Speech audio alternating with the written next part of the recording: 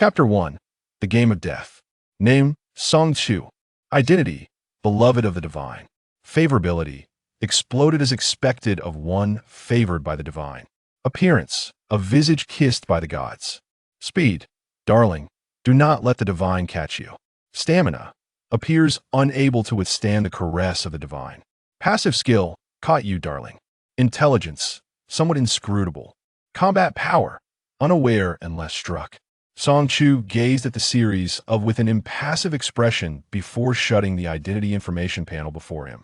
Not only devoid of any reference value, each glance felt like an impertinent tease. A wide black hood obscured his forehead, while dark locks partially concealed his exquisite features. His lashes were long and straight, his eyes half-flitted, glimmering with an unusually faint hue reminiscent of amber glass. His high, snow-white nose sat above soft, cherry-pink lips adorned with a small, round lip bead. Though only half of his face was visible, he was already breathtakingly beautiful. The tall and slender youth leaned against a slightly tilted wooden notice board. The damaged notice board bore disordered graffiti, its edges ragged, as if some ferocious beast had bitten off a portion. One of his long legs was casually bent. The black hoodie revealed a glimpse of his alabaster neck. A fleeting sparkle flickered twice, momentarily illuminating the scene. Around his neck hung a complex and peculiar silver necklace. The chain, slender and disappearing into his garment, concealed an unknown pendant. The crystal ball nestled in the pocket of his hoodie pressed against his waist, its temperature rising to an increasingly unbearable heat. Song Chu furrowed his brow, rising from the wooden notice board, his hand delving into his pocket to grip the crystal ball tightly as a warning. The crystal ball, typically smooth and gem-like, suddenly sprang twice under the pressure of his fingers. Its material seemed to possess a semblance of elasticity akin to flesh. Song Chu lifted his eyelids, a flicker of astonishment crossing his gaze. Before he could investigate the peculiarities of the crystal ball in his pocket, a panicked female voice suddenly pierced the air. The notice board has begun to display words. Everyone present turned their attention to the dilapidated wooden notice board. Crack, crack. It was as if an invisible hand wielding a dagger was inscribing words onto the board, slowly and awkwardly. The crowd instinctively held their breaths, watching as the slanted, unsightly script gradually emerged on the board. The game of death. If you cannot eliminate it, then let it disappear on its own. Caution, do not eliminate yourself. Is the game of death the divine game that voice mentioned? Inquired a girl wearing black-rimmed glasses tentatively. She appeared to be in her early 20s, sporting a low ponytail, her skin pale from prolonged exposure to the shadows. Beneath her thick black glasses lay dark circles that spoke of sleepless nights spent in pursuit of immortality. 3 minutes prior, a mechanical child's voice had echoed, "Beep, welcome to the divine game." Subsequently, the 5 individuals present in the convenience store were drawn into this eerie realm. It must be what the mechanical voice referred to as the divine game. "Sister, have you ever played a match 3 game?" A timid young girl in a deep blue school uniform skirt tugged at the girl with glasses. She appeared to be a middle school student, carrying a beige backpack adorned with a palm-sized brown bear. The backpack looked heavy, presumably filled with numerous books. The girl with glasses shook her head. "I don't usually play such casual games." Among the 5 who entered the game were 3 men and 2 women. Aside from Song Chu, there was a portly middle-aged balding man and a fierce-looking tattooed thug. The tattooed man bore 2 elaborate arm tattoos, clearly a thug of the streets. The others instinctively kept their distance from him. Meanwhile, the middle-aged balding man leered with ill intentions, his gaze lingering on the slender waist and legs of the young girl. The girl, around 12 or 13 years old, had a fair and lovely face, her hair adorned with a delicate and charming bow, enhancing its shiny black beauty. Dressed in a refined school uniform, the buttons gleamed with gold, revealing a pair of slender, graceful legs beneath the pristine skirt, complemented by petite brown leather shoes, rendering her both playful and endearing. The balding man's eyes glimmered with eagerness as he greedily appraised her. Taking advantage of the moment, with no family around, the young girl was left vulnerable, unable to resist. Little girl, come, let uncle help you carry your backpack, shall I? The balding man's face twisted into a repulsive grin, his puffy eyes gleaming with malice. Though he offered to take her backpack, his outstretched hand aimed directly at the girl's chest. What are you doing? The girl with glasses swiftly shielded the backpack girl behind her, glaring at the balding man with the ferocity of a hen protecting her chicks. The balding man retracted his hand, chastened yet unwilling, muttering a curse under his breath. Nosy old hag. The girl with glasses subtly guided the backpack girl closer to Song Chu.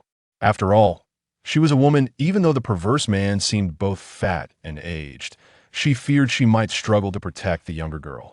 The balding man, seeing this, spat a mouthful of disgusting phlegm. Don't think a pretty boy can save you. You'll pay for this, you old hag. Song Chu picked up a half-broken brick from the ground, tossing it in his hand. The balding man fell silent. He approached the fierce tattooed man and eagerly offered him a cigarette from a half-open pack of soft Chinese cigarettes, lighting it for him. The tattooed man narrowed his fierce triangular eyes at the balding man, exhaling smoke as a long scar ran from his brow down his face. Those two girls are quite appealing, especially the younger one. How about we have some fun together, brother?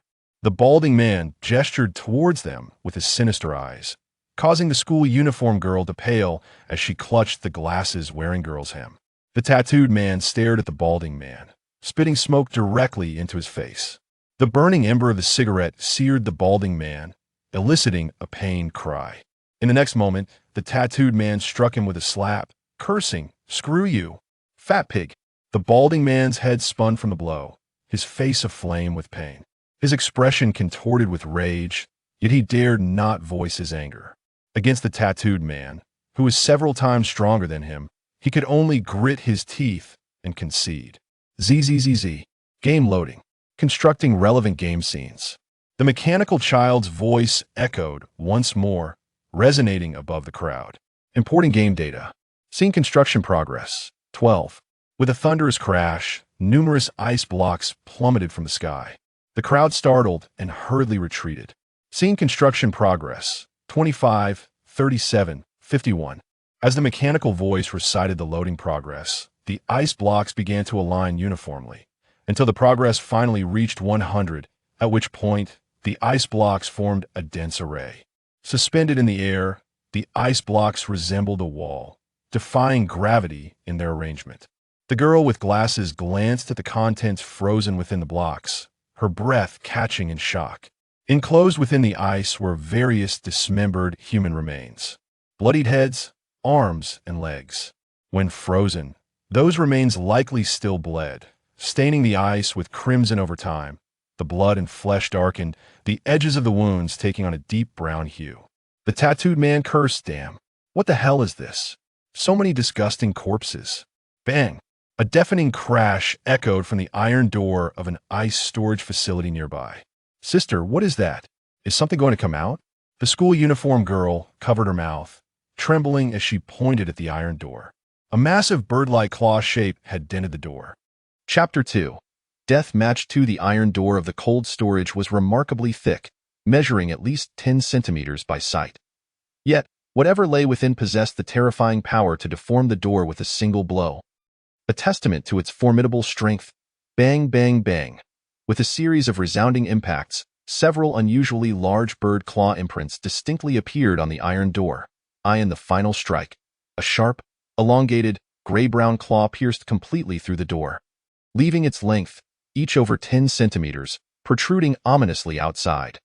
The sound of the claws scraping against the iron produced a chilling, high-pitched noise that sent shivers down one's spine.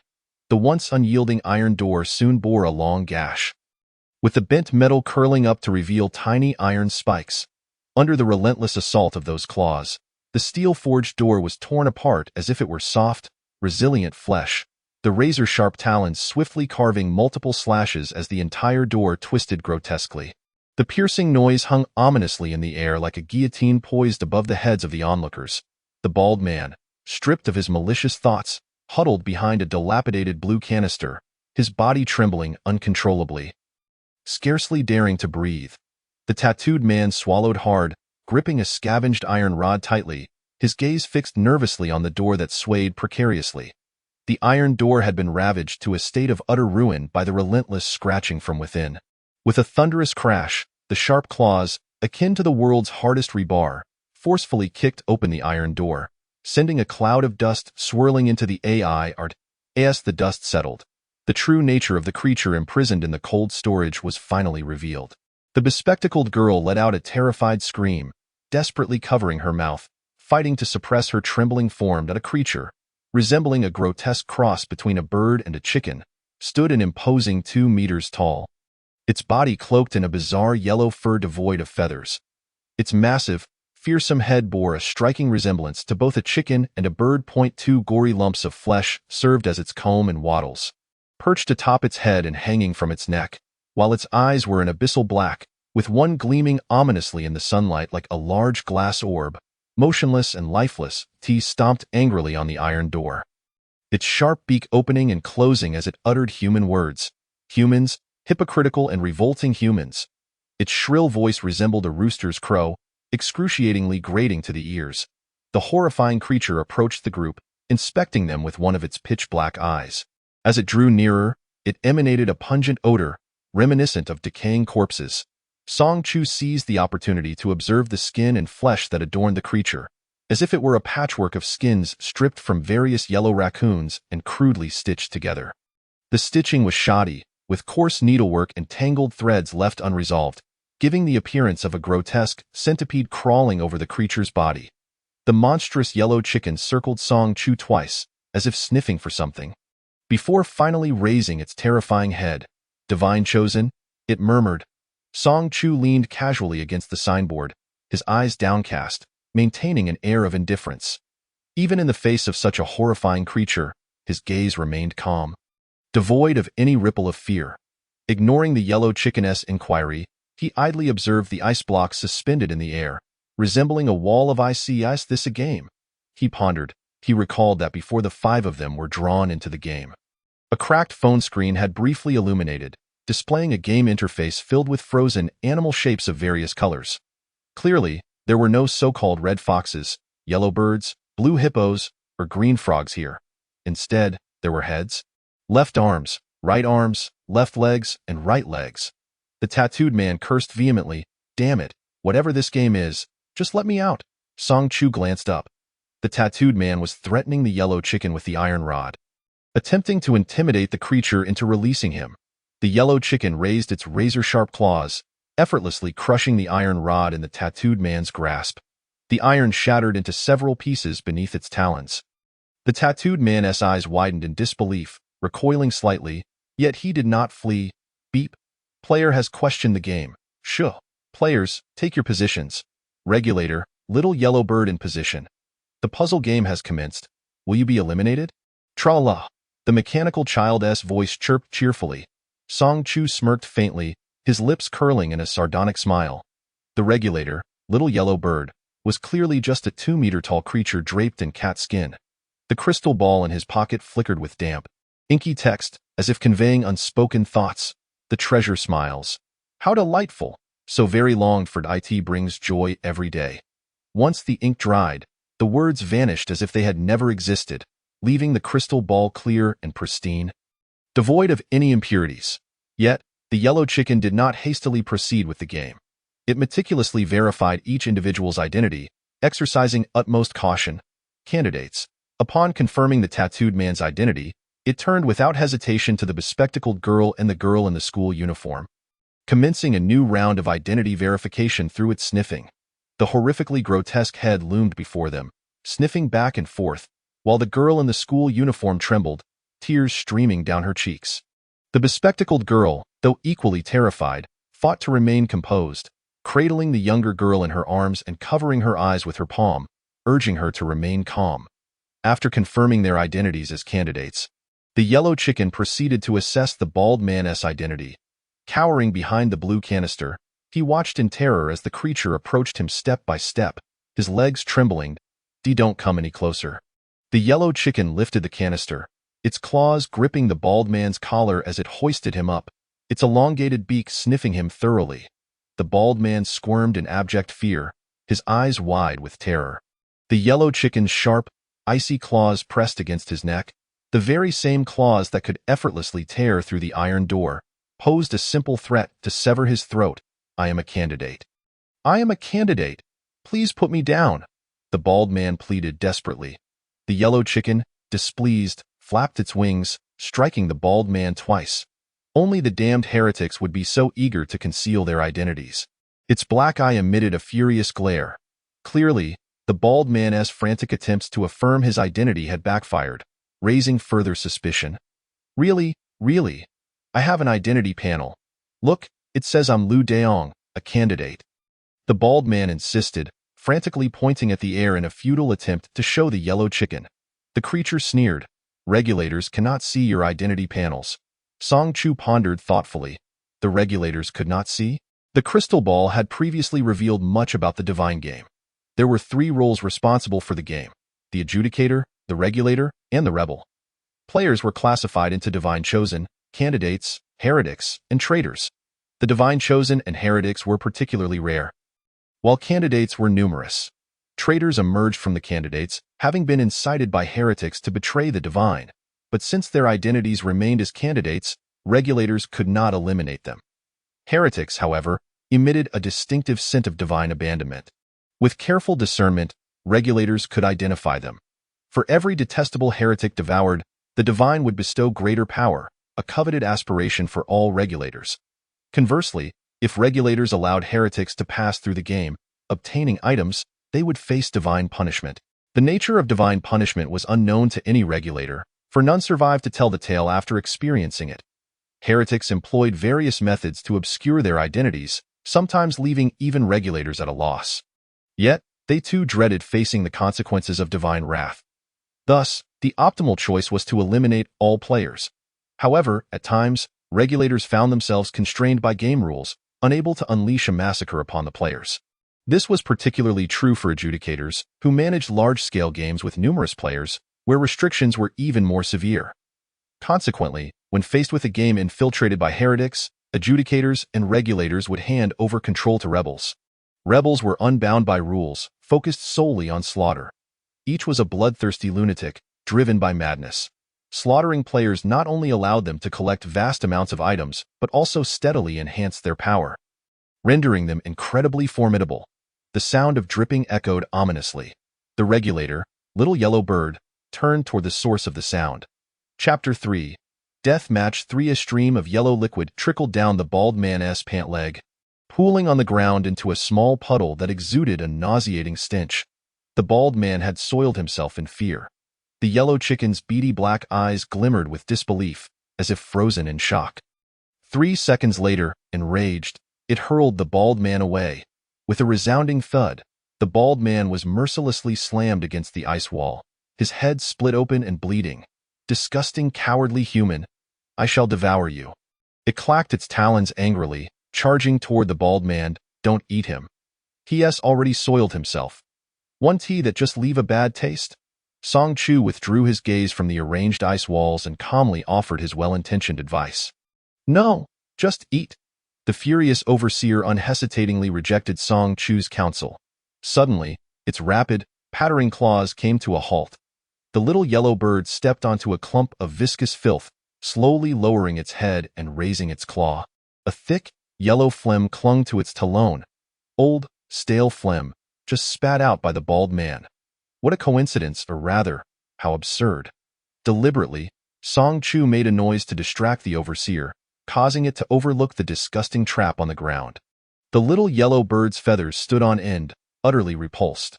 Amid the bald man's pig-like screams, the enraged little yellow bird tore off both of his ears with its rusty claws, with a crunching sound. It chewed the brittle bones of the ears, blood oozing from its beak and staining its chest fur crimson, proclaiming, "Player identity confirmed. The game begins." The cheerful mechanical voice chimed in once more. La la la. No heretics here. It's a splendid game. Wishing all players a delightful journey in this novice game. La la la. I wonder if today we will encounter a soft-hearted overseer to explain the game rules to the players? Sometimes, exploring the game rules with one's life can be quite an intriguing experience. The faces of several individuals paled in an instant. Could it be that the overseer was not obliged to explain the game rules? The little yellow bird repeatedly pressed its claws onto the bald man's clothing, viciously wiping them clean, and coldly snorted. Ignorant and foolish humans, in light of the divine presence among today's players. I will reluctantly inform you of the rules. In the game will you be erased? Players must remain in the space devoid of ice blocks and, as ice blocks, take turns swapping their positions with surrounding ice blocks. Achieving 3 or more identical items will allow for their elimination. Players must eliminate identical ice blocks to ensure the golden pods safely reach the ground. Suddenly, the little yellow bird burst into a bizarre, shrill laughter. If, while eliminating items, you inadvertently align similar ice blocks with yourselves, and the quantity happens to reach 3 or more, it cackled madly, you too shall vanish along with the ice blocks. The faces of the group turned ghostly white. The bald man had fainted several times from fright, only to be ruthlessly pressed against his plump abdomen by the little yellow bird's sharp, enormous claws. With each cruel press, the bald man retched violently, expelling a pool of murky, acidic vomit. After a few episodes of fainting, the little yellow bird showed no mercy and pressed down multiple times. By the end, the bald man had emptied his stomach, leaving it hollow, while his round belly nearly deflated. Soaked in a pool of his own vomit, the odor emanating from him was unbearable, especially when combined with the rancid stench of the big yellow bird, which had festered over time. The amalgamation of these scents was simply overwhelming. Song Chu held his breath, frowning as he distanced himself, arriving at an endless expanse of ice walls. Each ice block was a perfectly regular cube, approximately 1 meter in length. Inside, various frozen body parts were encased. As Song Chu scraped at the ice crystals on the blocks, observing the likely age of the frozen limbs, he turned to the overseer and said, "Wait, I have a question." The big yellow bird lifted its small, dark eyes to glance at him, irritated. "Speak quickly. Once you finish, the game will commence." These ice blocks each contain a head occupying its own space, while limbs occupy separate blocks. As a complete human, we are distinctly different from disassembled body parts. You previously stated that each player must occupy a block, swapping positions with surrounding blocks to complete the game.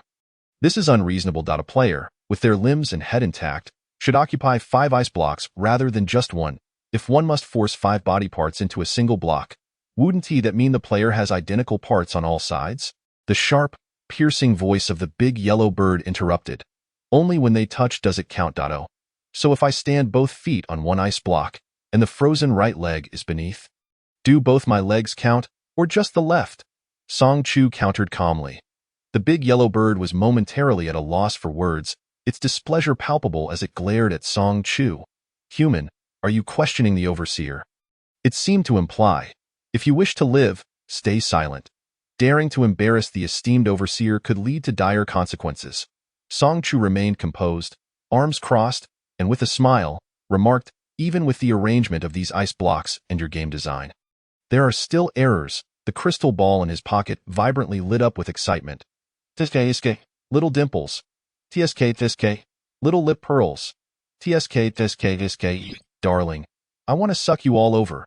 Flicking off the melting ice crystals from his nails, Song Chu continued, "Not to mention, the influence of 5 ice blocks is entirely different from that of a single block. The 5 body parts represented cannot be arranged correctly. Limbs can be arranged normally. But what about the head? Which side does it go on? It seems unreasonable whichever side it is placed on." The girl with black-framed glasses and the tattooed man quickly chimed in, "Yes, it's illogical. The game rules are unreasonable." After speaking, they nervously glanced at the overseer, fearing it might suddenly lash out in anger. Although the big yellow bird's gaze was unfriendly, it remained silent. Song Chu, astonished, queried, "Have you not considered any of this?" The big yellow bird, Song Chu, "Then your game has numerous loopholes." The big yellow bird remained silent, but its gaze grew more menacing. If looks could kill, Song Chu would have been shredded into pieces by its sharp claws by now. "What do you propose?" The big yellow bird clawed at an ice block encasing a frozen torso, shattering it. The ice crystals fell like snowflakes. It grasped the squarely shaped frozen torso with its sharp claws, opening its long beak to reveal rows of jagged, serrated teeth. The bird's mouth was lined with numerous small teeth resembling cat's fangs, long and sharp. This big yellow bird resembled a grotesque amalgamation. But who stitched together such a creature? Song Chu narrowed his eyes. Was it the adjudicator or some so-called deity? What about the other overseers? Were they all such inhuman monstrosities? The big yellow bird gnawed at the frozen corpse piece by piece. Akin to consuming a piece of frozen jelly, the flesh and blood having the texture of slushy ice, creating a crunching sound. Its long beak became stained crimson with the red ice. The torsos remained outside the game's eliminations, each existing separately in the ice storage as food for the big yellow bird. Once thawed, they would provide a burst of flavor, a wholly new experience. One corpse, 2 meals. How splendid. Chapter 4. Death Elimination Game 4. Are we not exactly 5 individuals? Each can select a limb to represent their ice block, thus modifying your game to make it reasonable, Song Chu suggested, laced with a hint of persuasion. Do you have any cardboard or something on which to label each limb's name? We could each choose one, making it easier for you to distinguish, wouldn't it? Having just enjoyed a relatively fresh piece of flesh, the big yellow bird was in a decent mood. It extended its long, crimson tongue, meticulously licking the blood from its claws. No cardboard. But I have this. He yanked a wooden signpost from the ground, slicing it into 5 pieces with its sharp claws. It impatiently kicked the 5 wooden pieces towards Song Chu. No pin, figure it out yourself. As Song Chu stacked the wooden pieces, he noticed the bird had a slight obsession with order. The 5 pieces were arranged remarkably neatly. Calmly, he approached the remains of the ice block the big yellow bird had left. One hand holding the wooden pieces while the other quickly reached out and yanked at the bird. Caw! The cry was heart-wrenching. The others jumped, their faces filled with alarm. Human, what are you doing? The big yellow bird demanded fiercely. Just helping you remove an errant thread. No need for thanks. Amidst the bird's menacing glare, Song Chu nonchalantly opened his palm to reveal a rough, black thread. To be honest, he too had a bit of an obsession. It was unbearable to see such a long thread left untrimmed, especially as the big yellow bird moved. The thread swayed like an impatient little tail. Unable to resist, he gently pinched the thread between 2 exceptionally pale fingers, balancing it atop the bird's long, pointed beak. Its beautiful, scarlet lips parted slightly. Shoo, don't let it fall. That a voice as gentle as a whisper. Others departed. The large yellow chicken remained stubbornly tethered to the ground by a frayed thread. Its 2 small, ebony eyes intently fixated on the precarious balance of the string. From the sleeve, a delicate yellow feather, reminiscent of a duckling, emerged. Long enough to serve as a quill, Song Chu dipped the feather, plucked from the stitched creature, into the blood-soaked ice, swiftly inscribing the words head, left arm, left leg, right leg upon the wooden plaque. Observing the eerily familiar feather in Song Chu's grasp, the large yellow chicken nervously brushed its tail. Of the 3 feathers adorning its rear, only 2 remained. The large yellow chicken felt a pang of sorrow, feathers painstakingly nurtured, groomed thrice daily with utmost care. In a fit of rage, it shouted at Song Chu, "Do not presume that, merely because you are a favored one, you can act with impunity. Favored ones are merely another form of sustenance." Song Chu, pondering this revelation, noted its evident trepidation towards the favored. He responded with an awkward smile. It seems when I was pulling the thread, I inadvertently took some of your feathers. Why, sincerest apologies. I shall replace them once I am done. Seeing the large yellow chicken's distressed demeanor, he kindly suggested, "You needn't worry. Your acting is atrocious. Do not think such clumsy deceit can fool me. I shall not let you off." The large yellow chicken retorted vehemently, "Please, your threats only heighten my fear. I have been sewing my own socks since childhood. I assure you, my skills are reliable. Allow me to mend it for you." He chuckled, pressing his pale, slender hand firmly against the large yellow chicken. "Do not crow. It is quite bothersome." In a hushed tone, he continued, "Without feathers, your tail is rather bare." "How unseemly!" The large yellow chicken swallowed a mouthful of indignation, attempting to flap its massive wings in an effort to strike Song Chu against the ice wall, only to discover it could not escape. A 2-meter-tall creature was held captive by a seemingly delicate, tall figure. How could it not break free from this insufferable human's grasp? Was he a monster? His strength exceeded even that of the divinely favored overseers. A tempest of emotions surged within the large yellow chicken, yet it heard Song Chu's languid voice, "Without a needle, I cannot sew. What a pity! But fear not, bear with me." Suddenly, The large yellow chicken was gripped by trepidation. "What are you planning?" it squawked. After a frantic crow, the large yellow chicken's eyes remained wide with shock, its tail stiffly adorned with 3 bloodied feathers. Rigid and lifeless, resembling a moribund feather duster. Initially, only one feather had suffered, yet Song Chu, discontented with the mismatched feather he had affixed, plucked the other 2 as well, reattaching them in the same fashion. The large yellow chicken glared at the nonchalant Song Chu, its claw trembling slightly. It was imperative to expel this favored one from the game. It never wished to lay eyes on this loathsome human again. Noticing the large yellow chicken's unwavering gaze, Song Chu nodded politely, stating, "I understand. The reattached feathers are quite lovely and no need for thanks." The large yellow chicken, seething with fury, struggled to contain its rage and coldly remarked, "You should first examine the fine plaques they have left for you." The 5 wooden plaques Song Chu had prepared lay casually atop the ice, while the other 4 participants had already claimed their portions. Approaching the last remaining plaque, Song Chu discovered, unsurprisingly, it was the head. He raised his eyes, a glint of amusement evident, as the others averted their gazes, unable to meet his stare. The large yellow chicken, strutting with an air of superiority, circled around Song Chu, gleefully exclaiming, "It is the head. Should you fail even once, the game shall erase your head, leading to certain death. Arms and legs may be lost, but the loss of one's head guarantees demise." The large yellow chicken then perked up, its voice chillingly triumphant. What a delightful turn of events! Casually tucking the wooden plaque under his arm, Song Chu offered a vague smile, casting a light glance at the large yellow chicken. "You misunderstand. The head is the most advantageous card." The large yellow chicken's grin faded. "What do you mean?" Song Chu replied.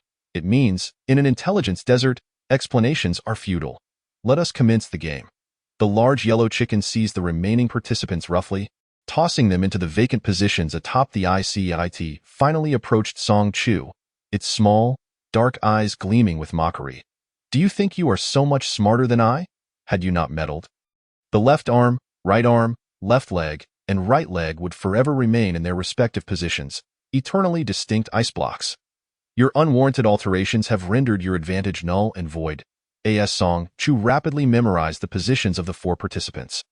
He casually remarked, "If they are to remain unchanged, what is the difference between 4 ice blocks and 1? The large yellow chicken was taken aback. It pondered, straining its mind, and ultimately realized there was, in fact, no difference. Both scenarios required the collection of 2 matching ice blocks for elimination. No, there must be some difference. Yet it could not discern where the dissimilarity lay. 2 adjacent matching ice blocks would still lead to elimination. Where could the difference possibly be? The small yellow bird wrung its brain dry, its eyes bloodshot, and with its sharp beak smeared with crimson, it appeared quite ghastly. After a long silence, it erupted into a peculiar laugh, articulating each word with a grave tone. "It is not the same. For a single ice block, as long as there is 1 matching block above and 1 below, 3 will be achieved and then eliminated. However, if 4 ice blocks remain clustered together, to eliminate them, they must have 2 adjacent matching blocks." Song Chu lifted his gaze towards the ice wall, responding dismissively, Yes, you are correct. It is indeed different." The small yellow bird, unusually enraged, retorted, "It is very different." Song Chu continued, "Yes, very different. Indeed, there were 2 distinct advantages, yet the order of elimination following Song Chu's adjustments was far clearer, not hindering his judgment. Most crucially, it would not disrupt the arrangement of subsequent blocks entering the game. This was the paramount consideration. Chapter 5. Death Match 5. Fuming, the large yellow chicken flung Song Chu onto the final vacant ice block, while it slowly positioned itself among the ranks of ice blocks. Shrieking, players in position, overseer in position, the game begins. A cubic void surrounded by ice blocks on all sides, with a perilous drop beneath. A fall could lead to a catastrophic fate. In truth, the large yellow chicken lacked the strength to throw someone so high and precisely. The game mechanics were a crucial factor. This ice wall was unique, not only appearing out of thin air as a swiftly constructed scene, but also possessing an unseen force that drew players to their designated positions. Song Chu placed the wooden plaque beneath him, finding it uncomfortable to rest his long legs any other way. So he allowed himself to dangle in midair, adopting a pose that appeared perilously elegant atop the lofty ice block. He retrieved a crystal ball from his pocket, gazing down at it. The crystal was as clear as glass and felt as solid as a gem. What had been its earlier elasticity? A mere illusion. Finding nothing amiss with the crystal ball, Song Chu carelessly set it on the nearby ice block, remarking, once discarded, "I shan't need you anymore." He then resumed his investigation into the identity and origin of the overseer. The small yellow bird. The smooth crystal ball remained utterly still upon the equally smooth ice block. Song Chu's voice drifted lazily. "It seems you can only rely on brute strength. Indeed, you are merely a chicken, incapable of flight. Why then call yourself a small yellow bird? Large yellow chicken would suit you much better. I have named you accordingly, no need for thanks. Just send 2 golden pods my way," As anticipated. The next moment, the large yellow chicken's furious voice rose up. "You wretched human! How dare you covet my precious golden pods? Do not even dream of it. The gods are watching you. Silence and play your game." Song Chu replied, "I desire the precious golden pods acknowledged by the large yellow chicken even more." His gaze toward the golden pods above grew fervent. The small yellow bird, suppressing its rage, announced, "Song Chu." Position 1. Anil. Position 2. Anil was the name of the bespectacled girl. Wang Hao. Position 3. Wang Hao was the tattooed man. Bai Xiaoya. Position 4. Bai Xiaoya was a 12-year-old girl clad in a school uniform. Lu Daong. Position 5. The group's least perceptive member, a bald man. Song Chu, what are you dawdling for? Hurry and move your position. The large yellow chicken bellowed from below. Song Chu withdrew his gaze from the golden pods. Expressing disdain, "You did not specify how to move positions. I can barely manage to grasp a chicken, let alone drag an ice block to change its location. The gods observe you, and yet you commit such a basic error. TSK had a rather handsome face, yet you speak in such a yin-yang manner." The large yellow chicken stifled the urge to peck him to death, declaring, "To move a block, simply knock 3 times upon it." Song Chu-chin bent his delicate fingers like jade and struck the frozen block beside him 3 times. Indeed, in the blink of an eye, he had shifted to a different position. With his relocation, it was naturally the turn of the girl in black-framed glasses, Anil, occupying the second mobile position. Anil gazed at the frozen remnants encased in the ice, the crimson blood preserved in a chilling hue. Her face was devoid of color, teetering between tears and laughter. This was far from a game of joy. It was a perilous dance with death. Not only was it devoid of amusement, but it also stirred a desire to weep. All her arms appeared identical. How could one distinguish between left and right? In despair, she clutched at her hair, observing the direction of her thumbs, with the inner sides of her arms facing outward. She deduced that if her thumb pointed upwards, it signified her left hand, while pointing downwards indicated her right. The same logic applied to her legs. The nonchalant voice of Song Chu-chin echoed through the air. Anil was not far from him, merely 2 diagonal ice blocks apart. She froze momentarily, then stammered, "Thank you." Extending her right hand to gesture, she suddenly blurted out, "Right hand spiral rule, electromagnetic induction." Song Chu-chin, a tattooed man, scratched his head in confusion. "What on earth?" Anil silently covered her face, recalling that ingrained habit from her first year of university, just after finishing her college entrance examination, with certain things still fresh in her memory. The dark circles under her eyes were a testament to her prolonged enslavement to overwhelming coursework. The sudden release manifested in a wild exuberance. Yet, even though she understood how to differentiate between her left and right hands, she hesitated for a long time, too fearful to act recklessly. She could only see the items piled around her within the ice blocks, while many others remained concealed from her limited view. Moreover, this was evidently the antithesis of a game of joy. It required the utmost caution in every movement, as a careless shift could lead to her own demise. Each step demanded careful consideration. Who could predict the consequences of a seemingly simple position swap? Could someone provide a phone so we can see the overall picture? Her voice diminished under the icy gaze of the large yellow chicken. The creature opened its beak, its small, dark eyes glinting with mockery, and coldly warned, "Each player has 3 minutes to decide. Number 2, you have 30 seconds left." As the time ticked away, the game would make the choice for her. Anil was thoroughly panicked. What should she do? Sharp nails dug into her palm as she attempted to maintain her composure. Should she randomly select a position to exchange? What if she died? What if she truly stumbled into a dead end? While games are undoubtedly a form of entertainment, when one's life hangs in the balance, no one would dare to take a step lightly. A misstep could yield grave and unfathomable consequences. The rules of the game, as introduced by the large yellow chicken, loomed like a heavy fog over each player's heart. If death was terrifying, then the manipulation preceding it was even more maddening. 10.9 Anil gritted her teeth, a chill coursing through her body, her pupils constricting in fear. 5.4.3 The sharp voice continued its countdown. Switch to the left. A clear male voice emerged from beside her. Anil's face turned cold as she hurriedly raised her hand to strike the ice block on her left 3 times. Just as time was about to run out, the ice block swiftly shifted, and Anil felt a momentary dizziness as she exchanged positions with the adjacent block. It appeared that her relocation had fortuitously aligned her previous position with 3 identical right leg limbs. She watched in horror as the 3 blocks of ice on her right began to emit the unsettling sound of cracking. N01 was controlling it. The ice shattered spontaneously, forming a web of cracks that spread ominously. With a resounding bang, the blocks exploded before her eyes, scattering icy crystals everywhere, along with the frozen remnants of a human leg. The pristine white crystals mingled with splashes of vivid red, creating a scene that was both sacred and gruesome. A chill shot from her feet to the top of her head, and Anil's complexion turned pale. If a player were to be eliminated, would it not be akin to the ice blocks and their severed limbs?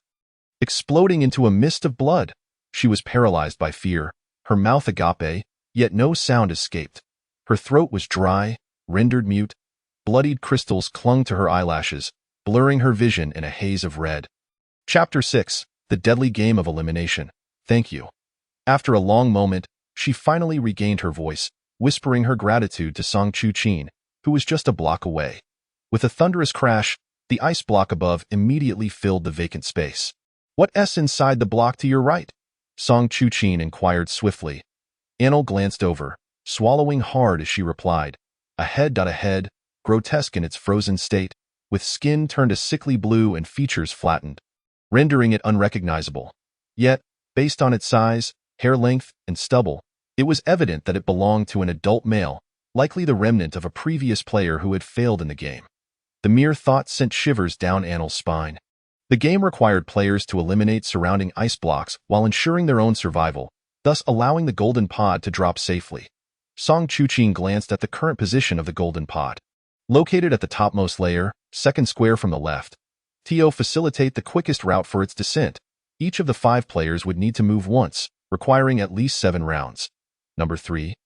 It's your turn. The large yellow chicken's cold gaze fixated on the tattooed man. Song Chu-chin had previously observed the wooden tokens in the hands of the other 4 players. The tattooed man's token was astonishingly a left leg. Given his agility, he could have easily seized a more advantageous arm token. After all, the choice between losing a leg and an arm was evident to any discerning eye. The bald man clutched the side of his face where his ear had once been. Half of his visage stained with congealed blood. In this game, it seemed injuries healed rapidly. He had lost a significant portion of flesh, yet the bleeding had ceased within half a minute. However, the searing pain persisted. He glanced at the wooden token in his hand, which bore the blood-written words right leg. The bald man shot a resentful glare at the tattooed man. Song Chu-chin had casually placed his completed wooden token on the ice block before handing a feather to the large yellow chicken.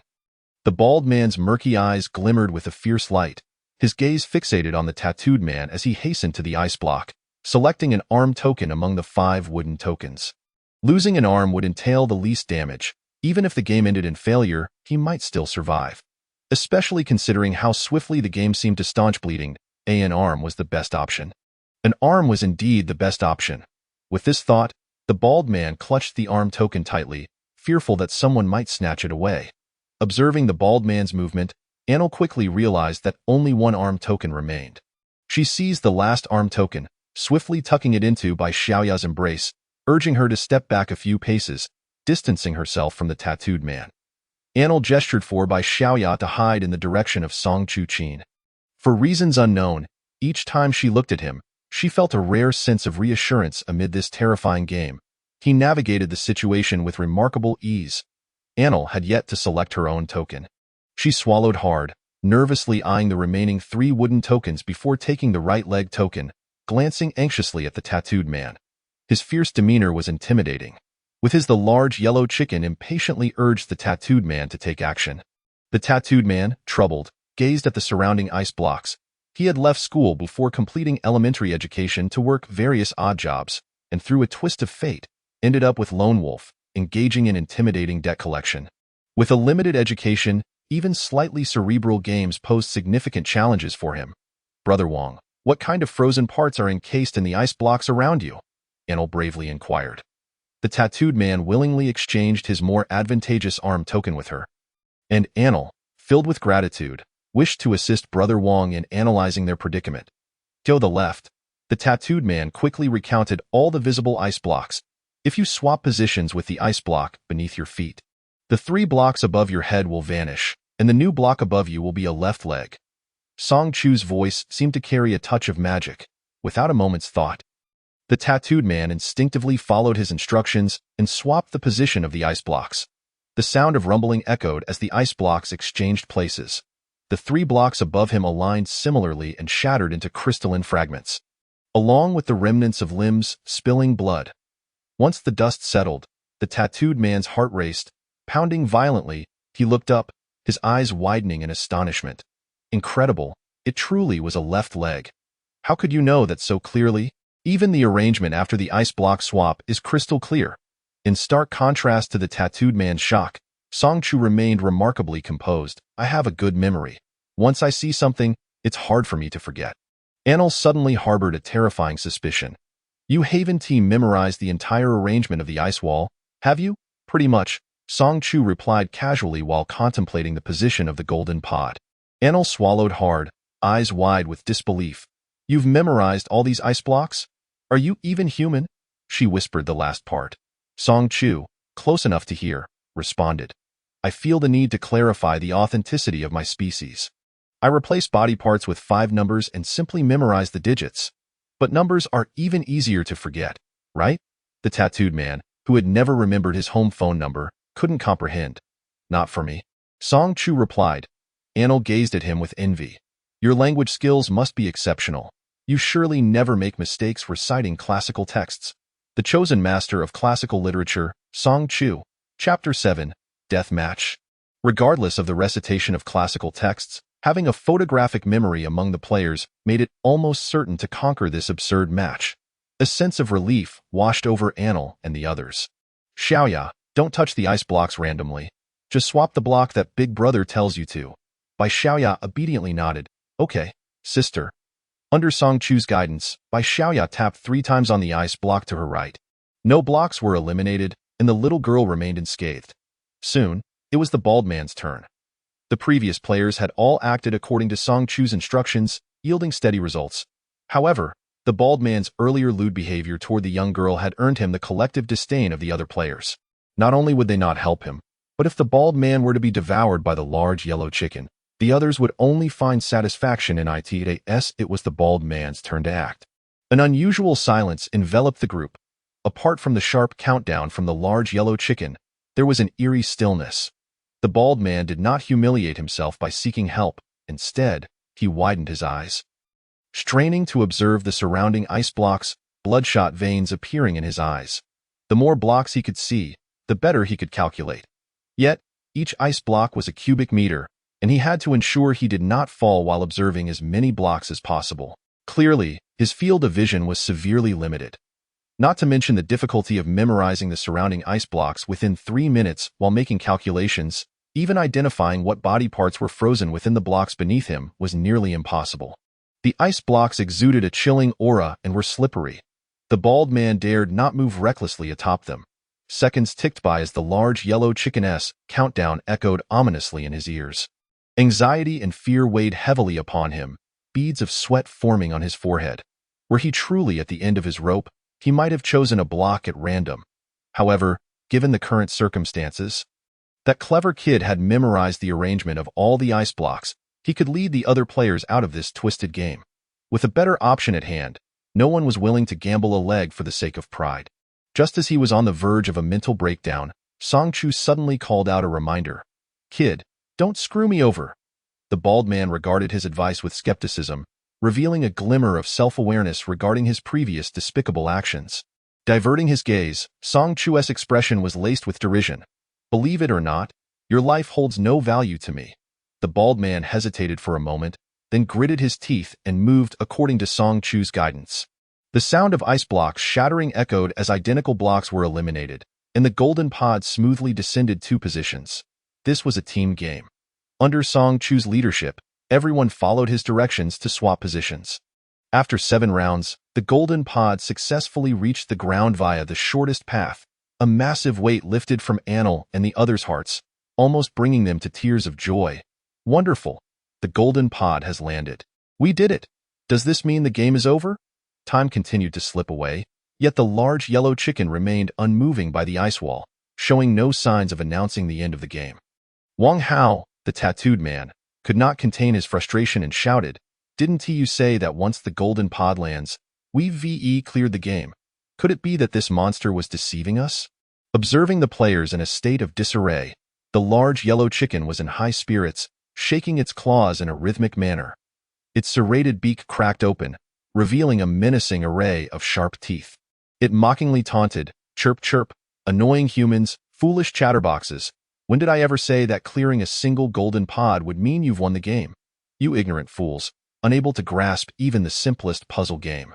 It seems your brains have grown moldy."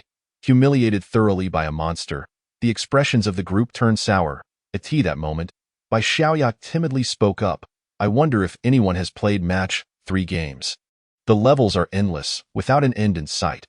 Out of curiosity, I once scrolled up the vine and found no end. The levels seem to flow endlessly.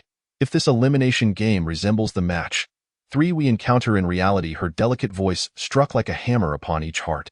Even Wang Hao, with his imposing physique, turned pale. Anil struggled to suppress her rising fear, her voice trembling. "If what Xiaoya says is true, then we may never clear this game, which means we may never escape."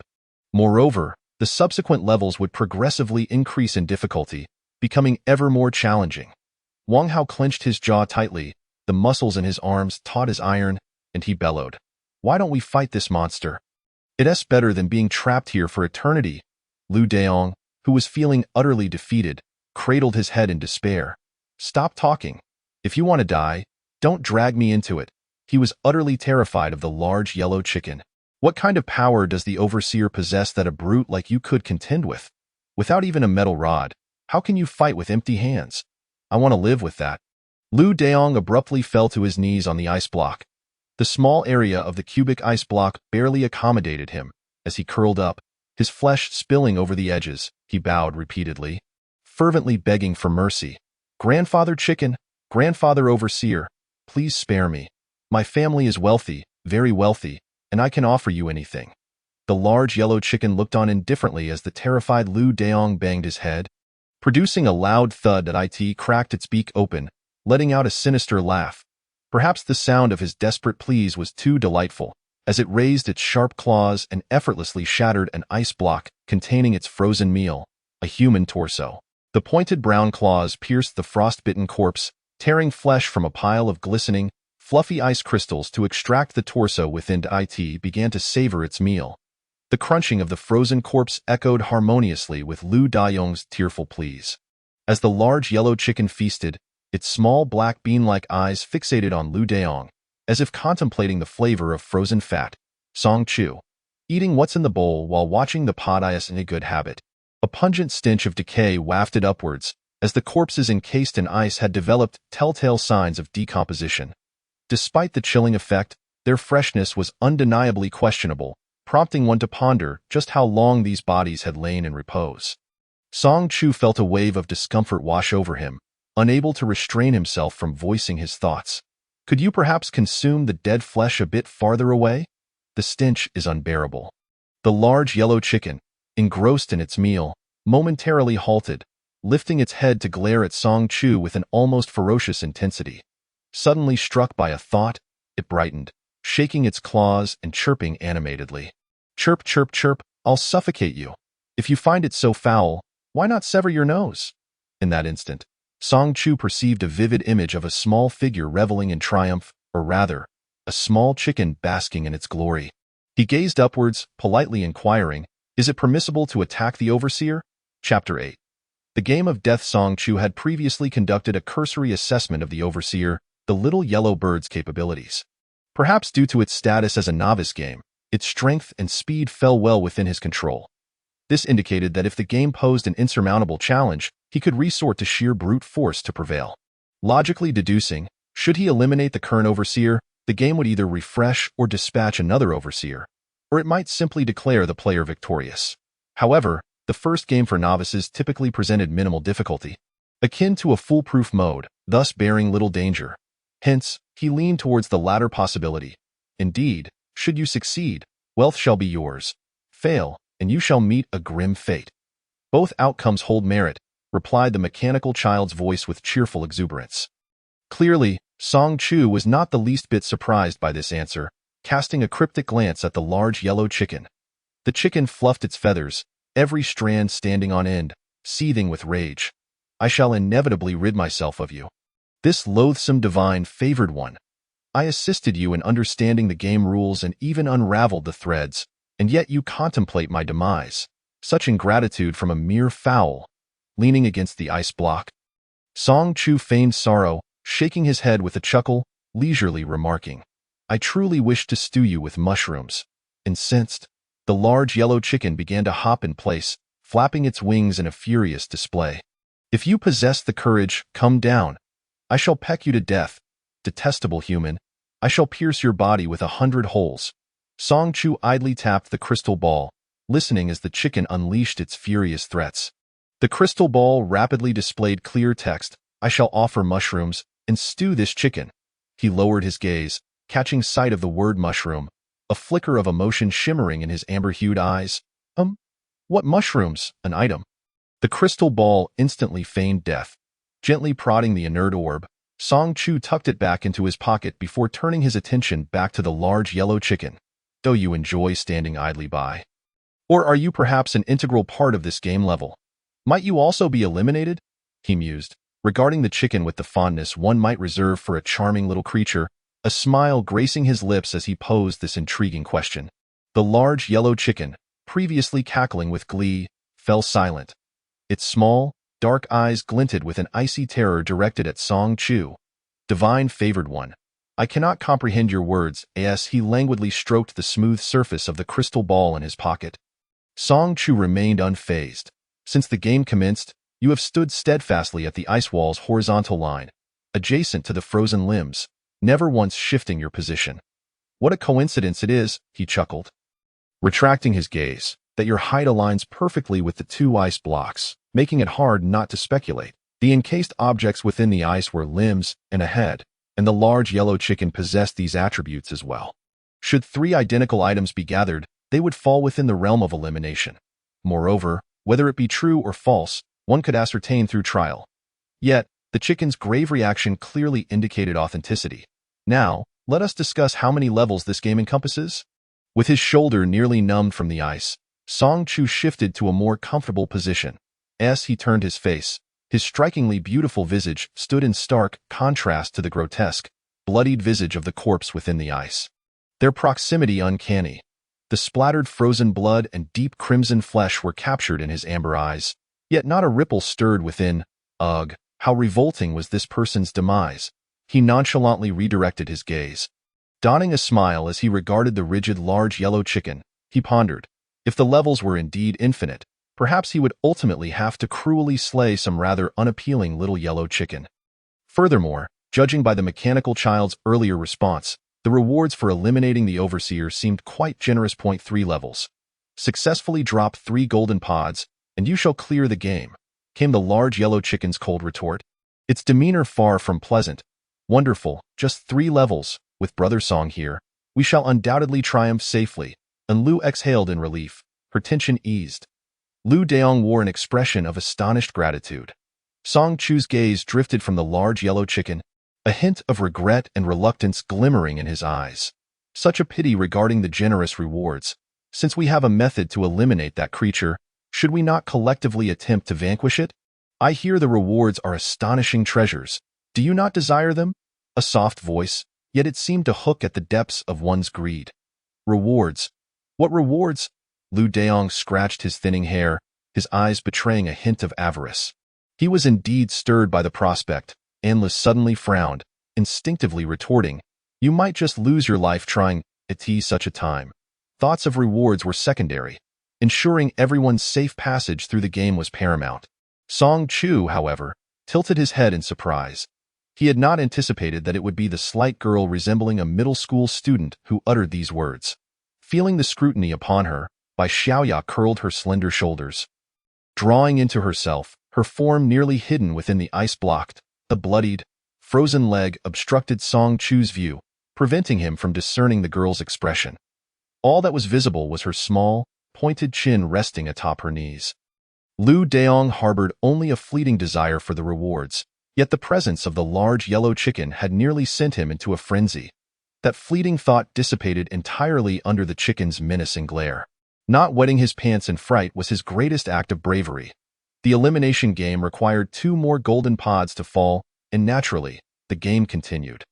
The suspended ice blocks descended in succession, filling the voids. With Song Chu, a veritable cheat code of a genius, at the helm, the ensuing game proceeded with remarkable ease. Under his direction, the other 4 players exchanged positions sequentially, and within merely a dozen minutes, the final 2 golden pods successfully landed on the ground. They've fallen.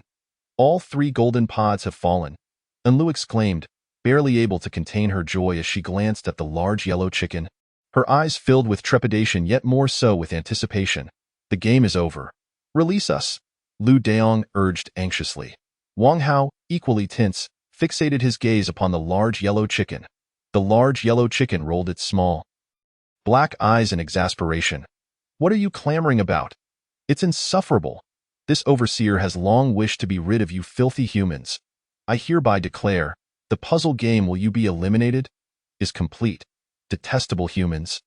Vacate my game at once. The large yellow chicken was eager to expel the humans from its realm, but as it lifted a claw, it suddenly realized it was bound. It could not move from its position. As if nailed to the spot, now an item subject to elimination within the icy wall. Its small, dark eyes widened in fear, and the large yellow chicken abruptly glanced skyward, murmuring, "What is happening? Has the game encountered a malfunction?" At long last, the mechanical voice responded, "Busy, warning, warning." Amidst the chaos, rioters have invaded the game, triggering an alarm within the system. Accompanied by a jarring crackle of electrical interference, the mechanical child's voice stutters as if malfunctioning.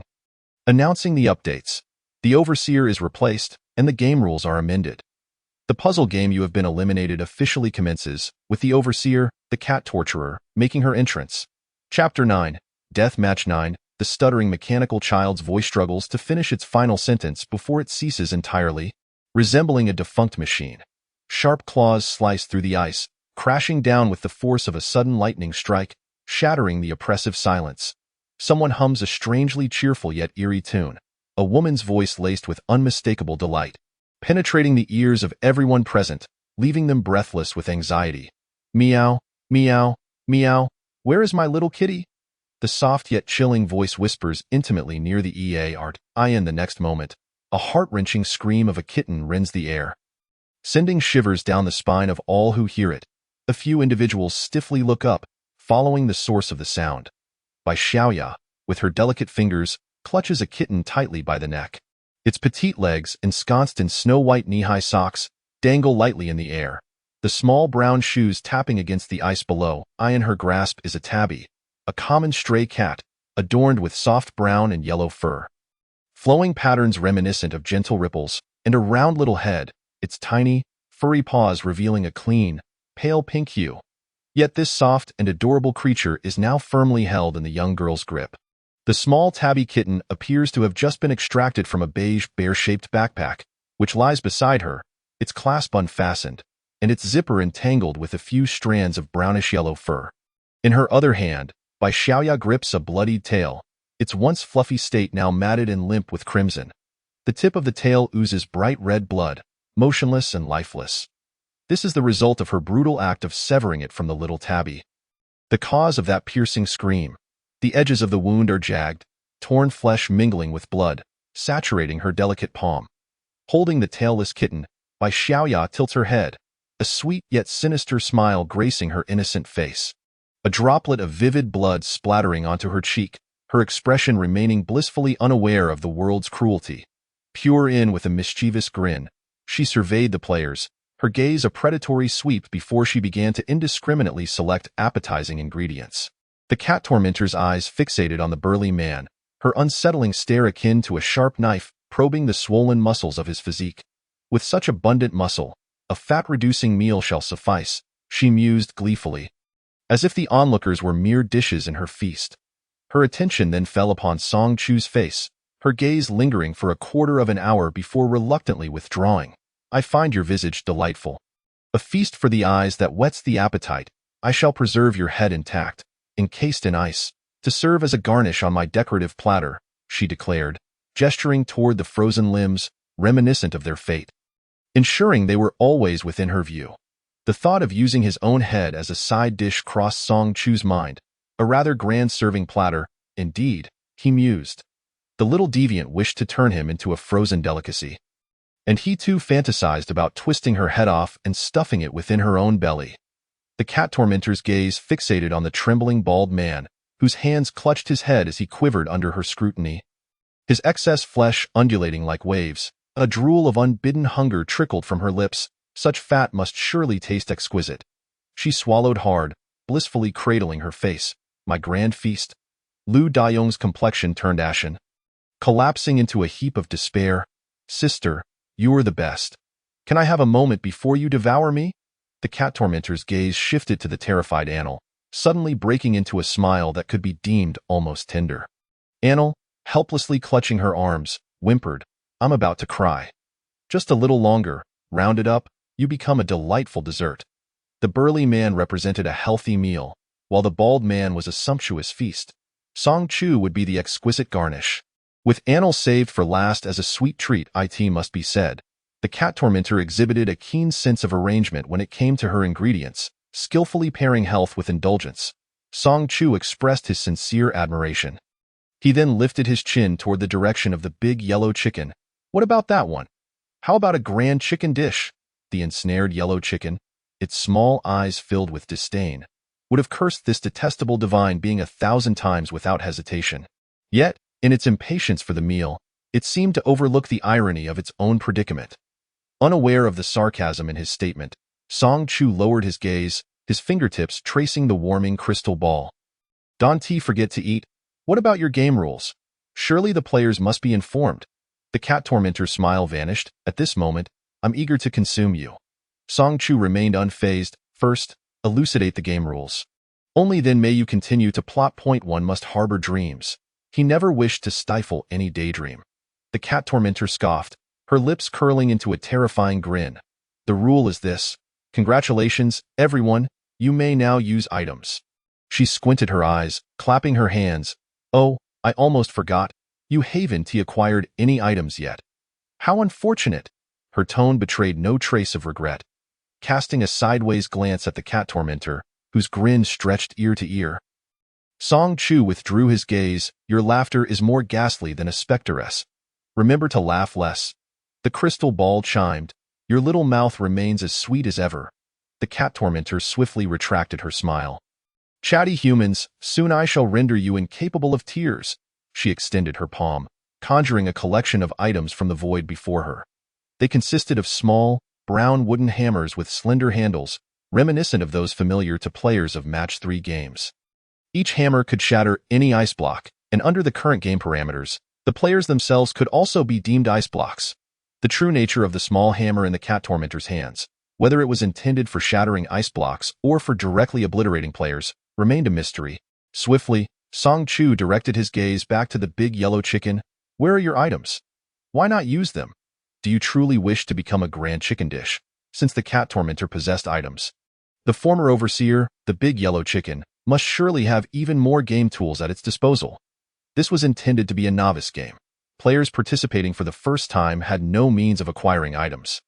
Hence, the previous games merely involved simple exchanges of ice block positions without the emergence of items like the small hammer, thereby ensuring fairness and reasonableness in the game. Now, With the Cat Tormentor's rebellion lurking within the game for an unknown duration, she had seized control, altering the rules to allow item usage. Upon her sudden appearance, the bald man had been so frightened he had broken down in tears, while the yellow chicken had interjected. "Silence, it's a novice game. No one will die. A lost arm or leg is the worst that can happen." This implied that the original novice game, "Will you be eliminated?" posed no lethal threat to the players.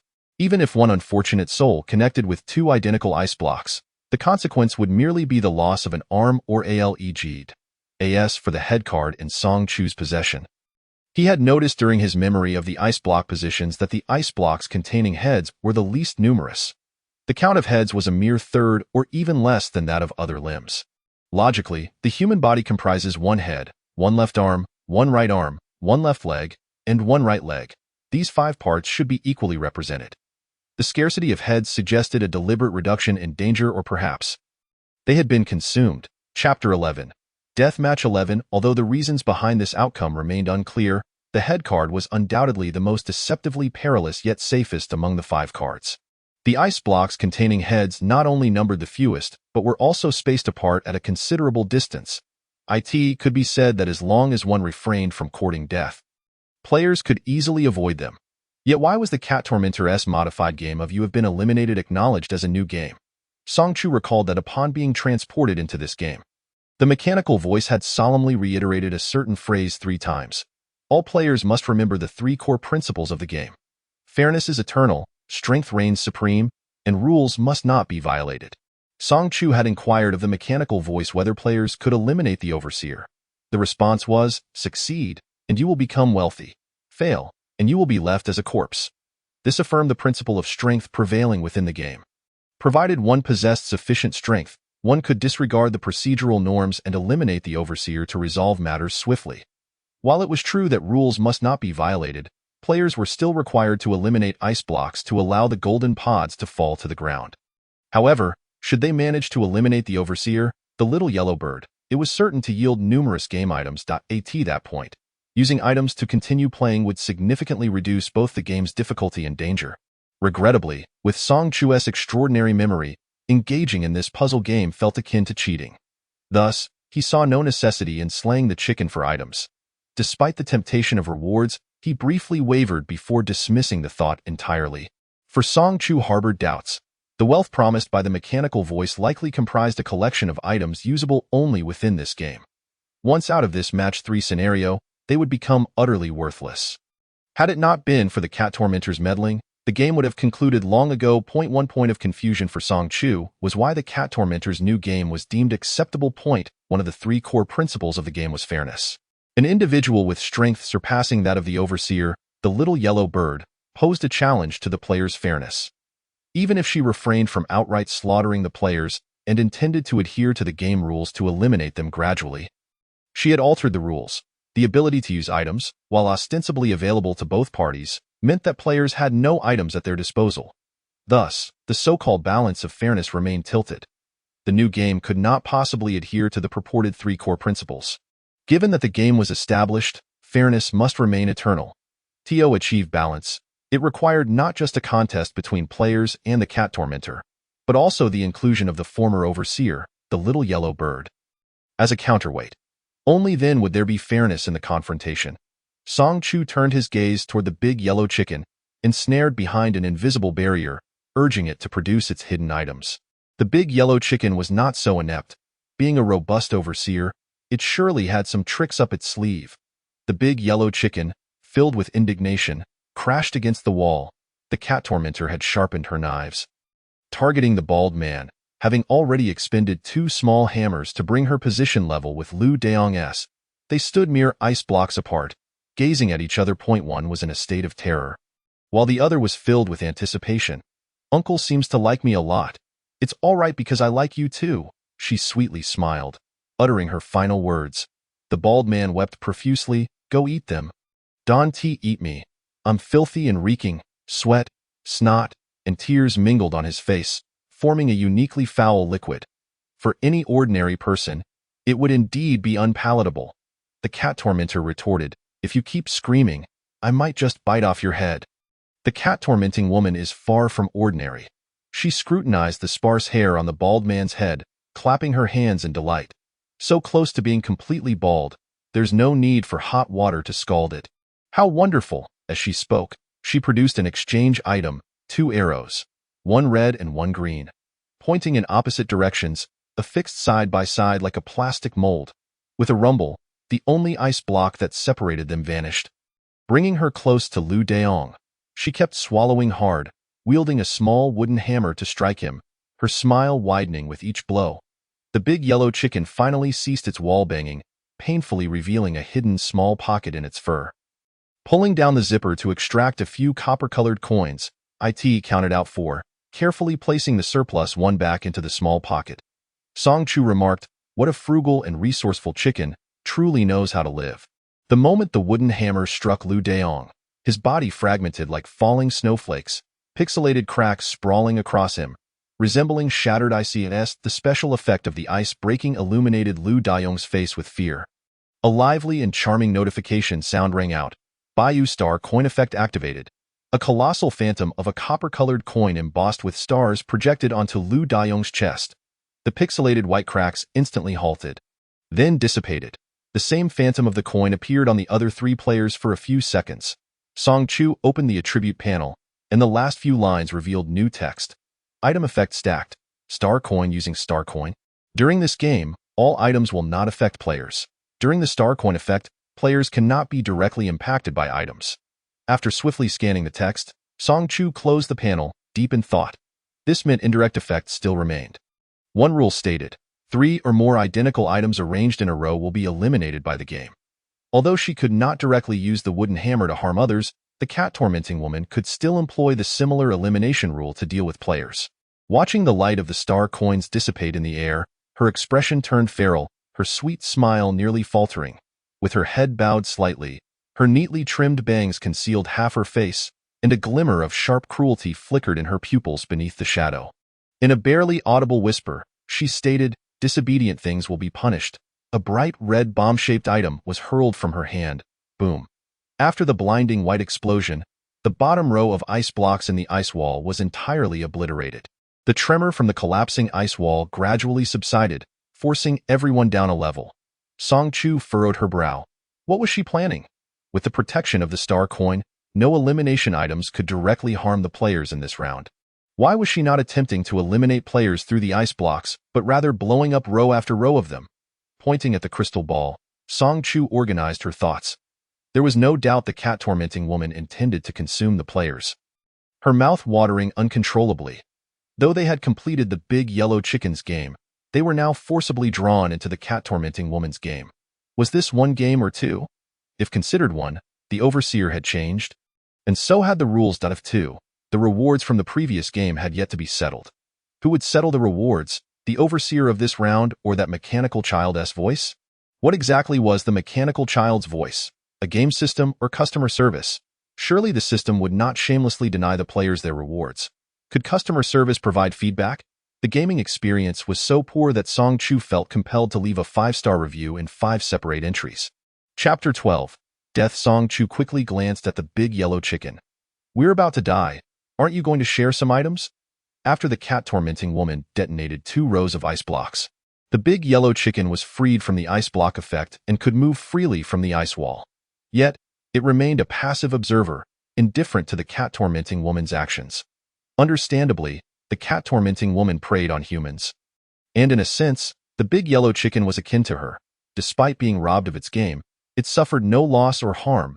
As an overseer, being openly robbed by a rebel while consuming players would be little more than a source of ridicule for its cowardly display. Hearing Song Chu's words, the big yellow chicken's tiny black eyes rolled dramatically upward. It was rolling its eyes, though there was no white to be seen. The big yellow chicken retorted, "Go die." Song Chu concluded. Compared to the players' lives, the big yellow chicken cared more for its items. What a once-in-a-millennium stubborn chicken. Song Chu inquired again. What is the way to clear the new game?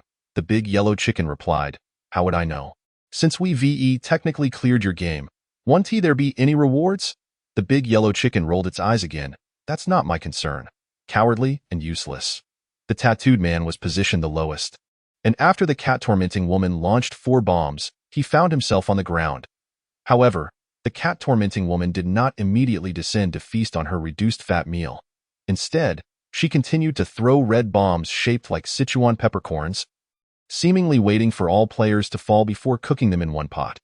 Song Chu initially thought of having everyone quickly swap positions with the ice blocks above their heads. At least it would buy some time. But upon further reflection, item usage did not adhere to turn orders. While the four of them rotated positions, the cat-tormenting woman could have thrown countless bombs. Moreover, she occupied a movement position, meaning if she remained still, the players below could not move either. Song Chu asked the tattooed man to check how many golden pods were currently on the ice wall. He quickly looked up and shouted, 1, 2. There are 2? One is. He indicated the approximate locations of the golden pods. One was 2 spaces to Song Chu's left, and the other was 1 space below Annel's right. This meant that before the cat-tormenting woman could bomb everyone to the ground, 2 golden pods would fall first. The cat-tormenting woman had not disclosed the requirements for clearing the game. The mechanical child's voice had previously mentioned that players could explore the game with their lives, without a mandatory obligation for the overseer to clarify everything. Although the requirements for clearing the game were unclear, it was likely related to dropping a certain number of golden pods. The big yellow chicken demanded 3.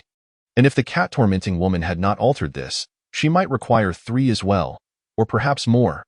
The moment Song Chu landed, the golden pod aligned with her row fell simultaneously to the ground. There was no sound indicating the completion of the game. 1 golden pod was far from sufficient. With one hand in her pocket, her faint gaze flitted between the cat-tormenting woman and the big yellow chicken. Rising to approach the big yellow chicken, who seemed resigned to its fate, Song Chu spoke a line, "S. Annel," and the bald man touched the ground. The cat-tormenting woman raised her sharp claws.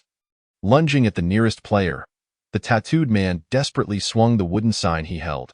The wooden sign could do nothing to halt the cat-tormenting woman's assault. Her grotesque claws glinted as they slashed downwards, instantly shredding the sign into paper-thin fragments. Splintered wood splattered across her face. There was no trace of blood at the wound, the skin becoming pale and white, slightly curling at the edges. That was not her true visage. She wore a mask of human skin. Sensing the peculiar gazes from the others, the cat-tormenting woman abruptly halted, raising her hand to feel her face, her claw-like nails digging into the wound. With a rip, she pulled her face down. It was akin to stripping away a swollen layer of flesh. She tore off half the little girl's face. The viscous skin mask was discarded onto the ground, resembling a lump of white flesh smeared with unclean human fat. The cat-tormenting woman revealed a brand new face, her own, a pale, delicate visage devoid of blood. She appeared gloomy and eerie, lacking any semblance of sweetness. Her face and neck bore numerous claw marks, unhealed and without scabs, as if imprinted with the curses of countless cats that had perished by her hand. The cat-tormenting woman grinned, exposing a mouthful of sharp cat teeth. "This skin is really tight. I have longed to shed it." As she spoke, her body began to inflate rapidly, akin to a balloon. The human skin balloon, filled to bursting, exploded with a muffled thud. Shattered skin and tattered clothing rained down like confetti. Standing amidst the carnage, the cat-tormenting woman languidly licked her furry palm. Her wrists, thighs, ankles, and other parts of her body were covered with mottled cat fur, akin to the patchwork of cat skin on the big yellow chicken. Bones spilled from the leather bag, stained with unclean blood and flesh. The real Bai Xiaoya had long been skinned. All that remained were her bones. Picking up a bloodied bow tie from the debris, the cat-tormenting woman nonchalantly placed it back on her head. "I liked her clothes, so I took them for myself. Regrettably, the outfit was a bit small, hence I also took the skin." Casting a glance at the shredded noble school uniform skirt now strewn across the ground, she withdrew her gaze with disappointment and looked at the players, as if complaining, "You have no idea. Clothes from the tailor are always exorbitantly priced. Unfortunately, I can no longer wear my clothes. Will you compensate me with new ones?" The blood-soaked bow was pinned in her hair as she directed a chilling smile towards the players. What would be compensated? Clothing, or perhaps a whole skin? The crowd felt a shiver run down their spines. Just then, the big yellow chicken, resembling a mad bull, charged towards the cat torturer, its eyes aflame with rage. Its massive, steel-like claws struck at the top of her head, only to be met with the sharp claws of a cat. Causing sparks to fly, the cat torturer lazily raised her eyelids and regarded the big yellow chicken with a look akin to that of a pet that had suddenly gone berserk. A sardonic smile curled at the corners of her lips. "What audacity gives you the courage to defy me? You cower in the corner, terrified, every time you see me. What did that human say to you? My little yellow chicken has grown quite brave. I simply cannot fathom how a creature like you could become a regulator." Confusion flickered in her eyes. Not a single fresh human carcass could be found in this entire game. You, a cowardly waste, cannot even take a life. You deserve nothing but a lifetime of feasting on the dead. She declared, "Little chicken, you are unworthy of being a regulator. Hence, I shall take your place." Chapter 13. The Judicator. The big yellow chicken's eyes were a blood red. Seeping with madness, indifferent to the words of the cat-torturer, it violently pecked at her arm with a beak as sharp as an iron spike, crimson blood gushing from the circular wound like paint. Glaring at the gruesome hole in her pale arm, the cat-torturer's pupils instantly narrowed into slits, her gaze transforming into that of a cold, savage predator. Striking like lightning, her curved claws left a bloody mark on her opponent. The yellow chicken's chest fur became soaked with blood, a large patch of its skin ripped away, oozing a bizarre black-red liquid. The sound of rushing wind filled the air as the cat-torturer, with a frigid expression, tilted her head nonchalantly to evade the yellow chicken's iron-like claws. A few strands of hair floated in the air as she raised her leg and struck the yellow chicken high into the air with her unyielding knee, then leaped, achieving a terrifying height. With a powerful kick, she sent the towering yellow chicken, standing 2 meters tall, flying, crashing brutally against the ice wall. The wall crumbled under the impact, shattering into countless pieces. The cat-torturer elegantly flipped in midair, her toes silently touching the ground. Her speed was astonishing, her reflexes as swift as a cat's. The yellow chicken quickly regained its footing, resembling a fierce cannonball, its massive claws thundering towards her. Behind it, the collapsed ice wall was instantly replaced by the game, renewed and pristine. Bang, bang, bang. The clash between the yellow chicken and the cat-torturer echoed like the collision of steel, as if they were not mere flesh and blood, but rather sparks flying from the friction of their claws. It was no mere special effect but true sparks flying, as if they were 2 flint stones striking against each other. Their physical prowess surpassed that of ordinary beings. Anything in their vicinity would instantly be reduced to rubble. Song Chu held a piece of iron he had scavenged from somewhere, while the others kept their distance, wishing to be at least 800 meters away from the cat-torturer and the yellow chicken. He, however, remained unfazed, standing at a moderate distance with the iron rod in hand. He weighed the half-iron rod in his hand, his gaze fixed on the battle between the yellow chicken and the cat-torturer, preparing to take advantage of the victor, regardless of who that might be.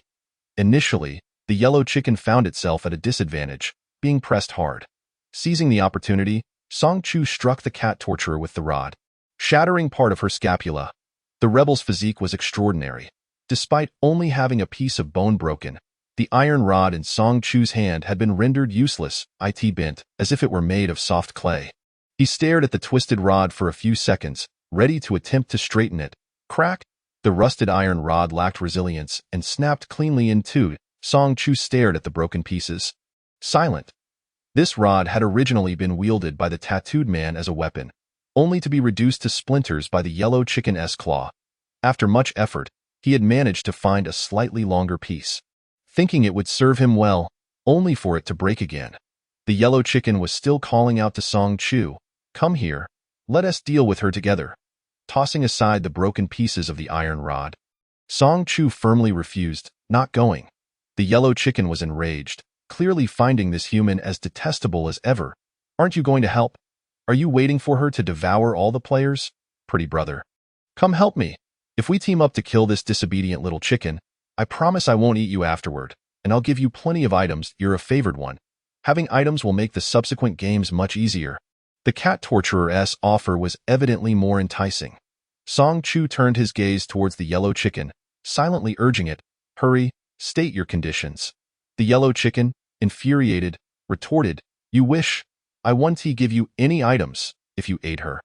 Prepare to meet your demise." Song Chu expressed mild regret, so stingy, he offered no assistance, merely watching the spectacle. His hands casually tucked into his pockets, exuding a laid-back demeanor that made the yellow chicken want to rush over and peck him to death. Just as the battle between the yellow chicken and the cat torturer reached a fever pitch, the thunderous roar of a motorcycle approached with an overwhelming presence. The sound intensified, indicating that the throttle was pressed to the limit. The rumbling grew louder, causing discomfort to the ears as a vehicle appeared from the previously obscure area. With a sleek body and a metallic feel, it was a pink, family-style rocking stroller. Everyone expected a flashy motorcycle, only to be met with a baby stroller.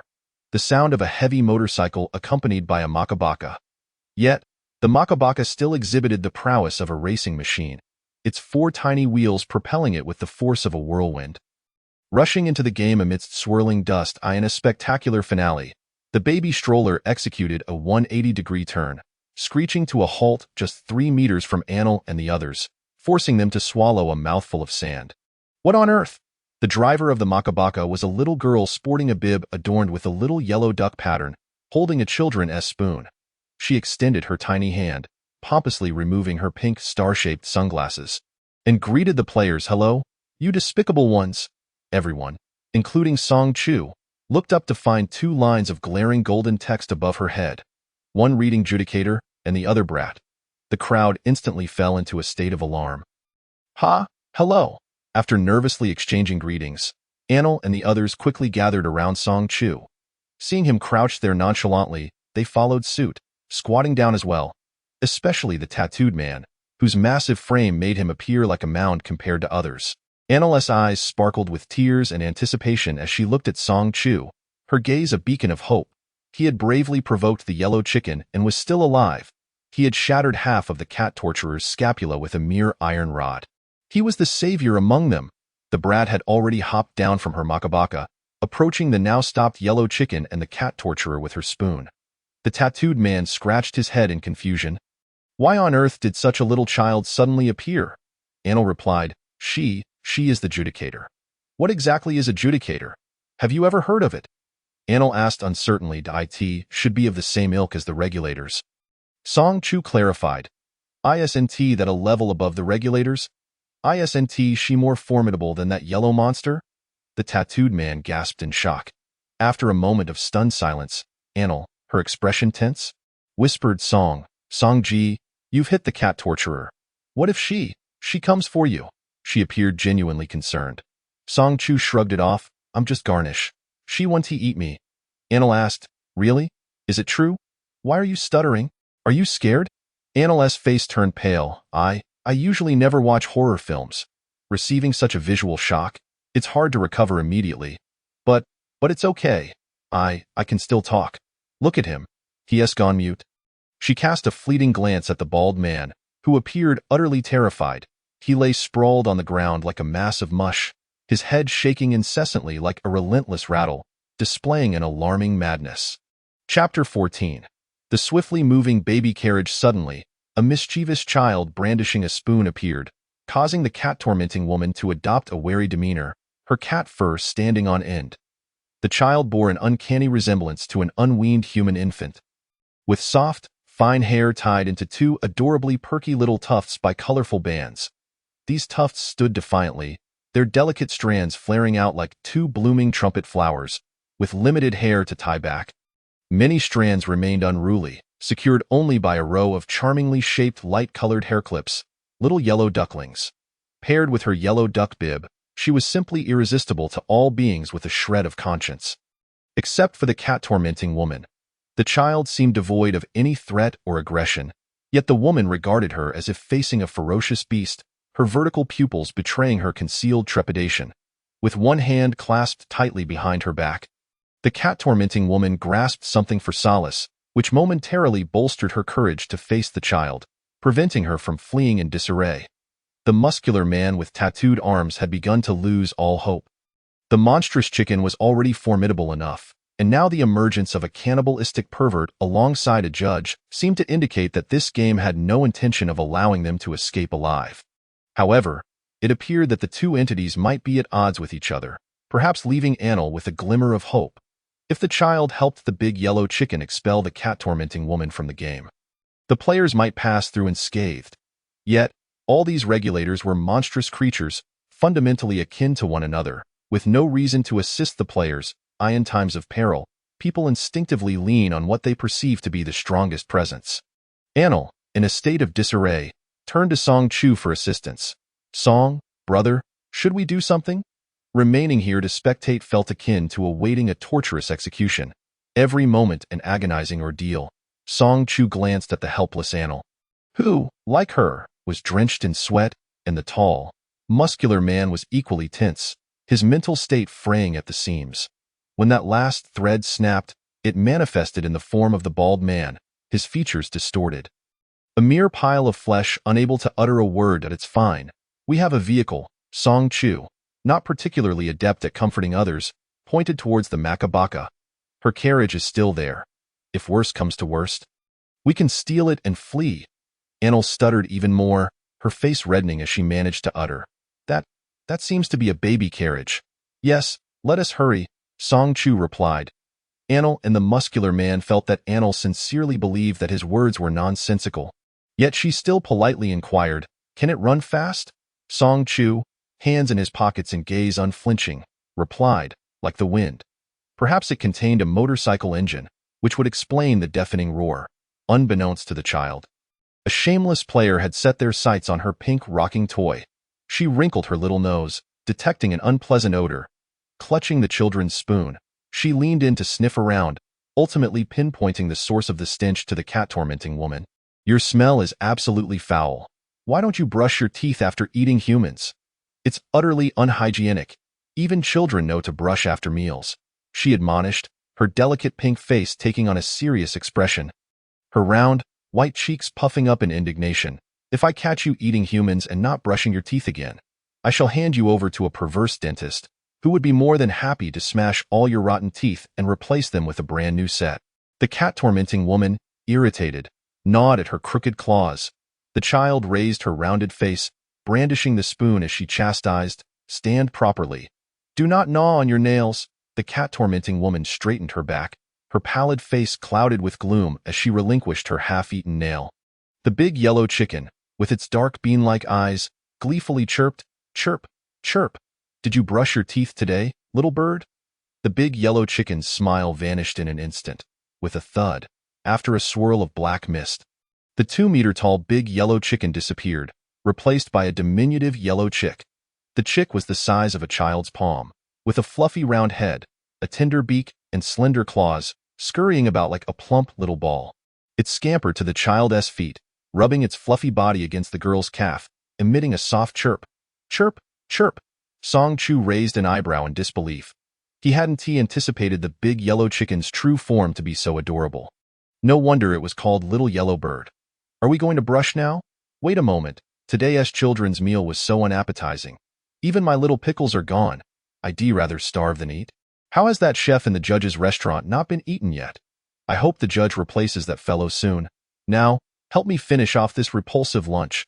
The little yellow chicken nodded its head and hopped onto the pink baby carriage, expertly pressing a light-colored button with its delicate claws. A tray of children's food popped out, and the meal surprisingly appeared quite normal. A plate of boiled shrimp, a plate of boneless white fish paste, a plate of boiled vegetables, and a small bowl of rice mixed with seaweed. No oil, no salt, visibly pure. The little yellow chicken chirped, chickens pecking at rice. The cat-tormenting woman's expression turned inscrutable. Why is this useless creature allowed to be a regulator?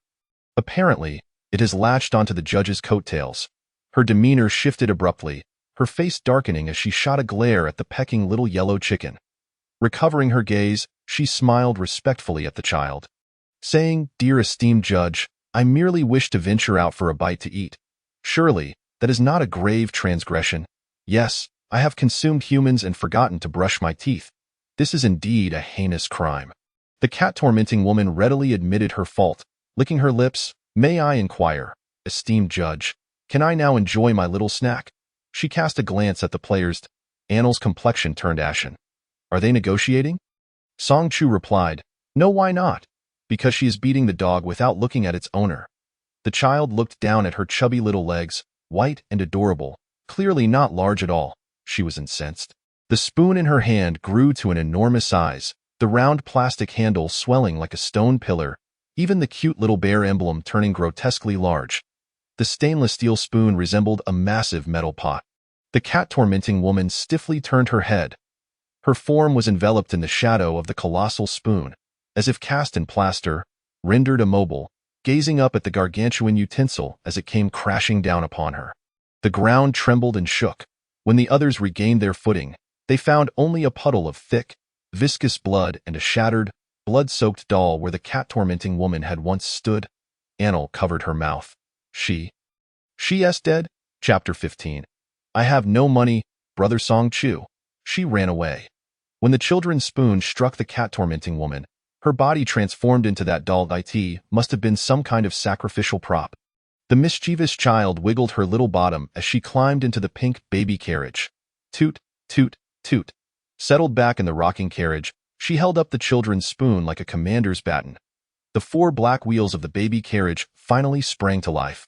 Wobbling towards the players, the child extended a chubby little foot, abruptly stopping the carriage in front of the players. Having devoured an entire children's meal, the little yellow chicken now stood on the child's shoulder. Raising a delicate claw to give Song Chu the middle finger, Annel instinctively turned to Song Chu. Though unsure why this creature bore such a grudge, Song Chu remained astonishingly calm. The child stood atop the baby carriage. Peering down at Song Chu, despite standing on her little chubby feet, she still fell several heads shorter than him, forcing her to tilt her face upward to gaze at him. A rare divine being. She grasped Song Chu's black hoodie, burying her little face in it and taking a deep breath. Song Chu, tugged at by the child's grip. He lowered his amber eyes, hands plunged in his pockets. His exquisite features tranquil as a porcelain doll, as though it were not he being pulled by the judge. His long eyelashes fluttered slightly as he looked down at the girl burying her face in his clothing. There was none of the intense stench of blood and decay that pervaded the cat-tormenting woman and the big yellow chicken, nor the lingering scent of unweaned milk. Instead, there was a faint, sweet aroma reminiscent of cheap fruit candy. He spoke. What are you doing? Let go. The clothing is expensive, and if you tear it, you'll have to compensate. His voice startled Annel nearly to death. She struggled to catch her breath, her heart nearly stopping. Annel felt tearful and powerless as she reached out a hand. Brother, can we please speak a bit more pleasantly? It's so jarring. It could easily cost someone their life. I beg you, let us value life a little. After all, this was the ruthless character who had turned the cat-tormenting woman into a puddle with a single spoon. Song Chu remained unmoved, her anxiety rendering her as restless as an ant on a hot stove. Releasing the fabric she clutched, the mischievous child even patted the creases she had pulled out with her tiny hands, smoothing them down with an innocent gesture. She lifted her head, her 2 little pigtails swaying, and chimed in a clear, youthful voice, I don't have any money, brother. She was as obedient as could be, as if it were not she who wielded a giant spoon to strike fear. Her fingertips explored the inky letters revealed by the crystal ball. In beginner mode, no killing except for rioters. There was also a dense string of text that Song Chu knew, without even glancing, that it was mere nonsense. It seemed that if a rioter truly committed murder, even in a realm void of heretics, it would merely be classified as a miskill. After pondering this, he raised a palm as white as jade and gently placed it atop the child's fluffy head, controlling his strength as he tentatively ruffled her hair, akin to petting a dog. Song Chu lowered his eyelids and spoke, Is there a tailor? Or perhaps you could consider compensating me with a garment crafted by a tailor. His tone held a certain superiority, yet the words fell rather ungracefully. It was akin to saying, Hey, I heard your family is wealthy. Why not share half with me? Annel covered her face, overwhelmed with despair. Patiently, Song Chu awaited the child's response. Perhaps the texture of her head felt pleasant beneath his hand, for he ruffled her hair once more. The cat torturer had mentioned a tailor, asserting that garments made by a tailor were quite expensive. Song Chu mused, perhaps it is merely a prop.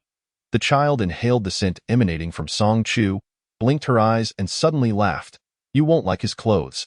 She spoke with unwavering certainty, and Song Chu had no desire to delve deeper. Withdrawing his hand and returning it to his pocket, Annel leaned forward, observing the child, her voice trembling. Your voice sounds very similar to theirs. She pointed to the gray, misty sky above, that mechanical childlike voice. The mischievous child released her tiptoed stance, extending her short, white arms, and reclined as if lying on a trampoline.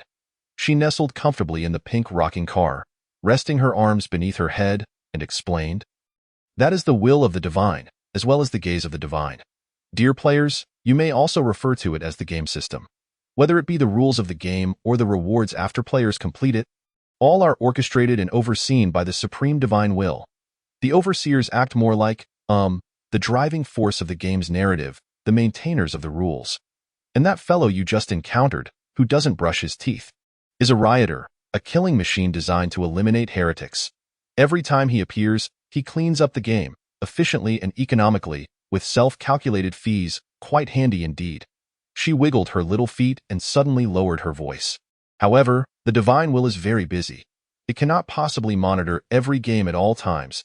If it happens not to be watching, and the overseer happens to be quite hungry, it is not uncommon for them to secretly consume some players. A mouse guarding a pile of cheese is bound to feel tempted at times."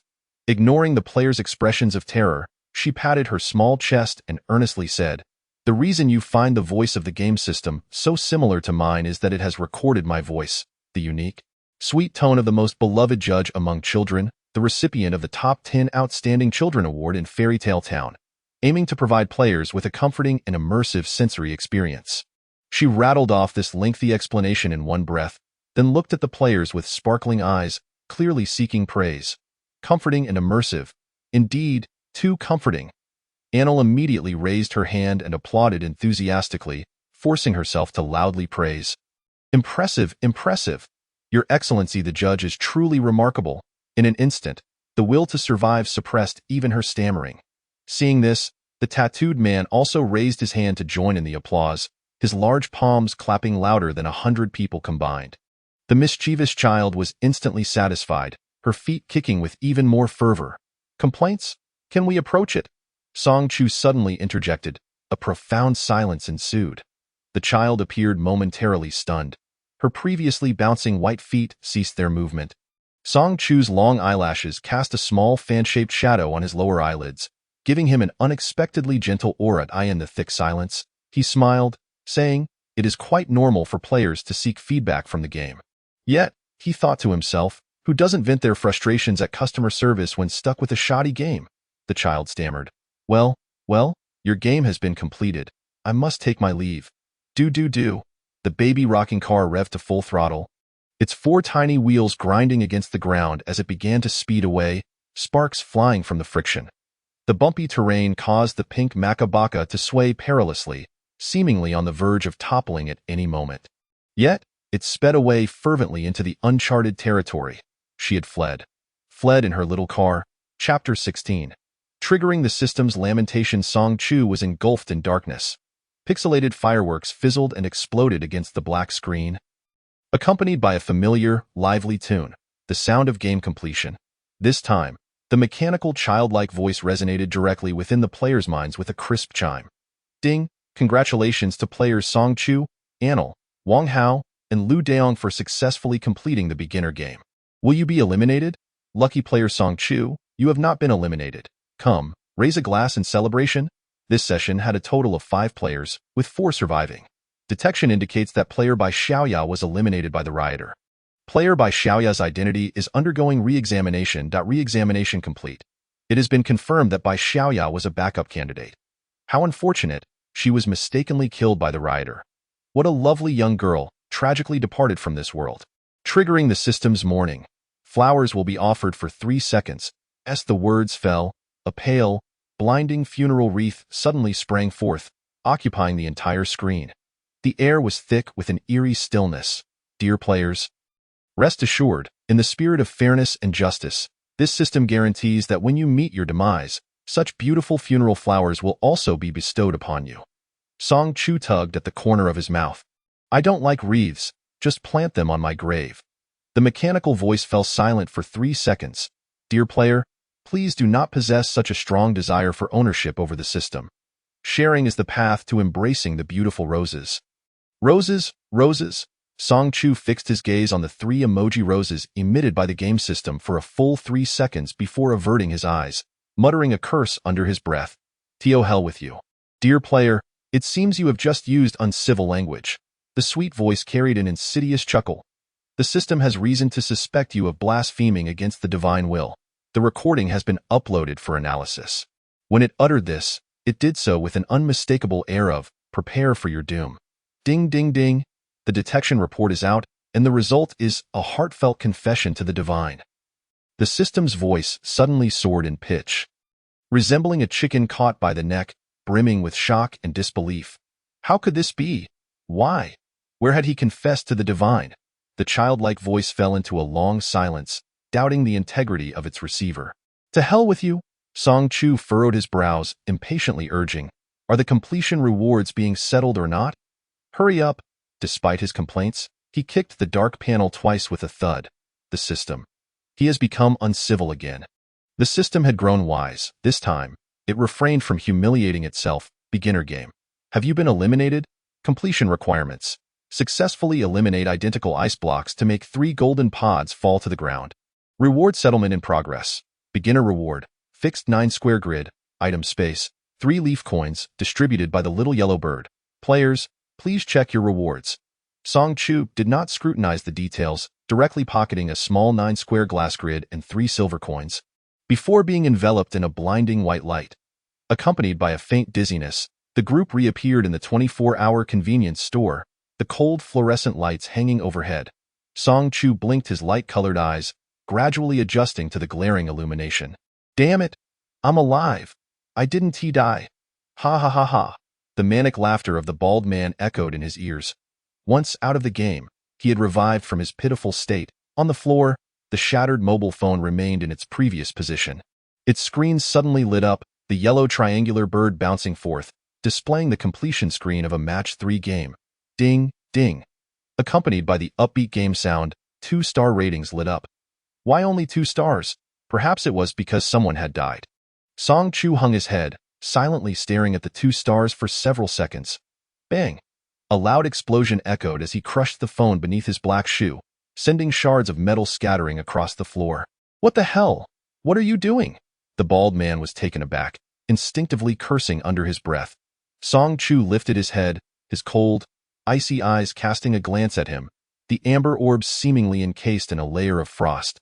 The bald man, filled with trepidation, shrank his neck, rendered speechless. He rushed to the counter, rummaging through it, hastily stuffing the cash he found into his clothing.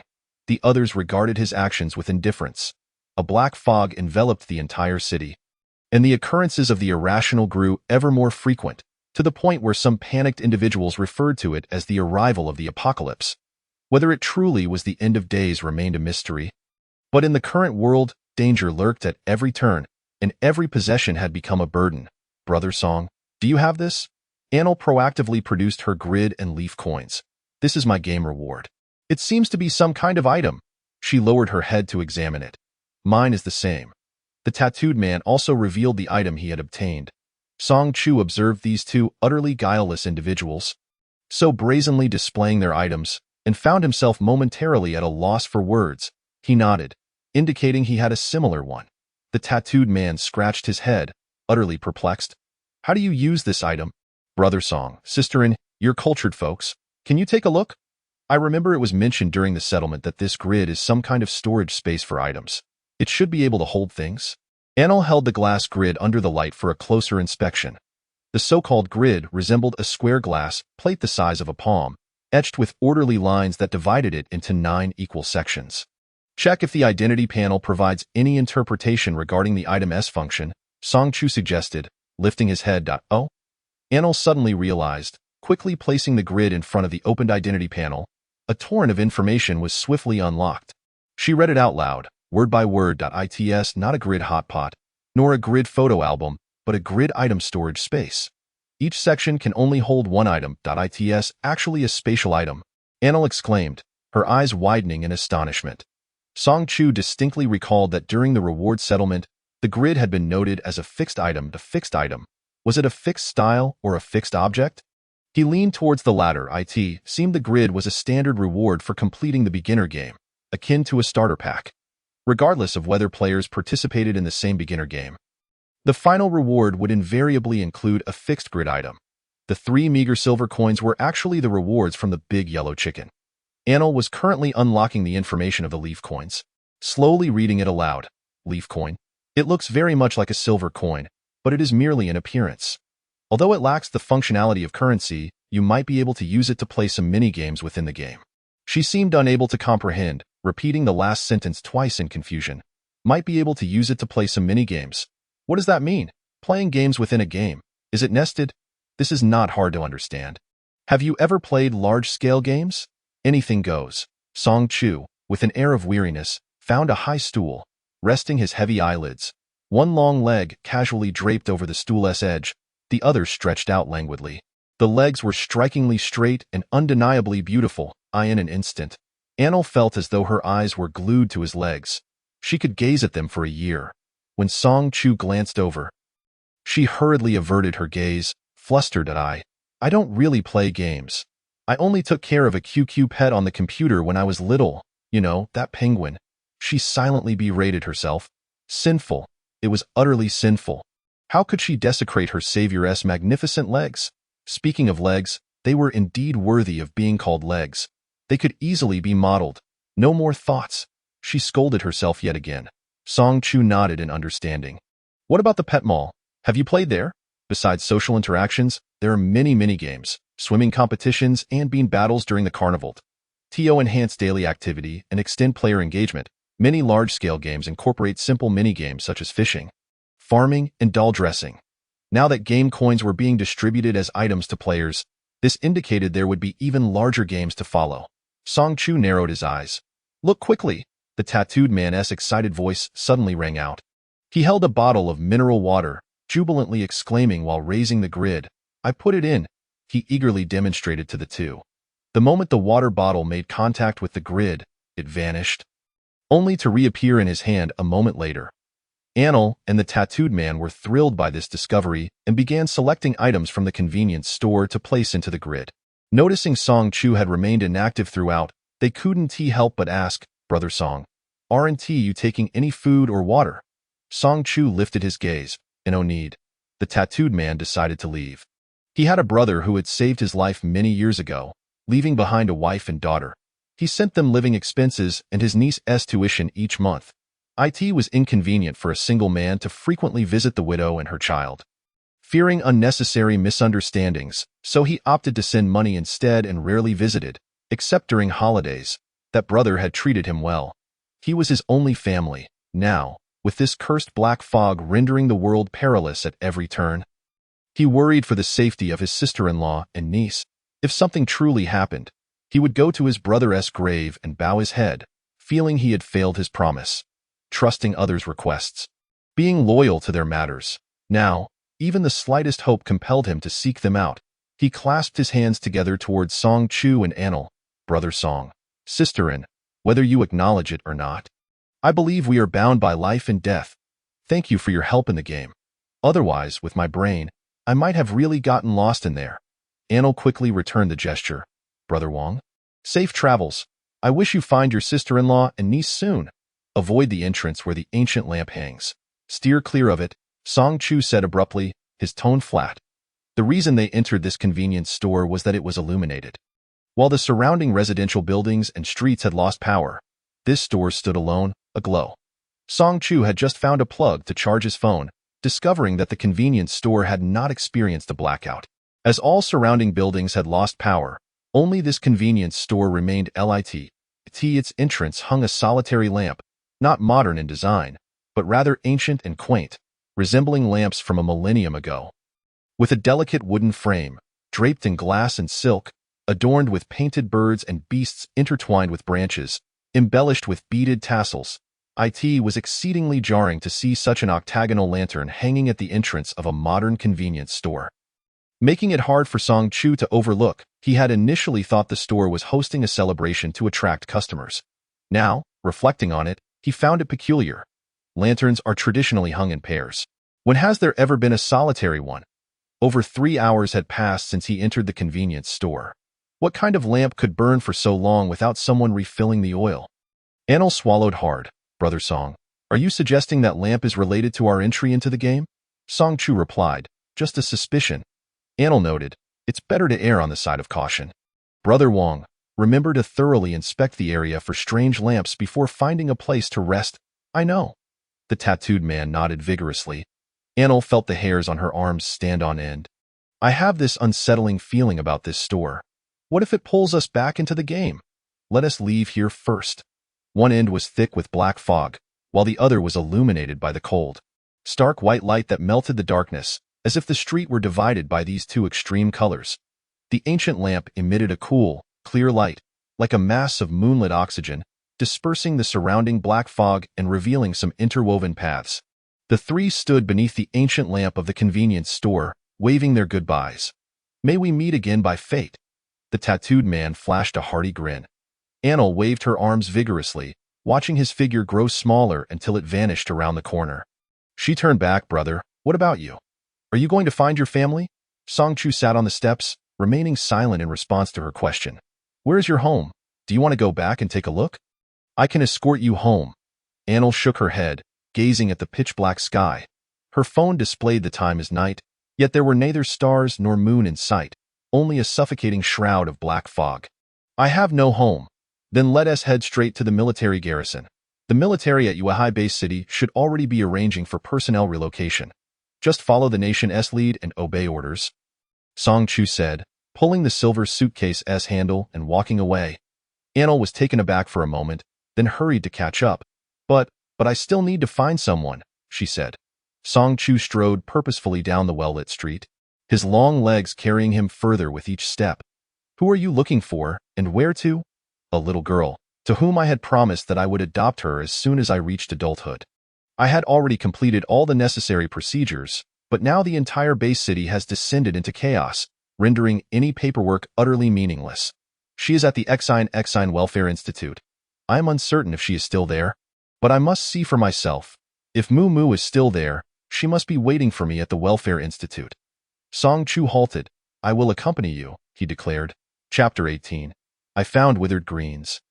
A fog descended, and at first, no one paid it any heed, except for the occasional grumbling about the inconvenience it caused while traveling. The magnitude of this fog was unknown, as reports from various locales chronicled the dreadful weather. Initially, people attributed it to natural causes. A week passed, then 2 weeks, and eventually a month. The fog lingered far too long, finally stirring a sense of unease among the populace. They discovered that the dense mist enveloped the entire globe. Ah, what a sluggishly reactive species we are, from a yellowed diary, seemingly penned by a child, came the call. Song Gu, Anil anxiously called out twice. Song Chu's once still gaze finally focused, his long, raven-like eyelashes lowering and then lifting, revealing an unanimated jade-like glimmer beneath. Song Chu turned to her, and as he moved, a silver necklace nestled against his collarbone revealed a small metallic square with intricately detailed edges. In truth, Song Chu bore no obligation to accompany her to the Welfare Institute. Ultimately, this was her personal affair, unrelated to him. Yet, having him by her side would undoubtedly provide her with a sense of security. However, she was also aware that one must not be overly selfish. Anil managed a wry smile, realizing she could not continually burden a stranger. Song Gu, if you have your own matters, you needn't see me off. I can take care of myself. I'm not specifically escorting you. It just so happens that I'm also heading to the Welfare Institute to retrieve something. It's better to travel in pairs than alone. Song Chu's voice floated back from ahead. Ah? Anil blinked in surprise, quickly following him with delight. Song Gu, are we going to the Welfare Institute now? No, it's too late. We should find a place to rest first. Besides, he turned his head. Aren't you hungry? Anil's stomach obligingly growled in response. The streets were sparsely populated. Those few who ventured out carried food and water, their expressions tense and vigilant. More residents chose to huddle in large shopping malls, which still had supplies. Others opted to scour the streets for food to bring back to their homes. The shops with hanging lights were brightly lit. Even the electronic clocks mounted on the walls flashed their numbers in an orderly fashion, creating an eerily quiet atmosphere. It was uncertain whether being drawn into the game was a consequence of these ancient lamps. Was the designated area determined by merely stepping through the door? Or did it extend to crossing the threshold? Song Chu and Anil nearly circled around these illuminated scenes, where a greater number of restaurants lined the streets ahead, though all had lowered their iron shutters. The strange fog transitioned before becoming an impenetrable black mist, with the white fog deepening in hue, some areas still retaining a faint grayness, while others had succumbed to a night-like darkness. Exploration teams uncovered frenzied creatures amidst the black fog, odd entities that were neither human nor beast. The fog grew darker, and the effects of the black mist on living beings remained unknown. Livestock exposed to it gradually mutated. So what would be the consequences for humans inhaling it in large quantities? The Research Institute had yet to provide a definitive conclusion. The eradication of the black mist appeared to be a century-old dilemma, with gas masks evolving through generations. During that period, all base cities issued edicts, urging residents to seal their doors and windows and refrain from venturing outside to avoid inhaling the black mist. These restaurants had long ceased operations, while malls allowed masked individuals to procure supplies. Everyone was filled with trepidation. Who would dare remove their masks to dine in a restaurant? When the black mist finally engulfed the world, all fell into a state of unconsciousness. That stupor lasted 3 days. After 3 days, the strange ancient lamps emerged, their cold, moonlight-like glow dispersing vast swathes of black mist, allowing people to awaken. Yet by then, many had vanished into the fog. The underground clinic where Song Chu was tasked had become deserted, as if the black mist had spirited them away. This notion was absurd, yet it was the only plausible explanation.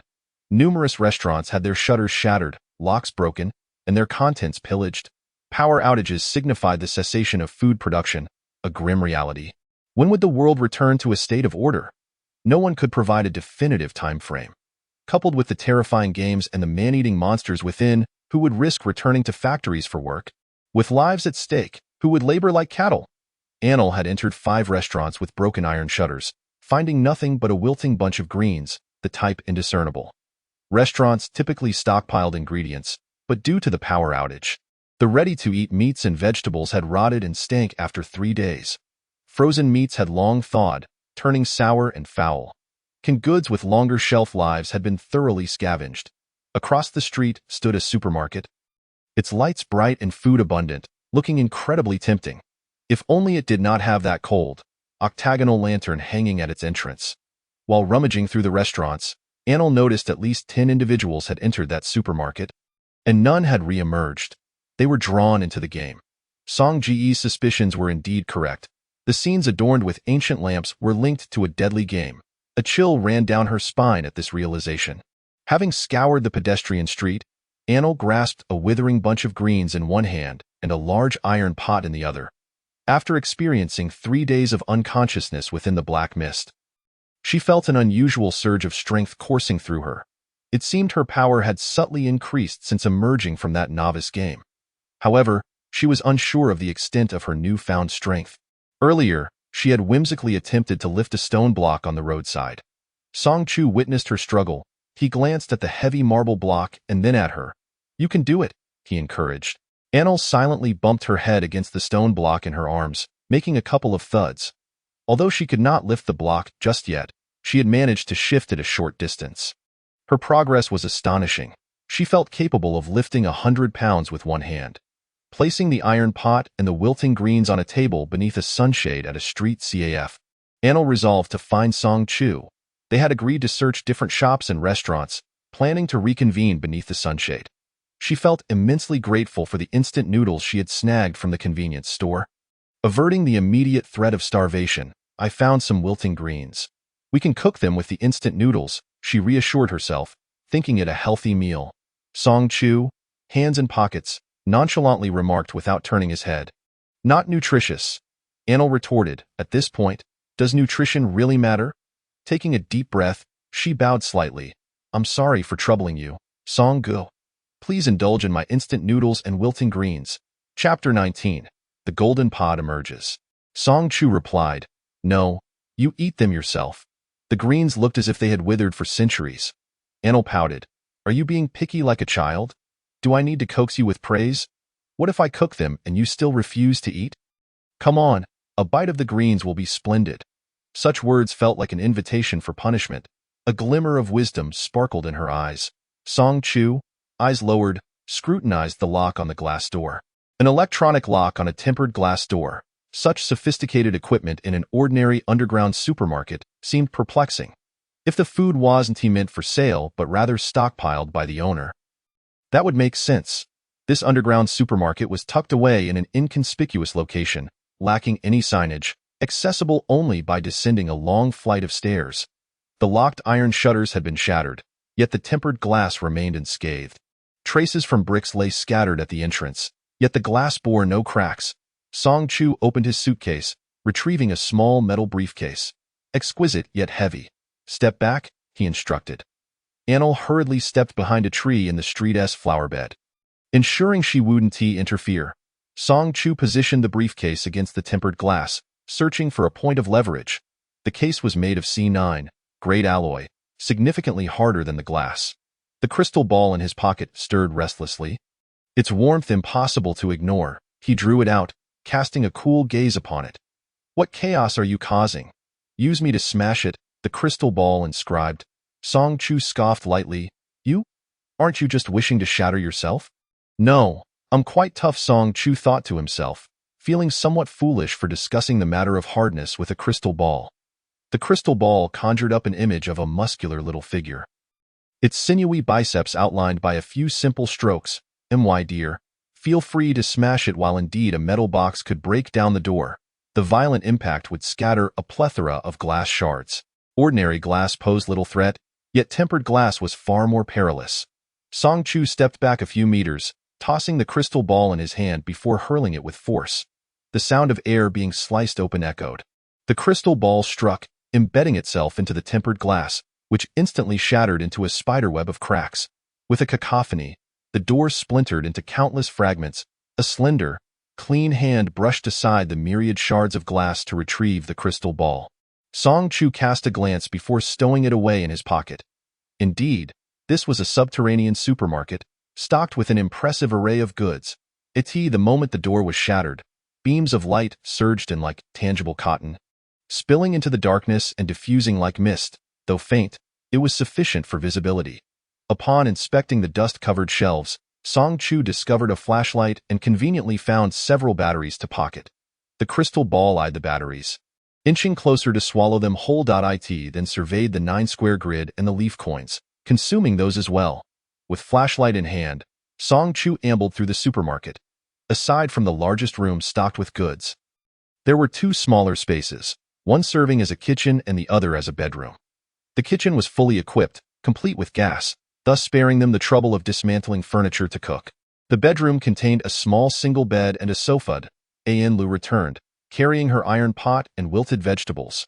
Song Chu's eyelids twitched. Inside were dehydrated preserved vegetables. Toss away that wilted produce. Oh. The long-dead greens finally found their way into the compost bin. Song Chu remarked, "There's a pot here." Anlu replied, "Oh, I'll keep it for the 9-square grid." Water flowed from the faucet in the kitchen, much to Anlu's delight, as she began to wash the pots and pans. Song Chu positioned the flashlight upright on the table, its beam illuminating the freshly painted white ceiling, while the rough wall texture scattered the light in various directions. Creating a soft glow that filled the space, he returned to the doorway, lowering the damaged metal roll-down door. Light streamed through the jagged hole below, prompting him to find several large cardboard boxes to cover the translucent gaps. Once these tasks were completed, Song Chu began meticulously examining the items on the shelves, uncovering rice, flour, oils, as well as an assortment of dry goods and canned items. He also discovered several boxes of noodles. At this juncture, potable water was not difficult to find, but food was another matter. He grabbed a plastic bag and began to unpack the noodles, stuffing them into the bag until it was full. Carrying the filled bag of noodles into the kitchen, he found Anlu had finished cleaning the pans and was filling the pot with water. Upon seeing Song Chu enter, she promptly asked, "Brother, what would you like to eat?" Song Chu replied, "It doesn't matter. Just place this into your 9-square grid." Anlu lowered her head, her eyes widening at the sight of the full bag of noodles, uncertainly asking, "Will this really fit?" "Give it ATRYAS." And Lee's 9-square grid filled up. Song Chu watched as she removed 6 tubs of instant noodles and 3 bottles of mineral water from it. The instant noodles overflowed upon a small folding table, each tub filled with pickled vegetables. It was evident that she had a particular fondness for them. Song Chu remarked, "There's a bug in the 9-square grid. Each compartment can only hold one item." The Term 1 item was quite intriguing, as it imposed no restrictions on size or weight. It could be a single candy or a tub of mineral water. She had made a clever choice, opting for the 2.5-liter large bottle of water. Lu successfully placed the noodles into the 9-square grid, as they were contained within a single bag. Oh, I was so foolish. I almost wasted 6 compartments for 6 tubs of noodles. Not placed the mineral water in there. There's a designated water cooler outside with bottled mineral water. You can fetch it later and store it in your 9-square grid. As Song Chu spoke, he emptied the tap water from the pot and filled it with a bottle of 2.5 liters of mineral water. Lu nodded eagerly. Yes, brother. What do you want to eat? I'll cook. Instant noodles. Song Chu glanced at the 6 tubs of instant noodles on the table. And don't add the pickled vegetables. I'll see if there's any luncheon meat.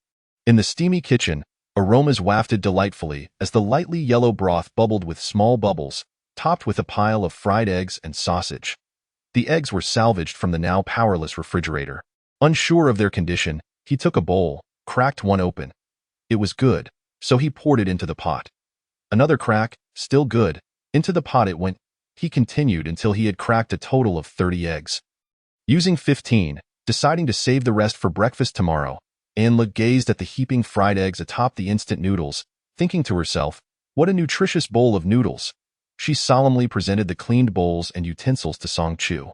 Perhaps due to having been unconscious for 3 days and experiencing fright in the game, she was genuinely famished, and the two of them effortlessly devoured the entire pot of noodles along with the 15 fried eggs. Sated, feeling the food settle in their stomachs, Lu was overwhelmed with satisfaction, nearly in tears. Pure hunger. After a hearty meal, drowsiness soon descended, especially after the hours of anxiety experienced in the game. Song Chu dragged the sofa from the bedroom into the small room, leaving the bed for Lu. The flashlight's gentle glow filled the cramped space as Song Chu curled up on the sofa, reaching into his pocket. Nothing remained. The batteries and items were gone. He stared at the crystal ball for 2 seconds before shaking it. A crisp, clattering sound followed. Spit it out. The crystal ball displayed no writing, merely a continuous E indicating sleep. Song Chu smirked, revealing a charming smile.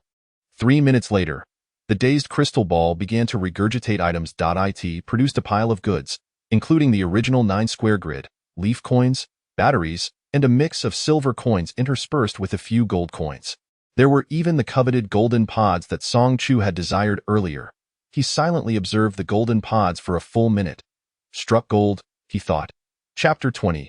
Caution, it might explode.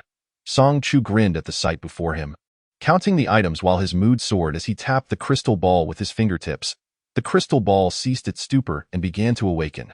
Darling, squeeze, squeeze, squeeze. Lines of text filled the crystal ball, bubbling with excitement as if scrolling like a barrage of comments, the black letters densely covering every inch. The inner voices surged like a tidal wave, the viscous ink threatening to engulf it in darkness. However, Song Chu was oblivious to all this. He was busy counting his treasures. He discovered that whether silver coins, gold coins, or golden pods, they were all items. Song Chu began unlocking their respective information one by one. Silver coin item description. Buy. A little money with purchasing power can buy in any world. Ignoring the quirky item description, Song Chu examined the item's function. Item function. Can randomly convert into the currency of the current game. Gold coin item description. What do you wish to trade with me? I am no mere small change. Item function. Not yet available. A currency for novices to overlook. Golden pod item description. Do you wish to see the little beans inside? Item function. Caution, it might explode. Silver coins serve as currency, gold coins as a higher denomination, and it seems the current game has yet to utilize them. As for the golden pods, they appear to be nothing more than a layer of cheap gold dust covering a simple pod. There was substantial fluff. Capable of exploding, this item boasted an impressive effect. Song Chu noted that the leaf coins, as game currency, had a white background on the item panel, while the 9-square grid displayed blue, and the golden pods purple. Silver and gold coins had no color. White, blue, purple. Did these colors signify the rarity of the items? Song Chu pondered. Anyone familiar with games knows that items and equipment are graded. White, green, blue, purple, and gold. White corresponds to ordinary, green to fine, blue to rare, purple to epic, and gold to legendary. While different games might have slight adjustments in details, The broad categories remain consistent. Song Chu counted 21 silver coins, 2 gold coins, and 3 golden pods. This was merely the yield from a novice game. The quantity was quite substantial. The crystal ball puffed out its chest. As a man, one must silently shoulder the responsibility of providing for the family. Song Chu did not place the items into the 9-square grid but cast a faint glance at the crystal ball. Can you swallow items, or is it any item? The crystal ball slowly revealed its writing. I don't just swallow anything. Like that woman's rotten vegetable leaves. No, Song Chu replied, they're not rotten. They've just been dead for a while. Dead, filthy, smelly, rotten. None of those. Song Chu, bewildered, asked, why would I want you to eat garbage? The crystal ball joyfully emerged with a smiling face. However, if it pertains to your intimate garments, a little dirt is of no concern. Right? Moi, darling, what are you searching for? A brick? Song Chu smiled as he released a chill. Why would he keep something that merely taunted him, something that could barely be considered a sentient being? Smash it. The crystal ball, ever astute, promptly stowed away that array of props and hastily showcased its worth. Do not be vexed. As long as you have need, I am willing to swallow anything. I am far more useful than that wretched glass cube. How about I pilfer a trove of golden treasures for you in the future? Thus, the crystal ball could not only pilfer the regulator's items within the game, but also serve as an unlimited spatial tool. Song Chu ceased his search for the brick and took out the tic-tac-toe grid. Snap! The grid was returned to its place. Tut-tut, darling, do caress me a little more. I can also warm your hands. Song Chu closed his eyes, pocketing both it and the grid to keep them out of sight. Time to rest. He did not turn off the flashlight, as the batteries were abundant and the light was not blinding. Perhaps due to sheer exhaustion, Song Chu's eyelashes drooped, and he soon fell into a deep slumber against the sofa. His legs could not fit comfortably on the couch, so they dangled over the edge, swaying with his long, slender calves. The faint sound of fabric rustling filled the air as the crystal ball tumbled from his pocket. Rolling gently as if it were a stealthy intruder, it nestled against Song Chu's fair and warm neck. Darling. A hug please. Like a cat curled beside its owner, it lay still, contentedly drifting into sleep. The following morning, the aroma of fried food wafted through the kitchen, with oil sputtering and sizzling. Song Chu's eyelashes fluttered as he struggled to lift his eyelids. His light amber eyes glistened with a sheen, translucent like a precious gem. His slumber had been restless, plagued by the incessant sound of construction nearby, reminiscent of some mournful crickets chirping, rising and falling in a relentless cadence. Something in his dreams had ensnared his limbs, leaving him feeling heavy and listless, as if submerged in concrete. Was he trapped in a nightmare? Song Chu yawned. Feeling somewhat sluggish, he rubbed his forehead and sat up. Thud. The crystal ball fell from him onto the sofa. When did it escape, brother? It's time for breakfast. Enlu called out. Song Chu pocketed the crystal ball once more and headed for breakfast. Enlu had fried the remaining 15 eggs, drenching them in sauce she had unearthed from the shelves. Savory and enticing. She also prepared congee, adding crushed dehydrated vegetables and chopped luncheon meat. With both meat and veggies, she felt the nutrition was just right. Yet, feeling the congee alone wouldn't suffice, she stir-fried several bags of instant noodles with ham. Song Chu merely glanced at the spread and remarked, I'm not a pig. There's no need to treat me like one. Enlu pulled out a lunchbox. Rest assured, if you can't finish, you can pack it to eat on the go. It should hold up for a while. Lowering his head, he sipped some of the slightly salty congee and mused. After finishing breakfast, find a can of yellow peach and pour all your favorite seasonings inside. That way, we only need one compartment for all the spices. Lee's eyes lit up. Brother, you're a genius. After finishing breakfast, the two began rummaging through the piles of goods they intended to take with them. With no electricity, charging their phones required stepping into a scene under hanging lights. Once inside, they would be drawn into a game, needing to complete it to access the resources and power there. Who would willingly venture there just to charge their devices? Thus, items like flashlights and lighters were particularly scarce, and having a few would never be excessive. Song Chu carried a black backpack, unzipped it, and searched the shelves, tossing anything he deemed useful inside. He ultimately found a box of chocolates, a fruit knife, a pack of Band-Aids, some gauze, and a few basic medicines, also tossing in a pack of napkins. Brother, there's Flint, Enlu exclaimed excitedly. Grab it. She located several lighters, a box of matches, a bundle of candles, and 2 bottles of iodine. With their backpacks filled, along with a few cans of meat to improve their meals, they prepared to set off, with a large bag of noodles at hand. Whether they were palatable or not was secondary. At least they wouldn't starve in the short term. Exiting the underground supermarket, they found the outside still shrouded in dimness, rendering it nearly impossible to discern day from night. The distant fog remained thick, akin to the darkness of night, with faint glimmers scattered across the street. This light continuously poured forth from the hanging ancient lamps, diffusing like oxygen, utterly inexplicable by logic. They needed to find a vehicle. The Xian Welfare Institute was not particularly close, and relying solely on their legs was clearly impractical. "Brother, there's someone at the supermarket entrance with the hanging lights." Enli's voice trembled slightly. Chapter 21. Survivors in the supermarket. Beneath the cold lights at the supermarket entrance, several blood-soaked players were supporting each other as they staggered out. After a night had passed, only a handful of them emerged alive from the supermarket. During such times, mutual distrust among individuals ran high, and those who could assist each other in exiting must have been familiar. They were drenched in blood, their faces pale, neglecting the supplies in the supermarket as they fled frantically. A few, with severed limbs, crawled on the ground like maggots, desperately trying to escape. After 3 days of unconsciousness, everyone's physical condition had greatly improved. Even someone like Song Chu, originally robust, had grown even stronger, while ordinary individuals had seen significant enhancements. The most noticeable change was the speed at which they stopped bleeding after injuries, likely a measure to reduce the chances of players dying from excessive blood loss. Yet these individuals were covered in blood, indicating the severity of their wounds. A middle-aged woman was supporting a man who had lost an arm, slowly making her way to the center of the street, while behind them, a tall, burly youth, pale-faced, suddenly collapsed to the ground, wailing loudly. The middle-aged woman patted him sympathetically. Nearby, 2 individuals with severed arms and a panting, overweight man with a broken leg lay on the ground, still in shock. The man with the broken leg was particularly familiar. He was Lu Daong, the bald man from the previous game. He had emptied the convenience store's cash register before fleeing. Hence he had not heard Song Chu's warning about the hanging light scene being off-limits. It seemed he had cleaned out the cash from the convenience store and then set his sights on this supermarket, only to be pulled into the game, ending up in this dire state. Fortune favored the bold. Remarkably, he had survived. Song Chu curled his lips in a smirk, his wide black hood concealing half of his exquisite face as he approached with a silver suitcase in tow. And Lu followed closely behind.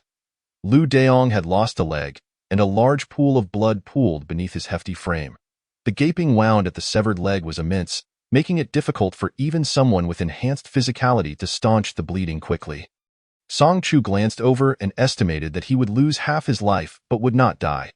Unless it were a fatal wound, a person with improved physical attributes was still hard to kill. Song Chu gave his head a gentle kick. The side that was bald displayed a missing ear that clearly had not grown back. Lu Daong, having lost too much blood, saw darkness encroaching upon his vision. But the pain in his head roused him somewhat. He struggled to open his eyes and discern the figure looming over him. "It's you. Aren't you supposed to be quite formidable? Save me. Please save me." Upon recognizing the person, he clutched Song Chu's pant leg as if it were a lifeline. Too loud. Song Chu opted to silence him with the sole of his shoe. "Can you be quiet?" he asked coldly. Lu Daong made a few muffled sounds. Only then did Song Chu remove his foot, having worn sturdy black marten boots crafted from genuine leather, a product of the Research Institute's craftsmanship. They were not only hard and painful to kick with, but also exceptionally durable. He could kick down walls without so much as scuffing his shoes. Song Chu lowered his gaze and calmly inquired, "Do you have a vehicle?" Not only was Lu Daong momentarily taken aback, but even Enlu behind him was momentarily stunned before processing the question. True, they were in dire need of a vehicle at that moment. But why would Song Chu ask Lu Daong this? Enlu tugged at her hair in frustration. If Song Chu were aware of her thoughts, he would assuredly respond. Circumstances dictate. He genuinely did not know anyone here. And the military stationed at the Yuehai base city was a considerable distance away. The only individuals he had recently met were these 3 from the game. With the flowered arm man gone, Lu Daong was the only one left. They had met and knew each other's names. Why not borrow a vehicle? Especially since he was well aware of Lu Daong's unsavory character, he could apply some unconventional methods to coerce him. Thus, Lu Deong became his chosen candidate for borrowing a card. I don't have a car. Just save me. If you save me, I can help you steal one. You need a car, right? I know where to find one. And I can help you steal it. Lu Deong babbled incoherently, clinging to Song Chu's pant leg like a drowning man. Song Chu frowned and delivered a kick to knock him unconscious, pulling away his pant leg. At his age, not owning a vehicle was quite pathetic. Out of aggravation, he kicked Lu Deong once more. Lu chuckled softly at his brother's exasperated demeanor. Song Chu turned to look at her. She quickly regained her serious expression, lowering her head to apologize. I'm sorry, brother. I'm a pauper. I can't afford a card and I can't even bear to rent a bike. I rely solely on my own 2 legs. Song Chu cast a fleeting glance at her and remarked, if you keep laughing, you'll have to eat the noodles without any seasoning. The punishment seemed utterly terrifying, causing Lu to instinctively gasp in shock. Food devoid of condiments resembled lifeless fare, nearly impossible to swallow. Even the exquisitely prepared children's meal of the judge, a mischievous child, appeared profoundly unappetizing due to the absence of salt, Lu exclaimed. Oh, please, don't be so cruel. Song Chu then turned his gaze towards the middle-aged woman and her companions, inquiring, does anyone here own a vehicle? Lu quickly added, we can exchange some bandages and medication with you. For them, at that moment, medicine was a matter of life and death, an irresistible temptation. The middle-aged woman and the young man behind her shook their heads, pallid and defeated. Cough, cough. I have an SUV, a middle-aged man managed to say, spitting out some blood as he spoke. Before the arrival of the ominous black mist, residents had shut their doors, rendering the vehicles left on the streets devoid of keys. Even if one were to shatter a window, driving them would remain impossible. Thus, Song Chu could only seek out those who lived nearby and had vehicles in their garages. The exchange for the SUV and medication was swiftly agreed upon. Lu, a clinical medicine student, though still in her first year and merely at the introductory stage, was certainly more knowledgeable than the ordinary residents present. Given the limited resources, she utilized iodine and bandages to tend to the most severely injured middle-aged man's wounds. His injuries were deep, with some areas faintly revealing bone. Nevertheless, the man's physical constitution was commendable. He managed to grit his teeth and remain silent as Lu cleansed his wounds with iodine. His body bore numerous injuries, and there were multiple instances of internal bleeding. Lu had little choice but to sprinkle some thrombin powder on the wounds, then uncapped a bottle of mineral water. Instructing him to mix it with Yunnan Baiyao and swallow a few mouthfuls in a rather rudimentary manner. The young man behind her leaned in eagerly, stating, it's time to tend to my injuries. He anxiously tugged at Enli's arm, causing some of the powder to spill. Had it not been for Enli's steady hands, the precious medication might have toppled to the ground. Lu felt a pang of distress as she tightly clutched the only tube of thrombin powder in her possession. Song Chu glanced at the injuries on the young man and the middle-aged woman, concluding that their wounds would likely stop bleeding on their own soon, making it unnecessary to waste medicine on them. The young man immediately expressed his discontent, shouting, what kind of talk is that? Their wounds were superficial, and their physical resilience had been enhanced. They were in no real danger. To use such a crucial life-saving medication on them would undoubtedly be an utter waste. In Song Chu's opinion, they weren't even deserving of bandages. Yet at times, reasoning with those who refuse to comprehend can be less effective than exerting force. He possessed neither the compassion nor the patience for such a discourse. With a glinting fruit knife deftly flipping and twirling between his fingers, he cast a sidelong glance at the young man, chuckling lightly. Do you have a problem with that? Chapter 22. Guests, please hold on. The meat soup is not yet ready. The slender yet resilient blade danced gracefully at his snow-white fingertips, akin to a butterfly in flight. He had sharpened this knife specifically before venturing out. While it might not suffice for chopping bones, it was certainly swift and sharp enough for slicing meat. His gaze was unambiguous. Should there be further dissent, consequences would follow. The middle-aged woman recoiled slightly, hastily restraining the young man. Xiao Song, don't provoke them. They are simply unwilling to share their medicine. That SUV belonging to Uncle Ping is worth hundreds of thousands. Why shouldn't I be allowed to use the medicine? The youth named Xiao Song retorted angrily, shaking off the middle-aged woman's grip.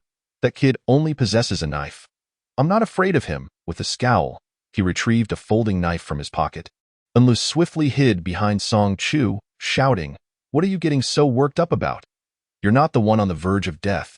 You're not the one exchanging vehicles with us, so why the desperate display?" Due to the medication, the middle-aged man's complexion had improved significantly. He struggled to sit upright, his hawk-like gaze fixed on Xiao Song.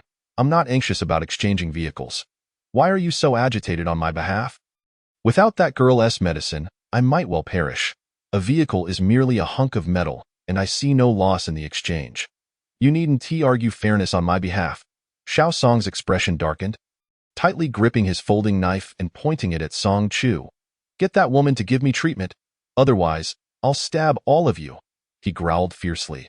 With a swift kick, Song Chu sent the knife flying from Xiao Song's grasp, causing the young man to instinctively fall back in fear. As Song Chu stepped closer, the middle-aged woman urgently knelt before him, arms outstretched to shield Xiao Song. "Please, esteemed gentleman, have mercy. Do not hold this child accountable. Xiao Song recently lost his parents in the game. He is but a pitiful child. I implore you, do not retaliate against him." An Li's expression softened momentarily, about to speak, when she noticed the middle-aged man's face contort in disgust.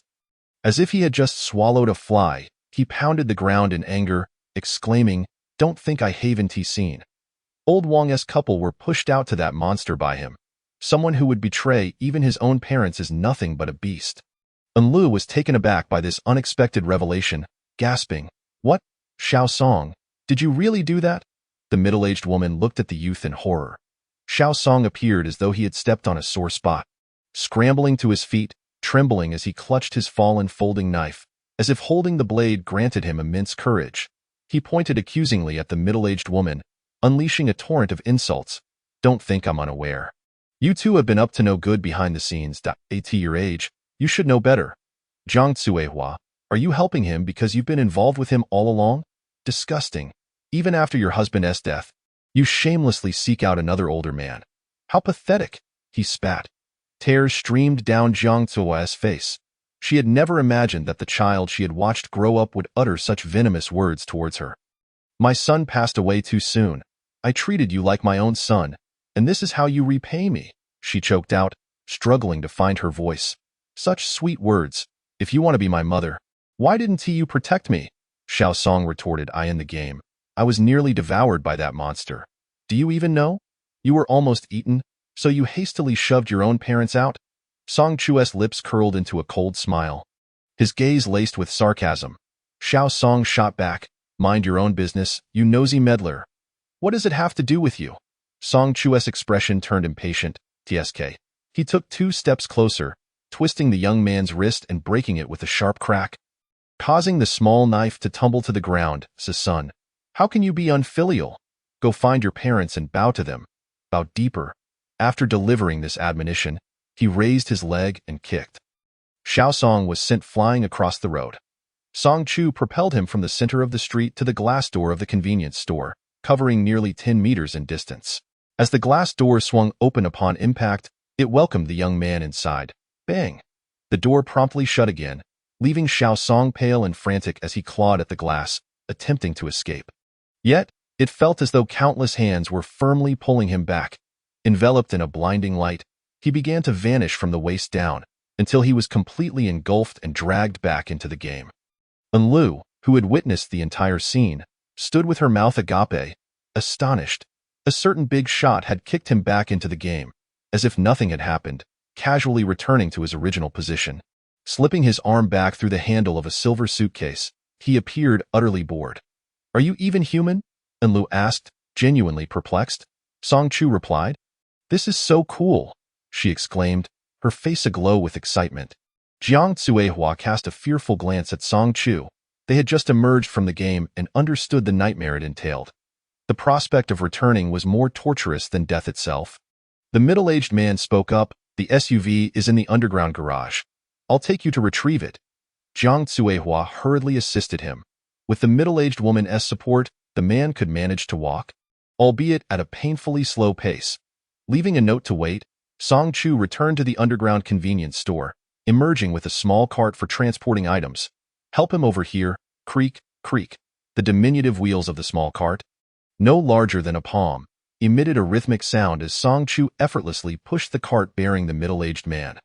The man, seated with his legs wrapped around him, appeared more constrained than a kindergartner, his robust physique making him seem even more out of place. Jiang Cuehua, the middle-aged man Wu Pingon, and the previously kicked youth Xiaosong were all neighbors in the same residential building. After the ominous black mist receded, they awoke to find some of their loved ones missing, while others discovered their homes devoid of food. Wu Pingon took the initiative to gather everyone to venture out in search of their relatives and to scavenge for supplies. Dozens of neighbors united, brandishing sticks, their spirits bolstered as they traversed the streets. However, as the search for loved ones continued, the crowd gradually dispersed, leaving only a handful of companions focused on foraging for food. Many groups akin to Wu Pingon's band set out to seek provisions. The eerie black mist had instilled a sense of dread. Some individuals even risked entering the mist in pursuit of their loved ones, only to hear the chilling sounds of beasts tearing apart their prey echoing from within the murky gloom. Those who ventured in never returned. Edible provisions were scarce, most having long surpassed their expiration dates. Only rice, flour, cooking oil, and vacuum-sealed foods remained consumable. Yet the city had seemingly come to a standstill. NO1 was producing, and the vacuum-sealed goods would eventually be exhausted. Those without gas were forced to dismantle wooden planks, resorting to the most primitive method of cooking over an open flame. The individuals who ventured outside scattered like ants across the streets, frantically competing to transport food. Unfortunately, while Wu Pingon and the others rummaged for supplies in a restaurant, they were abruptly pulled into a novice game. The scene shifted dramatically, and the smiling server, holding a platter, raised a sharp knife to strike at them. Chaos erupted in a cacophony of screams. Wu Pingon, a veteran, was the fittest among the group. He raised a nearby chair to shield the fleeing neighbors while devising ways to combat the grinning server. Some attempted to escape the restaurant, only to find that there were no exits. The surroundings had transformed beyond recognition. The sole door led to the kitchen, where an overpowering stench filled the air. There stood a grotesque pig, resembling a human, in a chef's uniform and a grimy chef's hat, stirring a pot of oddly scented meat soup with a large spoon covered in grease. Upon noticing the players, it simply raised its enormous, unsightly head and grinned. "Don't worry, dear guests, the soup isn't ready yet." Chapter 23. Have you finished the food on your plate? The player's pupils dilated in horror, catching a glimpse of the pig's filthy tusks, entangled with strands of long hair, women's hair. The grotesque pig paid no heed to the pale faces of the players, humming a peculiar tune as it continued to stir the pot. "My delicious soup, rich and meaty, is loved by everyone in town.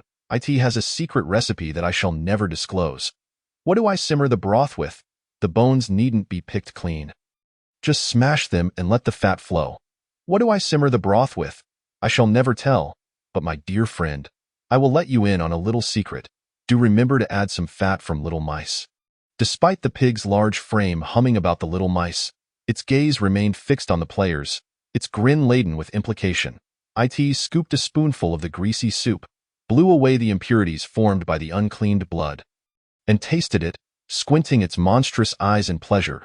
A satisfied expression emerged on the ugly pig's face as it glanced at the players, mumbling softly, "What a pity this is a novice game.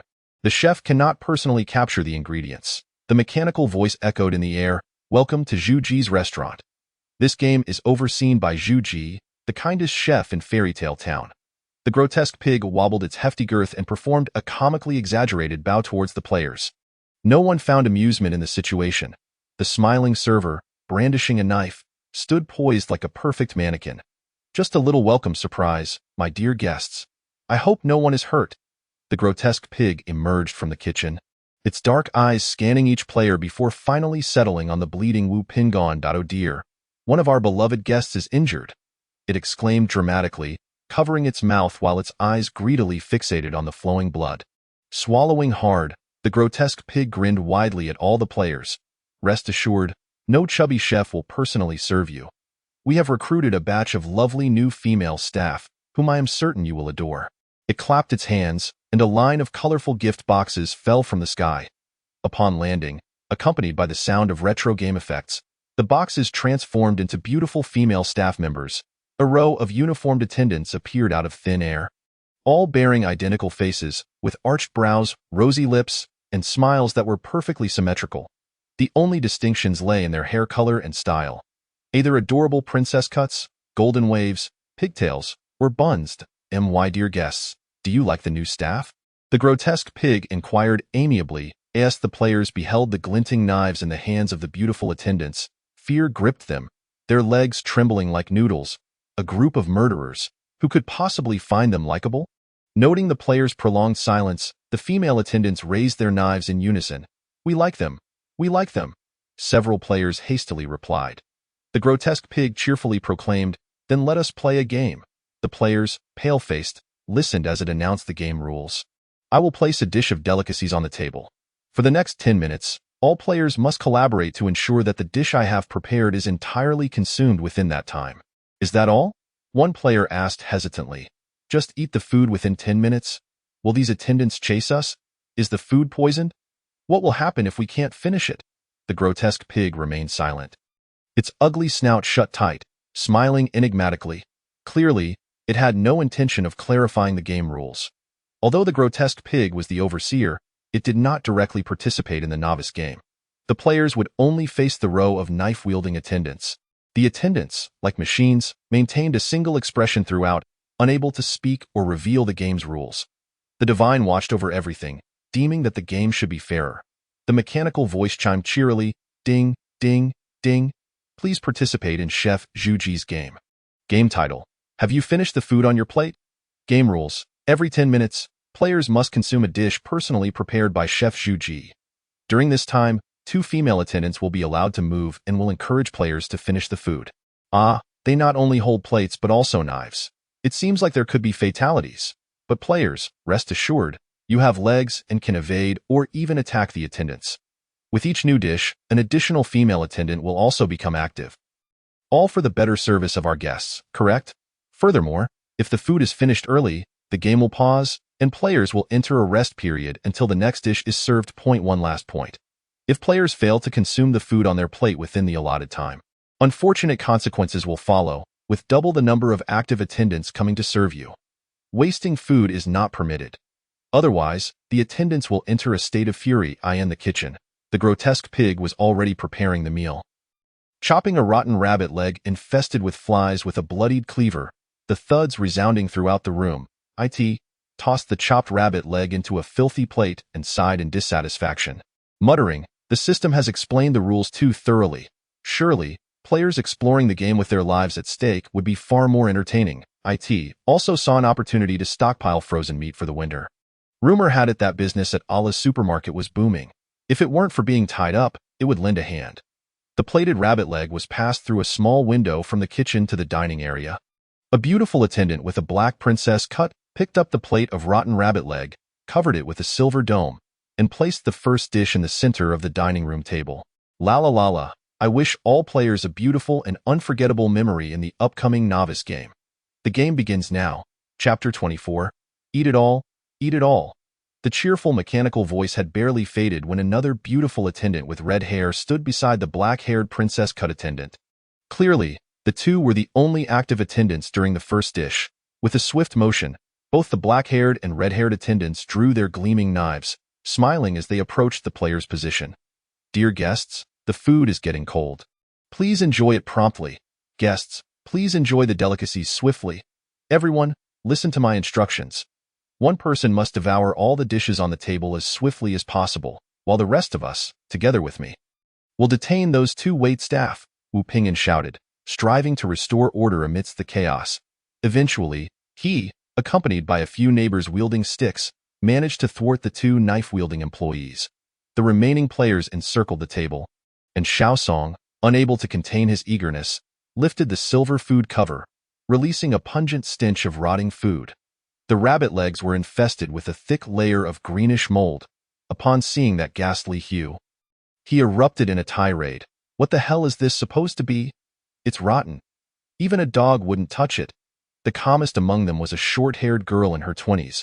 Without uttering a word, she began distributing the sliced rabbit legs to those nearby, apportioning roughly 3 pieces of meat for each. She even allocated herself an extra piece, coolly stating, "Let us eat. Once we finish, those waitstaff will cease their attempts to harm us." With that, She was the first to swallow the rabbit meat whole. The others exchanged glances, and seeing that a young woman could consume it without flinching, they too held their noses and forced the repulsive morsels down. Only Xiaosong remained, clutching several pieces of the foul meat, his brow furrowed as if he could crush a fly with it. An elderly neighbor could no longer contain her impatience and urged, "Hurry up and eat, you're a young man. How can you be outdone by a girl?" Xiaosong's mother, feeling sorry for her son, snatched the meat from his hands and began eating it herself, shooting a glare at the neighbor. Xiaosong threatened, "Stop nagging. This rotten meat won't silence you." The neighbor, equally spirited, disdainfully glanced at the delinquent youth. "You weakling. It's a disgrace that you're a grown man, yet your strength has gone to waste. Why aren't you helping Uncle Ping deal with those waitstaff instead of crowding with us?" Even Suehua dared to swing a rolling pin at them, and here you are, cowering. Xiaosong was not foolish enough to engage with the armed waitstaff. It was safer here, and even if he had to consume this disgusting meat, there was always his mother to partake in it for him. He could endure this, but he could never allow anyone to speak of it. His expression twisted into a grimace. Suddenly, the short-haired girl turned pale. "Stop the noise. Something's wrong. Those waitstaff haven't ceased their assault." The black-haired princess cut and the red-haired one continued to brandish their knives, attacking Wu Pingyan and the others. "Bones! We must eat every last one," someone exclaimed, pointing to the remaining small round bones on the plate. "Are you insane? Who can eat such hard bones?" The short-haired girl began swallowing the small bones one at a time, her face reddening with discomfort, yet betraying no other obvious emotion. With a crunch, the attacking waitstaff seemed to hit a pause as the first dish was finally consumed. They had taken 4 minutes to finish it, leaving 6 minutes of respite as the second dish was prepared. The number of active waitstaff had dwindled to 3, necessitating a discussion on new interception strategies. 6 minutes passed, and the second dish was swiftly presented. This time, it was even less appetizing than the first. It was a whole piece of meat in a state of decay, indistinguishable from its original form, slimy and blackened, emanating a potent stench. Someone tentatively prodded it with a fork. Raw, completely raw and foul. Such a thing was fundamentally repugnant to the human instinct to eat. The players surrounding the table were on the brink of despair, one even retching right there, and no one dared to speak.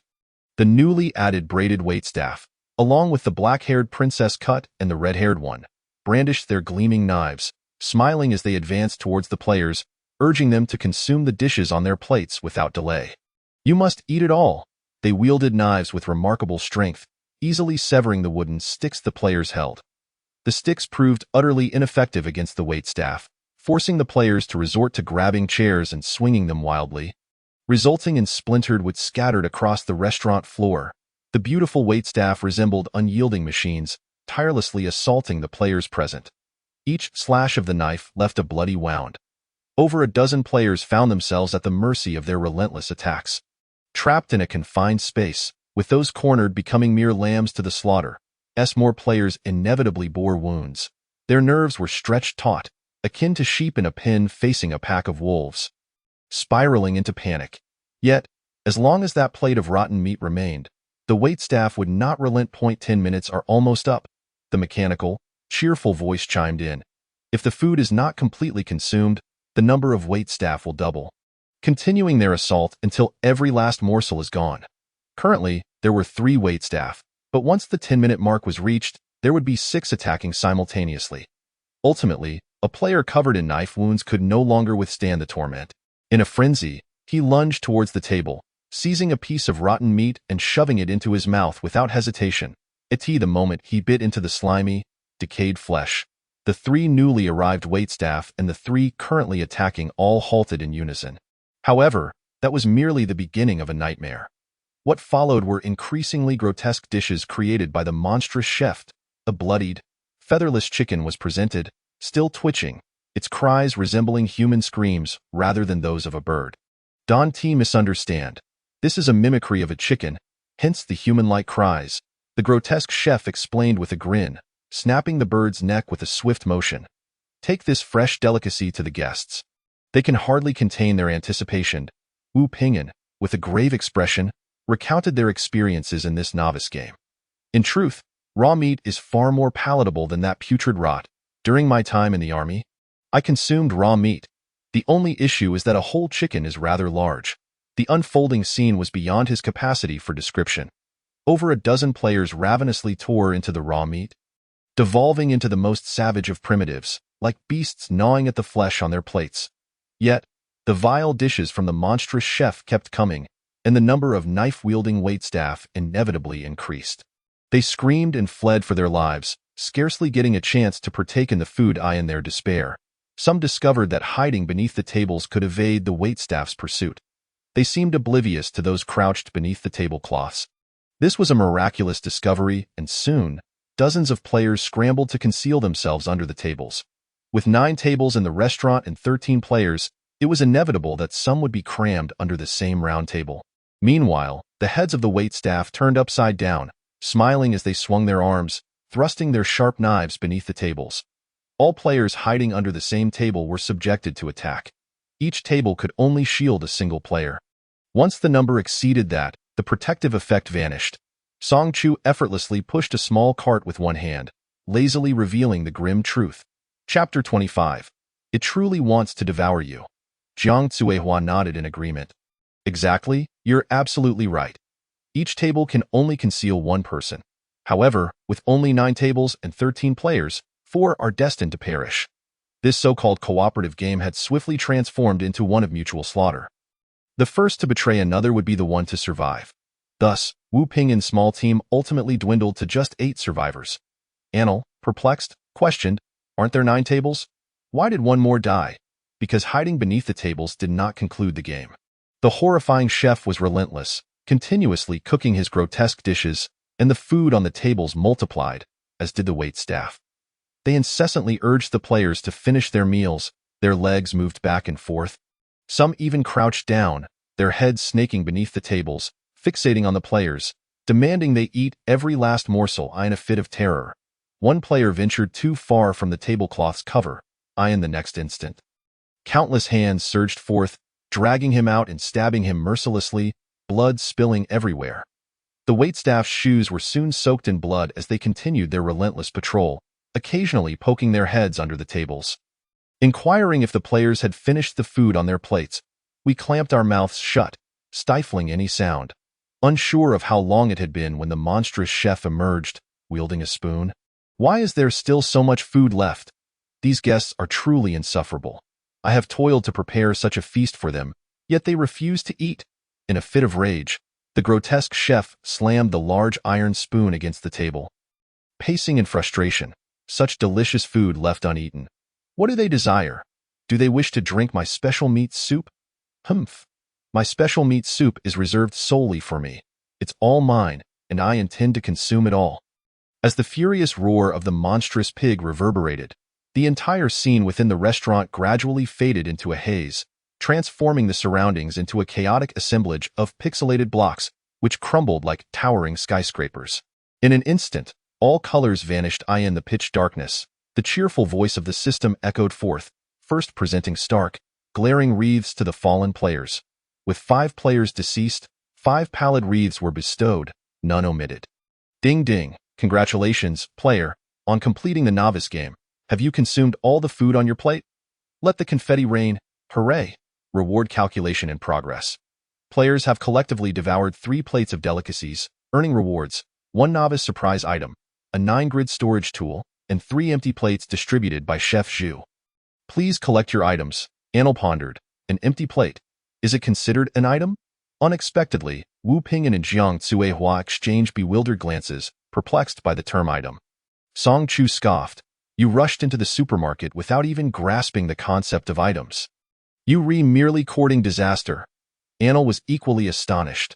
It appeared this group had plunged headlong into the supermarket immediately after the novice game, entirely unaware they had been ensnared in another perilous game. Having barely escaped one den of wolves, they had stumbled into a den of tigers.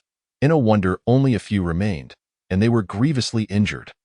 Thus, Anil patiently explained to the 2 individuals that such illuminated scenarios should not be entered recklessly, lest they be dragged into the game. We didn't know. Jiang Tsuehua quivered, her face pale. The remaining 8, peering through the glass doors at the bright incandescent lights and the abundant food lining the shelves of the supermarket. Mistakenly believed they had found a sanctuary. Little did they know, this step would once again plunge them into a nightmarish hell. Miss, what is the item you mentioned? Is it the one given by the game? Jiang Tsuehua produced a glass 9-grid storage tool from her tote bag. Observing that both appeared to be ordinary folk, Annel did not withhold information, revealing all that she currently knew. Indeed, the 9-grid was a storage item capable of holding 9 objects. Placing items in the information panel would unlock them for viewing. Jiang Tsuehua and Wu Pingyan hurriedly took the 9-grid to unlock its contents. Yes, just like that, the empty plate functions the same way. When Annel saw Jiang Tsuehua produce a hefty stack of empty plates from her tote, her eyes widened in surprise. Aunt Tsuehua, it seems you have more than just 3. Jiang Tsuehua blushed slightly. These are from old Wu and others who discarded them. I collected them.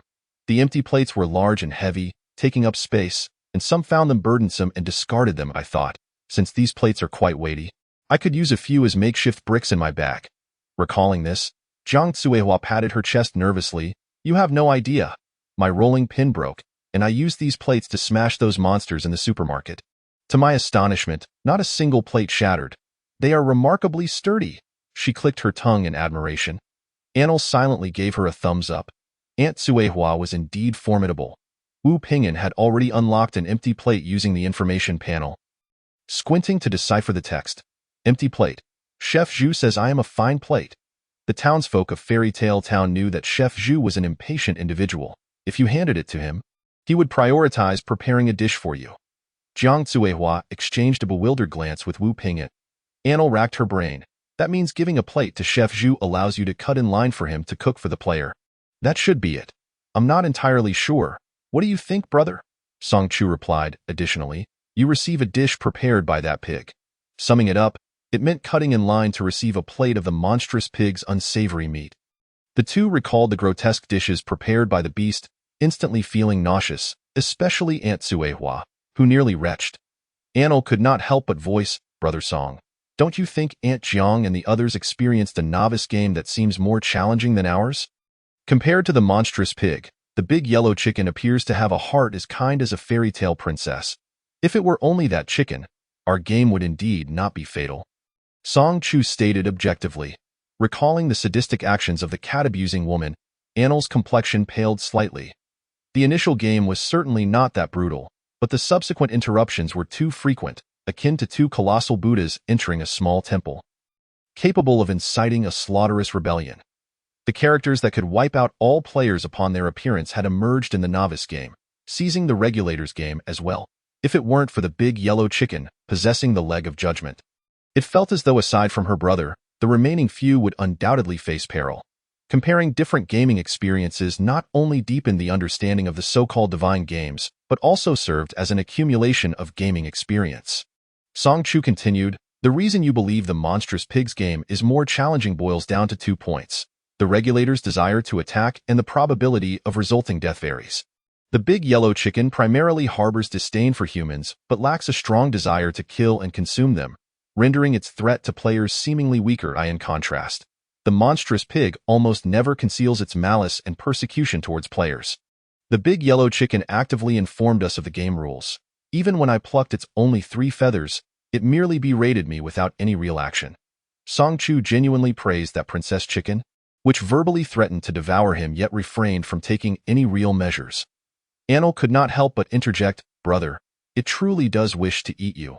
Chapter 26. Mr. Song's mini-class commences. Song Chu. Why doesn't it peck me? It resembles that irresponsible scoundrel seeking proof of affection. Annel.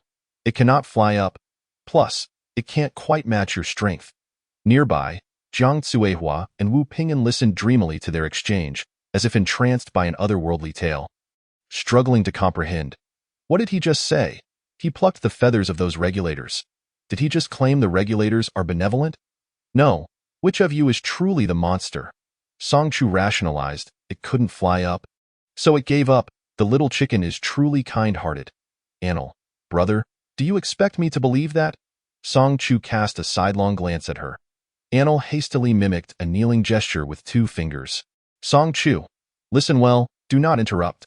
This girl was often dazed, sometimes foolish like a lovesick fool. Song Chu did not wish for her to perish in the game one day. He aimed to take advantage of the review of the two distinct novice games to impart more knowledge to her. Anil nodded earnestly, her expression resembling that of a dutiful student in class. Song Chu continued to analyze the differences between the regulators in the two games. The big yellow chicken exhibited no desire to attack humans unless provoked by players, whereas the monstrous pig, in stark contrast, showed no intent to even disclose the rules to players. Its sole purpose was to ensure that players perished more frequently within the game. Have you noticed how the system's attitude towards them also differs? Both are regulators, both are in novice games. The big yellow chicken can directly participate in the game, while the monstrous pig has been excluded by the system, relegated to the role of a chef who cannot influence the game. Only affecting the food it merely serves as a nominal regulator, while the actual companions of the players in the game are the store staff, so the monstrous pig is merely a figurehead regulator. Anil's eyes widened. But why doesn't the system allow it to participate directly in the game? Song Chu replied, it would disrupt the balance, the equilibrium between the game and the players. Recite the 3 fundamental principles of the game. Anil obediently began. Fairness endures in an instant. She grasped the concept. Oh, brother, I understand. The monstrous pig's hostility towards players is too intense. If it were allowed to participate directly, it would be unfair for the players.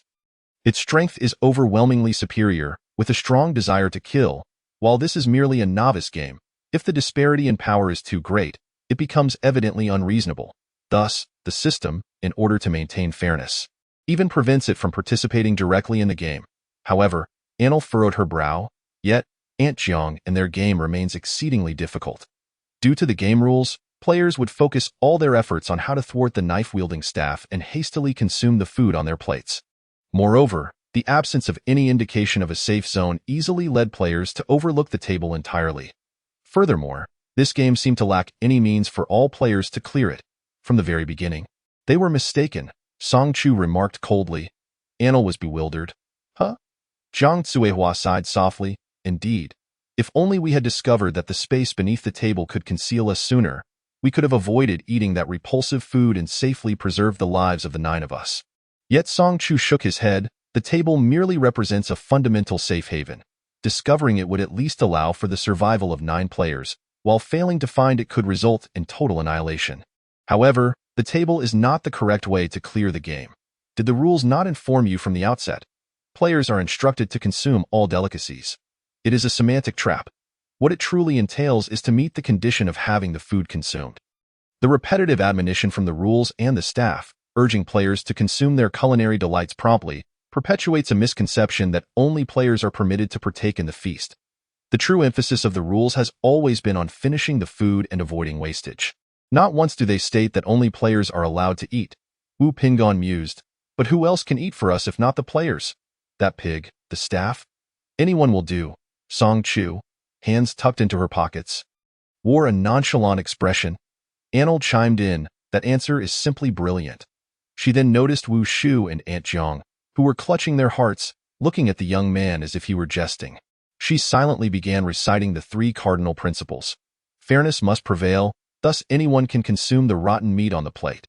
Supremacy of strength, or should someone like her brother, a formidable figure, merely kick over the regulator and shove the entire platter into the pig's mouth? Song Chu interjected, the rules must not be contradictory. Pausing, he turned to the others. What is your interpretation of this statement? Anil swiftly raised her hand. Players must never violate the game rules. For reasons unknown. Zhang Cuihua also quietly lifted her arm to respond. It tells us to adhere to the rules, Ant Jiang remarked. Look, she raised her hand too, Wu Pingon stated. We do whatever the rules dictate. Song Chu replied, forget that now. Remember this. Outside the rules, players can act freely. As long as it is not mentioned in the rules, do as you please. The bolder the person, the greater the harvest. The increase in the number of staff signifies a gradual rise in game difficulty. Initially, they could only mobilize 2 individuals, making the first dish the opportune moment to act. Disregarding the food on the plates, everyone should converge and, with utmost speed, either bind or incapacitate the 2 staff members. If no ropes are available, they could utilize whatever materials are at hand, clothing, tablecloths, anything, to fashion makeshift restraints to bind the initial 2 staff members, effectively turning them into garbage bins for the culinary remnants. simply stuffing food into their mouths. Naturally, it would be best to avoid using the tablecloth, as I suspect it is key to concealing oneself at the dining table. During the remaining time, no one should be idle. They should arm the two strongest individuals with the knives seized from the staff and head into the kitchen to see if they can slaughter that pig. If that proves unfeasible, they should rummage through the ingredients, thoroughly searching for anything to stuff into the mouths of the staff and the pig before time runs out. The three listened in stunned silence. Is this truly a method devised by human intellect to clear the level? Thus, the genuine role of the staff and the monstrous pig is, in fact, that of refuse bins. Brother, were you previously involved in burglary and arson? This is pure banditry. Of course, 10 minutes is certainly insufficient to dispose of all the ingredients. The next course of action involves a collective brawl, binding the staff and desperately stuffing food into their mouths. The ingredients likely represent the true key to success. Without the ingredients, the monstrous pig cannot prepare any dishes. Chapter 27. The Inhuman Asylum. The game can only conclude once the ingredients are exhausted. Did you not say you hid beneath the table for an extended period? Perhaps it was simply that the chef ran out of ingredients, unable to create new dishes, thus ending the game. The reward settlement is based on the plates emptied, but it is certainly not a matter of more consumption yielding more plates. It must be higher-tier items. Annel's face lit up with wonder. Brother, won't this lead to quicker demise? Song Chu cast her a sidelong glance. It will. Fortune favors the bold. Let me teach you one more thing. Serve the dish upon encountering others, Annel inquired. Such as? Song Chu replied. Test the boundaries of the regulator on the brink of danger, seeking to acquire advantageous information. Annel gasped. Isn't that a bit of a strain on the heart? Then keep a couple of heart-saving pills in your pocket. He advised a clever strategy indeed. In the midst of their conversation, they soon arrived at the neighborhood where Wu Pingon resided. The security booth was deserted, and the automated barrier meant to halt vehicles had become a mere iron gate due to a power outage. With a few forceful kicks from Song Chu, it was cast aside. He then continued to push the small cart carrying Wu Pingon into the community. Having spent time in the military during his youth, Wu Pingon was aware that the strength and combat skills of young people are far from ordinary. The cart had limited space. Cradling his injured leg, he could not help but ask, Comrade, are you a Special Forces soldier? Upon encountering a blockade, Song Chu used the back of his shoe to lift the cart, effortlessly raising Wu Pingon and the cart into the air for a fleeting moment. In the next instant, the cart's wheels touched the ground again. Although the cart was small, it was made of metal, and combined with Wu Pingon's weight, at least 200 pounds, it was no small feat, yet the youth lifted it as if it were a box of milk. That youth, who treated people like milk cartons, adamantly denied. No, I am a caregiver working in a mental asylum. He leisurely pushed the cart. You must understand, when the mentally ill become agitated, they are quite difficult to manage. Over time, it can become quite troublesome. Aunt Suehua gazed at him with pity, as if to say, how could such a handsome young man end up in such a job? Song Chu suddenly recalled the director mentioning that their inhuman asylum was severely lacking in cleaning staff. Constantly posting recruitment notices, yet those hired would typically flee within 2 days. Terrified if they could not find more staff, he might have to rely on his looks to entice infatuated middle-aged women. Song Chu noticed that the recruitment flyer even proclaimed, come to the inhuman asylum, meet the handsome young man daily. Upon starting work, receive a splendid gift package featuring the hospital's charming posters. Encounter your male god while on rounds. Below were several photos of Song Chu. He was utterly speechless. Which director spends their days secretly photographing their subordinates? Yet the recruitment issue was indeed dire. Who knew what shameless actions the director might resort to next? A bold aunt like Jiang Tsuehua was undoubtedly a chosen employee of the asylum. Thus, he offered a smile that could only be described as gentle, patiently explaining, the Inhuman Asylum, officially known as the Inhuman Mental Hospital, is part of the National Medical Institution, providing food and accommodation along with insurance. Colleagues are friendly, the atmosphere harmonious, and the environment refined. Personal safety is guaranteed. The salary will likely be calculated in terms of resources, with regular assistance from staff for gameplay. Auntie, you might consider applying for a cleaning position. Song Chu glanced at Wu Pingon, adding with a smile, we are also hiring males. He grinned like a machine, but the smile faded in an instant. Jiang Tsuehua and Wu Pingon inquired cautiously, really? Is it true? The allure of the condition sounded quite tempting. Not only they, but Annel too, was quite intrigued. Brother, do they hire women? I can give injections. Song Chu replied, yes, but there is one requirement. You must possess sufficient courage. What qualifies as sufficient? The three gazed at him expectantly. After pondering, Song Chu remarked, perhaps being able to slap the regulator a couple of times upon sighting them would suffice. An immediate silence ensued, and all three abandoned their thoughts. Wu Pinggan's residence was on the 5th floor, and due to his injury, he requested Aunt Suehua to retrieve the keys. Song Chu and Anna waited downstairs with Wu Pinggan. Around them, flickering flames could be seen as a few survivors gathered to cook, the rising smoke blending into the thick black haze above. The black mist enveloped the world, while the hanging ancient lamps emitted a moonlit glow, dispersing some of the darkness and forming protective domes to prevent humanity from descending into total obscurity. Yet beneath the bright lights lay another gateway to hell. Curiosity piqued, Song Chu leaned against the wall with a smile, asking, how did you manage to survive the supermarket?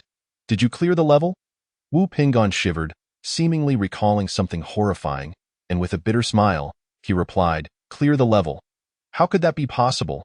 Reflecting on that memory, bloodshot eyes filled with despair emerged. Players continuously entered the game, only to be slaughtered repeatedly. It was pure hell. He, a trained soldier, now found himself in a state of mental collapse, grasping his hair, presenting a smile more sorrowful than tears. Do you know how we survived? He lifted his gaze to Song Chu, his tone laden with bitterness.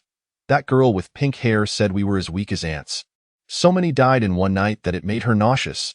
She said she was going to see a doctor now and had no time to play with us anymore. Song Chu fell into silence. Such a rationale for survival seemed nothing short of absurd. Just then, Aunt Suehua descended the stairs, breathless, clutching a set of car keys. In the underground garage, Wu Pinggan led them to a black SUV. Handing the keys to Song Chu, the vehicle was in good condition and had over half a tank of gas, with 2 additional barrels of fuel in the back. Aunt Suehua assisted Wu Pinggan as they slowly exited the garage. Anna leaned in and whispered, Brother Song, let us take them along. The route to the welfare institution will pass by a military outpost in the Weihai base city. It will be safer there. Song Chu lifted his gaze, his eyes pale as amber. Go ask them if they want to head to the military outpost. If they do, let us get in the car. A look of surprise blossomed on Annal's face. I'm going right now. A powerful off-road vehicle surged past the entrance, crashing through the barrier like a Humvee, and sped down the road. The roaring wheels crushed a bicycle lying in the street, sending it careening into a nearby flower bed. Jiang Suehua, her face ashen, clutched a plastic bag and retched violently, the cold wind from the open window whipping through her disheveled hair. Annal fared slightly better, desperately covering her mouth to suppress the nausea. But she was teetering on the brink of vomiting. Song Chu's wild driving felt akin to a roller coaster ride for the others in the vehicle. He pressed the accelerator to the floor, transforming the car into a death-defying speed machine, navigating turns without slowing down, the vehicle soaring and drifting through the air. This was true madness. Chapter 28. The underground black clinic. Song Chu slammed on the brakes, the tires screeching in protest as he turned off the engine and exited the vehicle. 2 middle-aged individuals sat inside, and if he continued driving, they would surely succumb to a fatal spike in blood pressure. His awareness and reflexes were terrifying. Driving with him felt like riding a rocket. Those who had been in his car knew this all too well. It was akin to having a brush with death. Wu Pinggan steadied himself against the car door as he exited the passenger seat, his legs shaking uncontrollably, and exchanged seats with Song Chu. After Annal and Aunt Jiang had emptied their stomachs into the greenery, they rinsed their mouths and splashed water on their faces before supporting each other as they approached. Their legs felt so weak they nearly wanted to bow to Song Chu in gratitude. As the off-road vehicle resumed its journey, the speed was now so gentle it brought tears to Annal's eyes. Thank you, brother, for giving us a chance to live. Please, be gentle with the steering wheel. The further you are from it, the better, Song Chu replied. Is it really that terrifying? Clearly, my driving saves half the time. Isn't that a good thing? Wu Qing, and will you ride with me every day and have never had an issue? Even the director, at his age, has shown no adverse reactions. With an impassive expression, he lowered his gaze and retrieved a crystal ball, attempting to extract some emotional value from it. The crystal ball immediately began to sing his praises. Darling, your driving skills are top-notch. Don't listen to them. I love riding in your car. It feels like flying. However, it could not hold back, and a little figure popped out of the crystal ball. Spewing rainbows, Song Chu exclaimed, "Darling, let me explain. That was truly just an illusion." With a thud, he tossed the crystal ball onto the dashboard. With a cold demeanor, he pulled the oversized hood of his jacket over his head, the black fabric obscuring half of his pale visage, and turned away to sleep. The crystal ball silently reflected on its failure to seize such a splendid opportunity for flattery. Ultimately, it concluded that inner thoughts were impossible to conceal. Desires might be wrapped beneath layers of clothing, but true feelings could not be hidden from view unless drowned out by louder desires. Unbeknownst to Wu Pingyan, who was focused on driving, Anil watched as the transparent crystal ball that Song Chu had discarded transformed into a pure black. As if stained with ink, the color mirrored the ominous black mist outside, thick and impenetrable. The small black orb only remained dark for a few seconds before shedding the ink and regaining its crystal-clear brilliance. Having once worked as a taxi driver, Wu Pingyan was well acquainted with the roads of Yuehai Bay City, even without a smartphone signal to navigate. The streets occasionally saw panic-stricken pedestrians and a few passing vehicles. But otherwise, they were mostly clear. After more than an hour of sleep, Song Chu awoke and reminded Anil and Aunt Jiang to look for pharmacies along the street. Upon discovering a few, they went inside to search, only to find that the hemostatic agents and bandages had already been snatched away, leaving only piles of common cold and fever medications. "I know of a black clinic nearby," Wu Pingyan suddenly recalled. "It's quite discreet, so it likely hasn't been raided for supplies yet." He drove the group to a dilapidated old neighborhood, halting the vehicle in a winding alley that it was nearly 2 in the afternoon. And Anil and Aunt Jiang stayed behind to look for firewood for cooking, while Song Chu and Wu Pingyan ventured into the alley in search of the black clinic. The alley was plastered with large, garish advertisements painted in bright red, new layers overlapping the old, creating a chaotic and grimy appearance. In the dim environment, the glaring red paint almost resembled fresh blood. The surrounding area was in ruins, filled with aging buildings on the brink of demolition, sporadically interspersed with a couple of small shops. After the power had been completely cut off, those who once inhabited this area had vacated in search of food, flocking to more prosperous regions. The absence of large shopping centers rendered the old town nearly deserted, and the few people they encountered on their drive were few and far between. In the eerie silence of the long alley, the sounds of Song Chu and Wu Pingyan's footsteps echoed clearly, one casual and relaxed, the other slightly unsteady due to his injuries. Weaving through the narrow twists and turns of the alley, Wu Pingyan eventually stopped in front of an abandoned barber shop. The floor was strewn with dirty, disheveled hair mingled with dust, and various hairdressing tools lay covered in grime. Wu Pingyan attempted to twist open a rusted iron door, but it was locked from the inside. Song Chu gestured for him to step back, then kicked the door down. Inside was a dimly lit underground passageway concealed by cardboard boxes. Descending the ladder, Song Chu discovered an unexpectedly spacious area, reminiscent of a deserted underground factory. More than 10 makeshift rooms constructed from foam boards filled the space, which housed a plethora of medical equipment and remnants of human existence. Tables were cluttered with test tubes containing liquids of various colors, and a half-eaten sea salt cheese biscuit lay nearby, having been taken from its box. "Dr. Sun, is Dr. Sun here?" Wu Pingyan called out, but received no response. The most apparent conclusion was that the individual had vanished, lost in the black mist or perhaps in the game itself. There was no shortage of food and water here. Dr. Sun had no need to venture out for supplies. "It seems Dr. Sun is absent. Young comrade, feel free to look for any medication you need. I am of little help in that regard." Song Chu acknowledged with a nod. He scanned the assortment of potions on the counter, each labeled with various English identifiers. His gaze lingered on the half-eaten biscuit for a moment before he crushed it into crumbs, which fell from his fingers with surprising fragility. In the series of foam board rooms, some were stocked with medications, while others stored equipment. A few even contained human and animal bones preserved in formaldehyde. Song Chu recognized those animal bones from the more advanced laboratories in the non-human psychiatric facility. It seemed he and Wu Qing had captured them from the black mist, once skinned and cleaned. The remaining skeletons resembled those. This indicated that the doctor at this Wu Pingyan awkwardly took a step back. As a result, Dr. Sun resembled a straw, merely leaning forward with a slight force that caused him to completely lose his balance. He fell to the ground with a thud. It was only then that Song Chu noticed that the man could be described in 4 words: as thin as a rake. The 2 light-colored pant legs hung limply, revealing an ankle that was merely skin wrapped around bone, its side profile appearing distinctly diamond-shaped, sharp enough to be dangerous. His exposed arms and even his relatively handsome face were all strikingly gaunt. He looked like a straw that had come to life, as if he hadn't eaten in a fortnight. The straw struggled to extend a palm towards the ground. "Could you please pull me up?" "Thank you." Wu Pingyan hurriedly helped Dr. Sun up, repeatedly apologizing. "I'm terribly sorry, Dr. Sun. Please get up. The ground is cold." With Wu Pingyan's assistance, the swaying straw finally steadied itself, and he retorted angrily, "The ground is not cold. It's hard. It hurts." Turning his face, it was already smeared with blood. "Oh my goodness, Dr. Sun, you're bleeding."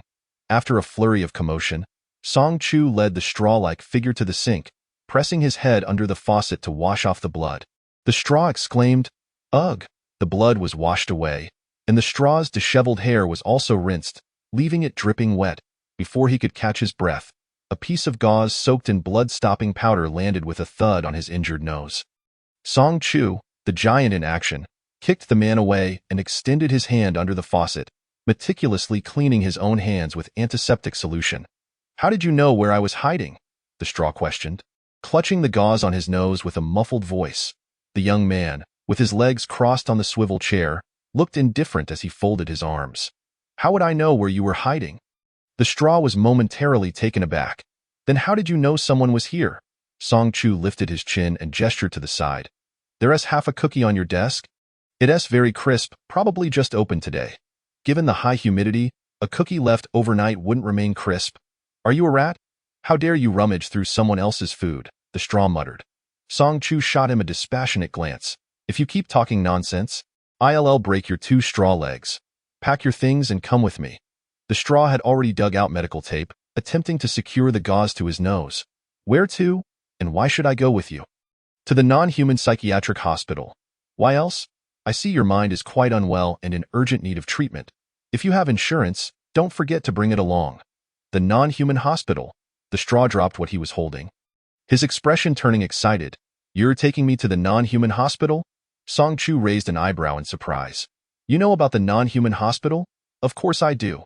The straw stepped forward eagerly but faltered under Song Chu's cold gaze, standing still while still asking. "Reports say that academician Shan is already researching the A3 phase of the black mist characteristics. Is that true? What you mentioned was reported half a year ago." "The research results for A3 were released a week ago." A3. The straw's face flushed with excitement, his expression completely deranged. "The 3rd phase has been released, did you know? Can you tell me the results?" "I am only at A2. What is A3 like?" He rambled on with a slew of technical terms that Song Chu couldn't comprehend. Song Chu felt a headache coming on. "Shut up. Now pack your things and come with me." "Where to?" "Oh, you're from the non-human hospital. So following you will get me to the non-human hospital to see A3. The straw's eyes sparkled as he eagerly waved his hands. "I'll go with you. Let us hurry. CA3, CA3. Song Chu felt his headache intensify. "Pack your things." Right. I need to bring my research results." The straw dashed into a laboratory and emerged holding a metallic box containing reagents. "Clothes? Do you expect to wear that pajamas for a week?" Song Chu pressed his forehead. "Can I?" The straw looked down at his honey bear pajamas. Song Chu could only look at Wu Pingyan, help him find a couple of outfits to pack. When they returned to the vicinity of the SUV, and Lu and Aunt Jiang had already prepared a meal. Lunch consisted of boiled noodles with some canned luncheon meat. Aunt Jiang looked surprised at the straw following behind Song Chu and Wu Pingyan. "Who is this?" Wu Pingyan replied, "This is Dr. Su." And An Lu asked, "Is he joining us?" Song Chu, looking lethargic, picked at the noodles in his bowl. "He's coming back to the non-human hospital with me." The straw diligently slurped the noodles, nodding vigorously at the mention. His bowl was served by Aunt Jiang, who noticed how excessively thin the child was, muttering about the poor child while generously filling his bowl with noodles. The straw was engrossed in research. Food to him was merely a means of survival, and he would eat whatever was available when he was starving. Years of irregular eating habits had resulted in a very limited appetite. He was eating so slowly that it couldn't keep pace with the noodles multiplying. Anlu assumed the straw was an employee recruited by Song Chu, looking at him with admiration. That's impressive. Who would have thought this doctor, appearing so frail, would dare to slap the overseer's face? Chapter 30. The woman with a mental disorder. Wu Pingyan's SUV was originally a six-seater, so accommodating one more person posed no problem. The previously vacant seats were now filled with large and small bags, secured to the roof of the vehicle by Wu Pingyan with ropes. After finishing their meal, the group continued on their journey. It turned out that the straw's full name was Sun Huajing, a highly educated and intelligent individual, an enthusiastic researcher of the Black Mist. He was dismissed from his hospital due to the gruesome nature of his research being reported by colleagues. However, for such a medical fanatic, a job was of little consequence. Sun Huajing excitedly returned to his hometown to open a black clinic, supporting his research on the Black Mist by treating those who wandered in the gray area of society. Is Sun Huajing the grandson of Sun Simiao, the Hua of Hua Tuo, and the Jing of Zhang Zhongjing? Anlu couldn't help but ask curiously. Sun Huajing readily confirmed. Anlu smiled awkwardly. Your father has great expectations for you. Dr. Sunday. Sun Huajing replied. No, I chose the name myself. Anlu was taken aback. Ah, how shameless. Holding his small box, Sun Huajing proclaimed unabashedly. This name is worthy of me. Anlu. You really have no shame. Nonetheless, having an additional doctor in the vehicle brought some advantages. In case of emergencies, there would be someone to rely on. Wu Pingyan's injuries had not fully healed and he was evidently unfit for long drives. Sun Huajing had helped him change the bandages, stating that a complete recovery would take at least 3 days. Anlu had a driver's license, but it was freshly obtained. To what extent? At the level of practicing in driving school. Consequently, the SUV was driven at a speed comparable to that of a small electric scooter. Sun Huajing eagerly volunteered. I can drive. The group responded, change drivers.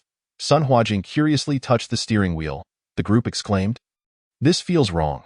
Sun Huajing stated, though I don't have a license. The group immediately changed their expressions. Get out? Sun Huajing protested. But there are no traffic police around now. Why can't I drive? Aunt Zhang smiled. Little son. Because Annie hasn't lived enough. Yet. Anlu added. Exactly. What does a road killer like you have to do with this? Let me drive. Aunt Zhang looked at Song Chu. Otherwise, you should drive slowly. Song Chu replied, Why are you looking at me? I don't have a license either. The group exclaimed in unison. What? You don't have a license, yet you drive that car like a race car? Now you tell us you don't have a license? Song Chu frowned. I don't know why. I just can't seem to pass the test. The group, Anlu sincerely suggested, Bro, maybe you should try a different test track. Ultimately, Anlu took over the driving duties. She drove at the pace of a small electric scooter for 5 hours, arriving at 10 in the evening. When they checked the road signs, they realized they hadn't left Z City. The Yuehai Bay City was a broad classification following the emergence of the Black Mist, with an actual area equivalent to that of 2 provinces prior. They parked the vehicle by the roadside. Those inside covered themselves with clothing or thin blankets, gradually falling into deep sleep. The parking location was relatively secluded, situated beside a primary school. After 2 hours of sleep, Song Chu rubbed his eyes awake. It was somewhat noisy. There seemed to be a woman's voice crying out hoarsely nearby. He glanced at the car interior. Anlu and Uncle Wu were taking turns driving, both of whom were the most fatigued and slept the deepest. Song Chu opened the car door and stepped out. The night air was even colder, the chill blowing through him, completely dissipating his drowsiness. He stood still for a moment, trying to ascertain the direction from which the cries were coming, and then set off, thud. Song Chu turned around. The straw had performed another grand bow. Moments later, Sun Huajing was sitting on the curb. Rubbing his knee, Song Chu crossed his arms, watching him. Why did you come down? I couldn't sleep. Wanted to take a walk? Sun Huajing replied defiantly. His inability to sleep was understandable, as he had spent nearly the entire afternoon sleeping except for meal times. Are you going to trip over yourself while walking 2 steps? Song Chu's gaze was laced with sarcasm. After speaking, he disregarded the person behind him, his hands casually tucked into the pockets of his hoodie as he strode away with long strides. Wait for me, I'm coming with you, Sun Huajing hurriedly called out, trying to keep pace. Thud. He stumbled again. Song Chu's lips twitched, a reprimand on the tip of his tongue, but upon noticing Sun's spindly legs, reminiscent of matchsticks, he held his tongue. After all, the fact that those legs could run and jump was a remarkable sight. considering they appeared as though they could snap at any moment. 10 minutes later, a youth clad in a black hood ambled leisurely ahead, hands in his pockets. Behind him, Sun Huajing, dressed in a teddy bear onesie, perched on Song Chu's electric suitcase like a child, twisting the handle and playfully alternating between lagging behind and overtaking Song Chu. Thoroughly enjoying himself, the three little black wheels beneath the silver suitcase whirred busily. Song Chu, his eyelids drooping, chose to ignore him. This suitcase was originally meant for Wu Yu, who, due to his frail constitution and short legs, preferred to ride rather than be carried. Yet here was someone even more physically inept than him, more accurately, someone resembling a cripple. Beneath a shopping mall, the beams of flashlights mingled with clusters of bonfires.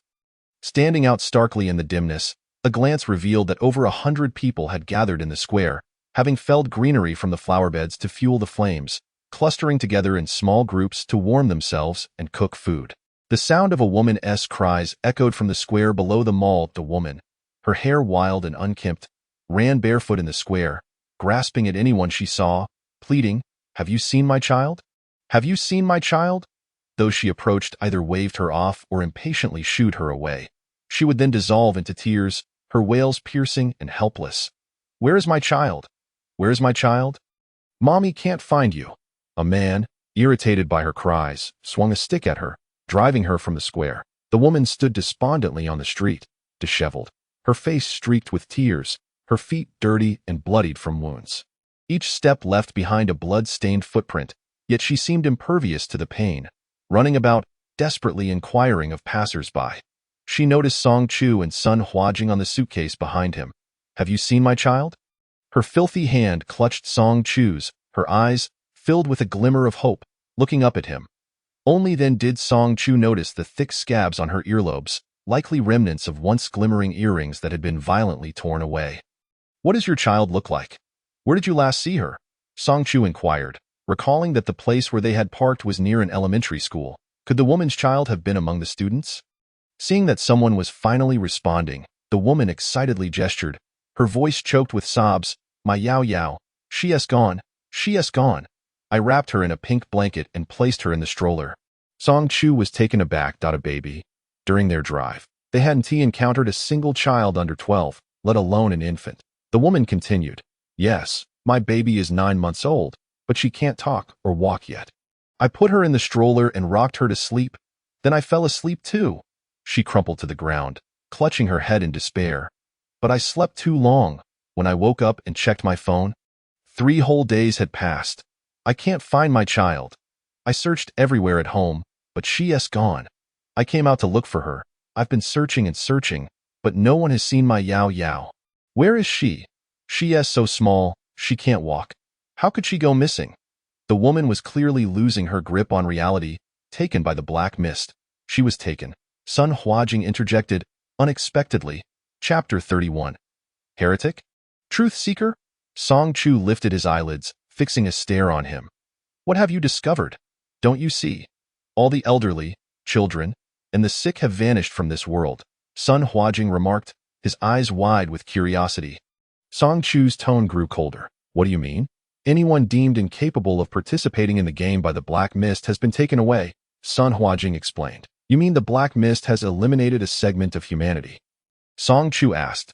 "Precisely, the Black Mist only retains those who can participate in the game as players." As Song Chu pondered this, the crystal ball beneath his palm suddenly grew warm. He pulled it out to inspect, his expression shifting abruptly. "Sun Huajing, you are a heretic." Sun Huajing, who had been spinning on the suitcase, halted, looking earnestly at Song Chu. "We are not heretics. We are truth seekers. I have studied the Black Mist for 10 years. Suddenly, a shrill scream pierced the air, interrupting Sun Huajing. The woman pointed frantically at the air before them, exclaiming, "Yao Yao is there. I see her. She is in the Black Mist. Look, she is smiling at me." It seemed she had fallen into a delusion, taking steps toward the apparition, arms outstretched.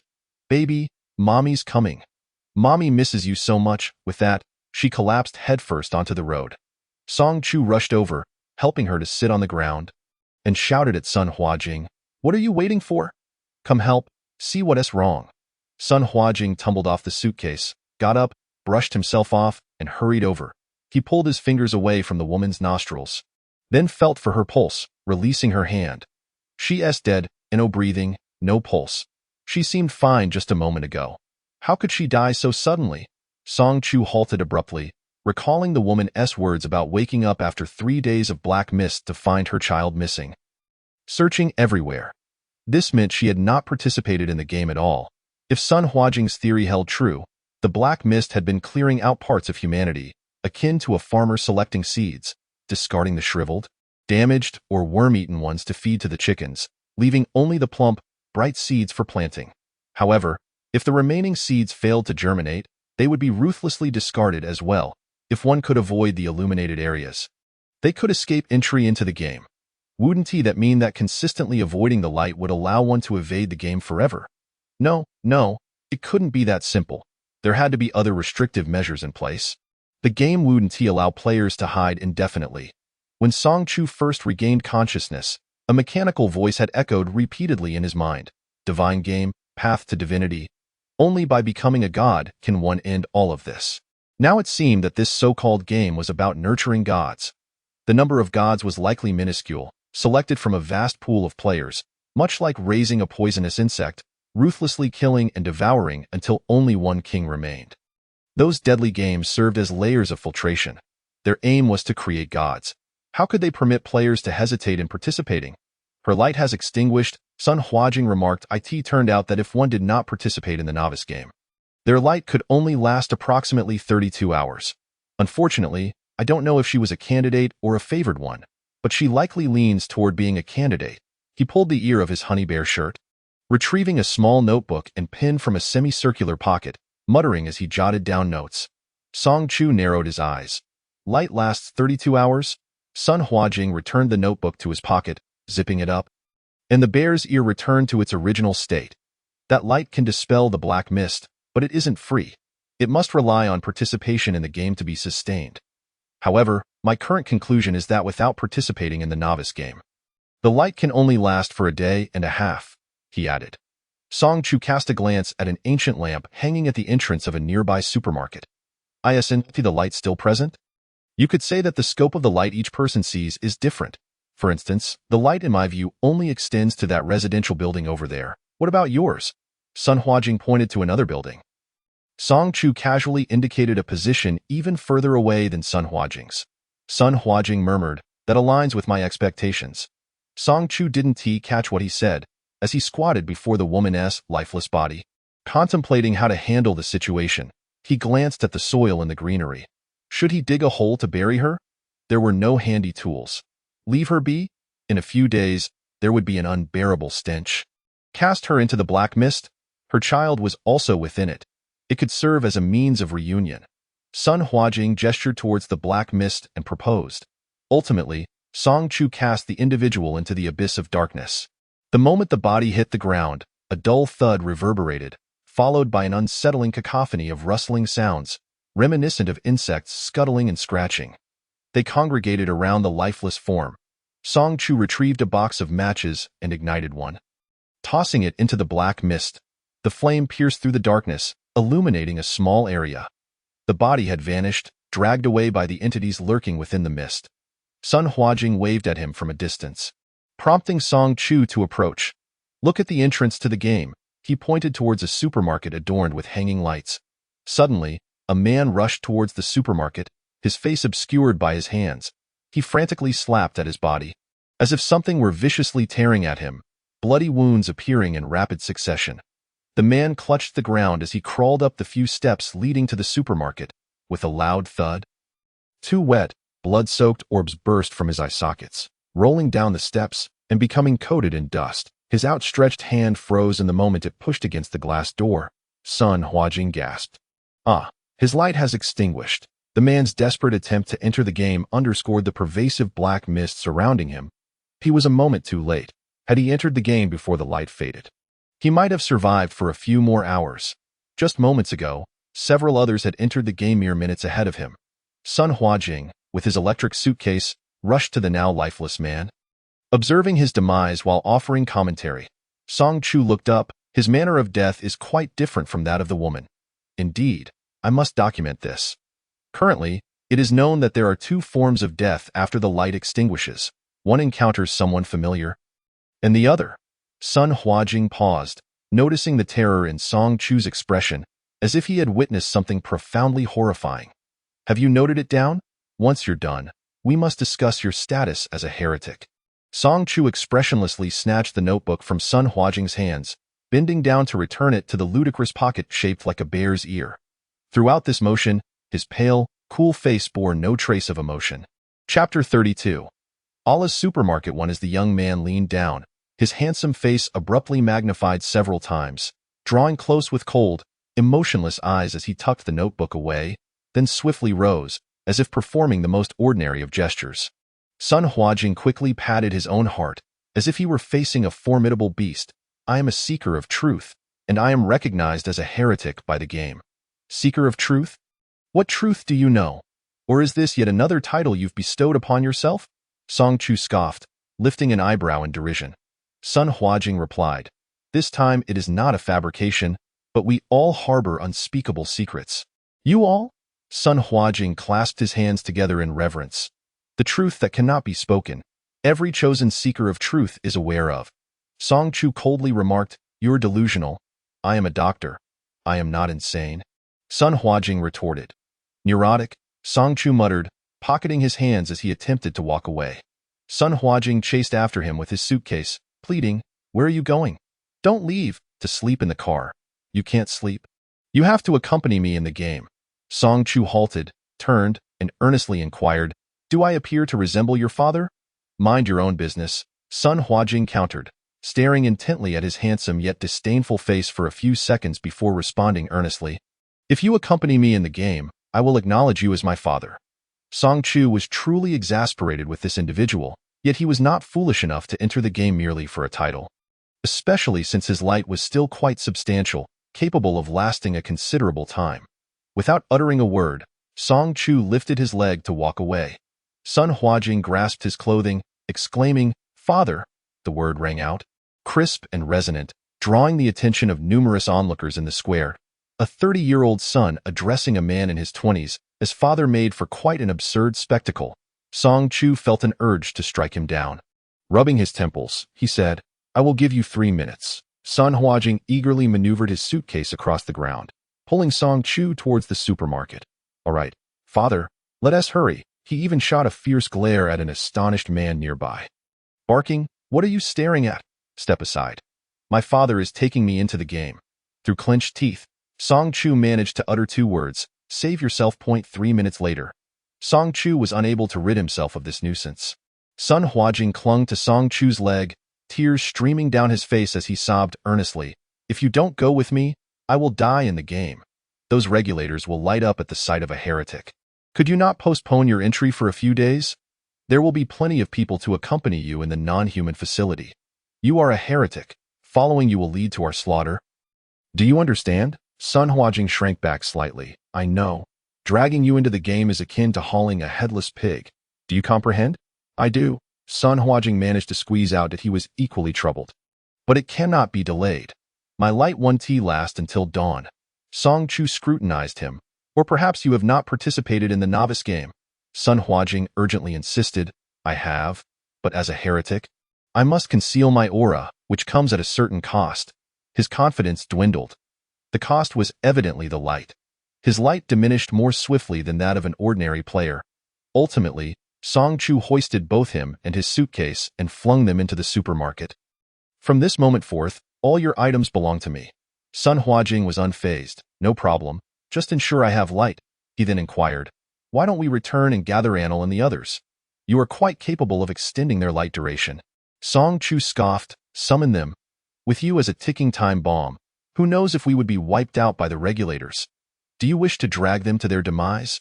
As he spoke, blinding white light enveloped the two. Song Chu shielded his eyes with his palm, and when he opened them again, the scene had transformed dramatically. The game's setting resembled an archaic supermarket management game, with colorful light boards erected throughout the aisles. Bingo! A cheerful game prompt echoed, and the enormous, colorful signboards lit up before them. The characters depicted included a little girl with pink hair, sweetly attractive, her fluffy pigtails cascading down to her lace-trimmed black princess shoes. A pure black devil's tail coiled around her snowy white dress, its tip shaped like a heart.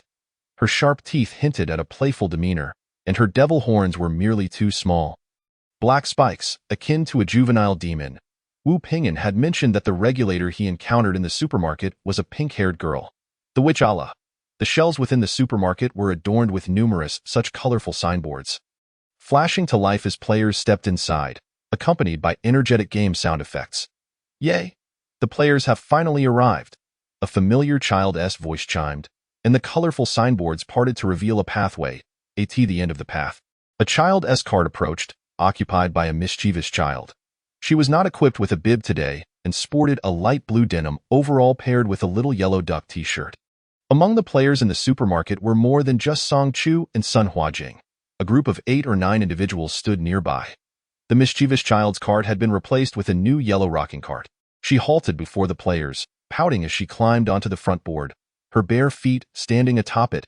With the height of the cart, she could finally reach the shoulder level of the players.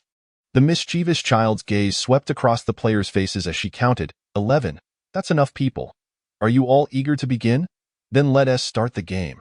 Song Chu glanced at Sun Huajing, who visibly relaxed in the shadows. Relieved to have gone unnoticed, the mischievous child clapped her hands joyfully. My good friend, the witch Allah, is a renowned supermarket tycoon in the gaming world. She manages various supermarkets across different games. Thus, our game today is to operate Allah's little supermarket. Since it is Allah's supermarket, shouldn't she be the regulator of the game? Why has it changed to you?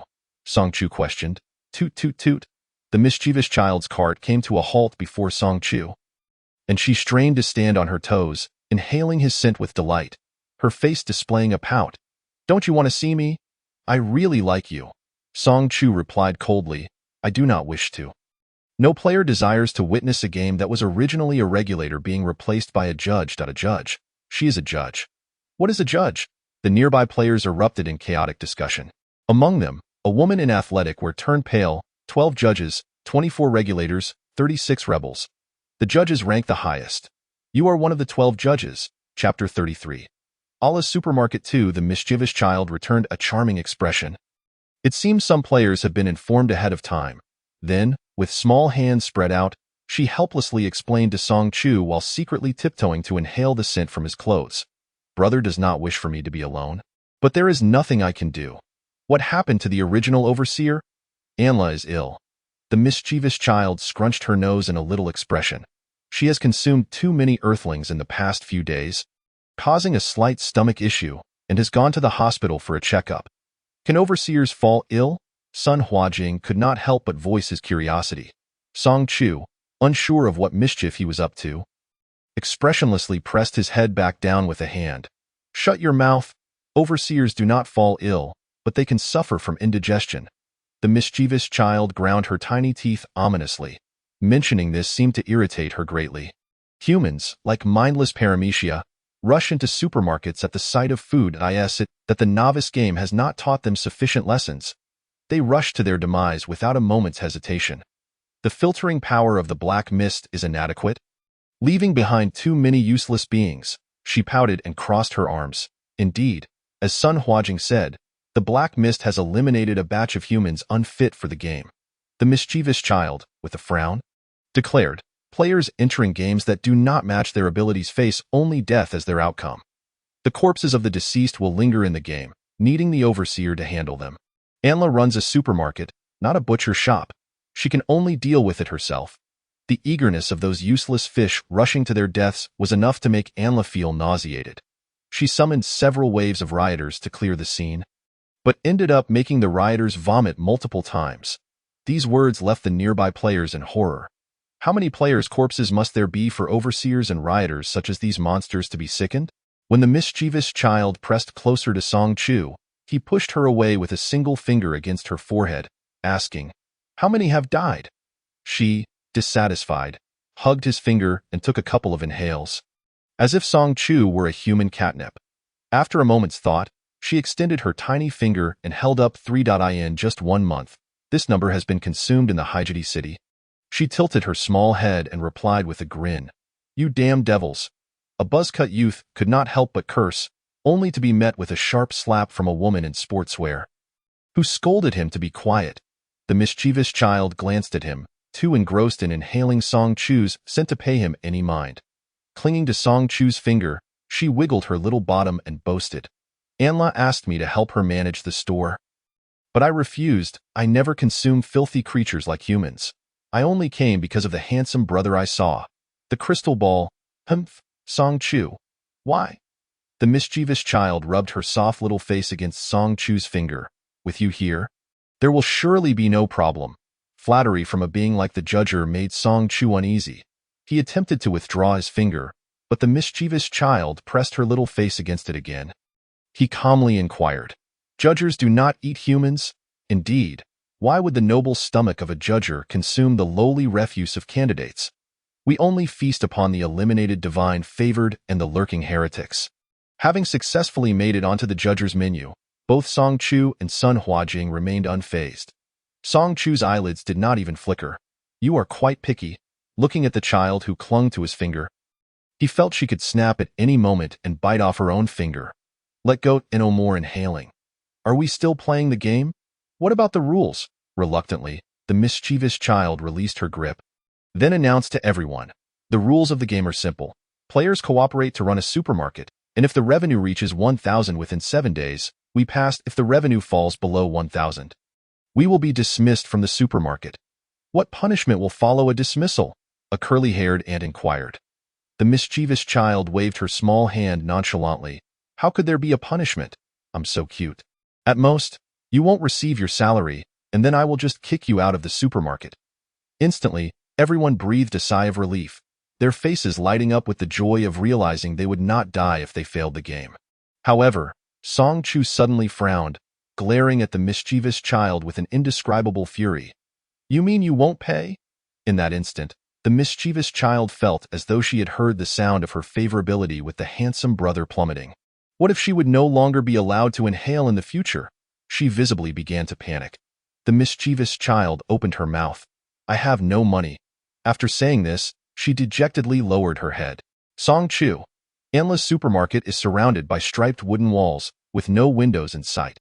Sun Huajing, riding a motorized suitcase, quickly dashed to the only door. He leaned against the colorful glass of the door, trying to peek outside, but the glass was not ordinary. No matter how he looked, not a single ray of light could be seen. His gaze shifted downward to the handle of the door. Sun Huajing glanced around, noticing no one was watching him. With a creak, he opened the door a crack and peeked outside. Closing the door, a fidgety older child hurriedly returned to Song Chu's side on the suitcase. Outside the supermarket was only a dense black mist. If we were dismissed and kicked out, we would die. His voice, though soft, resonated clearly in the ears of the more than 10 players present. Like a drop of boiling water hitting hot oil, the black mist. If we are dismissed, we will be thrown into the black mist. So this is the punishment. If dismissed, none of us will survive. The earlier joy vanished in an instant, and the players felt an unprecedented pressure. How are we to earn 1,000? A young man with blonde hair could not help but wonder out loud to the judger whether the 1,000 was in renminbi or some other currency. Only then did everyone realize, upon turning around, that the judger had vanished. "Where is everyone?" an ant with a handbag asked Song Chu. Song Chu casually pointed. "I in a large wooden box filled with jelly of various colors." 2 short legs were sticking out, kicking the air vigorously. "Hey, go ask her how we are supposed to make money," the blonde youth urged Song Chu. Leaning against the empty shelf behind him, Song Chu lowered his lashes without lifting his eyelids. "What? You have a mouth, don't you? I don't even know her. If not you, who else would go?" The blonde youth flared up after being mocked. "Exactly, young man. You know that little girl. We don't know her. If we can't earn money, we'll all die. You're not doing this for us. Asking her won't cost you anything." An older woman with a wild curly hairstyle immediately chimed in. For a moment, it seemed as though they were putting Song Chu on the hot seat. Song Chu, with one leg bent against the dark wooden shelf, replied without a moment's thought. Not going point too simple, decisive words. Even moral coercion requires at least a modicum of morality, which he lacked entirely. Chapter 34. Anla's Supermarket 3. The curly-haired ant shouted. "Hey, I say, you young man, You lack a conscience. Among the players, for ants were evidently in cahoots, even managing to gather enough to form a mahjong table. With the curly-haired ant, handbag ant, jade ant, and scarf ant being the other three, the woman in sportswear and her two companions watched coldly. The blonde youth and a beady-eyed man were players who had come alone. Perhaps eager to clear the game, the blonde youth gritted his teeth and pulled a sharp bone knife from the brown oval bag slung over his shoulder. He pointed the knife at Song Chu, threatening, "Are you going or not?" He was too eager to manipulate Song Chu, believing that a mere knife would compel obedience. "Behave yourself, do what I say, or else watch out for your life." The blonde youth continued to shout. Song Chu lifted his eyelids. This was the second person after the black mist to point a knife at him. He did not understand why some people thought they were invincible simply because they wielded a knife. After a moment of contemplation, he discreetly tapped the crystal ball twice with the fingers that had been resting in his pocket. When he withdrew his hand, he held something new. It was metallic. Cool to the touch, a silver aluminum gun with smooth lines and a dark muzzle aimed at the blonde youth's head. The Desert Eagle, renowned for its immense power and striking appearance, was also the most effective solution. Song Chu tilted his head slightly, looking at the blonde youth holding the knife, and let out a light chuckle. "What are you saying? I didn't catch that. Care to repeat?" The group of ants huddled together instantly screamed in terror. "He has a gun. He has a gun!" The scarf ant dove into the shelf, while the handbag ant clawed at the curly-haired ant with her long nails, reproaching her in a hushed voice. "You calamity bringer, what kind of living disaster have you stirred up? You've put us all in danger." The matron with the permed hair stood pallid and trembling, barely able to maintain her balance. Clad in an array of resplendent jade jewelry, she clutched the edge of the nearby shelf with her fingers, desperate to prevent herself from collapsing. With a thud, the blonde youth dropped his knife, his face ashen as he knelt on the ground, fervently bowing his head in apology. "I'm sorry, brother. I'm sorry. I was wrong. I swear I'll never do it again. Spare my wretched life. I am but your dog, and in this game, I will do whatever you command." Despite having undergone a previous encounter with the Dark Fog and a novice game that significantly enhanced his physical attributes, no one dared to assume their head was harder than a bullet. The blonde's face was smeared with tears and snot. Seeing that bowing had no effect, he began to slap himself frantically. Glancing at the ornate silver Desert Eagle in his hand, Song Chu felt a wave of delight wash over him. Indeed, this was the most effective solution. Efficient, swift, and straightforward, it could easily be widely adopted throughout the hospital. Yet the director persistently obstructed such measures. However, each bullet in the gun was crafted from D1, grade premium metal, worth more than the blonde's 2 lives. He was not foolish enough to miscalculate.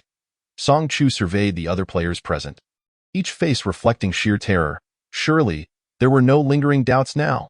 The blonde hurriedly exclaimed, "No, no." With this assurance, Song Chu felt confident that he would not face any further troubles in this game. Content, he tucked the gun back into his pocket and tossed it to the crystal ball. Sun Huajing continued to behave like a hyperactive child, zigzagging around the supermarket floor with an electric suitcase. Before entering the game, Song Chu had retrieved a metal box from his silver suitcase, which he used to store weapons, and handed a Desert Eagle and a dagger to the crystal ball. "I've inspected the area. The shelves and cabinets here are completely empty. Don't run a supermarket. One must stock inventory first." Sun Huajing abruptly halted his electric suitcase with a kick.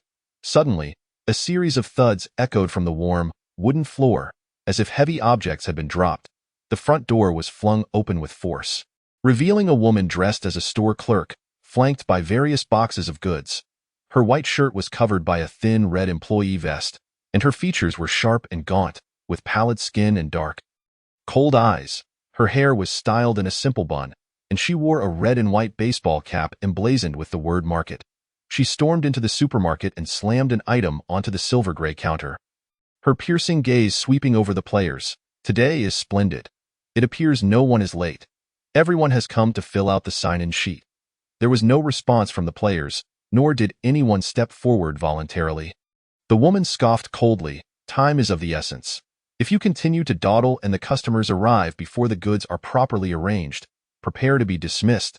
The threat of dismissal held significant weight, and the crowd's demeanor shifted instantly as they hurried forward. The item on the counter was a clipboard, specifically a sign-in sheet. The top line was printed in black ink, reading attendance sign-in sheet. The upper right corner bore the label Supervisor. Vivian.it seemed she was the head clerk, while the remaining players were mere store employees. The upper left corner indicated the date of the sign-in. It was not a specific day, but simply day 1. The mischievous child had mentioned that the player's goal was to achieve a sales volume of 1,000 currency within 7 days.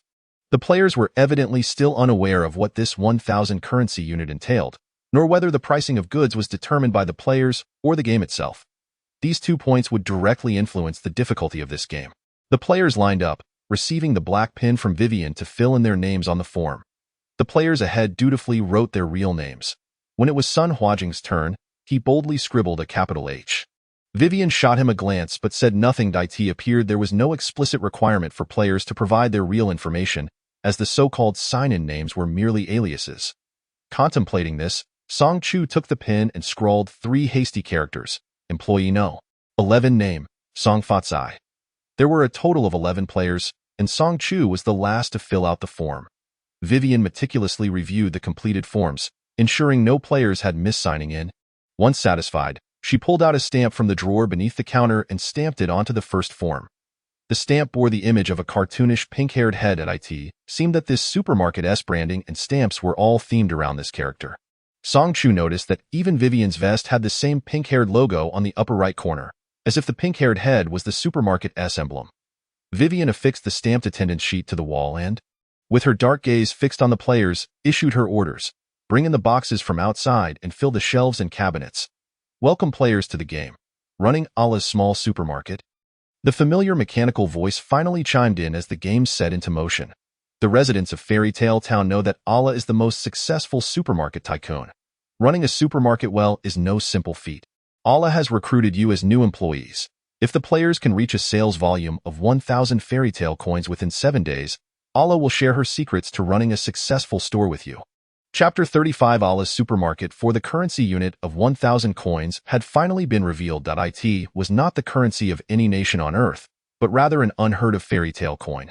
Setting aside the question of what fairy tale coins were, the crucial matter was what kind of reward the secret to running a store would entail. What use is a secret? Song Chu muttered with a grimace. Detection indicates that a player has displayed uncivilized behavior. The mechanical voice halted mid-sentence, recognizing a familiar item, before abruptly stopping. And Allah has also provided a grand gift package. The mechanical voice hurriedly recited these words. Continuing with the game's rules, game type, simulation management, puzzle, memory, supervision, Allah, judgment by mischievous child and proxy. The players were left wondering. So what about the uncivilized behavior? Was it simply overlooked? Nevertheless, a gift package was certainly better than a mere mention of secrets. The players began to move towards the entrance to carry in the boxes. Simulation management, puzzle, memory. Song Chu repeated these words in his mind thrice, confirming that he saw no connections to combat or violence. It appeared to be a standard supermarket management game. Unlike the previous experiences of Wu Pingon and Jiang Tsuehua, who had mentioned that players had to defeat a monster within a set time frame. The mischievous child had claimed that Allah had many supermarkets. Each supermarket presented a unique game. The cardboard boxes stacked at the entrance were filled with various items, each weighing over 100 pounds. However, with their enhanced physical abilities, even the 4 middle-aged women could easily manage the exertion to lift the boxes. The woman in sportswear pulled a small knife from her sleeve and swiftly opened the cardboard boxes to inspect their contents. Inside was a box of yellow pears, each one identical in size and shape, resembling a perfectly molded fruit. Naturally, in a game, how could the fruits differ? Other players also began to unpack the boxes. Some contained apples, oranges, and grapes, while others were filled with various sundries like toothpaste and cups. In summary, aside from differing colors, none of these miscellaneous items were alike. Similar fruits, a plethora of diverse daily necessities. The dark-skinned crew-cut man continued to bring in the remaining boxes from outside. This time, the boxes contained an assortment of colorful snacks, candies, chips, and more, all delightful and varied. Did the players need to arrange the goods themselves? The woman in sportswear asked Vivian. Vivian's dark eyes shifted slightly beneath her red and white clerk cap, as if the woman had uttered something preposterous, and a sardonic smile crept across her pale face. Ha, then you'd best wait for the customers to help you arrange them. Unfazed, the woman in sportswear pressed on. Are there any strict requirements for how players should arrange the merchandise? Vivian replied, I don't know. With that, she returned to her cold, statuesque stance behind the cash register, resembling a pale automaton. Seeing that she could extract no useful information, the woman in sportswear turned to the crew-cut man and the slant-eyed fellow, saying, It seems we need to arrange these ourselves. Since she won't provide us with any hints, let us check the shelves and cabinets. Perhaps there will be some clues. Liang, you go that way. Zhou, bring a box of fruit and follow me. The woman in sportswear, the crew-cut man, and the slant-eyed fellow remained close together, clearly a team. The woman in sportswear exuded strong leadership, her decisive tone compelling trust. Among the numerous dark wooden shelves in the supermarket, no abnormalities were immediately apparent. Come quickly and take a look, the plump woman beckoned, seemingly having made a discovery. Although the cabinets, which reached only to the players' waists, were similarly constructed from dark wood, their inner sides sported some protrusions that could easily be overlooked if one did not pay close attention. The woman in sportswear approached, running her fingers over the raised portions, which appeared to be some inverted letters of the English alphabet. The cacophony of English, alien to our ears, left several middle-aged women bewildered. It's all right, one of them quickly interjected. I used to be an elementary school teacher, so I understand a bit. The English signage seemed utterly perplexing, and relying solely on intuition made it challenging to decipher. The woman in athletic wear, determined, stepped into the container, crouching to examine the letters inscribed on its inner wall. It's apples. This container is designated for apples. The man with a buzz cut, following closely beside her, swiftly retrieved an apple from one of the fruit boxes to serve as a marker. The remaining containers likely bear similar labels. I shall investigate the others. There were 7 black wooden containers, each labeled with distinct English words corresponding to 7 different fruits: apples, pears, bananas, and so forth. With newfound clarity, the previously aimless players became more adept, swiftly lifting fruit boxes and pouring their contents into the containers until all 7 were filled to capacity. The woman in athletic attire surmised that since the containers were all labeled, the empty ones must also possess indicators, which the players had yet to discover. Consequently, she encouraged the group to disperse and search for clues. Except for Song Chu and Sun Huajing, the other players instinctively obeyed her command. Calm and composed, the woman in athletic wear was the only one among the remaining players fluent in English, bolstered by the presence of the robust buzzcut man and another muscular companion. Aside from Song Chu, who wielded a gun, she and her allies were arguably the most formidable players. The rest were evidently less capable. For middle-aged women who appeared to be a burden, a yellow-haired man who, despite wielding a knife, was utterly terrified, and a gaunt man with beady eyes. The women were unfamiliar with English. The yellow-haired man was a school dropout, and the gaunt man barely recognized words beyond his own name. Thus, among the 9 individuals, the woman in athletic wear was indeed the most educated. Although the middle-aged women lacked prowess, their survival through previous games indicated a unique skill set, particularly the shrewd Jade Annie, known for her keen eye for character. These 4 women shared a camaraderie, having once gathered for tea, conversation, and mahjong before the onset of the Black Mist. When the mist enveloped the world, they were disoriented for 3 days. Yet all 4 remained intact. Jade Annie was affluent, adorned with ostentatious jade jewelry around her neck, ears, and wrists. She was astute. During a prior game, she had successfully navigated her trio of elder sisters alongside a young policeman, allowing them all to complete the game. Unfortunately, the young policeman had lost an arm while protecting them, and once the game concluded, the women promptly followed another male player. The Silk Scarf Annie's husband was an official in the Yuhai Bay City. The women promised the male player that if he escorted them to the military outpost, he would enjoy safety for life, with a dedicated military force ensuring his protection upon exiting the game. Alleviating any concerns about resources, the male player, enticed, agreed, and they located a vehicle at a nearby dealership, driving towards the nearest military outpost. However, midway, they discovered the road ahead was shrouded in black mist. The man climbed a tree to survey the situation. Realizing the obscured section was relatively short, merely about 20 meters in length. With no time to waste, he resolutely pressed the accelerator to the floor. Chapter 36. Allah's Supermarket 5. The black mist instantly enveloped the vehicle, battering the windows with ferocity. Perhaps due to their recent emergence from the game, the light surrounding them was at its brightest. allowing them to traverse the mist without incident. Yet, unbeknownst to them, the mist had dulled their light significantly, manifesting as an increased density of darkness in their surroundings. The mist encroached from all directions, nearly filling the road. Consequently, the vehicle could only proceed towards the solitary source of light, the supermarket. Unfortunately, they ran out of fuel just before reaching it and had to abandon the car, sprinting desperately. The black mist left behind a narrow, illuminated path, gradually constricting from both sides. During the frantic escape, the man was inadvertently shoved by the woman with the curly hair, causing him to stumble into the mist. The creatures lurking within the darkness tore at his leg, attempting to drag him into the void. Ultimately, the outcome was as Song Huajing and Song Chu had witnessed. The four middle-aged women successfully entered the game just as their light was about to extinguish completely. The man, delayed by 2 minutes, crawled to the steps of the supermarket, bloodied and lifeless, before succumbing. Among the remaining players, the woman in athletic wear and her 2 companions had willingly entered the game in search of items. The yellow-haired man and the gaunt one were also compelled to flee into the supermarket as their light waned. The gaunt man arrived first but was met with a notification from the system.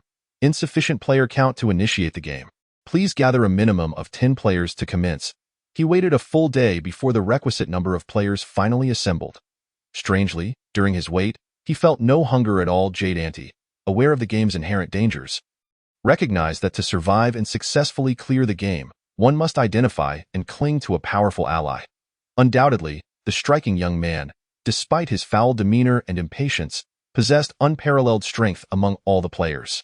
Moreover, he wielded a gun, an uncommon sight in the tightly regulated environment of firearms in Huaxia. The young man did not appear to be military, so how did he acquire such a weapon? Jade Ante harbored serious doubts, suspecting he might be a desperate criminal. Who knew if he might suddenly turn hostile and shoot them without warning? In this chaotic time, legality had become irrelevant. Countless individuals perished daily within the game, and even the most heinous acts went unchecked. Most troubling was the fact that the foolish curly-haired woman had offended him. The thought of her incompetence frustrated Jade Ante, who believed her cowardice and incessant chatter were more hindrances than help. Thus, the only viable option left was to align with the woman in athletic, where as she inspected the empty shelves, Jade Ante deliberately inched closer to her, observing the woman's high ponytail and efficient attire. Jade Ante initiated conversation. "Are you a teacher, dear? You don't quite look the part." The woman in athletic were focused intently on the surface of the shelves, determined not to overlook any game-related information. She and her companions had consciously entered the game, fully aware that missing even a minor detail could jeopardize their success. "It's not a particularly lofty subject. I'm simply a physical education teacher," she replied, her gaze unwavering. "Auntie has a daughter about your age, and seeing you young ladies reminds me of her," Jade Ante remarked. The woman in athletic were smirked slightly. "Auntie, if you have something to say, please be direct. You're not here just to find a daughter, are you?" Jade Ante removed a heavy jade bracelet from her wrist and pressed it into the woman's hands, stating, "Auntie truly appreciates you. Consider this a token of our first meeting. Auntie, to be frank, these trinkets of yours are merely stones in the current climate," the woman retorted coldly, discarding the bracelet. She scrutinized Jade Ante with a sardonic smile, leaning closer to whisper, "In these times, it's the items that hold value." Realizing the woman coveted their possessions, Jade Ante, undeterred, grasped the silk scarf Ante and continued her persuasion. "Dear, the world is fraught with peril. If you wish for a peaceful life ahead, Ante knows of a safe haven." She recounted the silk scarf Ante's husband's esteemed position within the base city and reiterated the promises made to the man who had perished at the entrance. The woman in athletic wear appeared contemplative. After thoroughly inspecting all the shelves without discovering any clues regarding the arrangement of goods, the group began to feel disheartened. Song Chu refrained from engaging with their predicament. He found the game's environment excessively clean and bright. The arenas he and Sun Huajing had previously encountered were rife with bloodshed and horror, yet here, the lighting was vibrant and the decor inviting. It felt uncanny, like a knife concealed beneath a sugary exterior, poised to strike the players at any moment. Even if a player were to fail in this game, resulting in their dismissal and subsequent disappearance into the black mist, would they not still suffer injury or shed blood within this spacious, illuminated supermarket? He strolled leisurely through the supermarket, hands tucked into his pockets, his solitary figure moving across the pale blue floor. Made of an unknown material that appeared both clean and bright, it seemed that even if blood were to stain it, it could be easily cleaned. Song Chu stepped on every inch of the floor he could reach. Ultimately discovering a dried smear of blood in a slightly uneven seam, he crouched down and took out a short knife to pry at the floor. The tiles were affixed with such tenacity that even a D5 grade alloy knife could not leave a scratch. Pausing to contemplate for a moment, he sheathed the knife and replaced it with a crystal ball. The crystal ball did not make empty boasts. It truly was the hardest in an instant. The previously unscathed floor was marred by cracks. After 2 strikes, a narrow piece of ceramic tile flew out, landing on the ground with its back stained by dark, thick blood. The shattered floor finally revealed a glimpse of the true nature of this supermarket. Beneath the newly laid tiles lay a heavy stench of blood, the deep crimson hue more pristine than the butcher's block that had long been soaked in blood. Suddenly, a cacophony erupted as the system's voice, shrill and childlike, nearly shattered the players' eardrums. Warning, warning, warning! It sounded thrice, startling the crowd, who exchanged bewildered glances. Malicious destruction of the game environment detected. Please report to the nearest supervisor for immediate punishment. Immediate punishment. Chapter 37. Allah's Supermarket 6. The Proxy Supervisor. A judge was buried in a pile of jelly, munching away like a hamster, with only her chubby, white feet visible. She seemed so blissfully absorbed in her feast that she excitedly kicked the air with her feet. Allah had gifted her a mountain of jelly, and the sound of her slurping from the large container had not ceased. She paid no heed to the system's announcements. After all, could one expect responsibility from a mere substitute? Thus, the system's punishment directive fell solely upon the genuine worker in the store, Vivian. After standing motionless like a puppet, Vivian finally moved, her dark eyes scanning for the player who had vandalized the game environment. Song Chu glanced at the group of players and decided to blend in with the crowd as he approached their location. The players thought, "Please don't come any closer." They watched him approach with gritted teeth, cursing him under their breath. "Now you want to play nice? Get lost." They all took a step back in unison, making it clear they wanted nothing to do with Song Chu. Vivian's dark eyes, concealed beneath her hat, flicked over the players until they settled on Song Yukai. She called out his name twice before Song Chu realized it was him. He raised his gaze slightly and begrudgingly responded with a single word. For damaging the physical game environment by breaking a piece of floor tile, a fine of 1 Fairy Town silver coin was imposed, equivalent to 100 fairy coins, with each fairy coin worth 1 copper coin. And all payment methods accepted. Vivian looked at him as she meticulously recited the penalty amount and the types of currency accepted. The physical game environment indicated that makeshift structures like the Big Yellow Chicken were considered virtual environments. Song Chu lifted his eyes. "Can it be deducted from my salary?" For the first time, Vivian felt a surge of impulse to throw her hat at his face, straining every nerve in her pale visage to muster a smile that could only be described as sinister. "You, an intern sales clerk, have no salary to speak of. Are you dreaming?" Song Chu raised his eyelids, expressing disdain towards the wicked capitalist. "This is imported flooring, the most expensive material from the Fairy Town Building Materials Factory. High-quality clay exclusively supplied by the Ceramics Kingdom. You must compensate at the original price, and if you cannot afford it." Vivian paused, a glimmer of satisfaction, tinged with a sense of karma, in her gaze. "I will find you a job that pays until your debt is cleared." Song Chu, let us hear it. Zhu Ji, in the back kitchen of the Black Workshop, is in urgent need of a dishwasher. Earning 1 copper coin per hour. If you wash enough dishes for 100 hours, you'll earn 100 copper coins. Of course, if you happen to die, your debt will be wiped clean. Song Chu, how considerate. Vivian, it's what you deserve. Among all the games currently available worldwide, none incorporate currency into rewards. Thus, she assumed Song Chu could not afford the compensation and tossed her red and white baseball cap aside. "Just wait, I'll notify Zhu Ji to come and take you away. You can leave at once." The baseball cap spun rapidly through the air, transforming into a greasy little wooden door. Vivian eagerly urged, "Be off with you." Song Chu, what is the rush? Didn't you say someone was coming? Vivian, what? You want him to carry you away? Song Chu, don't say that. Why not accept a free mount? Vivian turned and kicked the door to express her impatience, then shot him a disdainful look. "Here he comes." A muffled voice emerged from behind the little door. The round handle, coated in years of grease, was turned. With a creak, the door swung open. A rotund, grotesque pig in a chef's outfit stood in the doorway, its hideous, oversized head adorned with a tall chef's hat, both hat and attire stained with unremovable patches of yellow grease. Zhu Ji seemed to have rushed over mid-chopping, wielding a massive, rusty cleaver, its blade smeared with sticky meat residue and bright red blood. His chef's apron was similarly splattered with alarming drops of blood. Zhu Ji's corpulent frame struggled to squeeze through the narrow doorframe.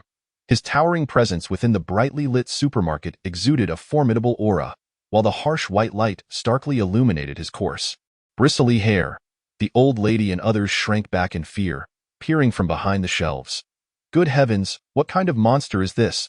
They all internally concluded that Song Chu was doomed, watching from a distance with cold, dispassionate eyes. Vivian snorted. I hear you're hiring. This intern sales clerk owes a silver coin in damages, and I hope you can give him that temporary job. Zhu Ji's corpulent body was crammed into his chef's outfit, and he lowered his grotesque pig head, a simper plastered across his face. No problem, dear Vivian. I'm in dire need of ingredients for a pot of meat soup. You know how delicious meat soup is. Customers love it, and business is booming, leaving me with mountains of dishes to wash. His beady little eyes glinted greedily as they fell upon Song Chu, suddenly realizing he nearly let something slip. Quickly covering it up, the black-hearted restaurant is thriving, with not enough manpower to keep up. We are urgently hiring a dishwasher, offering generous pay. Those were the words posted on his recruitment notice. All of this, of course, was a fabrication.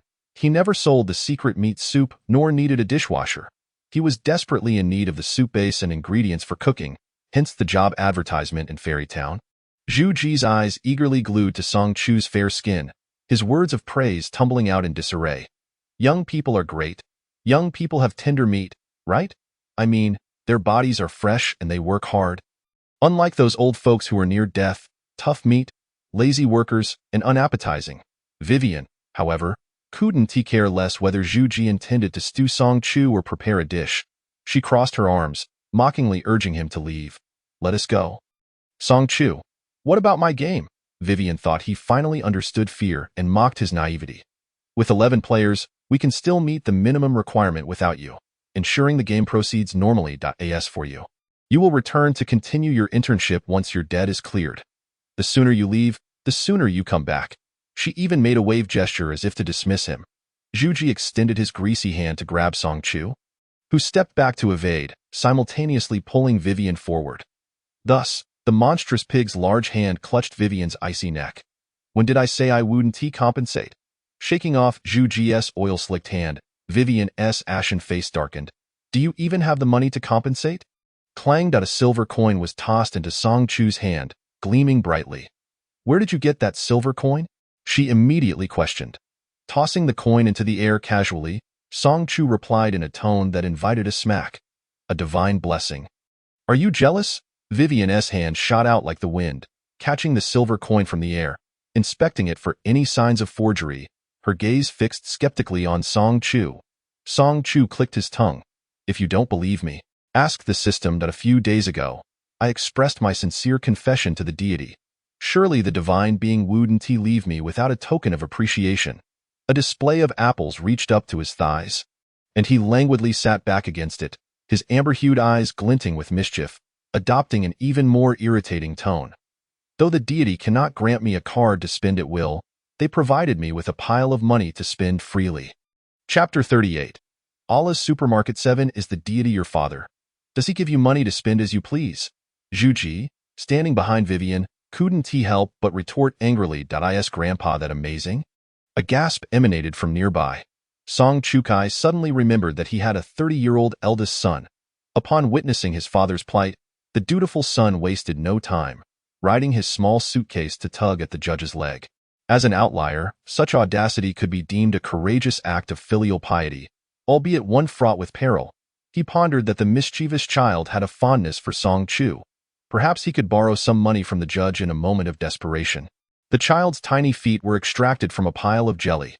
Unbeknownst to anyone, the child had climbed atop the apple display, standing behind Song Chu with 2 jellies in hand, slurping them with glee. Being so small, she was entirely obscured from view. As Song Chu stepped aside, he revealed a little girl clad in suspenders. The child's fair feet were planted atop the bright red apples, and she raised one foot to point at Sun Huajing. Accusing, he tickled my soles. Casting a glance at the oblivious son, Song Chu declared with righteous indignation, "Let him be gone." And so, Sun Huajing rolled away on his suitcase.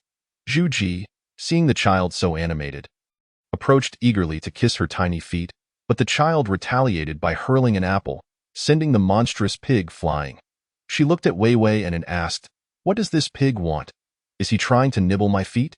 Wei Wei and shot a warning glare at the grotesque pig. "Zhu Ji, don't seek your own demise." Then she turned to the child and smiled. "You need not concern yourself with him. I shall make him leave." With a swift motion, Wei Wei and raised her hand, and the small wooden door erupted with a powerful suction, drawing Zhu Ji's hefty form with a loud thud against the narrow doorframe. His considerable bulk completely blocked the entrance. Wei Wei and lifted her foot, her red high heel with its slender stiletto pressing down on Zhu Ji's rotund belly. With a forceful shove, she sent the obstructive pig back through the door as if stuffing meat. The ground trembled upon impact. Wei Wei and slammed the door shut, and the small wooden door transformed back into a red and white shopkeeper's cap, which she promptly placed atop her head, its brim casting a shadow over her dark, inscrutable eyes.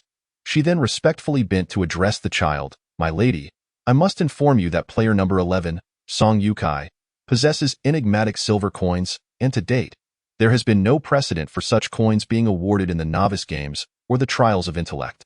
The child, perched on Song Chu's shoulder, attempted to wrap her tiny arms around his neck, sniffing him like a small beast. She paid no mind to Wei Wei An's suspicions, quickly burying her head in Song Chu's neck before he could push her away. Taking a deep breath, her excitement rendered her previously clear voice somewhat hoarse. "Can't you smell it? His aura is so divine. I love it, brother. Let me have another whiff." Wei Wei An stared at Song Chu, her expression one of profound shock. "He is a favored one." Song Chu was baffled by her astonishment. Having encountered numerous players daily in the game, it was improbable that he had just now met a favored one. How could such a rarity appear in such a brief span? The favored ones were. The sound abruptly ceased, and the remainder of Wei Wei An's words were swallowed in her throat, as if she had stumbled upon an unspeakable taboo. Her face reflecting dread, the child continued to bury her face within the hood of Song Chu's sweatshirt, her expression obscured. Song Chu, feeling a twitch in his eyelids, lifted her a few steps before tossing her into the pile of jelly. The child, sitting amidst the jelly, beamed at Song Chu with her cherubic face.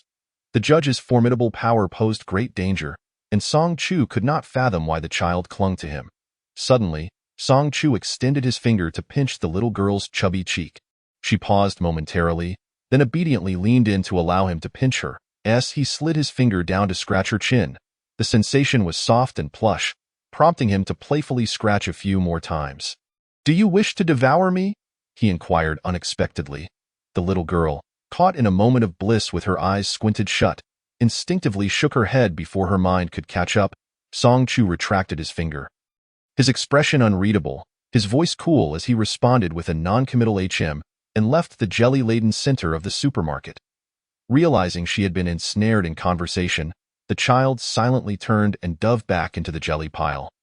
Remaining motionless, Song Chu kicked at the still-playing Sun Huajing, instructing him to retrieve a black cloth bag from the suitcase. Sun Huajing handed him the desired black storage bag. Song Chu opened the bag, crouching by the section of floor he had smashed, gathering the shards into the bag. Sun Huajing queried, "What purpose does this serve?" Song Chu shot him a cold glance. "Is my money to be squandered?" After extracting a silver coin for compensation, the broken floor was now his possession. This material was harder than D5, grade alloy, though it remained uncertain whether it surpassed Aunt Zhang's plates. He could verify that outside. He meticulously collected every shard of the floor, placing it back in the suitcase. Having gathered the floor worth one silver coin, Song Chu approached the cash register, recalling that Wei Wei and had retrieved a stamp from the drawer, which likely contained various items. He desired to rummage through it. Wei Wei and stood like a pale doll behind the cash register, blocking his path. "Please move aside, thank you," Song Chu proposed amicably. Wei Wei and huffed an icy breath through her nostrils. Song Chu politely commented, Your nostrils are rather large. Wei Wei instinctively lowered her head, shooting him another fierce glare. Song Chu sat atop the cash register, locking gazes with Wei Wei and for a moment. Then, disregarding her doll-like, frigid stare, he swiftly yanked open the drawer beneath the counter to begin his search. The drawer was cluttered and disorganized, making it difficult to sift through. He pulled the entire drawer out and placed it on the counter, continuing to rummage before Wei Wei An's watchful eyes, ignoring her continuous icy glares. Finally, amidst the disarray, he unearthed a stack of labels inscribed with numbers in black ink. Each number was accompanied by a simple coin-like symbol. Thanks to the crystal ball, Song Chu possessed a few gold and silver coins, recognizing that the gold coins bore a sun symbol, while the silver coins featured a moon symbol. Each circular symbol on these labels was adorned with a rudimentary star design. They were likely a lesser form of copper coin. 1 copper coin equated to 1 fairy tale coin. These labels represented the prices of goods. The woman in the tracksuit had been observing Song Chu, both intentionally and inadvertently. With the shelves providing no useful information and many products yet to be shelved, she had considered approaching the cash register to search for clues. However, Wei Wei An remained stationed behind the register, never leaving. Her pale visage and dark eyes were intimidating, causing players to instinctively keep their distance, none daring to provoke her. Rather than place herself in peril, the woman preferred to let others take the risks. She watched as Song Chu approached the register, noting how he disregarded Wei Wei An's predatory gaze, boldly tossing the drawer onto the counter and rummaging through its. She focused intently on the unfolding situation. She couldn't help but admire his audacity. First, he smashed the supermarket floor, inciting system penalties, and nearly got taken away by the grotesque pig, yet showed no signs of restraint, instead continually provoking Wei Wei An. Was he truly fearless or merely reckless? As the woman contemplated this, she caught a glimpse of Song Chu extracting a stack of white paper from the drawer. It was a clue. Immediately, she set down her items and approached him, adopting a seemingly casual demeanor as she inquired, "What have you found?" Chapter 39. Allah's supermarket 8. Just moments ago, she had been indifferent to the lives of her teammates, yet now she approached him as if nothing were amiss to inquire about clues. Such psychological resilience was not something ordinary individuals possessed. Song Chu lifted his eyelids and turned to glance at her, unreservedly placing the stack of white labels on the counter, arranging them in a line. Fruits, snacks, daily necessities. Each label bore a category written in ink, along with corresponding numbers below. The woman in the tracksuit quickly grasped their significance. These are the price tags for the goods. A sudden realization struck her, causing her to shudder and turn pale. If we sell the goods without having found the price tags, we may not receive a single coin. Song Chu, ever understanding, completed her thought. The woman felt a chilling wave wash over her. The sales figures were a matter of life and death for the players. A shortfall of even a copper coin could lead to everyone being dismissed if they waited until realizing they had no income to see clues. It would be too late, and they might squander an entire day's earnings. I see that the labels show a range of numbers. If we can find the goods that sell the most and attach the highest prices, we might earn more fairy tale coins, she suggested, regaining her composure. Song Chu tore off a label marked with the price of 1, and indeed, upon examining the adhesive backing, he spotted the image of fruit. Useless, as the prices were predetermined. There were only 7 fruit labels, and he quickly affixed them to the display. Strawberries commanded the highest price of 5 fairy tale coins, though it remained unclear whether that was based on quantity or weight. The snacks and daily necessities had yet to be arranged, and they had found no related display clues. The woman clad in sportswear remarked, "What further clues are necessary? A few shelves are filled with food, while others are stocked with supplies." Sun Huajing casually passed by with a wheeled suitcase, seemingly indifferent. The man with a buzz cut, looking down on the fool who only knew how to play, frowned and retorted, "Is this something to be taken lightly? If you're not going to help, at least don't make things worse."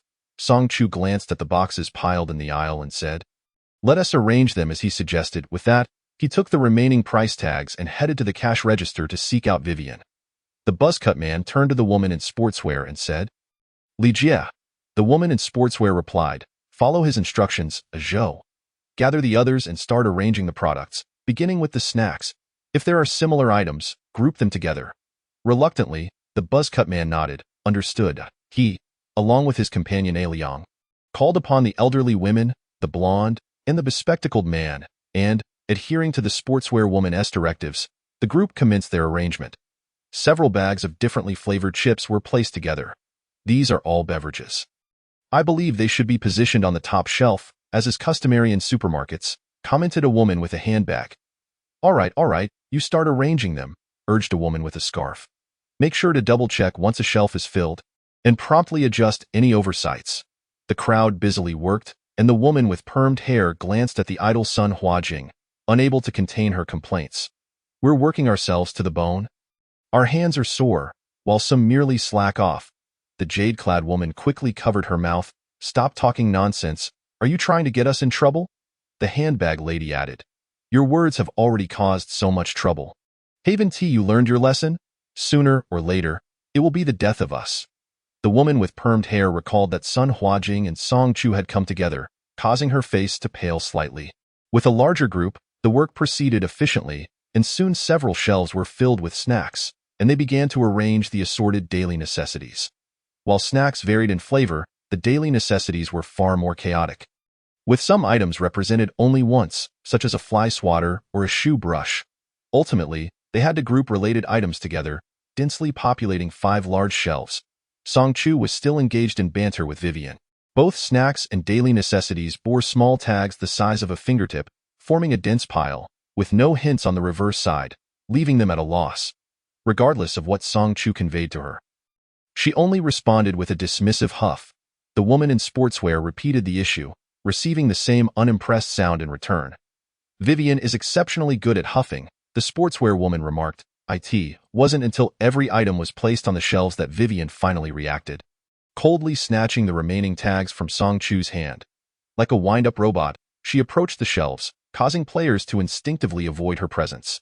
Vivian meticulously affixed price tags onto the snacks. Did she only begin to label once all items were on the shelves? The woman in sportswear pondered this with suspicion. Vivian spun her head a full 180 degrees, locking eyes with her. Congratulations, you guessed correctly. Even as her head turned behind her, it did not hinder her swift and precise tagging of each snack package. Song Chu followed closely behind, arms crossed, observing Vivian at work while noting the location of each product. Oh, will you have the labels ready on the first day? Vivian's neck twisted like a rotating screw. Her dark eyes fixated on him, silently intimidating. Suddenly, she burst into laughter. Arranging the fruit is my task for the first day. Labeling the prices for the fruit is the second day's work, Song Chu thought to himself. As expected. Although Vivian would assist players lost in the process, she would undoubtedly delay progress. You will cause the supermarket to lose a day's revenue, the woman in sportswear said, her expression grim. You are the team leader. Does this not constitute dereliction of duty? Vivian laughed even louder. She licked her lips, revealing a mischievous smile. I'm sorry, but the store manager has stated that my performance is solely tied to the number of players I dismiss. The more irresponsible interns I let go, the more substantial my month-end bonus. Though her skin was pale, her lips were strikingly red, as if painted with fresh blood. The woman in sportswear clenched her fists. Her teeth grinding audibly. It was a miscalculation on her part. Perhaps entering the game voluntarily was a grave mistake. While seemingly innocent, these puzzle games concealed the most lethal of traps. If pricing the fruits was designated for the second day, then labeling the snacks and daily necessities would inevitably be pushed back. Why the rush? Such kindness from you.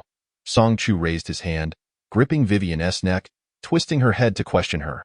The sound of her neck turning sent a jolt of discomfort through the woman in sportswear, prompting her to instinctively take a step back from Song Chu to assert her innocence. Vivian glared silently at his hand. Song Chu nonchalantly withdrew his hand, as if he had merely adjusted a wobbly fan. I've been told that communicating face-to-face is polite. Please don't misunderstand. I've always respected women. Vivian's gaze was predatory. Song Chu smiled. Whether Vivian accepted the young man's clever rebuttal or was simply swayed by his charming smile. She ultimately withdrew her glare and answered his inquiry that, of course, if you assist me in completing the preliminary tasks, I will commence work directly from the third day. Chapter 40. Allah's Supermarket 9. Vivian's tasks on the first day involved arranging fruits, while the second day was dedicated to labeling their prices. Thus, the third day's responsibilities might entail arranging snacks or daily necessities, If the snacks and daily necessities were already in place, subsequent tasks would be expedited. She completed the tagging of all snacks with an almost superhuman speed before halting her work and returning to the cash register with the remaining tags for daily necessities. It appeared that the pricing for daily necessities would have to wait until the following day. Song Chu surveyed the 7 shelves brimming with fruits. Vivian's tasks on both the first and second days revolved around fruits, with the third day potentially focused on snacks and daily necessities. She would cue the process. Thus, among fruits, snacks, and daily necessities, fruits were of utmost importance. Was it that on the first day, the demand for fruits was the highest, prompting her to prioritize their arrangement? Certainly, due to the absence of price tags on the first day, players would not generate any revenue, yet this would also encourage them to prioritize locating price tags before the second day, ensuring that the game's difficulty remained within manageable limits. Suddenly, the colorful signboards in the supermarket lit up, their illumination cascading along the ceiling's small lights and shimmering down to the decorative shell lights on the walls. The multicolored lights blinked in a lively rhythm, accompanied by the jangling of decorative wind chimes. Players huddled in corners, shivering with unease. Soon, the cheerful game sounds resonated throughout the supermarket, and a multitude of small lights formed a conspicuous pink-haired creature in the center of the store. Allah's illuminated sign flared, opening its mouth to announce, "Don't slack off. Don't slack off. Our dear customers will arrive in 3 minutes. Where are my salespeople? Are you ready? Repeat after me. The customer is king. The customer is king. Serving the customer is the value of a salesperson's existence. Vivian, tell them how to serve my guests well." Vivian wore a robotic smile as she scanned the cowering players. Remember to smile. If you don't maintain a smile when facing customers, I won't hesitate to sew your mouths into a smiling shape. The pink-haired creature's voice continued to echo. All revenue from the supermarket will be concentrated in the central transparent sign. If, after 7 days, the revenue does not reach even 1,000 fairy coins, I will dismiss you all. At the heart of the supermarket stood a half-human tall, transparent sign of Allah, displaying a large 0, clearly indicating the current revenue. The transparent Allah sign bore an oval mouth, serving as the entry point for depositing fairy coins, functioning like a piggy bank, allowing only deposits, not withdrawals. 3 minutes flew by in an instant. Outside, the sounds of various vehicles began to roar, and the doors opened automatically to welcome the guest. A green arrow appeared on the floor, guiding the way.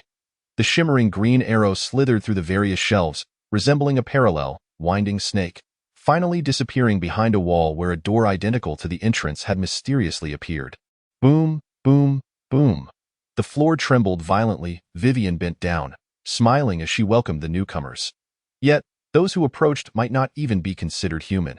Their colossal forms resembled a wall of flesh, with coarse, sun-baked brown skin, filthy tangled hair, and simple garments stitched from animal hides, adorned with white animal tooth necklaces strung around their necks, each detail signifying their primal identity. From where did these primitive giants emerge? Sun Huajing made a correction to the statement. The 2 primordial giants ambled along the route indicated by the green arrows at a steady pace. However, their towering stature meant that, despite their slow strides, their actual speed was comparable to that of an ordinary person. Accompanying their leisurely walk was a cloud-like dialogue box that gradually emerged from above their heads. Within this cloud-shaped box were several fruit patterns. Above the first primordial giant's head were apples, bananas, and grapes. Above the second giant's head were apples, oranges, and pears. What does this mean? Are the fruit patterns above their heads the fruits they desire? The man with a buzz cut was puzzled. It must be. Hurry, give them the fruits. Don't forget the sales. The anxious one with drooping eyes urged. The scarf-clad ant asked, will they take them themselves, or should we package them and hand them over? The blonde glanced around. What bags? Where are the plastic bags? The anxious one stood behind the fruit counter, attempting to hand an apple to the first giant as he passed. The giant continued his steady pace along the green arrow route, not even pausing for a second as he walked past the anxious one and the fruit counter, completely ignoring the outstretched arm and offered apple. Panic ensued among the group. Why isn't he taking it? Is the method wrong? We need to come up with a way to sell the fruits to them. Stop him. Don't let him leave. You shout at him and see if he responds. Someone indeed shouted, don't go. There are fruits here. Don't you want any? All that responded was the giant's towering back and his unwavering stride. The crowd was in a frenzy. The man with mouse-like eyes was sweating profusely. Stop him. Who will go and stop him? What a joke. Who can stop such a massive figure? It would be a miracle not to get squashed. The woman in sportswear, her face pale, questioned Vivian. Shouldn't you tell us how to serve the customers? All that came back was Vivian's cold, insincere smile. The first giant had already traversed half of the green route. The man with the buzz cut stomped his foot, grabbed the 3 fruits the giant wanted, and hurriedly chased after him, desperately trying to offer them. Yet the giant seemed oblivious. Even when the buzz-cut man stood in his path, the giant merely swatted him aside with a hand as large as a fan. The anxious one rushed forward, attempting to cling to the giant's leg to prevent him from leaving. The giant halted, beginning to shake off the human clinging to him. "It's working. Quick. First, hold them back. We must not let them leave until we find a way to sell the fruits." Seeing that Vivian was unyielding, the woman in sportswear decided to stop wasting time on her. Noticing the effectiveness of the anxious one's actions, she shouted to the remaining players urgently, "This is a team game. If we can't pass, no one will survive." Thus, the other players gritted their teeth and rushed to cling to the giant's legs, resembling ants trying to block an elephant. With the players' obstruction, the giant's pace noticeably slowed, yet he did not come to a complete halt. Time was limited. If they could not find the correct way to sell the fruits, they would have to watch the 2 giants leave helplessly. Chapter 41. Allah's supermarket, think of a way. The woman in sportswear urged as she grasped Song Chu's shirt. She tried to calm herself to think, had they overlooked some clue? A normal supermarket requires bags for carrying items, and they must use an electronic scale to weigh them before returning to the checkout. Would the giants return to the checkout? Vivian clearly had no intention of doing anything. No, the arrows on the route are one way. Song Chu, with his eyes cast down, picked up a perfectly red apple from the loaded apple counter. The apple looked very much like an apple, an absolute stereotype. He tossed the apple at the back of the second giant. Upon contact with the giant's body, the apple emitted a vibrant sound effect and vanished completely. Simultaneously, the apple pattern within the cloud frame above the giant's head also disappeared. Zhou, Yang, quickly throw the fruits the giants wanted them. The woman in sportswear shouted to her companions, simultaneously grabbing oranges and pears to hurl. Accompanied by familiar elimination sound effects, she successfully eliminated the remaining 2 fruits the second giant desired. The man with the buzz cut and others had already eliminated all the fruits the first giant wanted. Exhausted from delaying time, a group of them sat down on the ground, breathing heavily. The 2 giants completed the remaining stretch of the green route at the same speed, exiting through the door on the right, their forms vanishing into the black mist. They left behind 2 small piles of scant copper coins on the path they had traversed. Song Chu kicked Sun Huajing. Sun Huajing, using an electric suitcase, collected the 2 small stacks of copper coins. The coins clattered down through Allah's transparent sign, and the number on the sign quickly jumped from 0 to 6. "Wonderful! The sales have changed," the bag-carrying ant cheered. Beep! The bus's stopping beep sounded.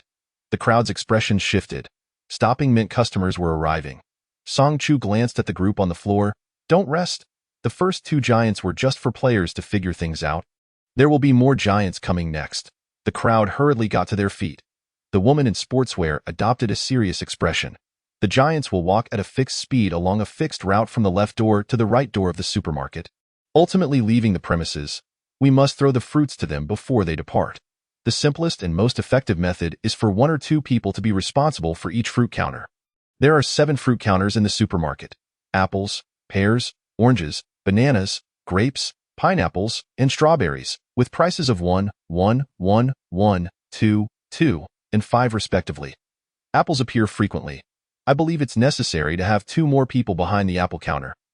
The woman in sportswear stated, "Sister Lee is right. Just now, only 2 giants appeared, and they both wanted an apple each." The man with the buzz cut agreed. The others nodded in agreement. The woman in sportswear said, "All right, I'll assign tasks now. We have 11 people, and there are 7 fruit counters, so 1 person will stand by each counter." "What about the remaining 4? Aunt Emerald quickly asked. "I suspect that the lower the price of the fruit, the higher the frequency with which giants will purchase them. The first 4 fruits are all 1 coin, so I suggest we have 1 more person behind each of those counters. This way, all 11 players will have tasks, and there will be no objections." Song Chu raised his hand and pointed. "What about the snack and daily necessities sections? Are you sure no one will buy from there? The woman in sportswear frowned. Sorry, I forgot. You can also share any suggestions. Everyone is discussing better methods. Song Chu replied, 7 people are enough for the fruits. The woman in sportswear responded, if there are omissions. Song Chu interjected, then find 2 people to carry some boxes of fruit and squat by the exit door to make up for any missed opportunities. That is a good idea. Liang and I will go. The man with the buzz cut slapped the anxious one. The woman in sportswear immediately vetoed without a second thought. You two are too quick and agile to guard the back door. It's a waste. Go stand behind the apple counter instead. The omissions at the back door won't be too many. It's an easy job. She looked towards the ants. You two choose someone to take fruits and guard the back door. Aunt Emerald quickly replied, no problem. She pulled the bag-carrying ant along. I have good eyesight for mahjong. Let Guifeng go with you. The bag-carrying ant refused. The man with the buzz cut brought over boxes, putting some of each fruit inside. Stand them upright in a row for easy distinction, the woman in sportswear reminded. Sisterly is thoughtful. The man with the buzz cut slapped his forehead, quickly rearranging them. Aunt Emerald and the scarf-clad ant took the packed box and squatted by the giantess exit. The remaining people stood poised behind the fruit counters, each rolling up their sleeves. Song Chu dragged Sun Huajing away, waving his hand. My son and I will check the shelves for snacks and daily necessities. The players behind the counters were stunned, instinctively rubbing their ears. Did they just hear that? The woman in sportswear was the first to react. All right. If you need anything, shout it out promptly. Giants were already stomping heavily on the floor, gradually entering the supermarket. The woman in sportswear turned to the 6 people beside her. This is a team game. If everyone doesn't want to die, please stay alert. Rest assured, we all fear death, the blonde replied.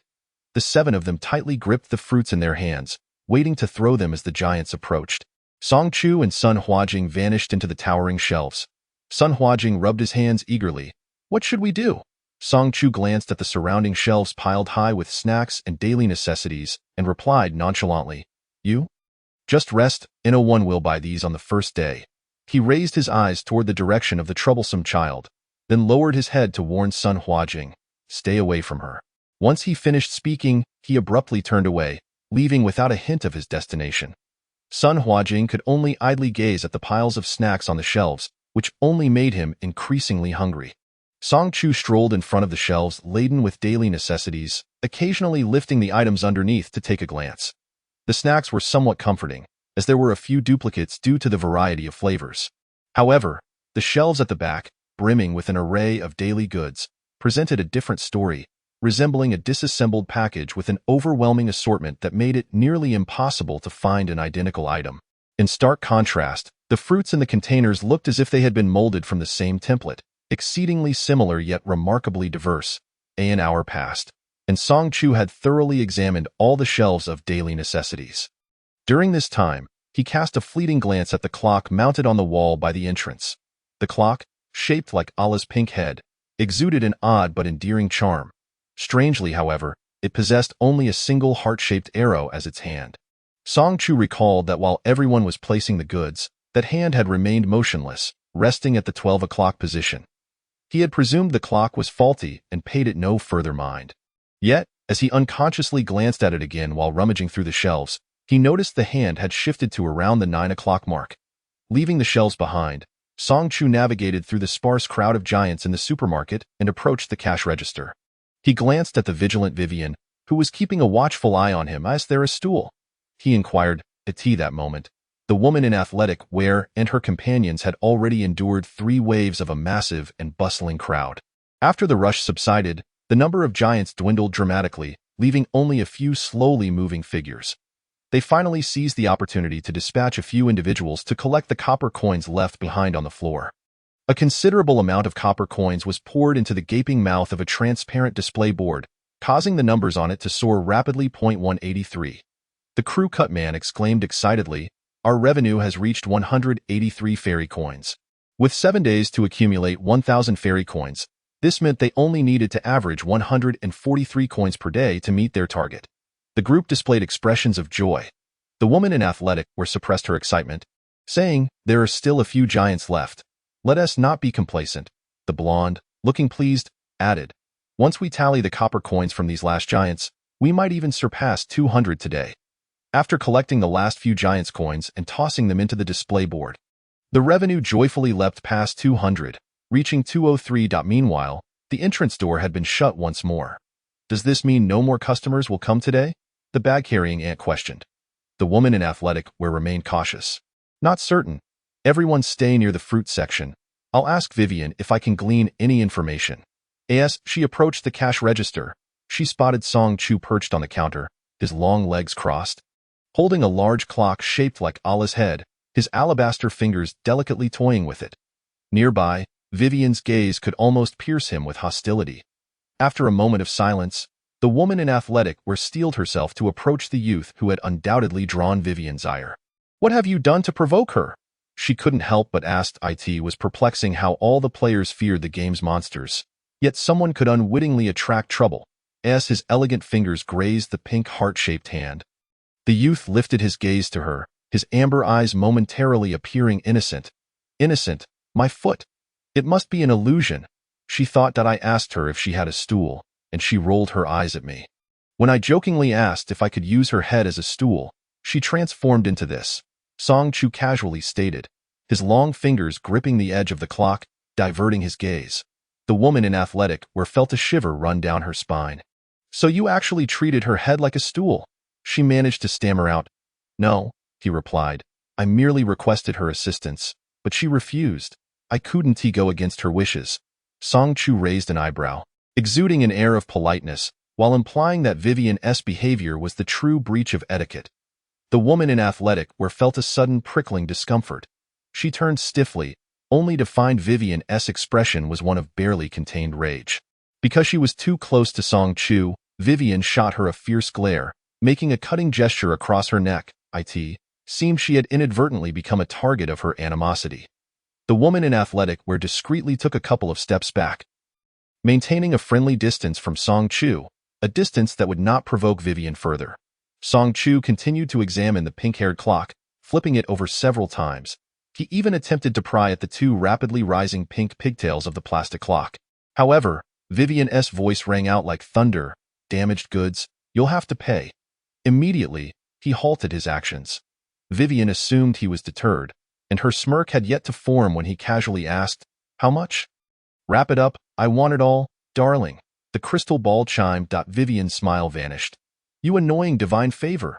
The heart-shaped hand had nearly reached the 11 o'clock position. Though Song Chu had not stepped on Vivian's head, he had indeed stepped on her cash register. When Song Chu reached for the clock hanging on the wall, the woman was overtaken by a malevolent spirit, attempting to shove him down. By the gods. The crystal ball will testify that Prince Song merely stepped on her palm. Unfortunately, due to her slight osteoporosis, several of her fingers gave a painful crack.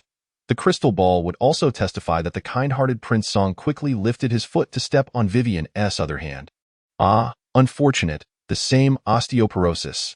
Yet, his precious heart was as kind as a true prince, even suggesting that Vivian nibble on the wall to supplement her calcium intake. What a rustic remedy! What nutritious wall skin!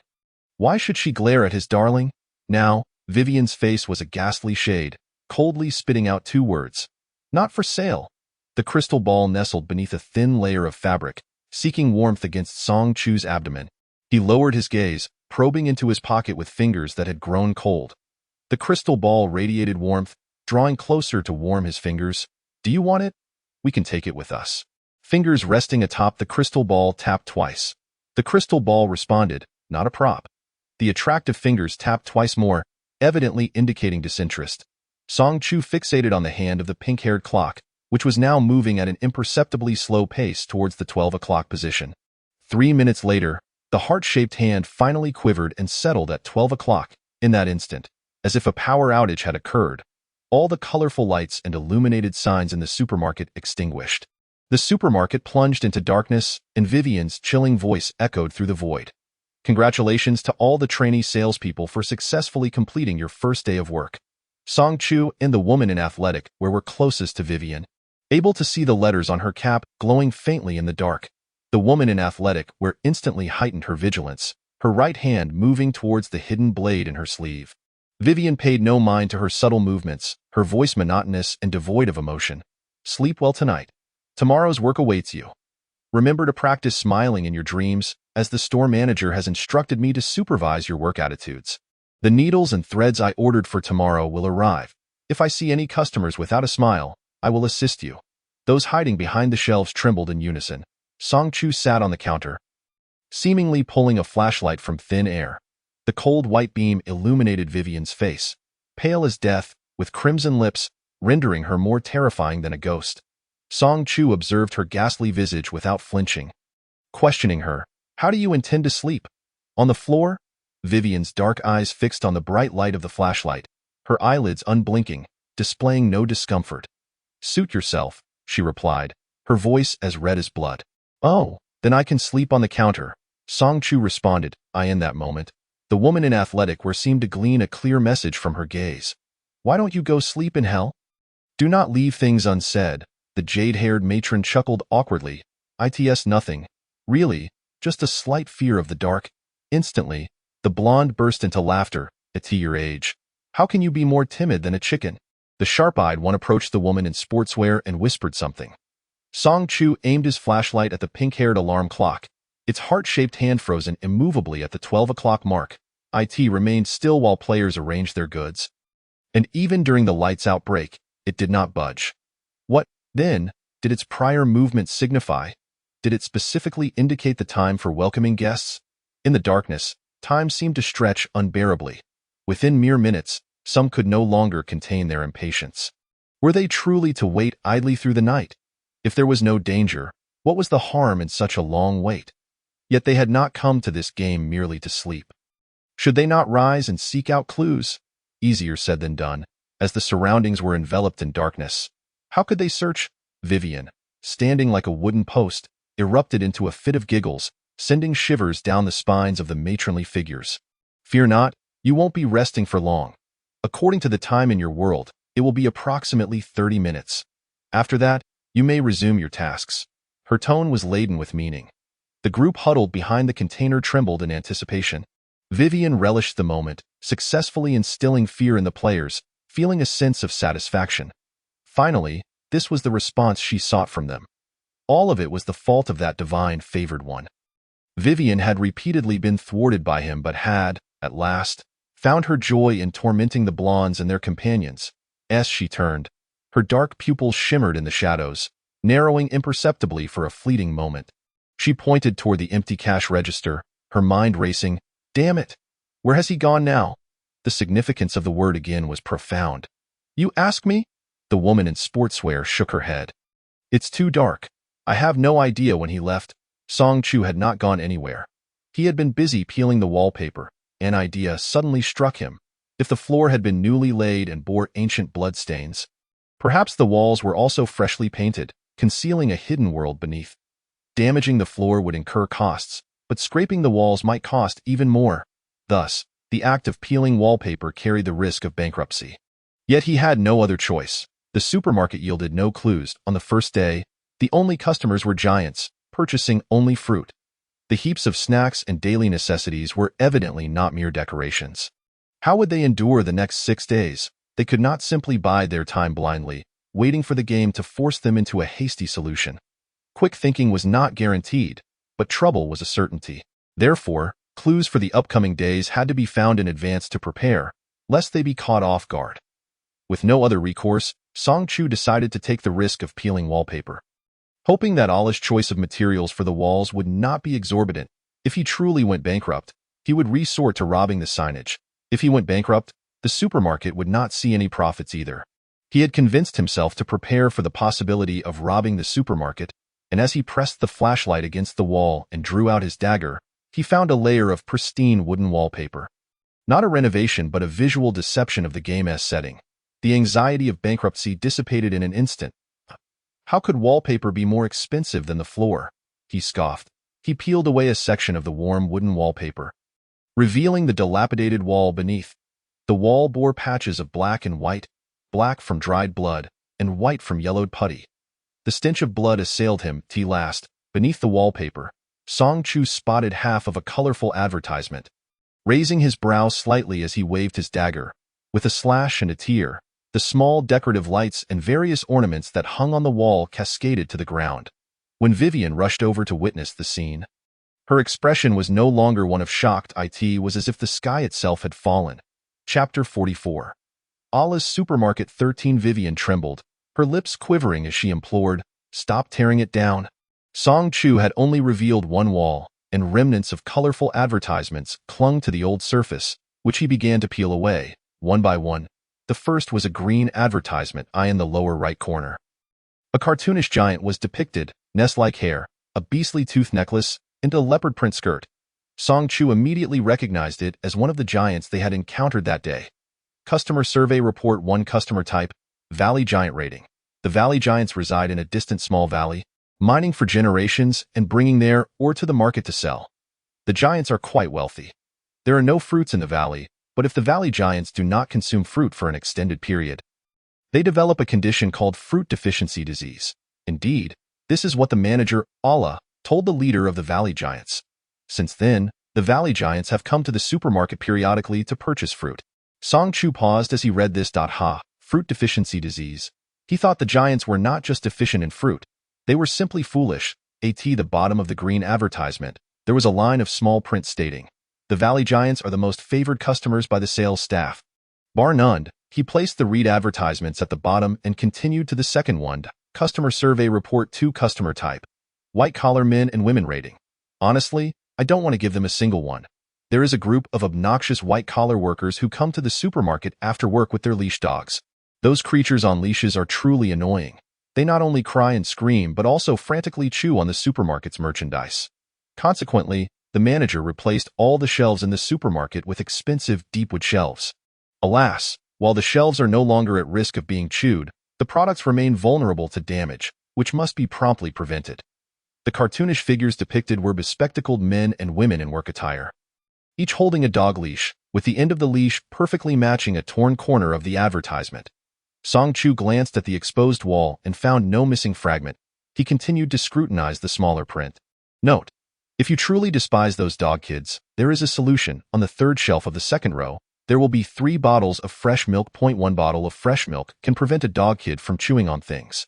There are only 3 bottles of fresh milk, replenished daily at noon.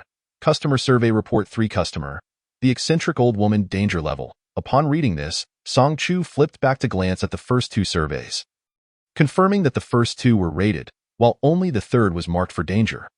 The eccentric old woman firmly believes that the customer is king. If you do not prioritize her requests, she will send you to meet your maker when she grows impatient.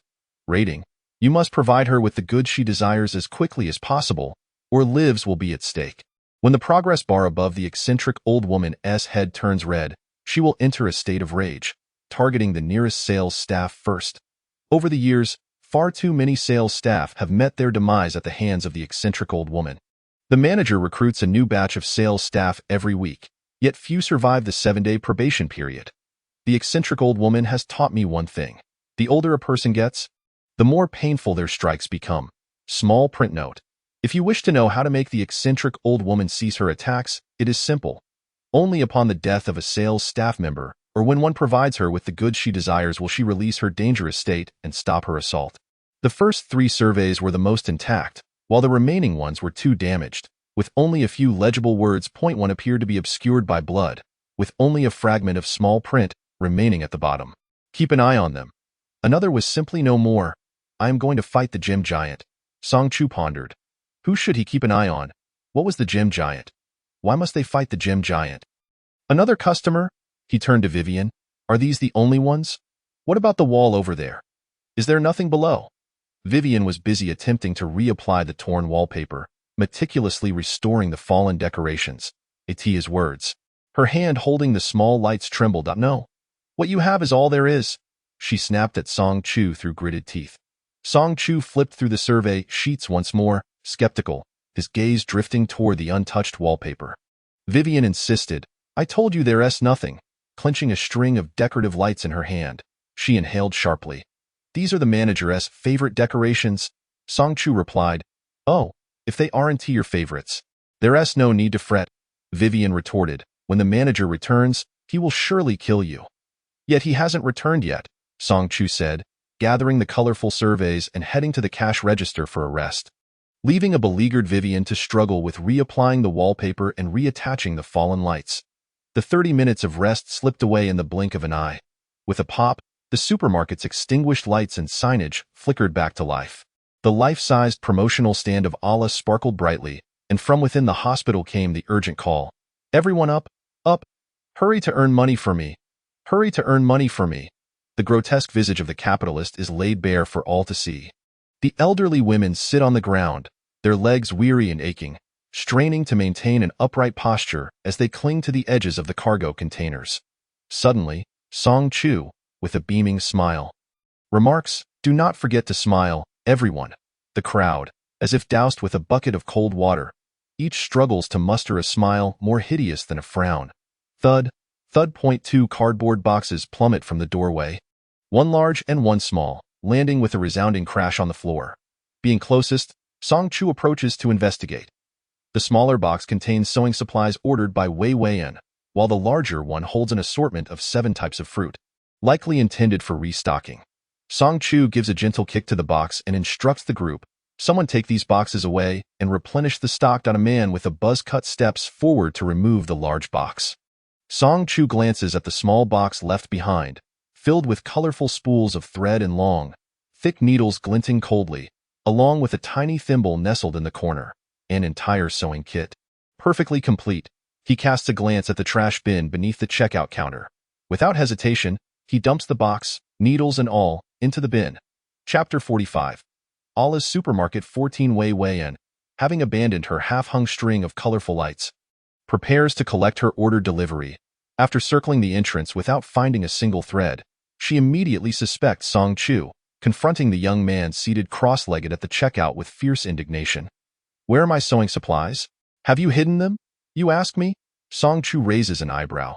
Unbeknownst to him, a bottle of fresh milk has appeared in his hand, the milky liquid encased in a transparent glass bottle. He scrutinizes the bottle, his gaze unwavering, and replies, "I have not seen them." Wei Weiyan's menacing glare sweeps over the trembling players. Who stole my sewing supplies?" The crowd, under her piercing gaze, feels their legs turn to jelly. Yet, while they fear Wei Weiyan, they fear even more the gun in Song Chu's hand, causing them to lower their heads and feign ignorance, trembling in silence and not daring to betray him. Fuming, Wei Weiyan glares at Song Chu with a pale, contorted face. "It must be you. You are the only one I despise here." "There is no one else," Song Chu responds. "Did you see it?" He sighs dramatically. "If you say so, then it must be true." He adopts a posture of feigned innocence, placing the milk bottle down, praying silently for a moment, and drawing an incomprehensible symbol in the air. "I did not destroy the sewing kit. Only the divine can attest to my innocence." Wei Weiyan grinds her teeth in fury. Song Chu adds, "Instead of fretting over sewing, you might as well focus on reapplying your wallpaper." Unfazed by the chaos he has created, he assigns a task to son Huajing, who has come to seek his father. Witnessing Wei Weiyan storm off in a fit of rage, Song Chu immediately delegates, "Go and see if there are any bowls on the shelves. If not, any containers will do. Bring back several." Sun Huajing, eagerly opening his small suitcase, scours the shelves. After placing the milk bottle on the counter, Song Chu retrieves a crystal ball and touches it with his fingertip. The crystal ball responds, "What's the matter, darling?" Song Chu points to the trash bin beneath the checkout. "I want that trash bin." The bin, shaped like a green frog with a protruding rear and 2 squat legs, boasts a gaping, blood-red mouth. Its peculiar ugliness is striking. Yet, after Song Chu disposes of Wei Weiyan's sewing kit into it, the bin not only consumes the contents but also regurgitates the bottle of fresh milk now in Song Chu's possession. The frog-shaped trash bin must be a prop. Song Chu's opinion of the hideous object shifts immediately. He desires it and instructs the crystal ball to package it for him. The crystal ball assures him, "Don't worry, darling, I've got it covered." Having hung only a couple of lights, Wei Weiyan suddenly recalls something, her expression darkening as she ghost-like drifts back to the checkout. She glares at Song Chu, then takes down the sign-in sheet hanging on the wall near the entrance, flipping it to a fresh page. "Everyone, please sign in." As the sign-in sheet turns to a new page, her animosity towards Song Chu remains unchanged, indicating her lack of composure. One by one, the others step forward to sign their names before retreating behind the cargo. As if it were a sacred sanctuary, a large influx of customers is expected to arrive in half an hour. Please, attendants, prepare to welcome them with renewed enthusiasm. The long-dormant mechanical voice finally announces something. The woman in sportswear, having perused the customer survey reports in Song Chu's possession, approaches him to discuss staffing arrangements for the following day. I suspect that tomorrow's customers may include some new varieties not previously seen, such as the white-collar men and women and eccentric old ladies mentioned in the advertisements. Song Chu raises an eyelid. It is not a possibility. It is a certainty. The woman in sportswear continues. Then today's staffing must deviate from the previous day's arrangements. The eccentric old lady poses too great a risk. We need to increase personnel. I believe we can eliminate the two from the back door. Song Chu rubs his heated eyelids. The woman in sportswear, undeterred by his demeanor, proceeds with her analysis. The task of feeding the Valley Giant's fruit is not overly complex. 6 personnel will suffice. The high-priced fruits appear infrequently, so the last person can easily manage 2 carts. She assigns the 6 personnel for the fruit cart. For elderly women and her 2 companions, the buzzcut man and the one with droopy eyes. The remaining 5, herself, Song Chu, Sun Huajing, the blonde, and the wiry man, will handle the snacks and daily necessities. You decide, Song Chu states slowly, shielding his slightly stinging eyes with the back of his hand. The woman in sportswear departs to inform the others. As long as she mentions it is Song Chu's idea, the group will not dare voice any objections, and the orders will be executed more smoothly. After lowering his hand, Song Chu blinks and observes the departing figure of the woman in sportswear. He then slowly draws out a silver necklace from around his neck. The slender chain glides over his smooth, pale skin, and a metallic pendant capable of holding a 1-inch photograph catches on his finger. The silver-framed metal radiates a faint warmth, having absorbed some of his body heat. The frame itself is elegantly simple, yet the square metal is adorned with intricate patterns. His fingertip brushes against a small button on the edge of the silver frame, and a slender injection needle pops out, its tip gleaming a cold blue, an emergency medication. Half a dose, not excessive, but sufficient for an urgent need.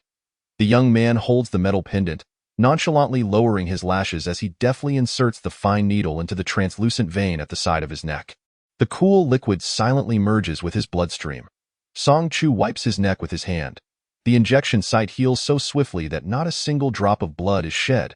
He sits cross-legged on the checkout counter, feeling the warmth on his eyelids gradually dissipate.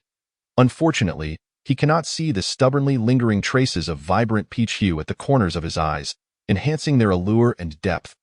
The simple-minded Sun Huajing returns with his suitcase, excitedly displaying his findings to Song Chu. I couldn't find any bowls, but I found this, he exclaims, raising a small plastic dog bowl triumphantly. How can a dog bowl not count as a bowl? It's a perfect match for a dog. Song Chu accepts the plastic dog bowl, casually tossing it into his pocket and complimenting Sun Huajing. Well done, my diligent son. Now go play. Sun Huajing tilts his head, staring at the pocket of Song Chu's sweatshirt, puzzled as to why such a large dog bowl could vanish without a trace, leaving no sign of bulging in the fabric. Even Doraemon's pocket couldn't manage that. Did you put a 9-square grid in there? This is the only reasonable explanation he can come up with. Song Chu dismissively replies, I put in a ball. Song Chu casually responds, Mem. He then rises and, with the remaining price tags on the counter, proceeds to bother Wei Wei in Chapter 46. Allah's supermarket 15 Wei Wei glares at Song Chu with unwavering intensity. If looks could kill, Song Chu would have been torn to shreds by now. He presents the remaining price tags before her, urging her to get to work. Good morning. A new day has dawned, and we must not forget our duties. The price tags for daily necessities have yet to be affixed. The wallpaper can wait. First, attend to your tags, then return to the wallpaper. For the first time, a player is being driven to work. Wei Wei feels akin to a beast of burden. She grinds her teeth audibly, the sound crisp enough to echo throughout the supermarket. Song Chu, momentarily puzzled, cannot comprehend why she remains so irate despite his greeting. You are truly impolite, he observes. Wei Wei's nostrils flare in anger. With a furious laugh that borders on mania, she snatches the tags from Song Chu's hand, stomping heavily on the floor as she departs. The others are momentarily shaken by the commotion, yet the instigator seems unfazed as she follows suit. Frustration and ire etched on her face, Wei Wei swiftly begins to affix the tags to the daily necessities. muttering under her breath, "What difference does it make if I stick them or not?" It's infuriating. There is no distinction between being attached or detached. With narrowed eyes, Song Chu absorbed the information for 2 seconds before slipping his hands into his pockets and departing. The moment the 30 minutes elapsed, he noticed the heart-shaped hand of the clock on the wall began to rotate with excruciating slowness. Bang! The supermarket doors swung open right on time. Outside, the sound of a bus horn pierced through the black mist, echoing twice in quick succession. The patrons wore stiff smiles to greet the incoming customers. Song Chu, however, did not smile. He leaned against the towering shelves behind him, feeling somewhat drowsy. With the sewing kits depleted, how could Vivian mend the players' mouths? It made little difference whether one smiled or not. The giants of the valley began to stream into the supermarket, but this time, they were not alone. Several men and women clad in white shirts and ties mingled among them. Each of them sported black-framed glasses, wearing expressions of utmost seriousness, their postures erect, as they strode confidently into the supermarket. The white-collar men and women held their chins high, gripping a segment of dark dog leash. And at the end of each leash, without exception, was a child. The children, tethered to the leashes, crawled on all fours, some with curly, tousled hair, others sporting tufts on their foreheads, sucking on pacifiers while clad in diapers. Song Chu was taken aback. The dog children mentioned on the survey were indeed actual children. The first wave of customers crowded into the supermarket, consisting of not only the Valley Giants, but also 2 white-collar men and 1 white-collar woman, each leading a pacifier-sucking toddler in a diaper. The pace of the white-collar individuals was brisk, contrasting with the steady, slow gait of the Valley Giants. Their speed fluctuated, sometimes quickening, other times pausing. Yet, they did not hasten past the giants to exit the supermarket. Instead, they began to linger around the snack aisles. Leading their diaper-clad children, they strolled as if walking small Pomeranians, meandering along the shelves. Song Chu frowned. It appeared these 3 had come to the supermarket to stroll with their children. One of the white-collar men halted beside a shelf, and a cloud-shaped frame slowly appeared above his head, displaying an array of colorful snack patterns: red-bagged tomato-flavored chips, an orange bottle of an unknown beverage, and a box of cigarettes. The athletic woman quickly realized this was what the white-collar man intended to purchase and hurried to search the snack shelf. The blonde and the lanky man followed suit. Song Chu noticed the toddler being led by the white-collar man had a progress bar emerging from its head. The bar was green, slowly inching upward, with a noticeable trend of deepening in color, shifting from green to orange, and the orange was intensifying. Another white-collar man, identical in appearance to the first, had also come to a stop, and from his cloud-shaped frame drifted 4 snack patterns. The long-haired white-collar woman, holding the leash, repeatedly paced in front of the shelves before finally halting at the corner of the second row of snacks, where 3 bottles of beverages floated above her head. To facilitate their search, beverages were grouped together, making them easy to find. The white-collar woman was the most straightforward to appease. Song Chu retrieved the 3 bottles of drinks she desired, checked the prices, and tossed them to her. The moment the beverages touched her, they disintegrated into pixelated fragments, akin to the earlier occurrences with the Valley Giants. Baya bingo! Accompanied by dynamic sound effects, the images in the white-collar woman's cloud frame vanished. At last, she moved. She switched the child to the other hand, showing no inclination to leave. Song Chu noted, with a sense of finality, that this individual was a deadbeat. Even after completing her purchases, she remained. The total for the 3 bottles of drinks amounted to 15 fairy tale coins. Sun Huajing circled around the white-collar woman, but indeed, not a single copper coin was in sight. Purchasing items without payment. What a freeloader! His astonishment was palpable. A sharp wail suddenly pierced the air within the supermarket, drawing Song Chu's attention to its source. In front of the first row of shelves, the child led by the first white-collar man had spat out the pacifier and was now emitting piercing shrieks. The progress bar atop its head had reached its limit, turning a striking crimson. Furthermore, the child exhibited a tendency to flush entirely red. The blonde, flustered, exclaimed, "We can't find the cigarettes." The athletic woman remained relatively composed, asserting, "There are no cigarettes in the supermarket." She pointed at the white-collar man, lamenting that they would likely never locate what he sought. Meanwhile, the lanky man frantically tossed the last item onto the second white-collar man. "Why won't he leave? We VE gathered everything he wanted." The lanky man's eyes widened in terror as he shouted at the second white-collar man.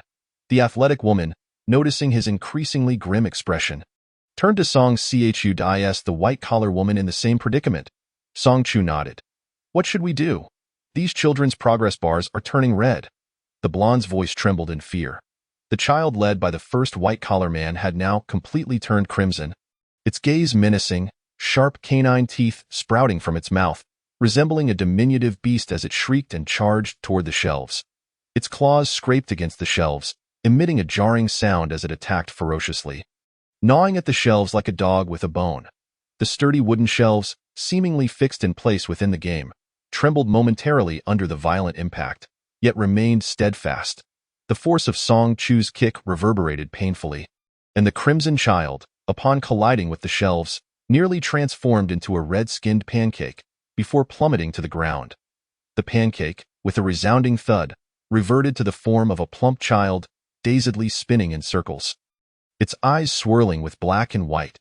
The impact left an indelible fear etched into the mind of the third crimson child, causing it to flee in terror upon regaining consciousness. Its hands and feet clawed at the floor, producing sparks as it frantically attempted to escape, yet it failed to make any progress. Song Chu stepped on its dark dog leash, allowing the terrified child to continue its futile struggle. He turned to the white-collar woman. If you're walking a dog, don't slack on the leash. That LL cost you 200. The white-collar woman remained rooted in place, occasionally pacing a few steps, her face pale as she faced the cashier's words. Could you please heat up a cup of milk for my child? She resembled a non-playable character, her dialogue fixed in place. Song Chu grasped the dog leash, leisurely tugging at the dark chain as he pulled it back. The child across from him, flushed with fear, clung desperately to the floor, whimpering softly as he cast pleading glances towards his mother, clearly unwilling to approach Song Chu, with a white palm wrapped around the leash. Song Chu tightened it gradually, dragging the terrified child across the floor. The shrill sound of scratching echoed as the child left long, forceful claw marks on the ground, accompanied by eyes filled with sheer terror. Resistance proved futile. Song Chu yanked the struggling child closer, and seeing its frantic attempts to escape, he forcefully slammed its head against the floor twice as the child's vision blurred with stars. He swiftly bound it with the leash, securing it tightly. The rope threaded through its gaping mouth tightened, limbs were bound together, and it was reinforced around the neck, culminating in an unsightly bow atop its flailing limbs. Looking down, Song Chu deemed the bow rather ugly and decided to redo it. However, the second attempt at the bow appeared even more unsightly. This time, he chose to ignore the grotesque knot. Rising, he dusted off his hands and glanced at the white-collar woman silently observing him. He scoffed, "You want milk but can't even pay." Meanwhile, the man with a buzz cut clutched one of the flushed child's legs, refusing to let go, as the child's strength was far from ordinary, dragging the man through the supermarket in a chaotic frenzy. A man with slanted eyes chased behind, wielding a baseball bat. The blonde-haired man, with a knife in hand, remained cowardly, cowering in a corner like an ostrich. Meanwhile, the woman in athletic wear had somehow donned a pair of red boxing gloves, delivering punishing blows to the second flushed child every time it attempted to bite. The gloves appeared exceptionally hard, producing a sound akin to rocks colliding whenever they struck the child's head, and no matter the direction from which the second child attacked, she landed precise punches, eliciting high-pitched screams from the child. Sun Huajing, foolishly teasing the bound third child, quickly recoiled after nearly losing a finger to a bite, his heart racing as he sought out his protective figure. "Dad, what are you doing?" he inquired, peeking out from behind Song Chu. Song Chu glanced toward the woman in athletic gear. Such a formidable physical education teacher was indeed rare. Sun Huajing leaned in to observe. "A gym teacher? She looks more like a boxer."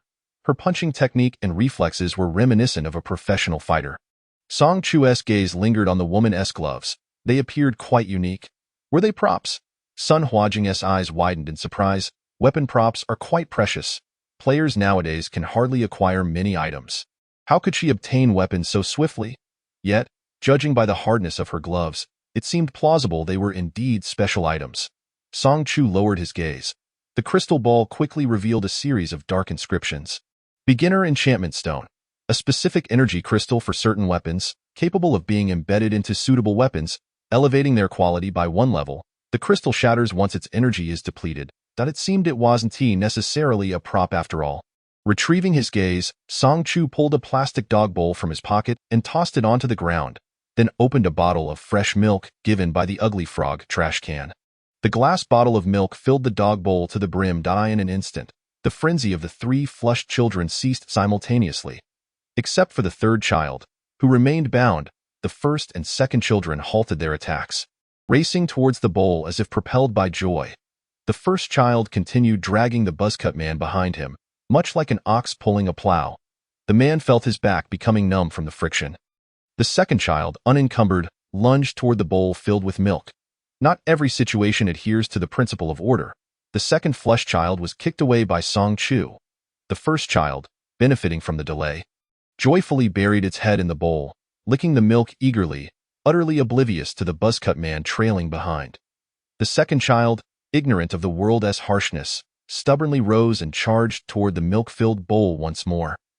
Attempting to snatch milk from the first, at this moment, the milk level in the plastic bowl had already halved. Song Chu again kicked the second child away. The white-collar man, unwilling to see his child suffer such indignation, stepped forward, his ghostly pale face fixed on Song Chu. Chapter 48. Allah's Supermarket 17. Song Chu initially thought he was about to witness a father's fierce defense, ready to roll up his sleeves for his child's sake. Could you please warm a cup of milk for my child? But instead, he triggered an NPC dialogue. Sun Huajing remarked.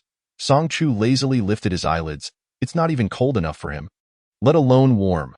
Just wait. And so the second white-collar man began to wait.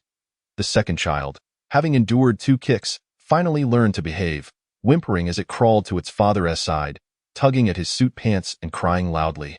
The poor third child remained bound. While others enjoyed milk, it lay helplessly tied up, as others licked their bowls. Its bow trembled in distress. The second child could still make an effort for milk, but no matter how hard it tried, it remained a mere object scraping against the floor. The woman in athletic wear felt an unexpected pang of sympathy. It had always been players reduced to mere fodder for game monsters.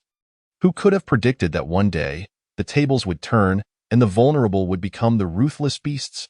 Truly, the wheel of fate turns. Evil must ultimately face its own kind. Suddenly, as if an invisible spring had been inserted, the second white-collar man and the third white-collar woman finally stirred. The second man led the dog child along the green pathway of the supermarket. The third woman attempted to untie her bound third child. Song Chu immediately lifted his gaze toward the pink-haired alarm clock. To facilitate viewing, he had rehung the clock on the wall by the entrance. From the time he handed 3 bottles of drinks to the white-collar woman until now, approximately 5 minutes had elapsed. The white-collar woman struggled to undo the numerous knots Song Chu had tied, nearly tearing her nails in the process. Song Chu swiftly untangled one stubborn knot, freeing the third child from the restraints while also removing the leash from its neck. He lifted the third child by the scruff and tossed it to the white-collar woman. Take your child and go. The white-collar woman fixed her unsettling gaze on the dog leash in Song Chu's hand. The dog leash, I need to take it. Song Chu shoved the dark leash into his pocket. It's mine now. I took it. The white-collar woman's silent, haunting stare lingered for a moment longer. But seeing she could not reclaim it, she turned away, clutching her unchained child, glancing back repeatedly as she departed. The second white-collar man and woman left in succession, leaving the first white-collar man standing still. As a lingering cigarette icon hovered above him, Allah's Supermarket did not sell cigarettes. It seemed he could remain until the game concluded. After consuming a bottle of fresh milk, the first child's striking red hue faded. Along with its sharp fangs, Song Chu glanced at the white-collar man, the smoking father. He looked down at the now normal child, a milk-sipping little one, the overarching theme. All are impoverished souls, mooching off food and drink without compensation. The first child licked the plastic dog bowl until it gleamed, holding the empty bowl aloft in a bid for more milk. Song Chu surveyed the ground, spotting a discarded pacifier, its original owner unknown, grabbing it without regard for cleanliness, and stuffed it into the first child's mouth, effectively silencing its impending wails. Meanwhile, the emaciated man, with a fractured leg, clearly could no longer continue searching for items on the shelves. Yet, idleness was not an option. With manpower already in short supply, he could not afford to rest. Thus, the buzzcut man and the man with slanted eyes lifted him to the fruit section, placing him among the strawberries, allowing his two free hands to toss fruit to the valley giants. The man who had taken over the emaciated man's duties was now the buzzcut man. Seizing the moment, while the supermarket was relatively devoid of valley giants, the man with slanted eyes scoured the ground for fairy tale coins, depositing them into a transparent display, amassing just over 30 coins. Snacks were pricier than fruits. The woman in athletic wear removed one of her red gloves, suddenly realizing a grave issue. The white-collar man and woman had not paid. Song Chu was astonished that she had only now recognized these white-collar individuals as deadbeats. However, if he did not provide them with what they desired, the situation would mirror this one. Song Chu signaled to the first white-collar man, who lingered stubbornly. Providing them what they wanted and allowing them to stay for about 5 minutes would ensure they left with their children. The quantity of fresh milk was limited. If wasted, it could lead to a situation like that of the cigarette man, where the supermarket lacked the desired items, leaving them utterly bewildered. The white-collar man and woman took items without payment, yet they could not be ignored. Otherwise, the frenzied children would wreak havoc on the supermarket's goods. How infuriating!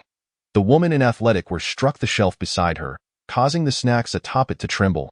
Aliang, keep an eye at the entrance of the supermarket.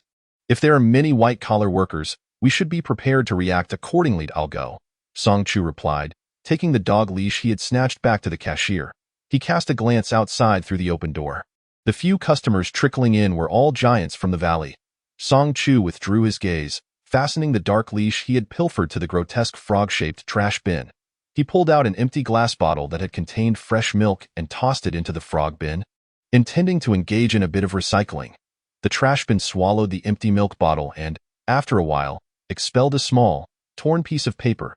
He pinched the tiny scrap and glanced down at it, promptly discarding it back into the grotesque frog bin. The paper bore a single sentence. White-collar customers do not leave immediately after acquiring their desired items. They linger in the supermarket for 5 minutes. Song Chu thought to himself, what useless hindsight you provide. The trash bin, this time, produced nothing more than it seemed that its capacity for secondary digestion and reproduction had reached its limit. Stretching his wrist, Song Chu led the grotesque frog bin. Preparing to find some trash for it to consume, he strode forward, while the frog bin waddled behind, its rear end sticking up as it was dragged along. It was unclear what peculiar construction allowed the grotesque frog bin to bounce slightly with each pull, activating the mechanisms within its hind legs. This resulted in an amusing spectacle. Song Chu moved languidly ahead with his notably long legs, while the frog bin bounced along behind him, though those in the know. He was merely walking a trash bin. To the uninformed, it appeared as though he was tending to an astonishingly ugly frog. A true sense of the prince and the frog. The prince wandered through the supermarket with his froggy companion in search of trash. Seizing an opportune moment while Wei Weiyan was distracted, he swiftly tore several sparkling little lights from the wallpaper and tossed them to the trash bin. Moments later, Wei Weiyan's furious voice echoed throughout the supermarket. Damn you, divine favored one. I will not let you off the hook, certainly not. I will report you to the manager. I will make a thorough complaint against you. In front of Wei Weiyan. Stealing small lights for the trash bin required both speed and precision. However, there was a limit to how many times one could do this. Wei Weiyan had already positioned herself protectively against the wall behind her. Song Chu stole a glance at her and took the grotesque frog bin to another area. Can kids finish jelly? His next target was a heap of jelly favored by the children. Emerging from the pile of jelly, a child, with a colorful jelly stick in hand, gazed up at Song Chu with wide eyes. Song Chu shook the trash bin at the end of the leash. Collecting trash, however, the child, while indulging in the jelly, would often chew through the plastic shell, producing no trash at all. After a moment's thought, the child grabbed a jelly and placed it in Song Chu's hand, then picked up another and added it to his collection. Satisfied with his haul of 2 jellies, Song Chu patted the child's little pigtail and departed. This time, the frog bin consumed 3 little lights and 2 jellies, successfully regurgitating a glowing pebble, a sticky, mutated green jelly, and a scrap of paper. The first 2 items resembled props, and Song Chu utilized the loaded shelves to conceal himself, seizing the opportunity to check his identity panel. The first item was an oval pebble, smooth and emitting a faint white light. Glowing stone. This stone glows and glows and glows and glows and glows and glows and glows and glows. It may not be a luminous pearl, but it can still blind your eyes. When in use, one merely needed to grip it tightly. The tighter the grip, the brighter the emitted light. In short, it was a flashlight prop. However, with so many people in the supermarket, Song Chu refrained from testing it and stored it in his pocket with the crystal ball. The second item was a sticky, gooey green jelly that felt slippery and resembled slime. Its appearance was grotesque, and it emitted a peculiar scent, a mix of sourness and cheap perfume. The panel displayed the name Sticky Strong Jelly, which, true to its name, functions similarly to glue, able to serve as a sticky mouse trap when spread evenly. The crystal ball, refusing to swallow it, was instead placed in the 9-grid compartment. Lastly, there remained a scrap of paper, the ink faded, containing only the upper half of a sentence. Song Chu pushed it aside, deducing it to be customer. Homeless.it seemed to be another type of customer in the supermarket. He retrieved several survey forms he had previously torn from the wall and compared them one by one, ultimately discovering that the background of the scrap paper closely resembled that of the incomplete survey form he had been scrutinizing. Were they observing the homeless? What might a homeless person typically do? Hungry and desperate, they might steal items, perhaps snacks or something else. Just as Song Chu pondered these questions, a new wave of customers surged through the entrance. Glancing up, he noted that the number of Valley Giants remained limited, hardly significant. Even more absurdly, many of them bore a single, solitary fruit icon atop their heads. Sun Huajing clicked his tongue, commenting, "It seems even giants experience economic downturns." However, the number of white-collar workers was considerable. With 3 at the forefront and 2 trailing at the back, a total of 5 had arrived in this wave. The woman in athletic wear donned boxing gloves, appearing fully prepared for action. The blonde-haired man, trembling, clutched a knife. Seeing his cowardice, a buzz-cut man snatched the knife from him, kicked him, and scolded, "If you're scared, go find something. After all, having the knife is just a waste. When the fighting starts, you can find a corner to hide." Noticing that the number of Valley Giants was manageable, 4 middle-aged women and 1 lame man. One of the men picked up a baseball bat and joined in to help. 3 white-collar workers, accompanied by children of varying hairstyles, loitered before the shelves, while a diaper-clad child, still clutching a pacifier, crawled on all 4s around the adult's feet. Finally, when the white-collar workers settled into a position, the cloud-shaped frames above their heads began displaying product images. As the buzz-cut man and others anxiously searched the shelves, Song Chu observed the first white-collar man's head sprouting a lengthy array of images, ranging from chips to drinks, alongside various daily necessities like towels and toothbrushes. Song Chu thought, how ungrateful to be freeloading like this. Seizing the opportunity while the diaper-clad child's progress bar had yet to turn red, as the others fumbled about looking for products, Song Chu stood still for a moment, then flicked his wrist and approached. He seized the dark leash binding the diaper-clad child around the neck, attempting to wrest it from the white-collar man's grip. The leash, made of an unknown material, was secured tightly in the white-collar man's hand, which gripped a section resembling black leather in a tight circle. Song Chu patiently pried at the man's fingers, noting their peculiar nature.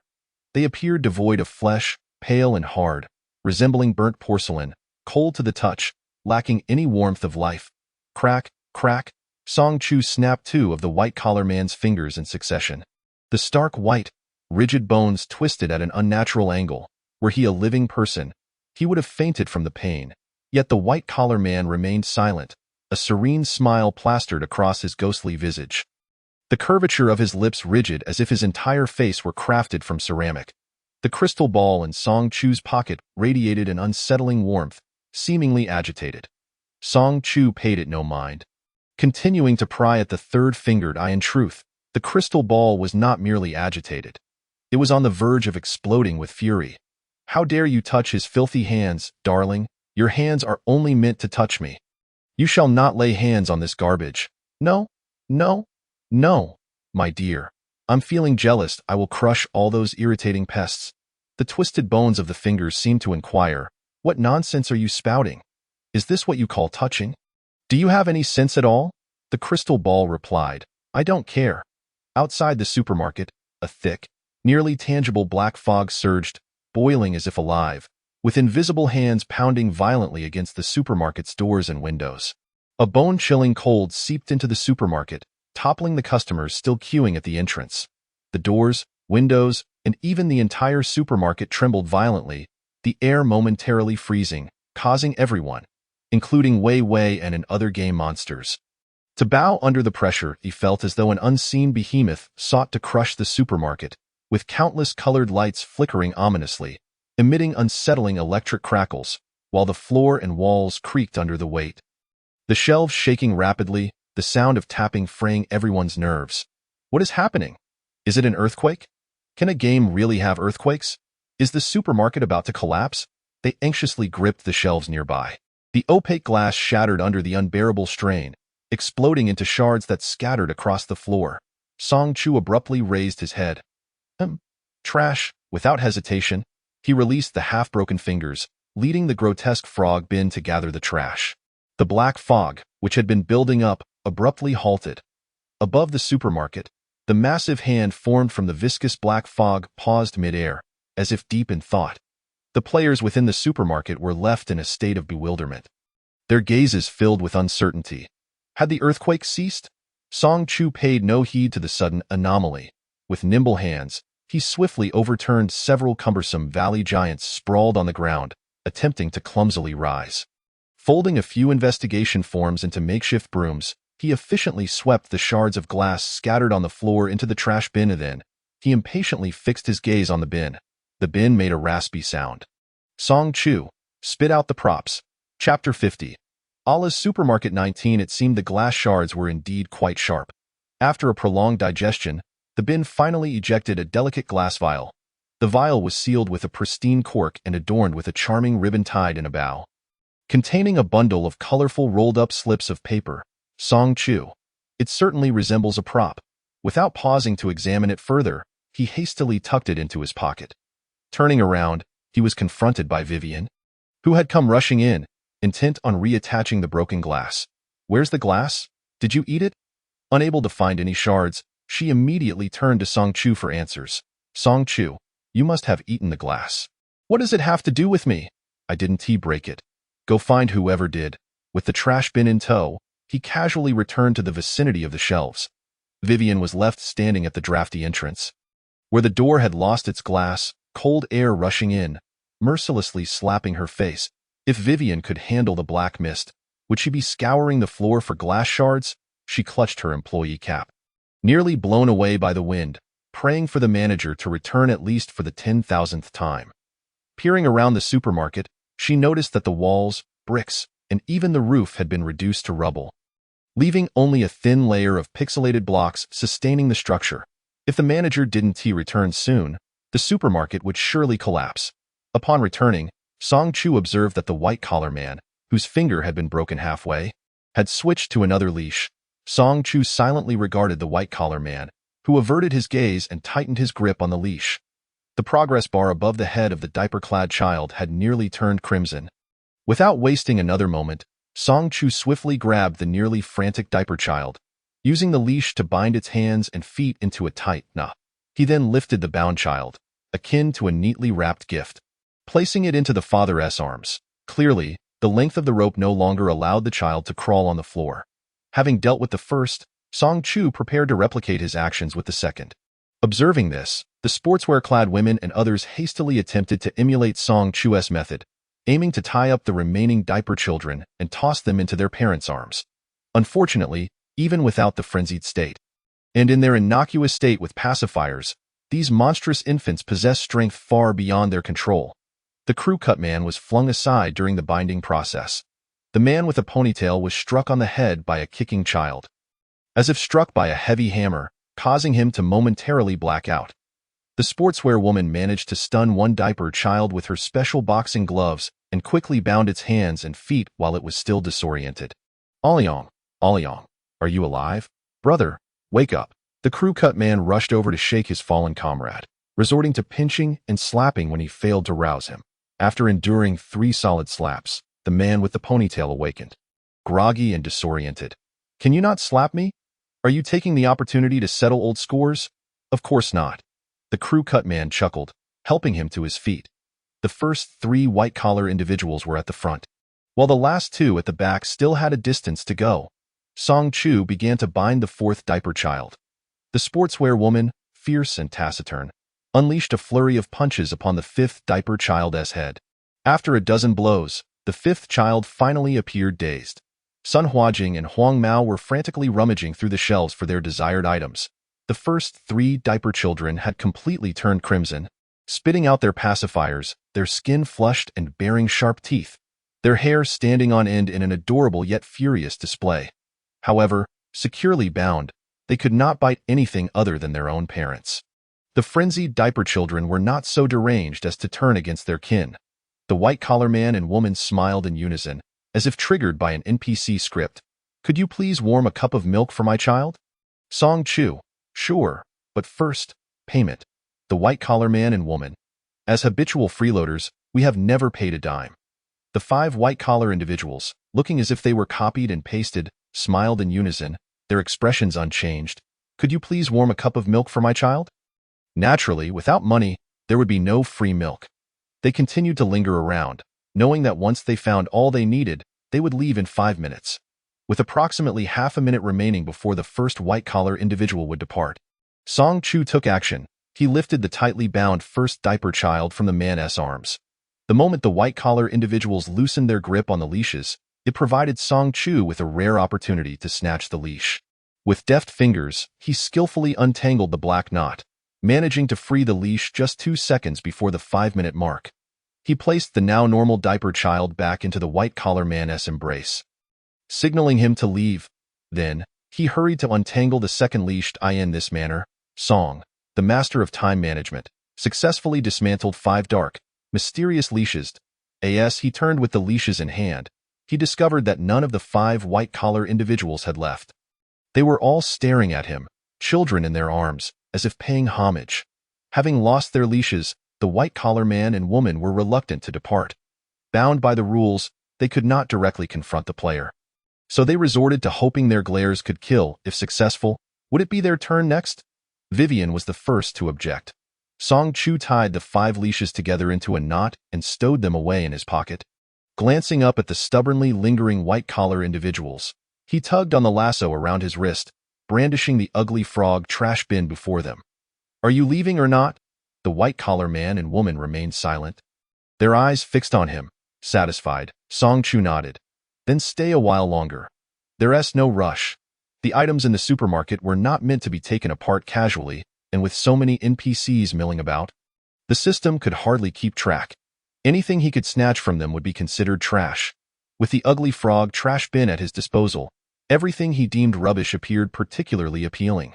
Pointing at a crystal ball, Song Chu magically produced a dagger from his pocket. The sharp blade slid out of its metallic sheath with ease. He cast a casual glance. The director mentioned this dagger could sever hair, typically used for cutting throats. It would be his first attempt at this so-called hair severing.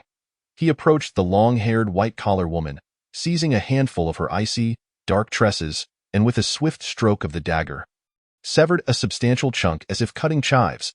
He then discarded the severed hair into the nearby trash bin's bang. The trash bin ejected a slender, golden thread, as fine as a hair. Chapter 51. Allah's Supermarket 20 Golden. Undoubtedly the most exquisite color in the world, it was immediately apparent that it was valuable. Song Chu promptly set his sights on another long-haired white-collar woman. Moments later, he acquired a second slender golden thread. His pale eyes brightened slightly as he courteously addressed the 3 white-collar men. "Would you mind if I gave you a haircut?" Unfortunately, the 3 men's vocabulary was limited to that one trigger phrase, rendering them unable to respond to his question. Song Chu's smile grew more genuine. There was no refusal. A few minutes later, 3 gleaming, pale eggs and 2 freshly coiffed, short-haired white-collar women emerged. The trash bin swallowed a heap of hair, laboriously ejecting the last slender golden thread. The combined hair of the 3 white-collar men barely equaled that of a single white-collar woman. Indeed, weight surpassed quantity. Stowing away the 3 golden threads in his pocket, Song Chu grabbed a diaper child, removing its pacifier. The pacifier was tossed into the trash bin. There was no reaction. After several pacifiers were discarded, the trash bin remained unresponsive. It appeared that it had little affection for pacifiers. Song Chu pondered for a moment, then turned to the white-collar men and women, gently inquiring, "How long have you been out with the children?" Shouldn't you change their diapers? He spared no one, not even the children. The white-collar man and woman suddenly found it difficult to maintain their rigid, artificial smiles, abandoning their leashes as they sprinted towards the supermarket exit. Legs moving so swiftly they left afterimages behind, in an instant. Only the diaper child remained in Song Chu's grasp. It was rather inappropriate for parents to abandon their children and flee, leaving the white-collar man in a state of indecision. It was evident he longed to reclaim his child and escape. Song Chu flashed a stunning, radiant smile, and in the blink of an eye, before anyone could react, he thrust the diaper child into the trash bin with lightning speed. The white-collar man. The onlookers, rendered speechless by this audacious maneuver. No, they seemed to be utterly bewildered. For a moment, it is truly incomprehensible who the actual monster is. This ruthless individual resembles a monstrous boss from the game more than any other. He is a living embodiment of death itself. If he were to be thwarted, wouldn't the next step be to dismember the adult right here and now? The system's piercing voice suddenly erupted in their ears. Warning, warning, warning. The 3 consecutive, distorted shrieks bore a frenzied hysteria. A player is threatening the life of a game NPC. Danger detected for the NPC. Whoever it may be, please intervene immediately. The crowd wore expressions of numbness and confusion. Does whoever imply that players can also aid in stopping this living father? What a curious phrase indeed. The mind struggles to comprehend. What concern is the NPC's demise to the players? Although they had no fireworks to celebrate, they could still applaud. Players were inclined to revel in the chaos, while the overseers were merely slacking off. Only she, the singular beleaguered wage slave, Vivian, charged forward wielding a knife. The murderous intent radiating from her was meant to settle old scores and new grudges.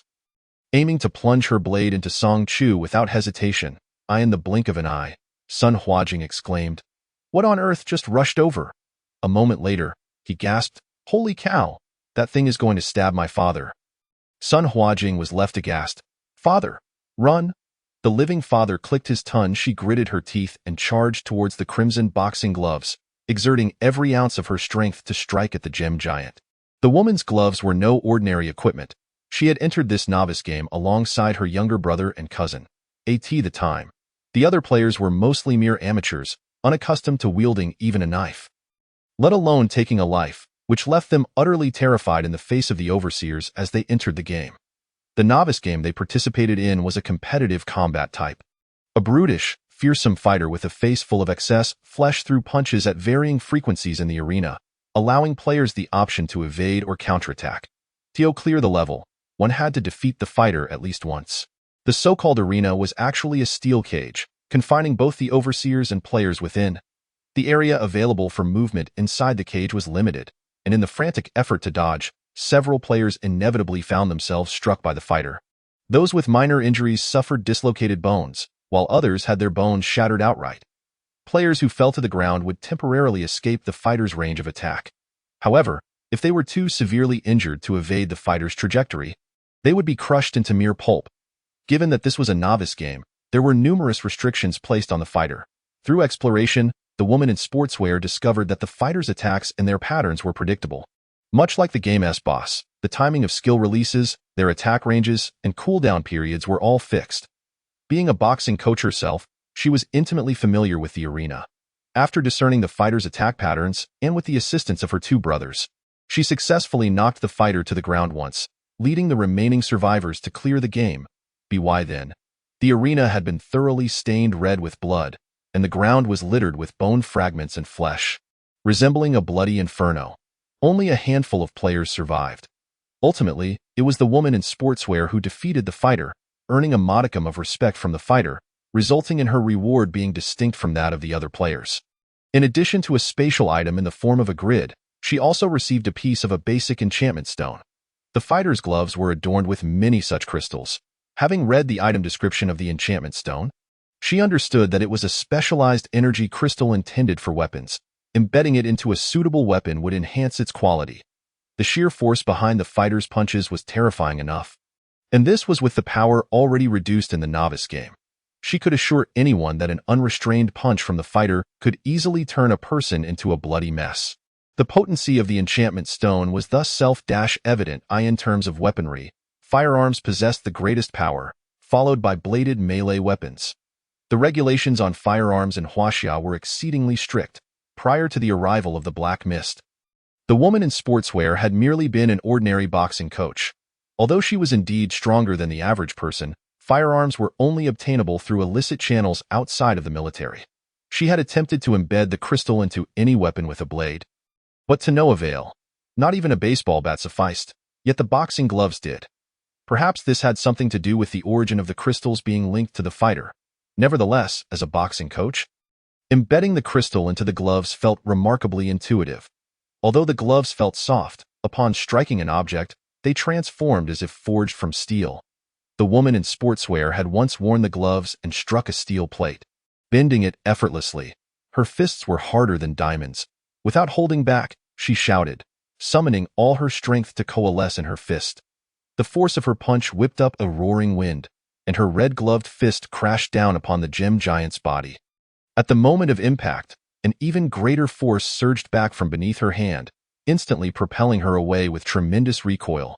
The woman in sportswear found herself tumbling into a wooden fruit cart, her back slamming against the hard edge of the cart. Although the cart appeared to be made of ordinary wood, it was, in fact, harder than stone, and the pain that shot through her spine was nearly enough to render her unconscious, causing her complexion to drain of color. Sister Li Jia, the crew-cut man and the slanted-eyed one rushed forward to help her up. The woman in sportswear had bitten her tongue, spitting out a mouthful of blood-tinged saliva. Her expression grave as she addressed her two brothers. I'm fine.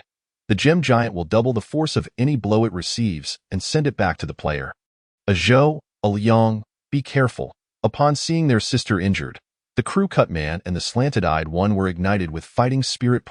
One wielded a heavy baseball bat to strike at the gem giant, while the other brandished a sharp knife to stab at it. The crew-cut man was jolted back by the rebound force, leaving his hand numb and his palm riddled with tiny cuts. The slanted-eyed one's knife shattered into fragments upon impact. Chapter 53. Anla's supermarket Song Chu stood upon the shoulder of the gem giant. Its entire form appeared to be constructed from an abundance of gems and gold, dazzlingly bright yet devoid of flesh and blood. Adorning the giant's head was a magnificent golden hat, intricately woven with gold threads and studded with jewels. It bore no facial features. Two pure black circular obsidian stones served as its eyes, glimmering with a ghostly sheen. Its mouth was a grotesque grin crafted from a series of blood-red stones, polished into bead-sized pearls and strung together with gold wire to form a smile. Estimating the approximate location of the giant's brain, Song Chu tightened his grip on his dagger and plunged it forward. The dagger was forged from the highest grade of synthetic metal, so hard and sharp that it could slice through ordinary gems with the ease of cutting a cucumber. The reason it was likened to a cucumber was that a sister had previously used the dagger to slice gems for facial masks, claiming that gems were more valuable than pearls or gold dust. Thus their effects must surpass the latter. At that moment, Song Chu had felt somewhat befuddled by her words. After clarifying who had informed her of such claims, he had suggested that she should deal with the deceiver, and perhaps consume a few extra bottles of calcium supplements for her brain. The gleaming blade of the dagger scraped against the ornate gems atop the giant's head, producing a shrill, piercing sound accompanied by flying sparks. As a creature within the game, the gems and gold comprising the giant's body were far from ordinary materials. Song Chu thrust the dagger into the gaps between the gems, attempting to pry some loose. But it proved futile. The gem giant's body was simply too resilient. It was beyond the capacity of a player to shift even a fraction. With downcast eyes, Song Chu surveyed the giant. Was there a specific weakness? He inserted the dagger into the gem crevice on the giant's forehead, gripping the hilt with one hand while suspending his body in midair. With the other hand, he retrieved a desert eagle from his pocket. The cold, silver barrel aimed directly at one of the giant's round obsidian eyes. When it came to penetrating power, firearms undoubtedly wielded the greatest force. The bullet was discharged, trailing a snowy white afterimage as it hurtled toward the gem giant's dark obsidian eye. Upon impact, the bullet and the obsidian created sparks, and the deformed bullet veered slightly off course, doubling its speed as it flew along the new trajectory. Song Chu sidestepped, the bullet grazing the thin layer of flesh on his neck before embedding itself into the wall. leaving behind a small, circular bullet hole. Realizing something, Song Chu quickly pulled his hat down over his head. The black hood concealed the healing wound on the side of his neck. The gem giant continued to sway forward at a steady pace. And Song Chu, clinging to its back, swayed in tandem. He approached the giant's dark obsidian, running his curved fingers over its smooth surface, leaving faint traces, but it was evidently insufficient to shatter it. His amber gaze flickered with a hint of surprise. Climbing back onto the giant's shoulder, holding onto the faintest glimmer of hope, Song Chu took a secure position and fired 2 shots at the other obsidian eye and the grotesque blood-red mouth. The bullets lodged themselves into the gaps between the gems after deforming of the gem giant's body. Only these 3 gems were unique, yet none of them were its weak points. It was improbable that any other locations would be. From the moment he entered until now, 2 minutes had elapsed, and the gem giant had traversed 2/3 of the distance. In another minute, it would completely exit the supermarket, signaling the end of the player's 3rd workday. The outcome would be utterly fruitless, with not a single fairy coin earned. While Song Chu contemplated, the others below were not idle. Regardless of age or gender, referring to Sun Huajing, they were all doing their utmost to strike the colossal gem giant. They clung to its massive legs, those with weapons swung and slashed, while those without clawed and bit with all their might, employing nails and teeth in their assault, as Song Chu rapidly pondered. He realized the gun's power was nearly unparalleled. Many players lacked firearms, and it was unreasonable for such a formidable creature to exist in the game. Could it require a specific weapon? In some games, monsters had high damage resistance, only susceptible to harm from certain weapons. Scanning the supermarket's inventory, there was nothing suitable. It was either fruit or an abundance of snacks and daily necessities. Could one truly expect cola to corrode the gem giant like sulfuric acid? The only thing that could potentially inflict harm was likely that shattered piece of flooring, reduced to fragments by his blows. Indeed, the floor was sufficiently sturdy, yet Song Chu was fined for his act of destruction. Players had no means to acquire coins. Thus, being penalized for shattering the floor was virtually a dead end, rendering it an illogical method of progression. Furthermore, had it not been for the crystal ball, Song Chu would have found it exceedingly difficult to break that floor. What other alternatives existed? Should the players collectively assault the gem giant, attacking it simultaneously? Such scenarios often appear in ludicrous films, where the protagonists unite their strengths to vanquish a formidable boss. Song Chu felt utterly disinclined to voice such a ridiculous notion. However, the buzzcut man articulated it for him. Wait, I have an idea. How about we all attack the gem giant together? This fervent admirer of action anime suddenly had a flash of inspiration. The group paused, adopting a desperate attitude akin to clutching at straws, and attempted it several times under his rallying cry. The result was that the gem giant was now perilously close to the exit.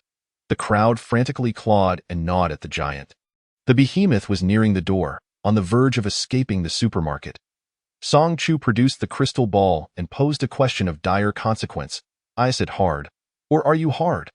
The crystal ball remained silent for a prolonged moment, eventually emitting a familiar before resolutely answering Song Chu's life-threatening inquiry. I am harder. Such audacity. With renewed confidence, Song Chu hurled the crystal ball at the gem giant's head. A blinding white light erupted from the supermarket's back door, swiftly engulfing the gem giant. In those final fleeting moments, though Song Chu could see nothing, he distinctly heard the sound of cracking, followed by the crisp noise of gems dropping to the floor. The gem giant vanished, having traversed its entire path, completely consumed by the white light as it exited through the back door. The moment of the gem giant's disappearance, Song Chu nimbly leapt from its shoulder, landing from a height of 4 meters with a sound as soft as a whisper, save for the thud of his marten boots against the floor. The group, clinging to the gem giant, collapsed in disarray upon the ground. Song Chu bent down and picked up 2 fallen rubies from the floor. In those last few seconds, he struck the gem giant and procured 2 dazzling rubies with the crystal ball. Amidst the blinding light, no one could discern their surroundings, so no one noticed the moment the crystal ball turned pitch black, as if enveloped in a viscous shroud of darkness. You actually got the gems, exclaimed the young girl, her astonished voice cutting through the air. She had somehow emerged from the pile of jelly, seated in a small cart, gazing in wonder at the rubies in Song Chu's hand. Chapter 54. Allah's Supermarket 23. It is important to note that defeating the gym giant is typically impossible on the first attempt. The young girl wiggled her delicate little feet. The buzzcut man instinctively widened his eyes, exclaiming, "Does that mean we can succeed next time?" Song Chu frowned. The gym giant will appear a second time? They both posed the question simultaneously. The young girl replied, "Oh dear, I've been led into revealing too much by my brother." With that, she opened her mouth wide, tossing a jelly-filled plastic casing inside and chewing noisily, the plastic crinkling with each bite. Then, with a clean gesture, she clapped her little hands and skipped over to hug Song Chu's leg, tilting her face up with a scrunched nose. "Since I've unwittingly let it slip, I'll clarify a bit. Just as you guessed, the gem giant will appear twice in total, on the third day and the final day." Song Chu narrowed his eyes. "So, only the gem giant is the customer?" The young girl grinned mischievously, choosing not to answer. It seemed Song Chu had hit upon the truth. With a total of 7 days, excluding the 2 days with the gem giant, there remained only 5 days to earn coins, averaging 200 fairy coins per day. However, they currently had just over 300 fairy coins. The first day barely met the passing mark, while the second day yielded only a dismal 130 coins, far from sufficient, unless there were other means to earn money.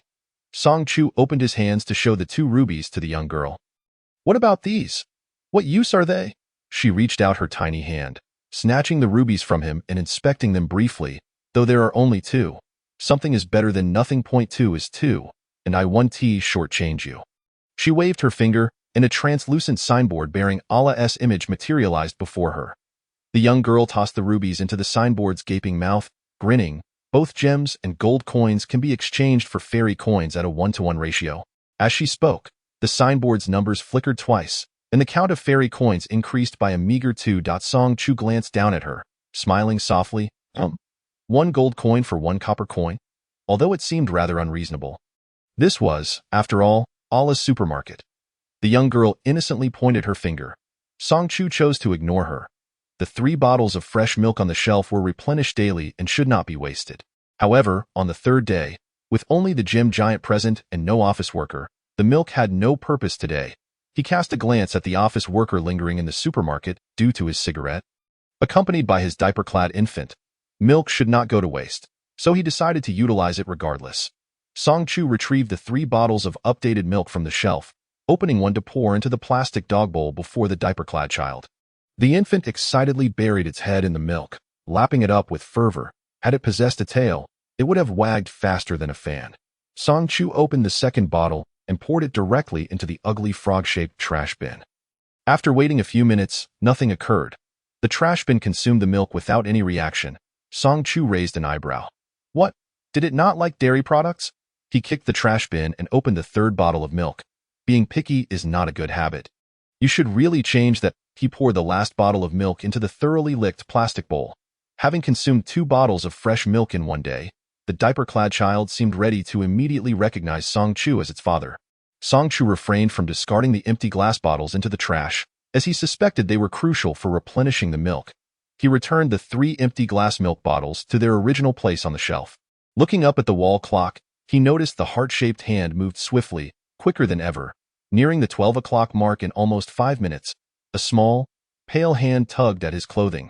Song Chu looked down. It was the young girl. "What is it?" Moments later, he followed her to the snack shelf. She nervously tugged at the little yellow duck bib, casting a glance at him with a look he couldn't decipher, then pointed a short finger at a jar of exquisite candies on the top shelf. "Can you buy me that jar of milk candy?" Curious, Song Chu took down the jar she indicated and examined it. The jar and wrappers were resplendent, a crystal bottle sparkling with intricate patterns, tied with a satin ribbon as smooth as silk. Even the candy wrappers were adorned with gold and silver foil, their layered folds resembling butterfly wings, dazzling and opulent. He glanced at the flavor label, vanilla milk candy. While pondering its extravagant presentation, he checked the price affixed to the top.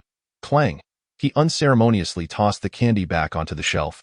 No wonder it was adorned with gold and silver, a mere jar of candy priced at 400 fairy coins.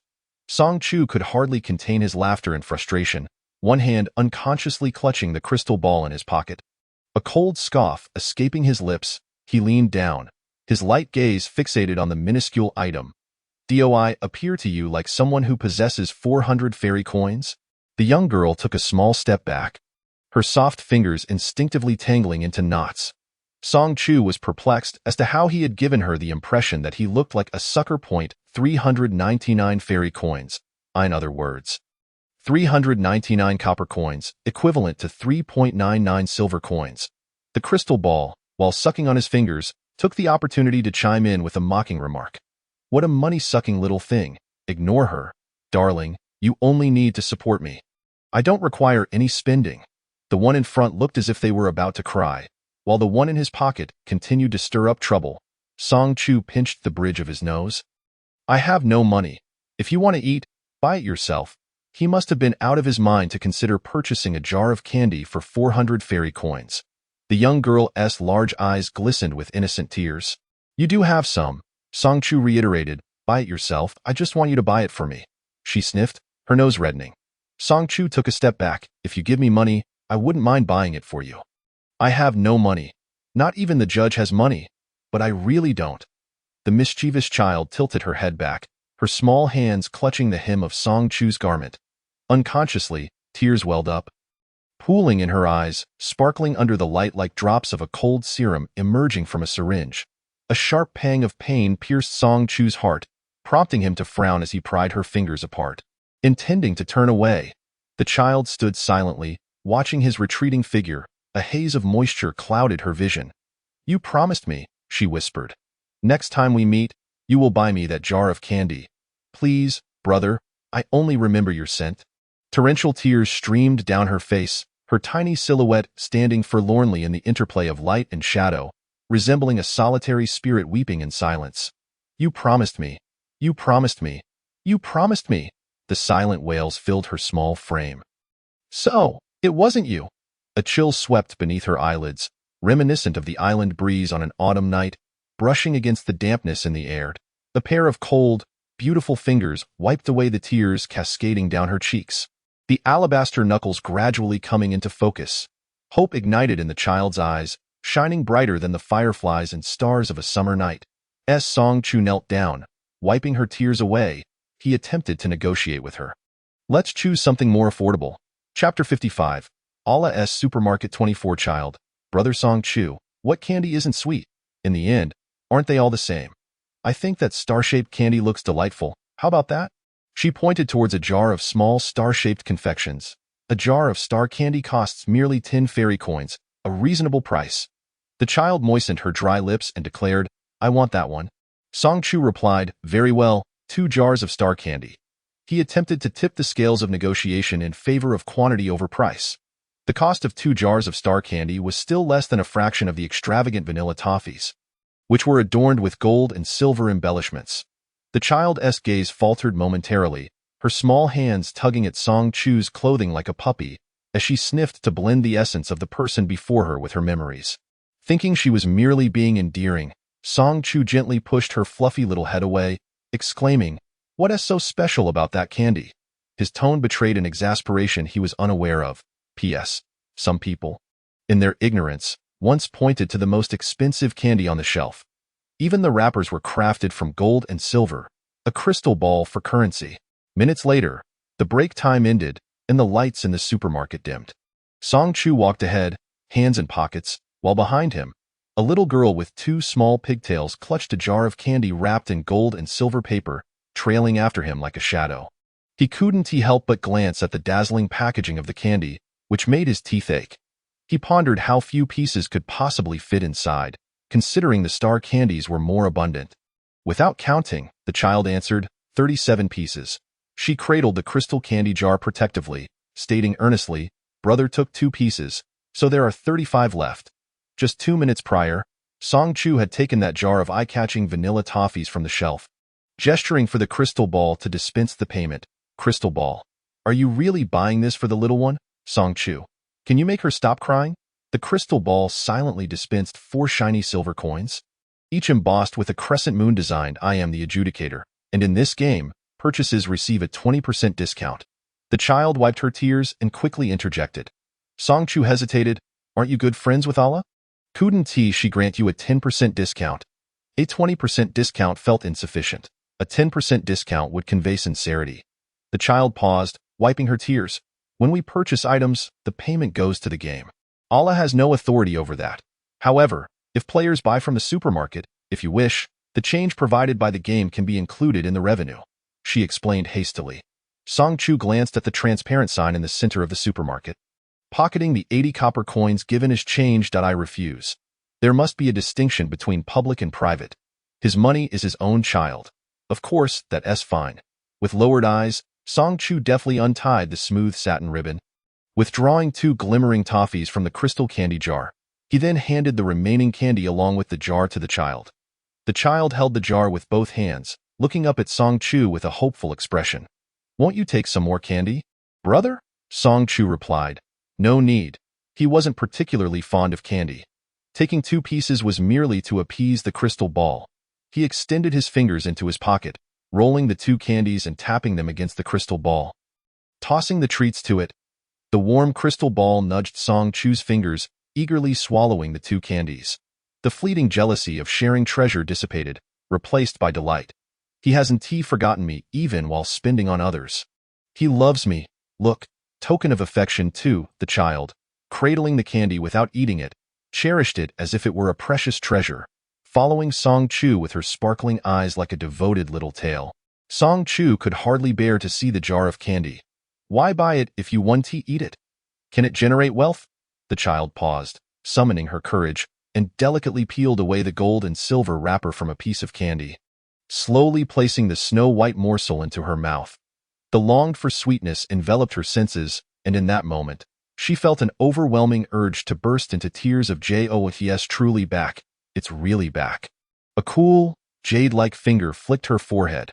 Song Chu looked down at the little pigtails atop her head, the tiny pearls dangling from her lashes, and furrowed his brow. "Having bought it if you cry again. Believe me, I will spank you." Children, it seemed, were indeed troublesome creatures. The child inhaled sharply, swallowing her tears and the quiver in her voice. Gulp. The piece of candy she barely chewed slipped down her throat unintentionally. She widened her eyes in shock. Her heart ached. Looking down at her little belly, her eyes glowed with a furious red, and she fidgeted with her delicate fingers, feeling an impulse to tear her belly open. If only the candy that accidentally fell could be retrieved, she could clean it and savor it for ages. Her round eyes glowed with a crazed crimson, her gaze fixated, almost trance-like, as she reached towards her belly with a small hand.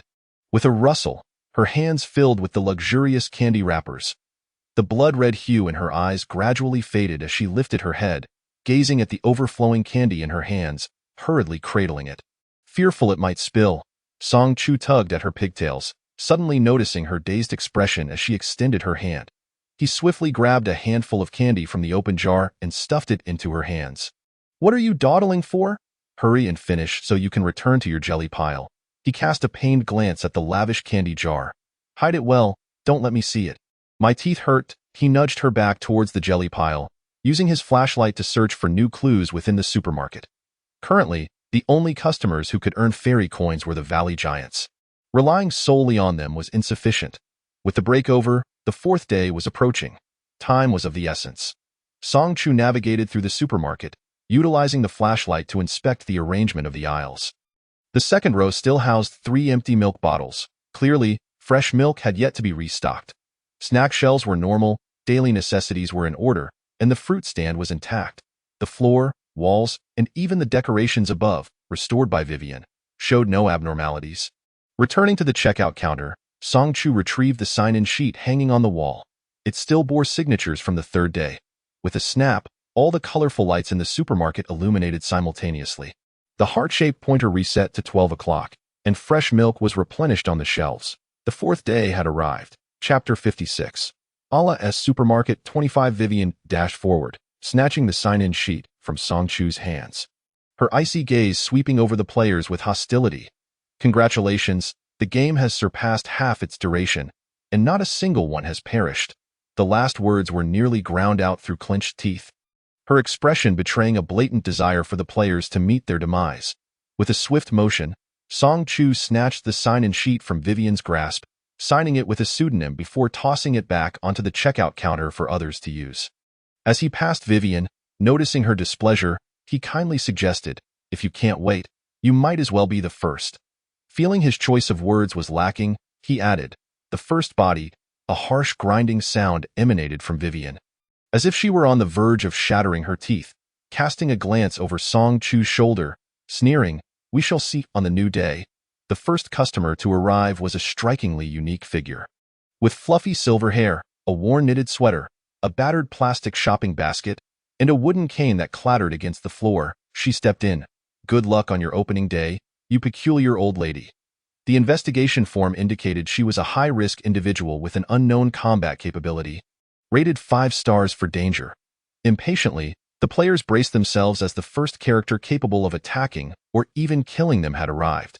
It seemed as if the figure before them was not a frail old woman, but rather a fearsome shark, as a group of individuals sat in hushed silence, observing the skeletal figure of the elderly woman, who, with her cane in hand, clattered purposefully towards the shelves. Song Chu cast a quick glance outside, where a throng of people jostled at the entrance of the supermarket. Among the crowd, which was predominantly composed of towering giants from the valley, there were only a handful of white-collar men and women interspersed. Within the initial wave of customers, there was but one peculiar old woman. The woman in athletic wear steeled herself, urging her 2 younger brothers to follow closely behind the odd elderly figure.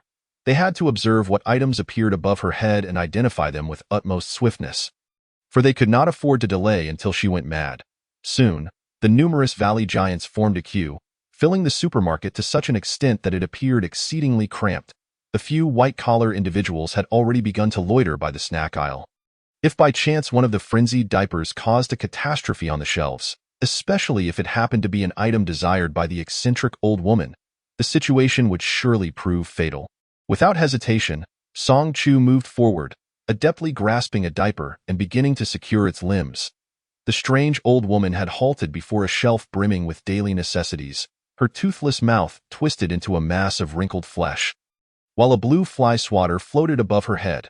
Locating a fly swatter among 5 shelves cluttered with miscellaneous items posed a challenge far greater than that faced by the white-collar individuals.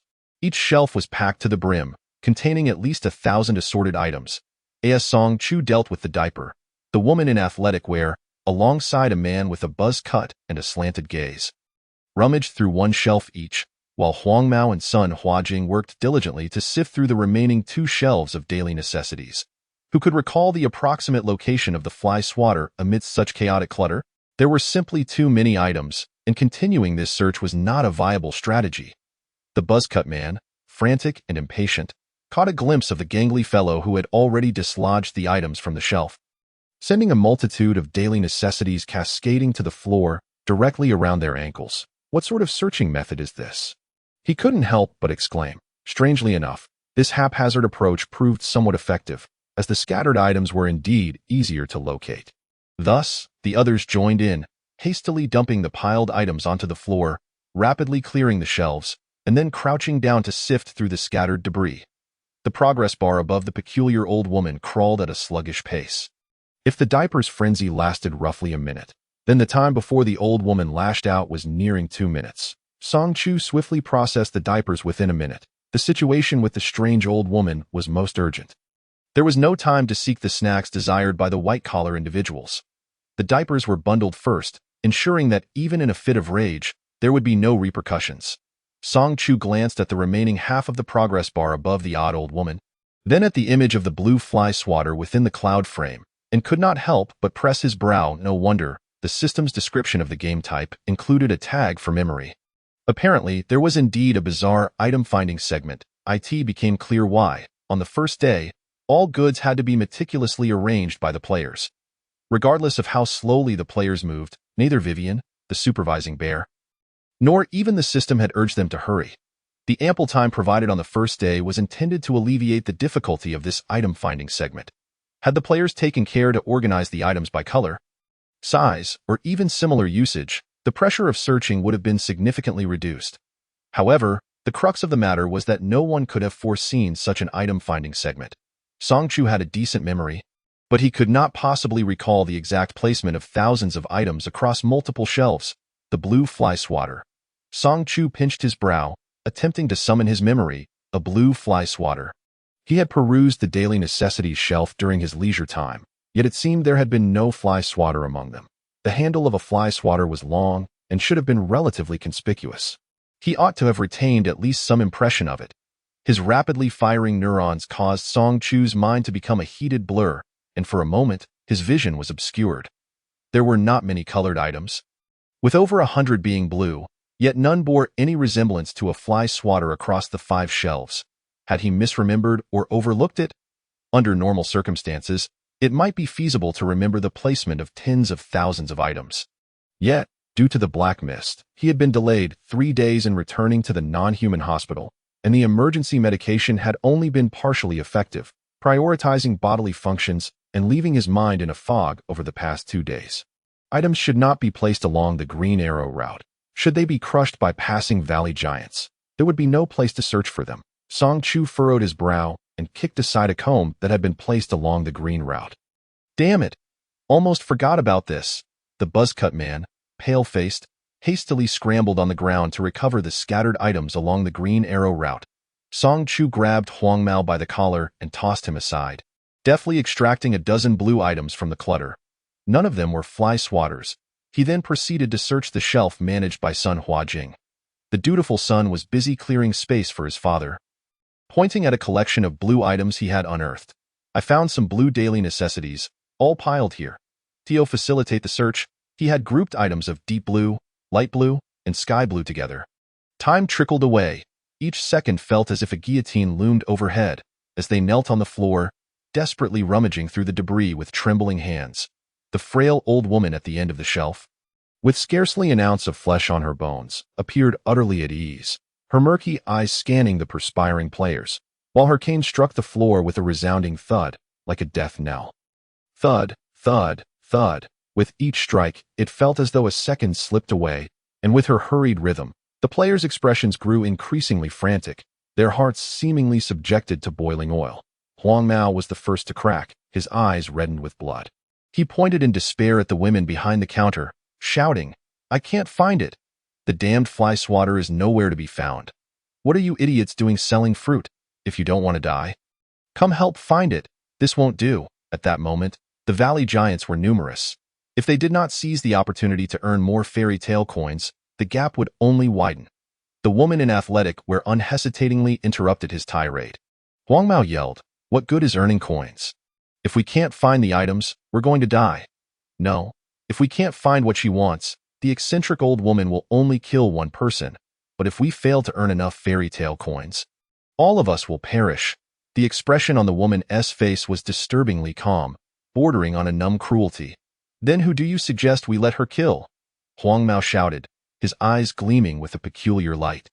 Although he was shouting, his emotions had evidently settled somewhat. His gaze fixed intently on the 4 women and the emaciated man. The man with the slanted gaze discerned his intention and coldly remarked, "Enough, shut your mouth. At that time, we can simply choose one of those useless ones." The supermarket space was limited, and every sound was crystal clear in the enclosed environment, particularly such unrestrained utterances. The faces of the women and the emaciated man blanched in an instant, their hands nearly worn to the bone, while those nearby had already decided their fates. "Why should we be your scapegoats?" The woman with the frizzy hair shouted, only to be silenced by the emerald-clad woman with a sharp glare. She lowered her voice, "Don't shout. It won't be us. I made a pact with that girl. She will protect us in the game." The eccentric old woman would target the nearest player upon going mad. And at that moment, it would suffice to push the limping man before her. The identity of the one to perish hardly warranted contemplation. The limping man, though crippled, was far from dead. Her words had clearly reached his ears, and his mind instantly reeled. With a dull thud, he tumbled from the shelf, scrambling across the floor on his hands and knees in a frenzy to escape. He disregarded everything, consumed by a desperate desire to flee. This group intended to push him to his death. He did not want to die, did not want to die, did not want to die. Only mere seconds remained until the 2 minutes elapsed. The progress bar above the eccentric old woman was nearing its peak. The woman in athletic wear and the others ceased their frantic search through the debris on the floor. She donned her red boxing gloves, and the buzzcut man gripped his baseball bat tightly, retreating to a relatively secure position. The man with the slanted gaze, upon receiving a glance from the woman in athletic wear, moved to capture the fleeing, limping man. The frail old woman scowled, her wrinkled visage contorting into a grotesque mask of discontent, as her cane crashed against the floor with a thunderous sound. "Why haven't you found what I requested yet? Is this how you serve your customers as salespeople?" Her irises appeared as if shrouded in a layer of sanguine hue, a terrifying crimson that spread ominously across her body. She was gradually succumbing to a perilous state. In mere seconds, she would be completely consumed by madness, entering a frenzy mode of indiscriminate assault on the attendants until one lay dead or surrendered the desired item. Only then would this dangerous state be abated. Song Chu, seizing the still-searching Sun Huajing, yanked him by the collar and tossed him aside, gesturing for him to find a safe place to hide. Sun Huajing hastily mounted the abandoned electric suitcase and fled to the location of the mischievous child. Convinced it appeared to be the safest option. After all, he reasoned, game monsters could hardly slay the overseers. Song Chu felt he was courting death. As an aberrant, he should have kept a safe distance. Yet he was recklessly offering himself as prey to the judicator. His mind was overtaxed, causing his eyelids to burn as if set aflame, and his body temperature continued to rise. Even his exhalations radiated feverish heat. While his entire being felt ablaze, he pressed his relatively cooler palm against the crimson corners of his eyes, contemplating that perhaps being too conspicuous in hiding could also be a flaw. This method of offering oneself to the jaws of death could serve as a self-exoneration. He fished a modest pink box from the cluttered floor, grasping the dagger he had drawn while raising his gaze toward the peculiar old woman. Not far away, the gaunt little old lady was already enveloped in a layer of scarlet luminescence, resembling a boss in a frenzied state from a game. The moment her progress bar depleted, she shot forth like a bolt from a crossbow, leaving the onlookers with naught but a fleeting glimpse of her sanguine silhouette. The emaciated man drew his knife and swung wildly, but it took him some time to subdue the squinty-eyed man. And he hadn't yet managed to drag him back.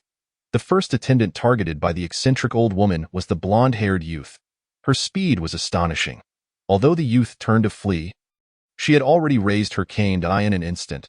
The slender wooden cane struck down upon his shoulder, akin to bursting a balloon filled with blood. Boom. The balloon shattered. The entirety of his shoulder collapsed into a mass of flesh and blood.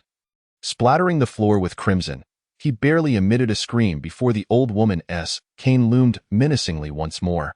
Had it struck his head or neck, Song Chu abruptly turned and fled. The eccentric old woman was momentarily taken aback, then seized her cane and pursued him with reckless abandon. The floor reverberated with the thunderous sound of her strikes, echoing throughout the supermarket like a clap of thunder. The tall young man darted in circles ahead, while the old woman, clutching her grocery basket, relentlessly chased after him. If one were to overlook the blood-red glow enveloping her, one might be forgiven for thinking this was merely a scene of an elderly woman, agitated and animated with rage. Observe how deftly she swung her cane. Even a sprightly youth of 18 could hardly keep pace, in order to prevent her from targeting new prey. Song Chu continued to circle around the starting point. Leading the old woman on a wild chase, he nimbly vaulted over shelves, tilting his head to evade the whistling wind that whizzed past his ears, while the cane crashed thunderously against a dark wooden cabinet. The cane remained intact, and the cabinet unscathed. Song Chu had lost count of the times he mused that the objects in the game were far superior. Although the old woman was remarkably swift, the obstacles of shelves and merchandise provided her little respite, making it exceedingly difficult for her to catch up to Song Chu. After all, constrained by her diminutive stature, she could hardly match the advantage of Song Chu's long legs when it came to vaulting over or climbing shelves. In a fit of increasing fury, the bizarre old woman emitted a strange, hissing shriek. Her mouth, shaped like a bun, opened wide in a grotesque display.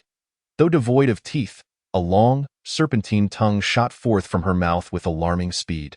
The tongue, a vivid crimson and soft, dripped with fresh blood, leaving a trail of droplets on the pristine floor, the stench of decay wafting through the air, causing the players huddled near the entrance to cover their noses in disgust. Song Chu instantly felt a wave of nausea wash over him. His agile movements faltered as he felt the urge to vomit. Out of the corner of his eye, he caught sight of a half-collapsed figure lying in a pool of blood. Huang Mao. Behind him, the old woman's blood-red tongue extended like a lizard's toward his back. In the next moment, a bloodied figure rolled through the air, ensnaring her tongue. The unconscious Huang Mao was utterly oblivious to being used as a makeshift weapon. His body ensnared by the foul, slippery tongue, akin to an octopus's tentacle with suction cups. The tongue's stickiness was formidable, making it difficult for the eccentric old woman to detach it, especially as Song Chu swiftly wrapped Huang Mao's body several times, binding it tightly as if coated in glue. With a forceful tug on Huang Mao's leg, Song Chu yanked the old woman forward, causing her to crash violently against the floor, the sound of her jaw hitting the ground echoing painfully. The chilling noise sent shivers down the spine of anyone who heard it. Discarding Huang Mao's leg, Song Chu treated the unconscious body like a battering ram, kicking it forward. With each kick, Huang Mao's body rolled twice, tightening the bloodied tongue around him and drawing him closer to the old woman. Soon, the long tongue was wrapped around Huang Mao's form, his rear end pressing directly against her face. Such a large posterior, uncomfortably close to her eyes. She, with no teeth, was incapable of even gnawing at the rear end before her.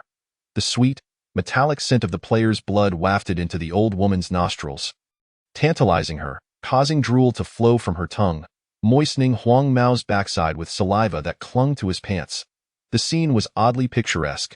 The eccentric old woman attempted to rise from the ground, but with Song Chu standing on Huang Mao, whose body was still entangled with her tongue, she found herself firmly pinned to the floor. In her desperation, she swung her cane, aiming to strike Song Chu.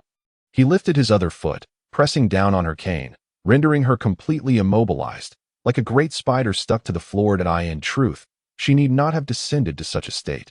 This calamity was entirely due to a single tongue. Originally, upon witnessing the altercation between Song Chu and the eccentric old woman, Sun Huajing hastily returned to pry at the child's feet. "Help, help, if he dies, no one will buy you candy." The devoted son attempted to threaten the judge.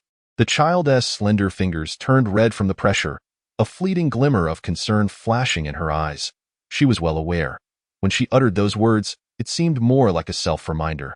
She then licked the white candy block with an absent-minded air, seeming to enjoy the treat, while all her attention remained fixated on Song Chu, battling the old woman. Yet, upon seeing Song Chu being relentlessly pursued, with that blood-red tongue nearly adhering to him, she couldn't help but break into a nervous sweat. The child had already leaped down from the jelly pile, clutching the candy jar, only to silently sit back down. Holding the snowy candy block, she took a lick and shot Sun Huajing an exasperated glance. Almost led astray by this fellow, her brother would certainly not act recklessly. Together, they watched the spectacle of Song Chu wielding Huang Mao like a weapon against the old woman. Sun Huajing was utterly astounded. Truly, a worthy ally.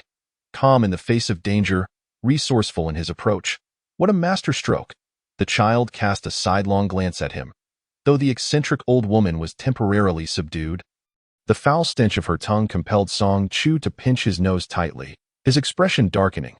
The heat had already reddened his face, but now, the overwhelming odor drained the color from it, returning it to a ghostly pallor. As he firmly pinched his nostrils, his mind raced with thoughts of the old woman's monstrous nature. Her game design was clear. She would not cease her assault or depart the supermarket until a player perished or she acquired the item she sought.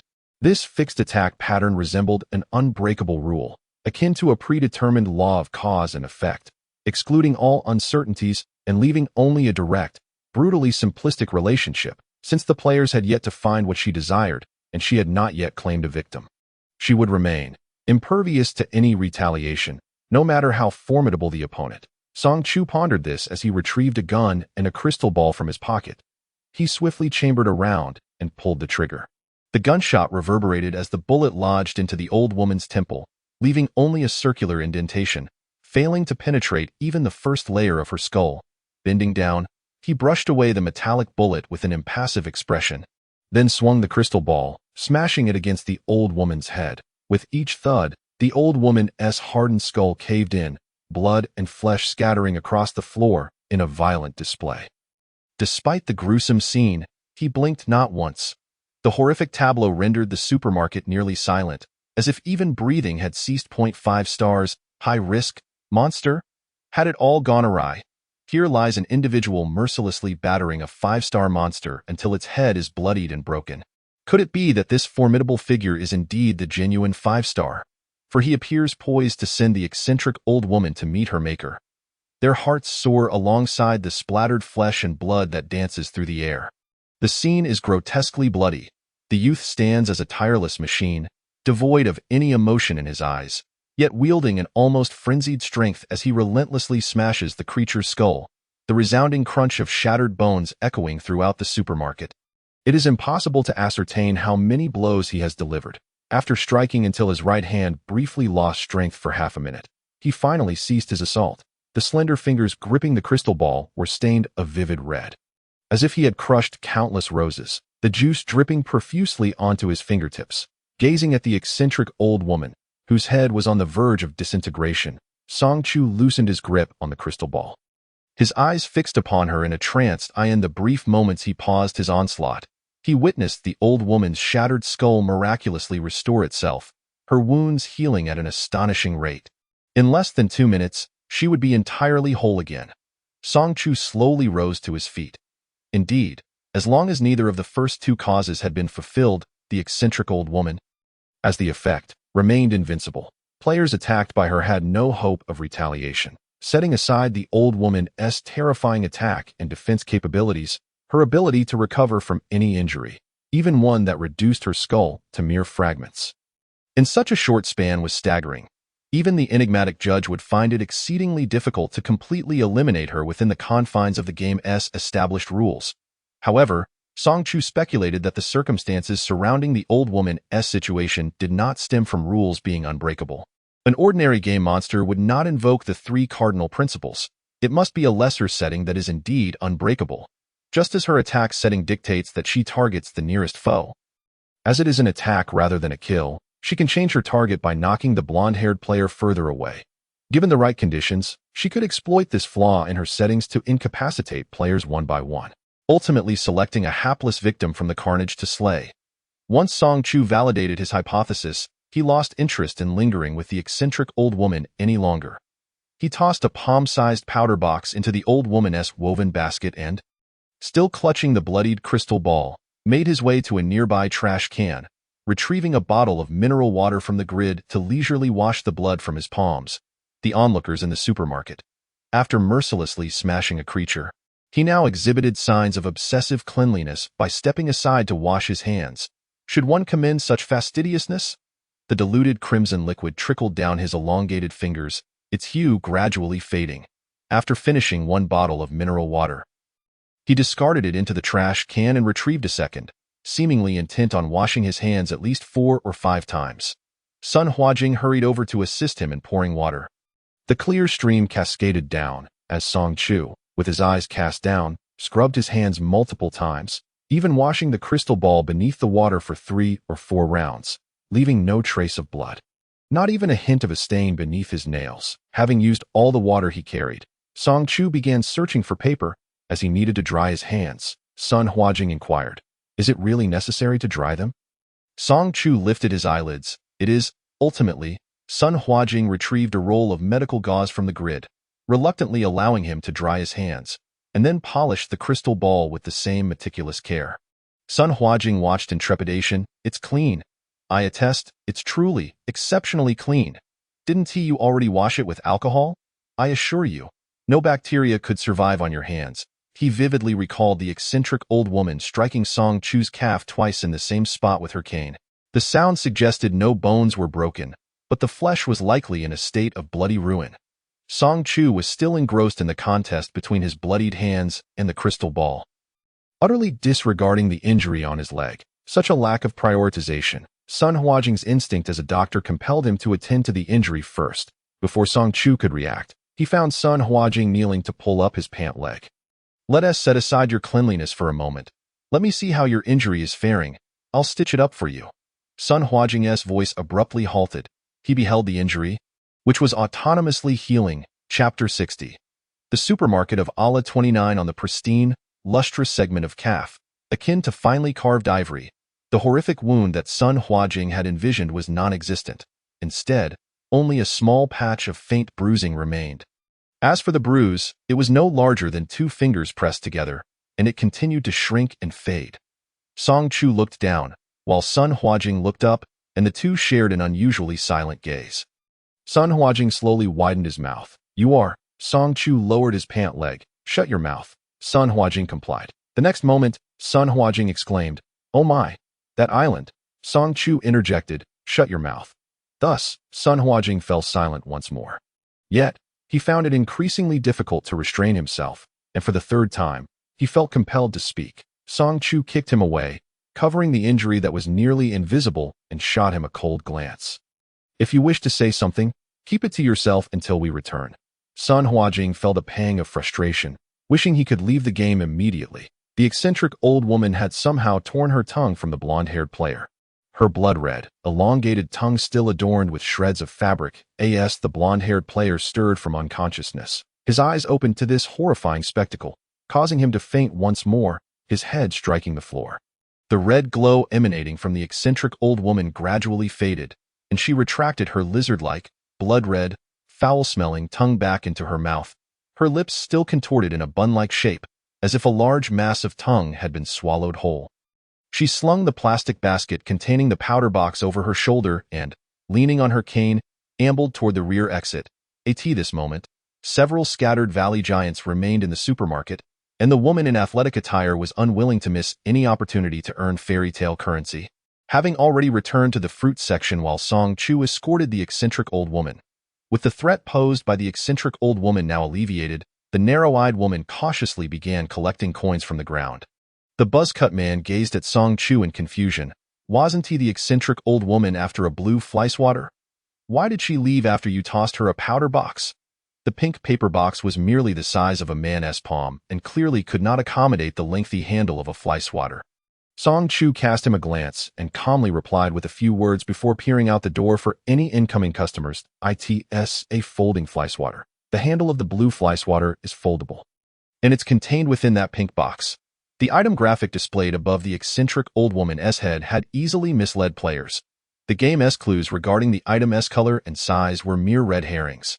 The surface of the pink box bore an image of a handheld fan, and the product description did not mention the word fly swatter at all. It resembled a package that had been mistakenly filled. Players could only see that the fly swatter was blue and elongated, which bore no relation to the actual item's location. Song Chu suddenly recalled that when he had rummaged through the shelves and encountered that pink fan box, he had noticed its weight was unusually light. This realization led him to understand that the clues provided by the game were indeed misleading. With thousands of items to search through, the information given was erroneous. It seemed the game was eager for players to meet their demise. The buzz-cut man stared in disbelief, recalling his own foolish behavior of scouring the ground for the blue fly swatter like a police dog. A blue fly swatter is stuffed into a pink box, with a folding handle. Could this deranged game be any more ruthless? The buzz-cut man's furious roar reverberated through the supermarket.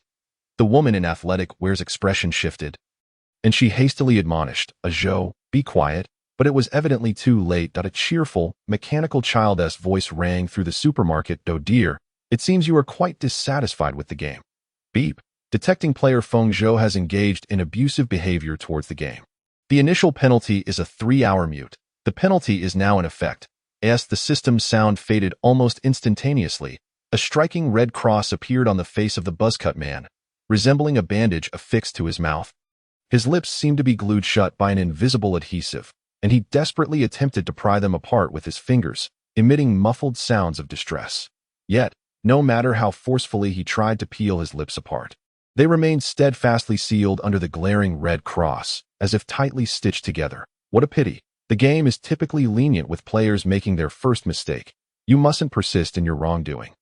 Lamented the mechanical child's voice, devoid of any attempt to mask its regret. The buzzcut man, with the red cross still emblazoned on his mouth, rushed back to the woman in athletic wear, excitedly gesturing towards his lips. Yet all that emerged were a series of muffled utterances. The sharp-eyed individual pointed at the large red cross on his mouth and laughed heartily. "I told you to tread carefully in the game. Fortunately, your silence lasts only 3 hours. It's not life-threatening, and you've certainly learned a lesson," the woman in athletic attire remarked with exasperation. The buzzcut man wildly gestured. "MMM. The woman in athletic wear signaled for him to join the group of matronly women in finding snacks for the white-collar workers. By this time, the 6 diaper-clad infants had already entered a state of frenzied exuberance, their faces flushed. Had it not been for Song Chu binding their hands and feet, the supermarket would surely have descended into chaos. After lying in wait at the checkout counter for a while, Song Chu finally spotted the second bus arriving at the supermarket entrance. The next wave of customers was about to arrive, and the woman in athletic attire was already preparing. The yellow-haired man, still unconscious from his second fainting spell, had ceased to bleed profusely from his wounds, yet the shattered remnants of his shoulder suggested a long and arduous recovery ahead. Even upon waking, he would be reduced to a mere shell of his former self. He remained by the shelves, neglected by all, for he had not yet perished. Should another bizarre incident involving the eccentric old woman arise, he would serve as the sacrificial lamb. The scrawny man, despite his limp, was dragged back to the fruit section, tasked with distributing fruit to the giants of the valley. He had narrowly escaped being sold to the eccentric old woman, making him the initial target of sacrifice intended by the woman in athletic gear. Now, having miraculously survived, he was once more thrust back into his role of selling fruit, an act that seemed almost inhumane. The scrawny man, clearly discontented, remained silent until Song Chu casually remarked that if he continued to shirk his duties, he would be dragged alongside the yellow-haired man. The scrawny man opted to diligently distribute fruit to the giants with his hardworking hands. Given the limited number of players, he could not afford to simply declare a strike. The yellow-haired man's refusal to work had been entirely involuntary. Had he still been conscious and able to move a hand, he too would have been compelled to assist at the fruit stand. After all, in such a harsh game environment, failing to contribute meant facing dire consequences. When danger arose, the weak perished first if the weak did not exert themselves. Their teammates could easily eliminate them. Chapter 61. Allah's supermarket. Among the second wave of customers were a large number of valley giants and a few scattered white-collar men and women, but no sign of the eccentric old woman. The crowd felt a sense of relief as they efficiently ushered the second wave out. Then, they were met with the third wave of customers. This group included valley giants, white-collar men and women, and 5 eccentric old women. 5. The legs of those peering out the door turned to jelly. This treacherous game seemed intent on their demise. The buzz-cut man exclaimed, "Mm." His silence had yet to end, and with the large red cross on his mouth, no one could decipher his words, but they likely revolved around impending doom. Song Chu glanced over. Thankfully, they had not arrived in pairs. The 5 identical, frail old women leaned on their canes, clutching tattered plastic shopping baskets, evenly distributed among the throng of customers. This ensured they would not all enter the supermarket simultaneously, nor would they enter a frenzy due to not finding their desired items at the same time. The crowd quietly admired. The big shots remained remarkably composed in the presence of 5 eccentric old women. The men, women, and children suddenly recalled the fate of the last little old woman, who had been subdued by Song Chu with a crushing blow to her head. The gory remnants of her shattered skull splattered 2 meters away. The large pool of blood left on the floor was still being diligently cleaned by Vivian, who wielded a mop with unwavering determination. 5 little old women approaching one by one. What a joke! They had nearly smashed her head into oblivion. With this thought, they instantly felt emboldened. Indeed, as they surmised, the danger posed by 5 murderous machines attacking simultaneously was vastly different from facing them one by one. While Song Chu could restrain a single frenzied old woman, a larger group would surely wreak havoc indiscriminately. The number of eccentric old women this time was somewhat excessive. Additional personnel were required for the shelves, and could 3 individuals handle the fruit stand? The woman in athletic wear calmly began to organize their forces. With the yellow-haired man now unconscious, a replacement was essential for the daily necessities shelf he had previously managed. The bag lady quickly chimed in. No problem. We've been playing mahjong for years. Our hands are still quite nimble. Thus, before the third wave of customers arrived, the players swiftly arranged their manpower. The disabled scrawny man, along with 2 older women, one with a perm and the other wearing a scarf, were assigned to the fruit stand. 3 individuals managing 7 fruit stands would surely require them to dash about energetically. The scrawny man, being lame, was lifted by the buzz-cut man and placed between 2 stands, allowing him to manage both with his hands. The remaining individuals, woman in athletic wear, buzz-cut man, Sharp-Eyed Individual, and Sun Huajing, were each assigned to a daily necessities shelf, while the Bag Lady and Jade Lady jointly took charge of the shelf previously overseen by the yellow-haired man. Song Chu returned to his former role, tasked with binding the diaper-clad infants. For reasons unknown, ever since Song Chu had cut the hair of the white-collar woman, the subsequent arrivals had all been white-collar men. Perhaps the game deemed that the short-haired white-collar men were less troublesome to shave, thus sparing them from the same fate. However, this was indeed the case. Song Chu had neglected to shave their heads due to lack of time. Strangely, he had even grown apathetic, hardly bothering to seize the leashes. Even when idle, he merely closed his eyes, lost in thought. The first eccentric old woman chose to commence her search at the far right of the third shelf. Initiating a rhythmic tapping of her cane against the floor, the urgent sound echoed around them. The first item the crowd sought was a peachwood comb. However, it was not a pristine comb. The pattern atop the old woman's head depicted a worn and broken-toothed comb. Finding such a small item amidst the multitude of clutter would undoubtedly prove challenging. The crowd, disregarding their dignity, knelt on the floor, crawling and rummaging through the scattered debris. The sounds of their searching created a cacophony. Though not as fraught with anxiety as their initial attempt, they could not escape the tension that made their palms sweat. Song Chu adeptly and effortlessly bound the diapers on a few infants, glancing back at the pattern atop the frail old woman's head.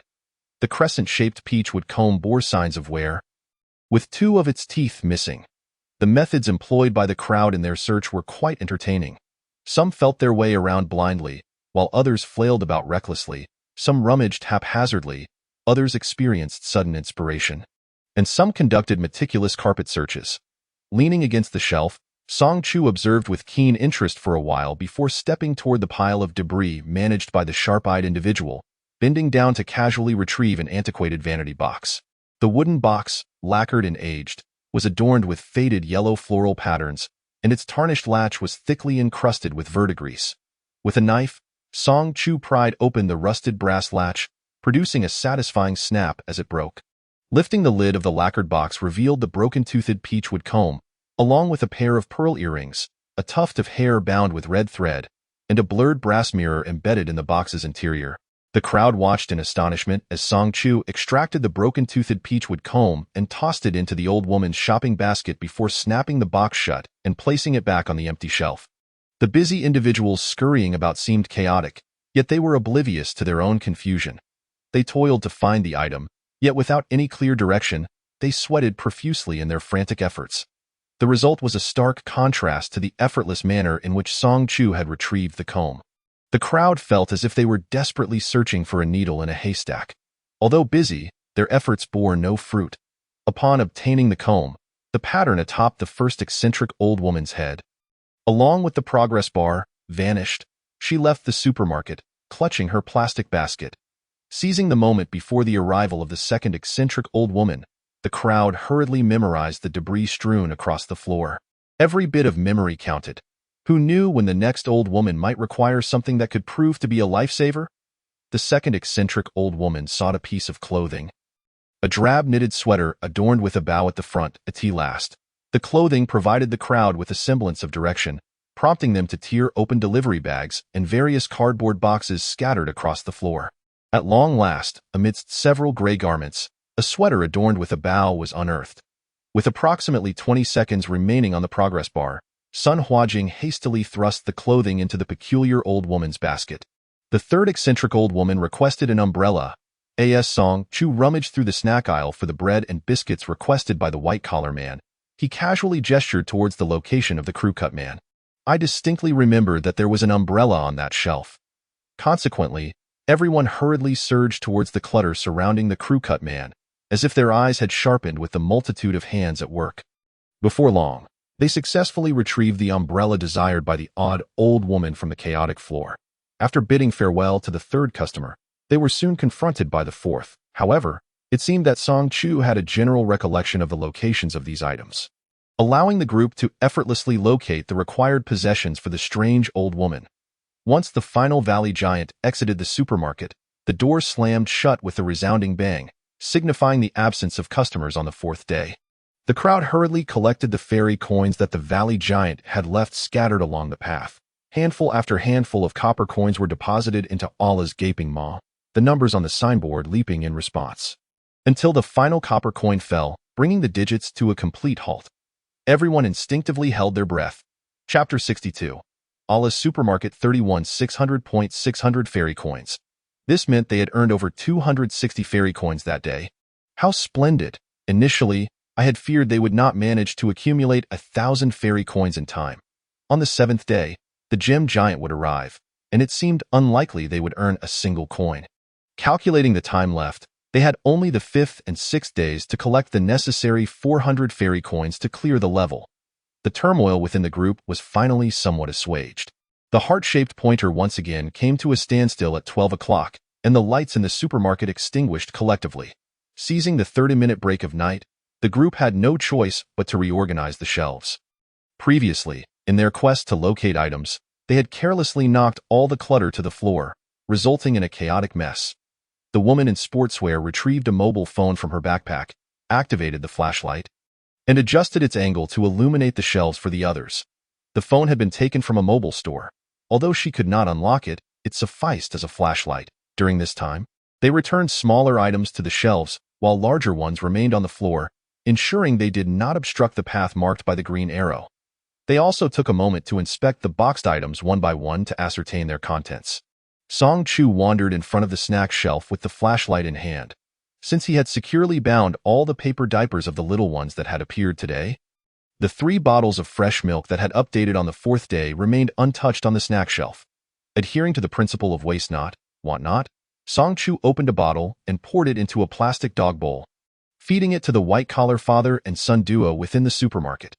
The capacity of the plastic bowl was limited, accommodating only 1 bottle of milk at a time. While the paper diapers enjoyed their milk, he took a quick tour around the cash register. The items in the supermarket were not all immediately obvious, particularly those tucked away in the drawers beneath the counter. Although Song Chu had rummaged through them like a bandit on the first day, he suddenly recalled that since the milk updated daily, perhaps the items in the drawers also changed over time.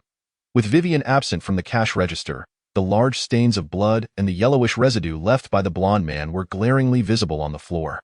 Vivian had managed to procure a mop and cloth from somewhere, now tirelessly cleaning the blood and remnants of flesh. The onlookers instinctively avoided her, as the resentment hovering above her head seemed to manifest as a tangible dark aura. The group, engaging in work is never easy, yet increasing Vivian's workload was of no concern to them. They would leave the troublesome matters to the rightful party. One such rightful party, with downcast eyes, opened the cash register drawer, dignifiedly extending long fingers to sift through its contents, occasionally grimacing as he discarded a banana peel into the nearby trash bin, just as Song Chu had surmised. The drawer's contents had indeed updated. It was now filled with a collection of foul-smelling refuse, blackened banana peels, empty milk cartons, and bizarrely odorous apple cores. Song Chu frowned, his expression turning increasingly displeased. This game was deliberately designed to be repulsive. Had it not been for the trash bin at his feet, he would have immediately dumped the entire drawer's contents onto the ground.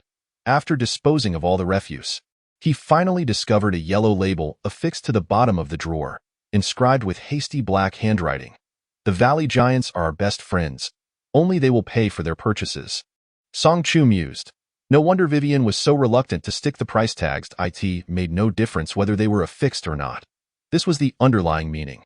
The price tags for snacks and daily necessities were inconsequential, as neither the white-collar individuals nor the peculiar old women would pay for their items. After the ugly frog trash bin had consumed a pile of garbage, it suddenly emitted a red glow. Its white belly swelling as strange crimson light burst forth from its wide-open mouth. Was it about to regurgitate from overindulgence? Song Chu instinctively took a step back, distancing himself as he raised his foot. Should the ugly frog trash bin dare to spew filth at him, he would kick it outside to feed to the black mist. Amidst the eerie red light, the frog's belly continued to inflate, round and taut as if it were about to explode. Finally, it let out a loud poo and expelled a roll of yellowed blueprints. The blueprints rolled across the floor for 2 complete revolutions, accompanied by the frog's belly deflating with a soft "jo" sound. After much mental preparation, Song Chu finally picked up the yellowed blueprints with an expression as cold as ice. He glanced disdainfully at his 2 fingers. These fingers were long, elegant, and bore a jade-like hue. They had just been used to handle the blackened banana peels and discolored apple skins, and now they were employed to grasp the blueprint that had been regurgitated by the trash bin. He wondered how many times he would need to disinfect them with alcohol before he felt satisfied. Unrolling the yellowed blueprints on the cash register, Song Chu seemed to behold a child's simplistic doodle. Holding the flashlight over the blueprint, he squinted in concentration for a prolonged period before finally discerning an oval head and awkward limbs from the chaotic tangle of black lines on the far left. To assert that this jumbled mass represented a person would be less credible than claiming it resembled a turtle. The artistic skill demonstrated was abysmally poor, pressing his fingertip against the not-so-round shape that could hardly be deemed a head. He pondered the triangular form upon it. Even calling it a triangle was not entirely accurate, as the three black lines were not straight. Two of them even curved inward. It resembled. Song Chu silently averted his gaze. Telling himself it resembled nothing at all fine, the first cluster of black lines on the left could barely be described as a person lying on the ground. He then shifted his focus to the second mass of black shadow.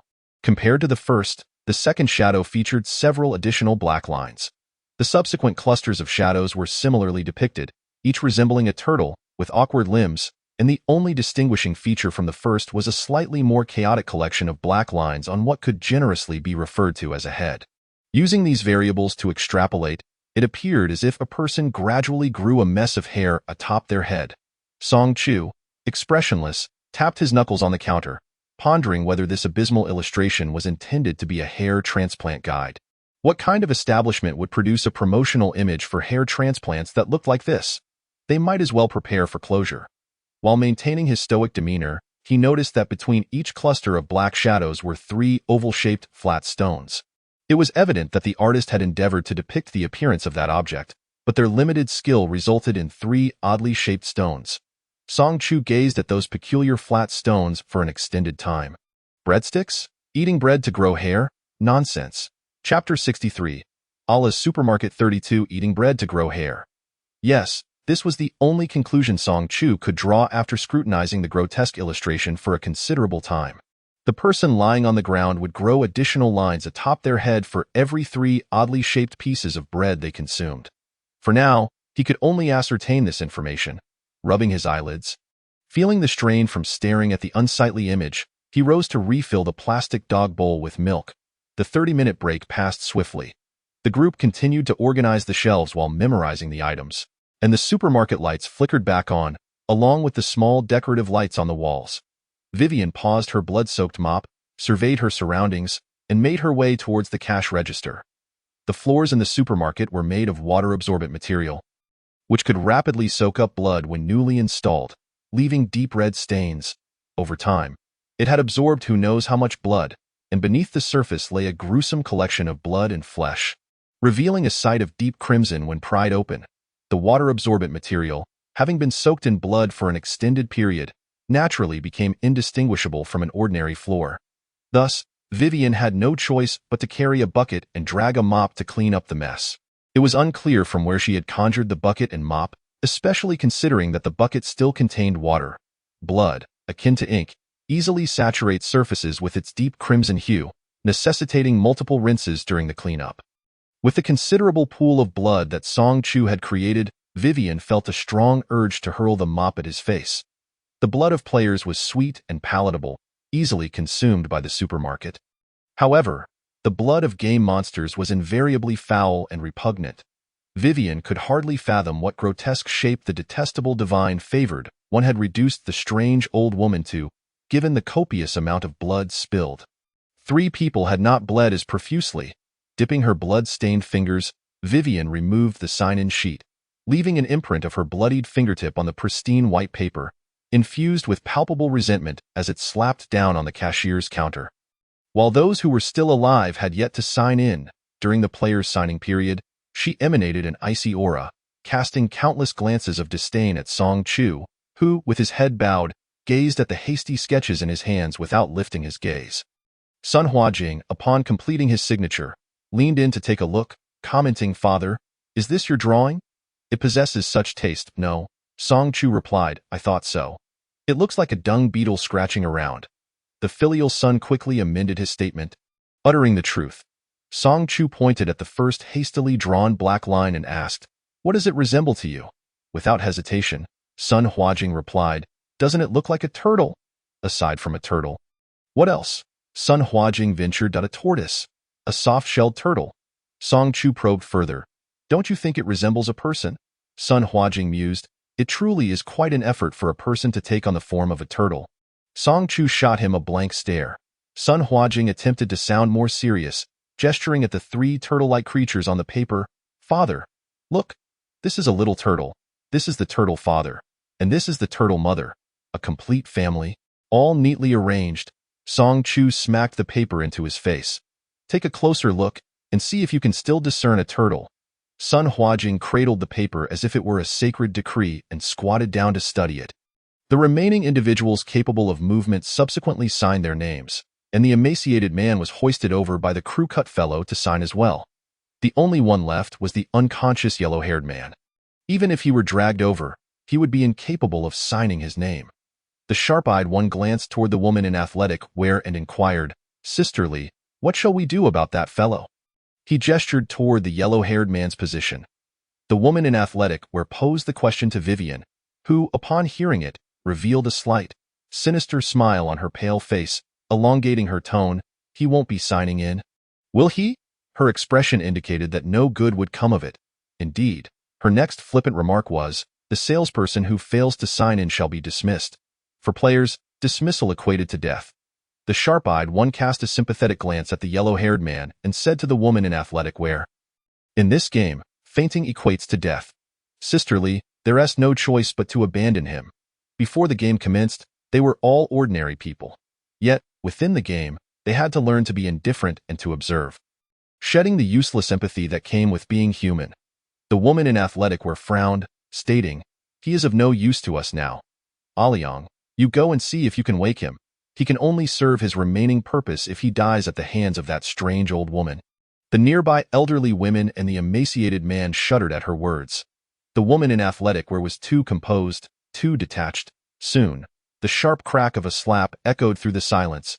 He raised his large hand and, with a stony face, struck the yellow-haired man's cheek repeatedly. "Wake up. If you don't, you'll die." Coming from a family of martial artists, his strikes were not weak, and the yellow-haired man's face quickly swelled.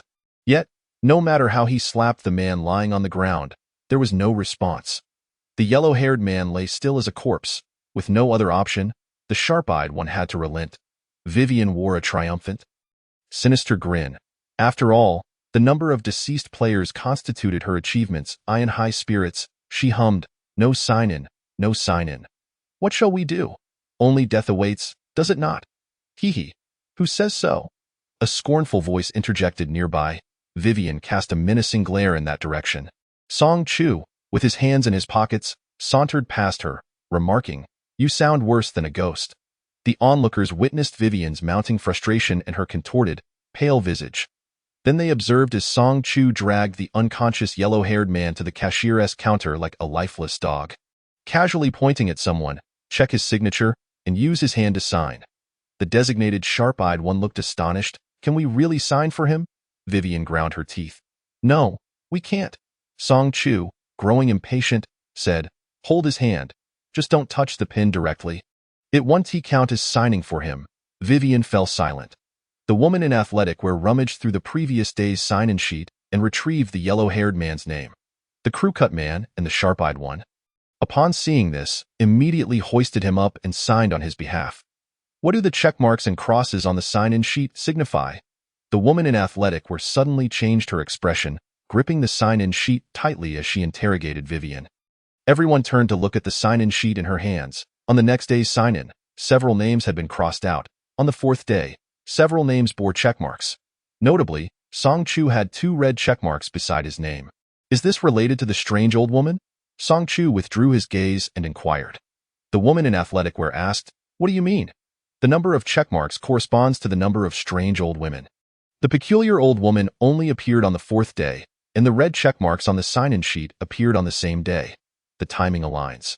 There were 6 strange old women in total on the 4th day, and the number of checkmarks on the sign-in sheet was also 6.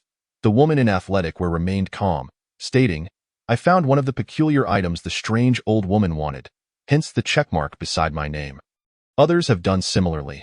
Song Chu had also placed 2 items into the old woman's plastic basket, thus earning 2 checkmarks next to his name. However, it was evident that he had suffered a loss, as the later items were mostly discovered with his guidance. What do the checkmarks signify? What about the crosses? The crowd trembled as they asked Vivian. A strange smile graced Vivian's face, as if to say, "Oh, so you've finally realized." Some players, in their carelessness while selling fruits to the Valley Giant, may throw the wrong fruits. Whether it's a misplaced fruit or one that falls to the ground, both will be immediately eliminated. Such precious fruits wasted by you all. Shouldn't I mark a large cross on your performance records? Her expression twisted, turning pale and furious. What do the checkmarks and crosses serve? Song Chu pressed. Those whose names bore crosses hastily inquired, "Yes, what punishment or consequences accompany the crosses?" Vivian's smile turned unervingly wide as she feigned surprise. How could that be? How could the supermarket punish its diligent employees? You are merely intern salespeople. I will assess your performance based on your daily conduct. Those who excel may be prioritized for permanent positions. The crowd echoed, "Permanent positions?" Vivian chuckled. Of course, achieving a permanent position means you won't be dismissed. As her words settled, an astonishing light flickered in the eyes of the crowd. If we secure permanent positions, we won't die. The woman in athletic wear, after a prolonged silence, finally remarked, "Completing the game also means we won't be dismissed." "Oh, really? Then you should go ahead and complete it. I await your success," Vivian scoffed, as if she had heard the greatest joke. Song Chu kindly reminded her, "Your floor remains unclean." Vivian's smile vanished instantly, shooting him a glare as she sought out the mop. The woman in athletic wear consulted with Song Chu. "Based on the information Vivian provided, I believe our completion of the game is impossible." "Indeed," Song Chu replied, "it's best not to believe such nonsense." Vivian, not far off, turned her head sharply, glaring daggers at them. The woman in athletic wear explained with a stoic expression, "I believe you might recall the approximate shelf locations of the items, which is why they were merely organized rather than relocated." At that moment, the first wave of customers was about to arrive. The woman in athletic wear calmly finished her explanation and began to arrange personnel. Song Chu felt that what Vivian referred to as a permanent position was akin to the refuge of tables in a restaurant. Merely a basic safety assurance, ensuring that players would not be annihilated due to an inability to complete the game. He glanced at the numbers displayed on the transparent signboard. 600. Players only needed to earn 400 fairy coins within the next 2 days to complete the game. He furrowed his brows, pondering whether there might be other unforeseen complications. "I refuse to continue selling fruits. I, too, shall assist in locating items for the strange old woman." A clamor arose from a nearby vicinity. The woman with curled hair and the one adorned with a silk scarf adamantly refused to abide by the previous arrangements, asserting their desire to search the shelves for items themselves. The opportunity for promotion should not be a matter of life and death. Who among us does not yearn for advancement? The chance for promotion belongs to all, so why must we adhere to your directives? The woman in athletic wear cast a disdainful glance at the 2 troublemakers and scoffed, "Fools! Vivian is deliberately inciting discord among us. If we all vie for the so-called promotional opportunity, no one will remain to sell fruits. And in turn, we shall lose the sole source of our fairy tale currency. We need merely earn 400 fairy tale coins to achieve full clearance. The question of promotion holds no value. A modicum of intelligence would prevent you from being swayed by her provocations." The women with curled hair and the silk scarf exchanged glances. The woman in athletic wear continued, "Moreover, the eccentric old lady could erupt at any moment. Are you confident in your ability to survive her wrath?" The thought of the peculiar old lady's terror and the sight of the yellow-haired man's shattered shoulder made their faces blanch instantly. "If you were truly astute, you would comprehend that once our sales reach 1,000 fairy tale coins, we all shall clear the game, rendering the distinctions of correct and incorrect utterly meaningless." The woman in athletic wear efficiently quelled the dissatisfaction of the 2, maintaining the same personnel arrangement as on the 4th day. The supermarket doors swung open with a resounding crash. Song Chu glanced at the customer situation outside. Among the first wave of customers, several white-collar men led the queue, followed by a multitude of Valley Giants, with a peculiar old lady trailing at the end. The diapers were swiftly bound as soon as they appeared. Seizing the opportunity before the old lady arrived, They hurriedly gathered the snacks requested by the white-collar men. Thanks to the restocking done overnight, searching through the shelves became significantly easier, and they managed to locate the items demanded by the eccentric old lady just before the 3-minute mark. The first wave of customers departed the supermarket in succession. Seizing the brief interlude before the second wave of customers arrived, Sun Huajing hurried to collect the copper coins scattered along the path. The second wave of customers began to trickle into the supermarket. As Song Chu skillfully secured a diapered infant with a leash, he absent-mindedly tousled the few strands of hair atop the infant's head. Whether it was merely his perception or not, the newcomer seemed to possess an alarmingly scant tuft of hair. After placing the last secured diapered infant into the arms of a white-collar man, Song Chu scanned the lengthy queue of customers within the supermarket. A disheveled figure stealthily mingled among the valley giants. Song Chu raised the corner of his mouth, indicating the arrival of a new customer. The tattered, faded woolen cap, the scraggly white beard resembling overgrown weeds, the clothes adorned with patches of filth, and the snakeskin bag in hand all unequivocally revealed the newcomer's identity: a vagabond. As stated on the note, another torn piece of paper read, "Keep a close watch on them." Song Chu beckoned to Sun Huajing. The devoted son dashed over, awaiting the commands of his superior. "The blueprints have yet to yield any information," Song Chu said. "We'll analyze them later. For now, keep an eye on him." Song Chu assigned Sun Huajing to monitor the vagabond. "Understood," Sun Huajing replied, mounting his wheeled suitcase as he shadowed the vagabond closely. Moments later, Sun Huajing's voice, filled with indignation akin to one mourning a father, echoed throughout the supermarket. "Father, come quickly. That old man is stealing money." Chapter 65. Allah's supermarket. 34. Sun Huajing's outcry successfully summoned a throng of onlookers. The fairy tale currency was crucial for the player's progression. If stolen at such a critical juncture, it would spell disaster. As Sun Huajing clutched the vagabond's snakeskin bag, preventing his escape, he reported to Song Chu, "I suspected this fellow was up to no good with his shifty eyes. The moment I looked away, I saw him stuffing copper coins from the ground into his bag." The vagabond, donning an old woolen cap, shrank his neck as his beady eyes darted around, the weight of the snakeskin bag evident in his grasp. The man with a buzz cut, upon hearing this, reddened with fury, seizing the vagabond by the collar and delivering a powerful punch. Ugh, ugh. If not for the red cross on his mouth restricting his speech, the buzzcut man would have surely unleashed a torrent of insults upon the vagabond. The old vagabond seemed no different from an ordinary person. Lacking the terrifying strength of game monsters, the buzzcut man easily landed several blows. Yet the old vagabond merely shrank his neck, enduring the assault. A few elderly women nearby cheered. "Well done, scoundrel. How dare he steal from us?" The woman in athletic wear, concerned that striking a game monster might lead to unforeseen consequences, restrained the buzzcut man, shaking her head sternly. Reluctantly, he ceased his assault, though he could not resist delivering a parting kick to the vagabond's backside. Song Chu, having snatched the snakeskin bag from the vagabond, poured out a small pile of copper coins. Discarding the now empty bag, he pointed at the fallen vagabond, suggesting, "Let us see if we can throw him out." Since the vagabond's strength appeared so feeble, it would be more prudent to expel him from the supermarket rather than allow him to pilfer more fairy tale coins, which would necessitate dedicating a person solely to watch over him. The buzzcut man's expression brightened at this idea, and he immediately seized the vagabond's clothing, dragging him toward the exit. The supermarket's back door resembled a gaping maw, shrouded in a thick, inky fog, obscuring any hint of light. With a mighty heave, the buzzcut man hurled the vagabond through the door. As the vagabond was cast into the darkness, a frigid gust of wind surged into the supermarket, akin to a displeased slap, unceremoniously striking the faces of the onlookers.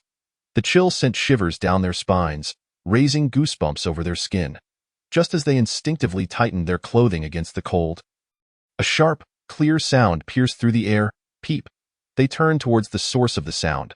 Song Chu maintained a stoic expression, his white visage unflinching under the curious gazes of the crowd. The sound resembled a rogue bestowing an unsolicited kiss upon Song Chu's handsome features. The onlookers could not help but entertain the absurd notion that perhaps his striking appearance had attracted an unwelcome kiss from the cold wind. Thud. An object crashed onto the floor. The cold wind had delivered its stinging slap. And the black mist, disdainful of the vagabond, tossed him back into the supermarket as though discarding refuse. The players regarded the vagabond as though he were a returned package, perplexed by the rejection. Why was he returned? Does he need to remain in the supermarket for a certain duration before he can leave? Some speculated. Who knows? Song Chu replied, tugging at a length of rope he had unearthed from somewhere.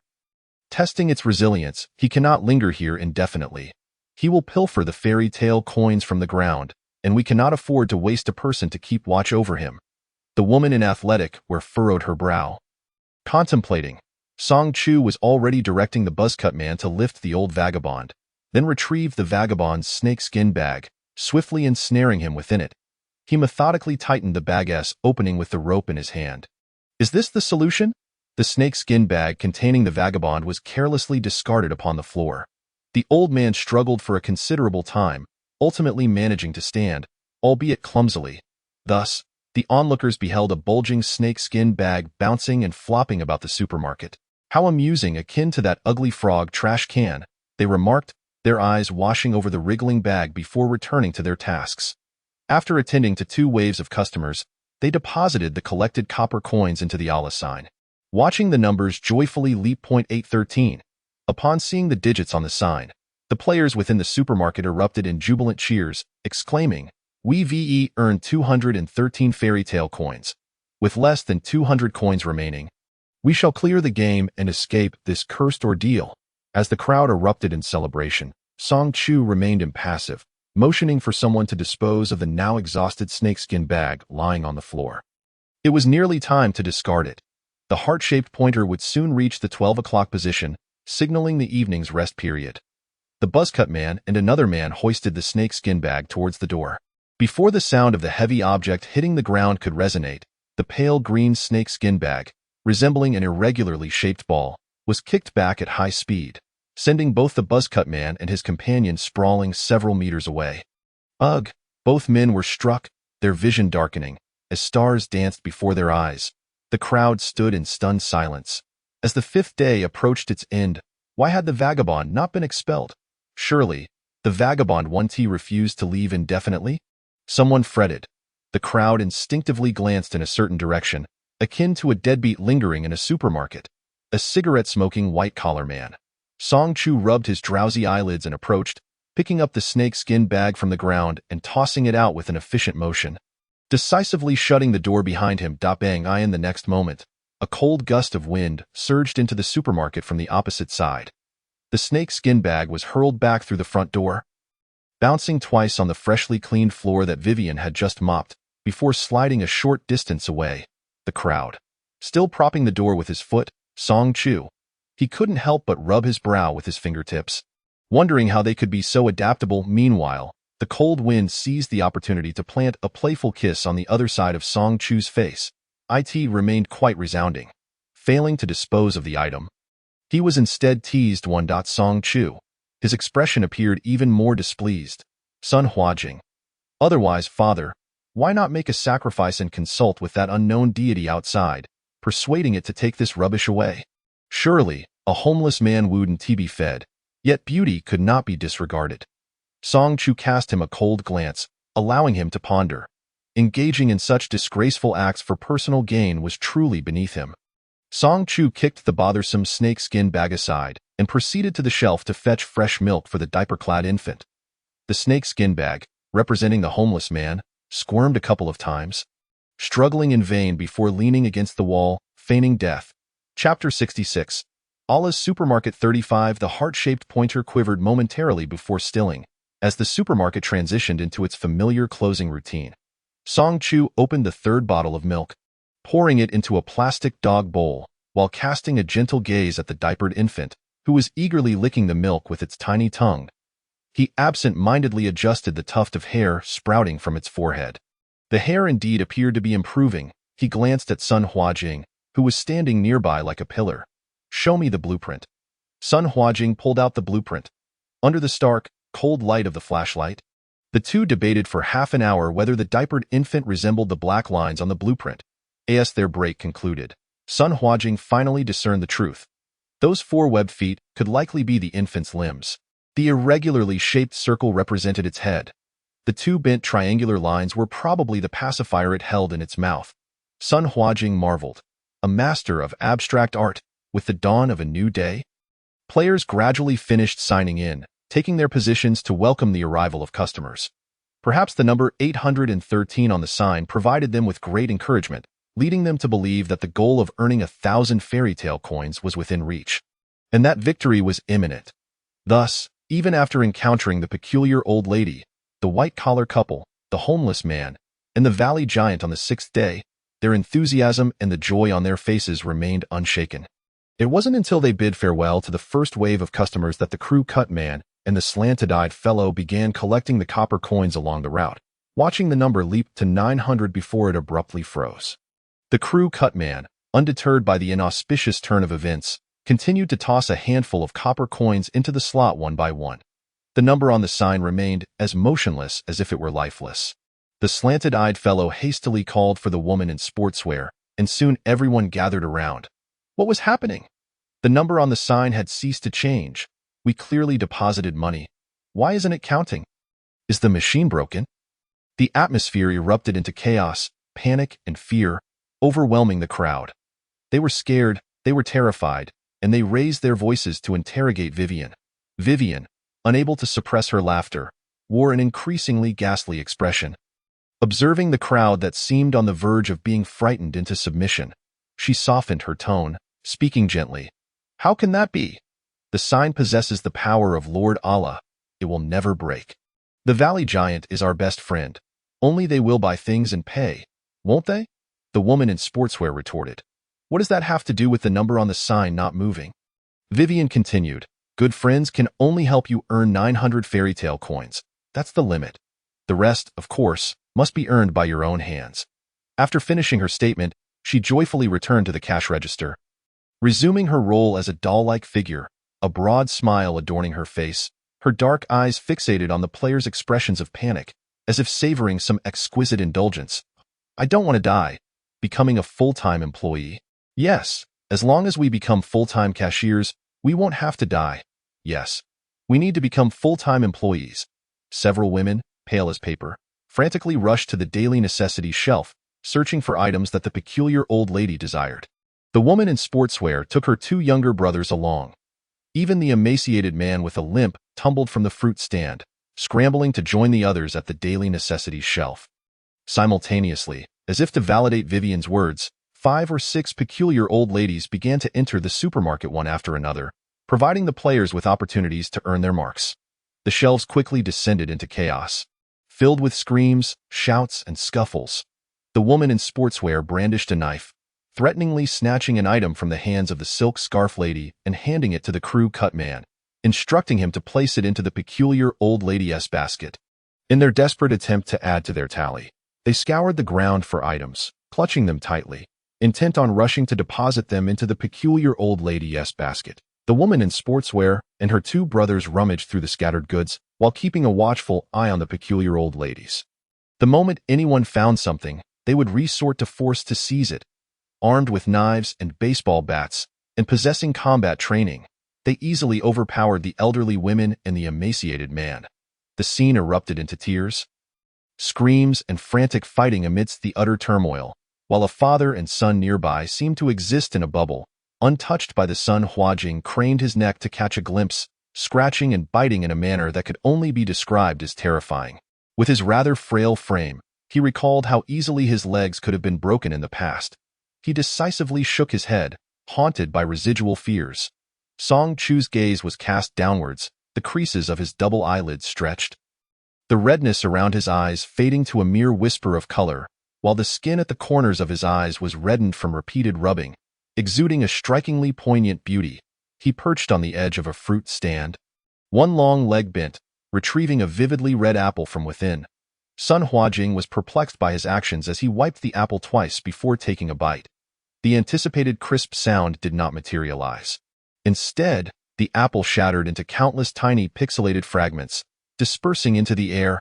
Vivian lifted her head and promptly marked a conspicuous red cross next to Song Chu's name with a crimson marker, exhaling a breath of icy satisfaction as if avenging a great grievance. Meanwhile, Sun Huajing stood in a state of bewilderment, watching Song Chu take a bite of the apple, and the red pixelated pieces slip through Song Chu's snowy white fingers. Awakened from his stupor, he cautiously inquired, "Father, are you hungry?" Song Chu remained motionless, still gripping the apple, responding to Sun Huajing's question with silence. Sun Huajing, with a tone of earnest concern, remarked, "Even if you're hungry, you shouldn't resort to eating virtual items."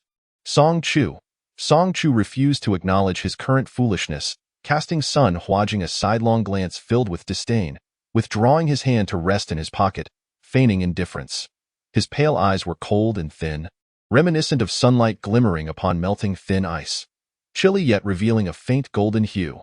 The heart-shaped clock's hands whirled rapidly, having traversed most of the hour in mere minutes, while Sun Huajing found himself glancing at the wall clock multiple times within a minute. Clearly lacking the composure possessed by Song Chu, unable to restrain himself, he asked, "Father, do you have any plans?" Song Chu, with his eyelids drooping, took a long moment before replying, "We wait for the gem giant." Sun Huajing, "So we simply wait." With his mind muddled, he pondered for half a second before responding, "You could add some water while you wait." Sun Huajing, "So adding water while waiting turns it from a dry wait to a wet wait?" As the clock's hands reached 12, the supermarket was enveloped in darkness. On the final day, there were no crowds, only a resplendent gem giant, shimmering in golden light. Once the last 30 minutes of rest were over, they would face the colossal gem giant. Although the gem giant moved slowly, it would complete its route in 3 minutes before departing the supermarket entirely. Thus, on the 7th day, they were dismissed for their inability to complete the game. Cast into the black mist until their demise was declared in an instant, the cacophony transformed into weeping. The frail man and the elderly women were destined to be powerless against the trio in sportswear. Consequently, all that the eccentric old woman desired fell into their hands, and the added tally marks were evenly distributed behind the names of the three in sportswear, in 30 minutes, unable to clear the game or secure their positions. They would perish. This thought, 2 of the elderly women buried their faces in their hands and began to weep. The other 2, possessing slightly better mental resilience, remained pale and expressionless, devoid of color. The bag-laden elderly woman desperately attempted to console them. "We might not necessarily die. That young man didn't seize the marked number, did he? Look at him. He's not at all flustered. Perhaps he has a way to clear the game." She pointed in Song Chu's direction, trying to comfort her companions. The mood of the elderly women improved slightly. Indeed, that young man possessed a gun, and he clearly had the means to seize the marked number yet refrained from doing so, suggesting he must have a strategy for success. The woman in sportswear also cast a glance in Song Chu's direction, her expression one of confusion. If he chose to act, none of the players present would dare contest him. Nevertheless, the woman in sportswear was resolved to seize the opportunity, as securing her position was her only recourse. Regardless of whether they could clear the game, she intended to lead her 2 younger brothers to survive. The nighttime respite flew by amid the collective anxiety, the lights illuminating the supermarket once more, filling the atmosphere with fear and trepidation. They stood frozen, nearly on the brink of collapse from fright. The warmly lit decorations of the supermarket transformed into a harbinger of doom. The resounding tremors of the ground heralded the arrival of the gem giant. "Signatures. Haven't we yet to sign?" The jade-laden elderly woman suddenly shouted at Vivian. "I must sign first." But it was the final day, and it was no longer necessary. Vivian flashed a wide, blood-red grin, her mouth stretching unnaturally to the back of her ears, her teeth sharp and glistening like those of a shark. She smiled and declared, "Only those who survive today will have the chance to sign." The hearts of the gathered plummeted into despair.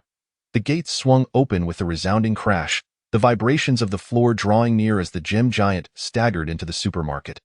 Its brilliant gem-like radiance instantly elevated the brightness of the supermarket to an entirely new level.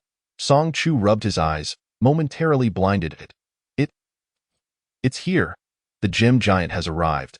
What shall we do? We cannot wait for death. Must we continue to attack the gem? Last time, that young man had knocked down 2 gems from the gem giant, and those gems had contributed to their revenue, though it had only increased by 2 fairy coins. If they could strike down more, 100 gems would allow them all to clear the game. The gem giant moved slowly, and they charged forward, brandishing their meager possessions in an attempt to smash a gem from the giant. For instance, The bag-laden elderly woman swung her designer crocodile leather bag, heedless of whether the leather or the gem was tougher. Sun Huajing observed these desperate individuals ready for one last stand before turning to find Song Chu. Song Chu was crouched down, detaching the leash from a diaper-wearing pup. The freed puppy, clutching a small plastic bowl, gazed up at Song Chu with pleading eyes, tugging at his pant leg with tiny paws. With a decisive pop, Song Chu removed the cork from a glass bottle, and the puppy eagerly placed its bowl at his feet, emitting soft whimpers of anticipation. Ignoring the puppy's pitiful gaze, Song Chu proceeded to uncork the second and third bottles. By this time, the gem giant had traversed half its path, now less than 2 meters away from Song Chu. Holding 3 open bottles of milk, Song Chu leapt onto the fruit stand and doused the gem giant with the entirety of the milk. The milky liquid cascaded down the bright red gems, flowing into the crevices without a drop wasted. Sun Huajing was left bewildered, utterly confused by this unexpected action. Suddenly, the diaper-wearing pup was enveloped in a crimson hue. Its entire body glowing as if it had gone berserk, its teeth bared, even the tuft of fur on its forehead turning, REIT growled as it charged toward the gem giant, climbing onto the giant's body over the heads of the onlookers. Sun Huajing's eyes widened in realization. Could it be that the pup was going to attack the gem giant? Then he witnessed the puppy clawing at the giant's form, extending its bright red tongue to lick the milk from the gem giant's surface. Sun Huajing pondered. What purpose did pouring the milk serve? To the puppy, it merely provided a new place to drink. Just as his thoughts threatened to overwhelm him, he heard a rumbling sound. In the next moment, the onlookers beheld gems tumbling from the seemingly impervious body of the gem giant.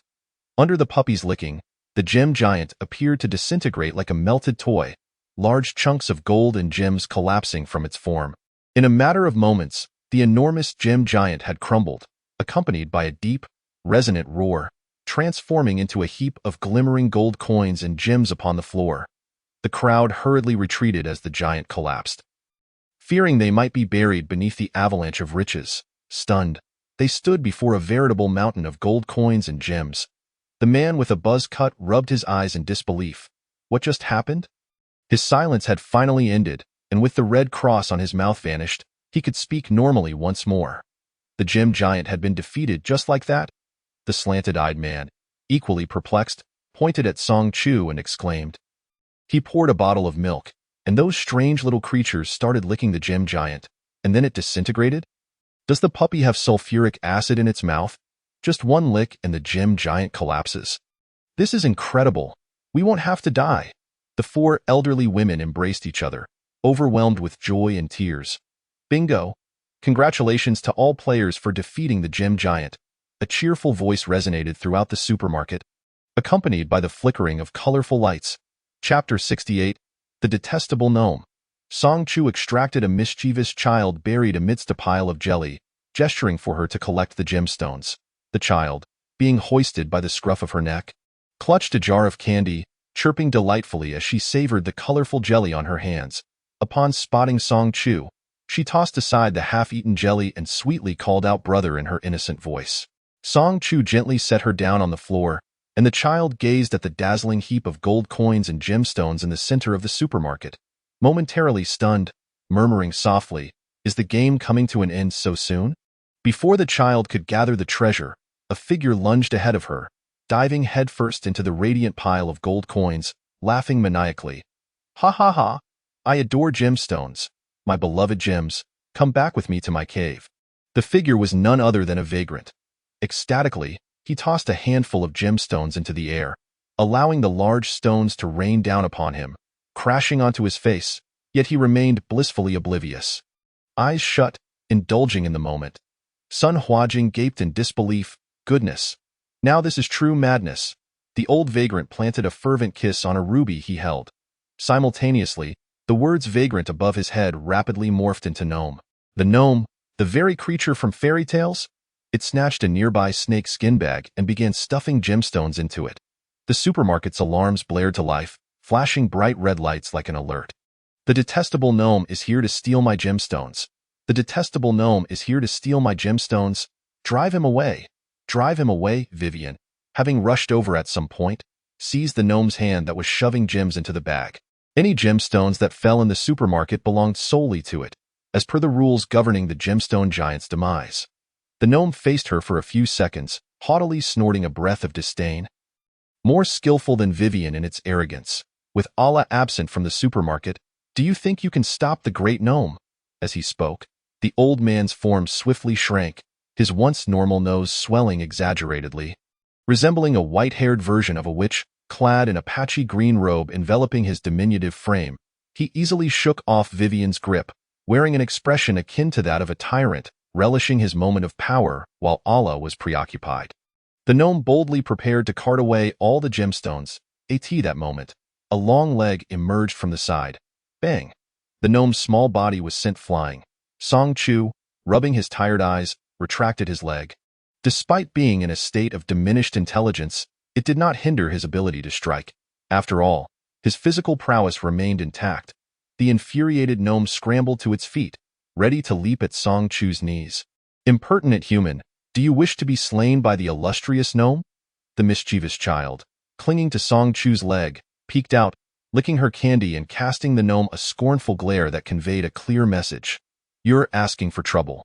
As if weakened, the gnome's legs buckled, and it knelt firmly on the floor. Its once assertive tone diminished, replaced by a tone laced with flattery. It rubbed its hands together. Dearest young lady, what a surprise to find you here. Isn't the judge typically responsible for grand games? Why have you deigned to oversee such a trivial affair? The child pressed her soft cheek against Song Chu's leg, sighing dramatically as if she were an adult. Allah is unwell, so I am here to help manage the store, but not all stores, only this one. She waved her little finger cheerfully. You're fortunate to have encountered me. I am in the early stages of the Divine Game's arrival. As players were still gaining strength and grand games were yet to commence, the participants were engaged in smaller games directly overseen by regulators, with player counts capped at 20. The so-called hanging lantern scene served merely as an entrance to specific games. While the regulation was akin to preset data, possessing thousands of avatars responsible for various player sessions. For instance, Allah was in charge of various supermarket-themed minigames, with entrances scattered across the globe. However, in just a matter of days, the player casualties within the games had surged dramatically, prompting Allah to suffer from indigestion due to the excessive workload. The gnome, interpreting Allah's absence as a prime opportunity to pilfer gemstones, was unaware that a judge was substituting in this supermarket. The gnome's pointed chin drooped, and it sat atop the pile of gold and gems, reluctantly caressing each piece. Finally, it leaped up, standing atop the treasure mound. Gazing up at Song Chu, with its stature diminished, the gnome was now nearly the same height as the mischievous child. He jingled its snake skin bag, and the sound of clinking coins echoed. The gnome's enticing voice chimed, Dear diligent players, it was you who vanquished the gemstone giant, and the rights to its treasures lie with you. Kind Uncle Gnome is willing to exchange your gemstones for copper coins. 10 gemstones for 1 copper coin. Chapter 69. Can I eat him? Why should we exchange our gemstones for a copper coin, when we can simply give them to the child? The woman in sportswear replied coolly. The gnome, perched on its green, pointed shoes, scoffed derisively, Fools. Once gemstones are handed over to the regulators, they become part of the supermarket's revenue. Allah's little treasury. What do you players have to do with it? The magnificent gnome is merely assisting you in earning your rightful currency. It proudly wiggled its green shoe tips. The copper coins I offer can be taken out of the game and utilized as currency in future games. A glimmer of realization sparked in the sportswoman's eyes. She recalled when Song Chu had nearly been taken by a monstrous pig for damaging the floor, only to pay 2 silver coins as compensation. This was her first encounter with in-game currency. The gnome snorted, currency items are exceedingly rare. Hardly any minor games reward players with currency. Consider yourselves fortunate to meet such a wealthy and great gnome. So make your plans quickly. Song Chu kicked at the mountainous pile of gold coins and gemstones at his feet. Remnants from the collapse of the gemstone giant, the gold coins constituting the majority. He pried the child off his leg, noting the revenue was still short by 100. Gather the coins to settle. The child, reluctant to release Song Chu's leg, clung to him once more, wrinkling her little nose as she made a few grumbling sounds, commanding Vivian to collect the coins scattered on the ground. With drooping eyelids, Song Chu's weary gaze fell on the gnome. Only gemstones? The gnome promptly replied. The gnome desires only gemstones. It bellowed. The gnome can spin straw into gold. I have no interest in your coins. Song Chu, too tired to keep his eyes open, coldly replied, Fine, you count them yourself. The gnome, brimming with excitement, leaped down from the pile of coins, eagerly grabbing at the gemstones to stuff into its bag. Sun Huajing quickly grasped its frail little arm, exclaiming, I'll count. I'll count. The gnome, infuriated, retorted, I can count. Sun Huajing, counting the gemstones, thought without hesitation, that won't do. You're a thief. How can we trust you to handle the gemstones? The gnome grumbled, How annoying. If only the gnome could encounter you, I would surely devour you. Sun Huajing, taken aback, subtly shifted closer to Song Chu, then began to assert her newfound boldness. Stop with the threats. My father is right here. Do you believe I want to have him kick you again?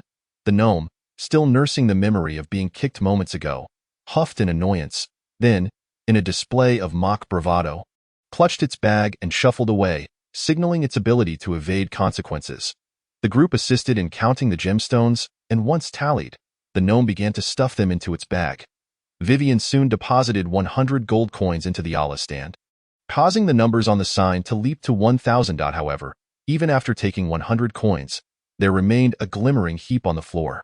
Song Chu examined a gold coin closely, scrutinizing its luster. Indeed, it was crafted from gold. However, the coins were smooth and bore no sun emblem, rendering them unusable as currency. Without any monetary function, these coins were no different from the stones and metals found in jewelry stores. Mercilessly, Song Chu tossed it back. Will exceeding 1,000 in revenue still count? Vivian, astonished, asked, Are you really planning to hand over all these coins to the supermarket? Song Chu coolly countered, Do you expect me to walk away with gilded bracelets? The crowd swiftly counted all the gemstones mingled among the gold coins, 1,996 in total. The gnome's pocket appeared quite extraordinary.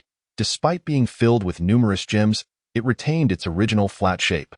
He extended his slender arms into the pocket, rummaging around before extracting a handful of copper coins. In light of the gemstones, I shall grant you 200 copper coins. Sun Huajing hurriedly stepped forward to catch them. Quickly counting them over, the gnome heaved his pocket and vanished into the darkness of the supermarket. Sun Huajing presented the copper coins to Song Chu, declaring, 200 coins, not a single one missing. The gazes of the others were fervently fixated on the copper coins in Sun Huajing's hands. Currency items, who wouldn't he covet them? Were it not for the intimidation posed by the gun in Song Chu's possession, this group would have long since made a direct attempt to seize them, akin to a frenzy over a numbered ticket, resulting in a bloody upheaval. After all, the marks left by the elderly women's nails on the faces of the buzz-cut men had yet to fade. While the women's hair was disheveled, resembling a bird's nest, and their clothing bore the scars of the encounter. Sun Huajing signaled to his father to quickly stash away the copper coins. He did not believe these coins should be evenly divided. After all, it was his father who had dealt with the gemstone giant, not Song Chu. The question of whether these individuals would even survive was still uncertain. What audacity they had to expect a share of his father's earnings. Song Chu took the copper coins, lifted his eyelids to survey the area, and found that everyone, save for the woman in athletic wear, had lowered their heads in fear. The woman in athletic wear, though wary, bore a glimmer of reluctant determination. In the realm of the game, any item could represent a chance for survival, and she was not willing to relinquish her opportunity lightly. Song Chu withdrew his gaze, placing a handful of copper coins on the edge between two shelves, before pocketing the remainder. He gestured towards the coins on the shelf with a tilt of his chin, indicating, These are for you. As for the distribution, he had no desire to meddle further. He repositioned himself, leaning against a shelf with his head bowed, feigning sleep. The woman in athletic wear took the copper coins placed on the shelf and counted them briefly, 35 in total. Several elderly women and even a frail man with a limp gazed at the coins in her hands with burning intensity. The woman in athletic wear calmly drew a knife, her eyes mocking. Do you really think you could seize them by your own strength? The group shrank back in trepidation. Yet, in the end, the woman did part with 5 copper coins, distributing one to each of them. One mustn't push a rabbit too hard. The elderly women clutched their single coin tightly. One woman with permed hair expressed dissatisfaction. That was 200 copper coins. Is it too much to only give us one each? The bag-carrying woman retorted, Being alive is already a blessing. Don't be ungrateful. Without those few people, could you have survived those monsters? You should be thankful. Now you're complaining about the little you received. Having something is better than nothing. The scarf-draped woman added, but we also contributed our efforts. The jade-haired woman interjected, enough already. Who do you think you can provoke from those two groups? She elbowed the woman with permed hair, whispering, what more do you want? If he gave you a bullet, would you dare accept it? The woman with permed hair looked disgruntled. At that moment, a groan emerged. Huang Mao had awakened. The crowd turned to see him clutching his shoulder, groaning as he scanned the surroundings. Hastily asking, did that crazy old lady leave? The crowd replied, she left ages ago. Huang Mao, having fainted during the game, was now bewildered as he realized he had been whisked through to the conclusion. It was hard to tell if this was misfortune or fortune. Upon hearing the explanation from the others, Huang Mao wore an expression of confusion and surprise. We cleared it. After all, he had fainted midway through the game. Fearing for his life, only to awaken and learn that they had successfully completed it. His shoulder bore a severe injury inflicted by the eccentric old woman, although the bleeding had stopped and his life was not in jeopardy. Recovery would take a considerable amount of time. As someone tugged lightly at his sleeve, Song Chu looked down, forcing himself to open his eyes slightly. What is it? The mischievous child presented a soggy finger. Still glistening with saliva, pointing at Sun Huajing, with an earnest expression, he implored Song Chu, brother, can I eat him? As he spoke, he could not help but slurp up the uncontrollable drool. The aberrant was indeed tantalizing. Chapter 70. I've caught you, my darling. Song Chu, with a mind muddled like paste, instinctively felt compelled to agree. Eat. He opened his mouth, only to realize what he was about to say, and struggled to swallow the instinctive response back. No, don't. The mischievous child continued to gaze up at him, awaiting his permission. Song Chu, with a pallid complexion, firmly squeezed the child's finger until it turned red, staring intently at her for a couple of seconds before following her finger's direction to see the oblivious Sun Huajing spinning in circles on his little suitcase. Sun Huajing had discovered every function of the small suitcase, its colorful wheels shining brilliantly, accompanied by a lively children's song. What does Daddy's daddy call him? Daddy's daddy is called Grandpa. Sun Huajing sat atop the suitcase, nodding his head in rhythm. Song Chu thought, will eating this simpleton really not harm his brain? He ruffled the child's fluffy hair and earnestly advised, don't eat it. It will make you foolish. The mischievous child, indeed, looked at Sun Huajing with an expression of bewilderment. Song Chu quickly unwrapped a candy and stuffed it into her mouth, saying, have some candy. The child ate the candy seriously. The signboard of Allah opened wide, and the storm swept away all the remaining gold coins from the floor. The sound of coins cascading down was crisp and clear. Simultaneously, the colorful numbers on the signboard leapt energetically with the lively sound effects. Ding, ding, ding, ding, ding. The colorful numbers soared to 10,000, and with a loud bang, colorful ribbons erupted like fireworks throughout the supermarket, countless colorful petals falling from above. Allah's voice resonated from every corner of the signboard. Congratulations, players, for defeating the gemstone giant. Your revenue has surpassed 10,000. You have managed my supermarket with great success, and since your revenue has reached 1,000 fairy tale coins, I shall not only share with you the secrets to running a successful store, but also present you with a special gift. Since you are the first players to defeat the gemstone giant and have set a record with a revenue of 10,000 fairy tale coins, I have an even greater surprise. Ding, ding, ding.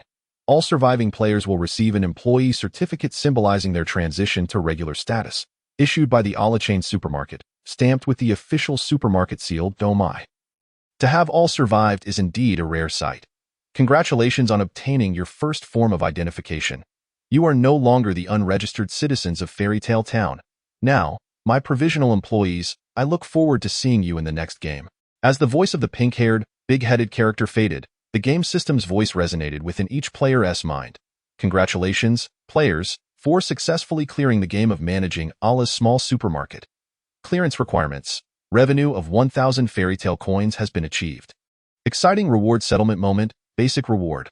Allah's successful store management secrets, written version, along with a special gift package from Allah. Special reward. An employee proof of sale, a special gift from Allah. Bonus reward. Unlocked achievement for encountering the gnome and completing a transaction, receiving an additional reward of 3 copper coins. Note: the gnome's identity information has been partially unlocked in the attribute panel under Monster Knowledge. Players may view it. What a waste of heartfelt intentions, having prepared so many reaves but unable to deliver them. Accompanied by the mechanical childlike voice's wistful sigh, the system's voice gradually faded from the players' minds, blinding white light enveloping them as they prepared to exit the game. Surrounding players were successively swallowed by the white light, until it was Song Chu's turn. Bang! A sudden sound echoed. The black mist burst through the supermarket's double doors, enveloping the entire space in a chilling embrace, the cold wind rattling against the small colored lights on the walls, creating a melodious clanging. The black mist extinguished all light, plunging the supermarket into profound darkness. Vivian, who was sweeping the colorful ribbons off the floor, halted her actions, gazing in astonishment at the pitch blackness before her. Mischievous child. What is this, Shu? The small figure of the mischievous child made a gesture for silence amidst the darkness. The howling wind around them gradually subsided. Song Chu watched as the black mist dragged him from the supermarket, enveloping him on a journey to an unknown destination. Within the black mist, his skin appeared strikingly pale, resembling a soft, snow-white treasure. The viscous black mist silently caressed his skin, eliciting soft breaths from the young man. He moved his fingers, intending to lift his head to rub his tired eyelids, only to find his wrist tightly bound by the black mist, rendering him immobile. Winding black serpents clung to his snow-white arms, intricate tendrils of the mist embedded between his fingers, creating an illusion as though their fingers were intertwined. The black mist disregarded his clothing, tightly enveloping every inch of his skin, its cool kisses gently landing upon his heart, as if seeking to touch the very core of his being. I've caught you, my darling. With fingers intertwined, a shroud of black mist envelopes the beloved, kissing his heart and passionately proclaiming with a melodious voice, etching the imprint of souls that I in this moment. Song Chu finds himself utterly engulfed in a profound darkness, sticky thoughts rendering him incapable of contemplation. The incessantly ruptured cells are cloaked by newly formed ones, fever coursing through his body, the searing breath diffusing through his flesh into the air, while the black mist tightly clings to his essence. Consequently, the temperature in the air begins to rise, as if the mist itself is about to boil over. Song Chu's eyes burn red from the overwhelming heat, and he turns his face away in discomfort. Silently exhaling a breath of warmth, the keen mist immediately surges into the gap of his parted lips, entangling itself with his fiery tongue, causing Song Chu to clench his teeth in response. Yet, a voice whispers insidiously in his ear, "Just bite me, darling." The coolness of the mist caresses his heated skin, bringing an uncanny sense of relief, as the furrowed brows of Song Chu gradually smooth out. While delicate, cool kisses tenderly graze the corners of his lips, he struggles desperately to break free, yet his limbs sink deeper into the viscous darkness. It is as if he has become a porcelain doll. Enshrouded in the black mist, his ink-black hair cascading down, features exquisite, caught in a slumbering beauty's pose within the haze. Were it not for his trembling, raven-like lashes, he would resemble a princess cursed in eternal sleep. As if an invisible hand cradles his chilled cheeks, it trails along the heated corners of his eyes. The lavish, sweet voice, cool and soft, brushes against his quivering lashes, gently denying, "Not yet, my dear. The princess must be kissed awake." For that is the rule of the game. Song Chu's mind, muddled like thick paste, scarcely registers this, though his numb tongue protests against such absurdity. His consciousness ebbs and wanes, to stave off the drowsiness that threatens to engulf him due to his brain cells' revolt. He had been rubbing his eyelids and pinching his fingers, attempting to maintain his wakefulness. Alas, the black mist now binds him tighter, rendering his pain-induced methods ineffective, as the unrestrained potency of the drug surges forth uncontrollably. The long, feather-like lashes quivered slightly, and Song Chu's breath became steadier. The mist laid a gentle kiss upon his delicate eyelids, accompanied by a self-satisfied chuckle. "And you say you are not my little sleeping beauty?" The loose black sweatshirt serves no purpose in concealing him, as the black mist slithers up his arms and waist. Resembling a beast savoring its beloved, a limp hand fell from the mist. The wrist and fingertips adorned with faint crimson marks, particularly striking against his pale skin. The mist coiled around, gliding across his palms and fingers, entwining his wrists like dark ropes binding his arm. Lifting his hand to press against his body, from within the depths of the mist, something leaned down, licking the soft flesh on the inside of his arm, the snowy skin tightening and trembling under the slick, cool touch. Chilling droplets spread across his porcelain skin, reminiscent of marks left by the mist's caress. It embraced him tightly, while simultaneously exploring his waist and abdomen, whispering softly, "Darling, relax. You're so tense." The billowing mist lifted his shirt, exposing a vast expanse of alabaster skin, the slender, pale waist ensnared by tendrils of black mist, which kneaded and left behind a few reddened imprints, the elegant voice teasingly remarking, "What a tiny waist you have." Raising the neck of his beloved, it pressed against the flushed, warm lips, gently kissing the small, round lips, turning long-held yearning into tangible reality. It mused. Ah, those soft lips remained so supple. Chapter 71. Will you come to me? Song Chu's hazy consciousness drifted like gossamer amidst the viscous black mist, swaying like waves upon the tide. His body felt like a furnace, continuously emitting warmth, as ruptured cells were swiftly consumed by newly formed ones. Transforming into nutrients, the heat of the transformation radiating outward, even his breath scorching enough to leave rosy marks upon his alabaster skin. The newly formed cells, exceedingly sensitive, reacted instantaneously to the stark contrast of the cool mist, igniting a whirlwind of sensations within him that he felt hot, yearning to press against the chilling mist, yet his sensitivity compelled him to resist contact. He wished to curl up and shrink away, but his wrists were restrained, pinned above his head, rendering him immobile within the mist. Thus, with a hint of sorrow, he turned his face aside, a tear escaping from the corner of his reddened eye, moistening his long lashes, rendering them even more vivid. The tear that sank into the black mist seemed to unlock some hidden mechanism, causing the cold mist to transform into a searing heat, as if it had erupted into a wild frenzy. Tearing apart the dark, menacing shackles around his neck, familiar voices and scents flooded his senses, devoid of reason. The lavish voice flowed softly, sweetly, and with rising desire. "My dear, I believe the princess should not merely be kissed awake, but rather awakened in a more intimate manner." It nonsensically overturned the previously established rules of the game, driven solely by an insatiable greed. In deep slumber, Song Chu could offer no response, only his fingertips instinctively trembling. The mist grasped his fingers, lifting them gently, caressing them, as the rigid digits succumbed to the playful, repeated stimulation, gradually turning pale, then flushed. A large hand cradled his neck, lovingly licking away the tear from the corner of Song Chu's eye, burying itself in the fragrant, soft nape. Inhaling deeply, the sound of his swallowed breath echoing in the darkness. With an insatiable hunger, it parted its lips, biting down on the nape of Song Chu's neck. Trailing downward, the white expanse of his back glistened with moisture from the heat, bite marks falling in succession, more densely clustered upon his shoulders and neck, the glaring red imprints varying in depth.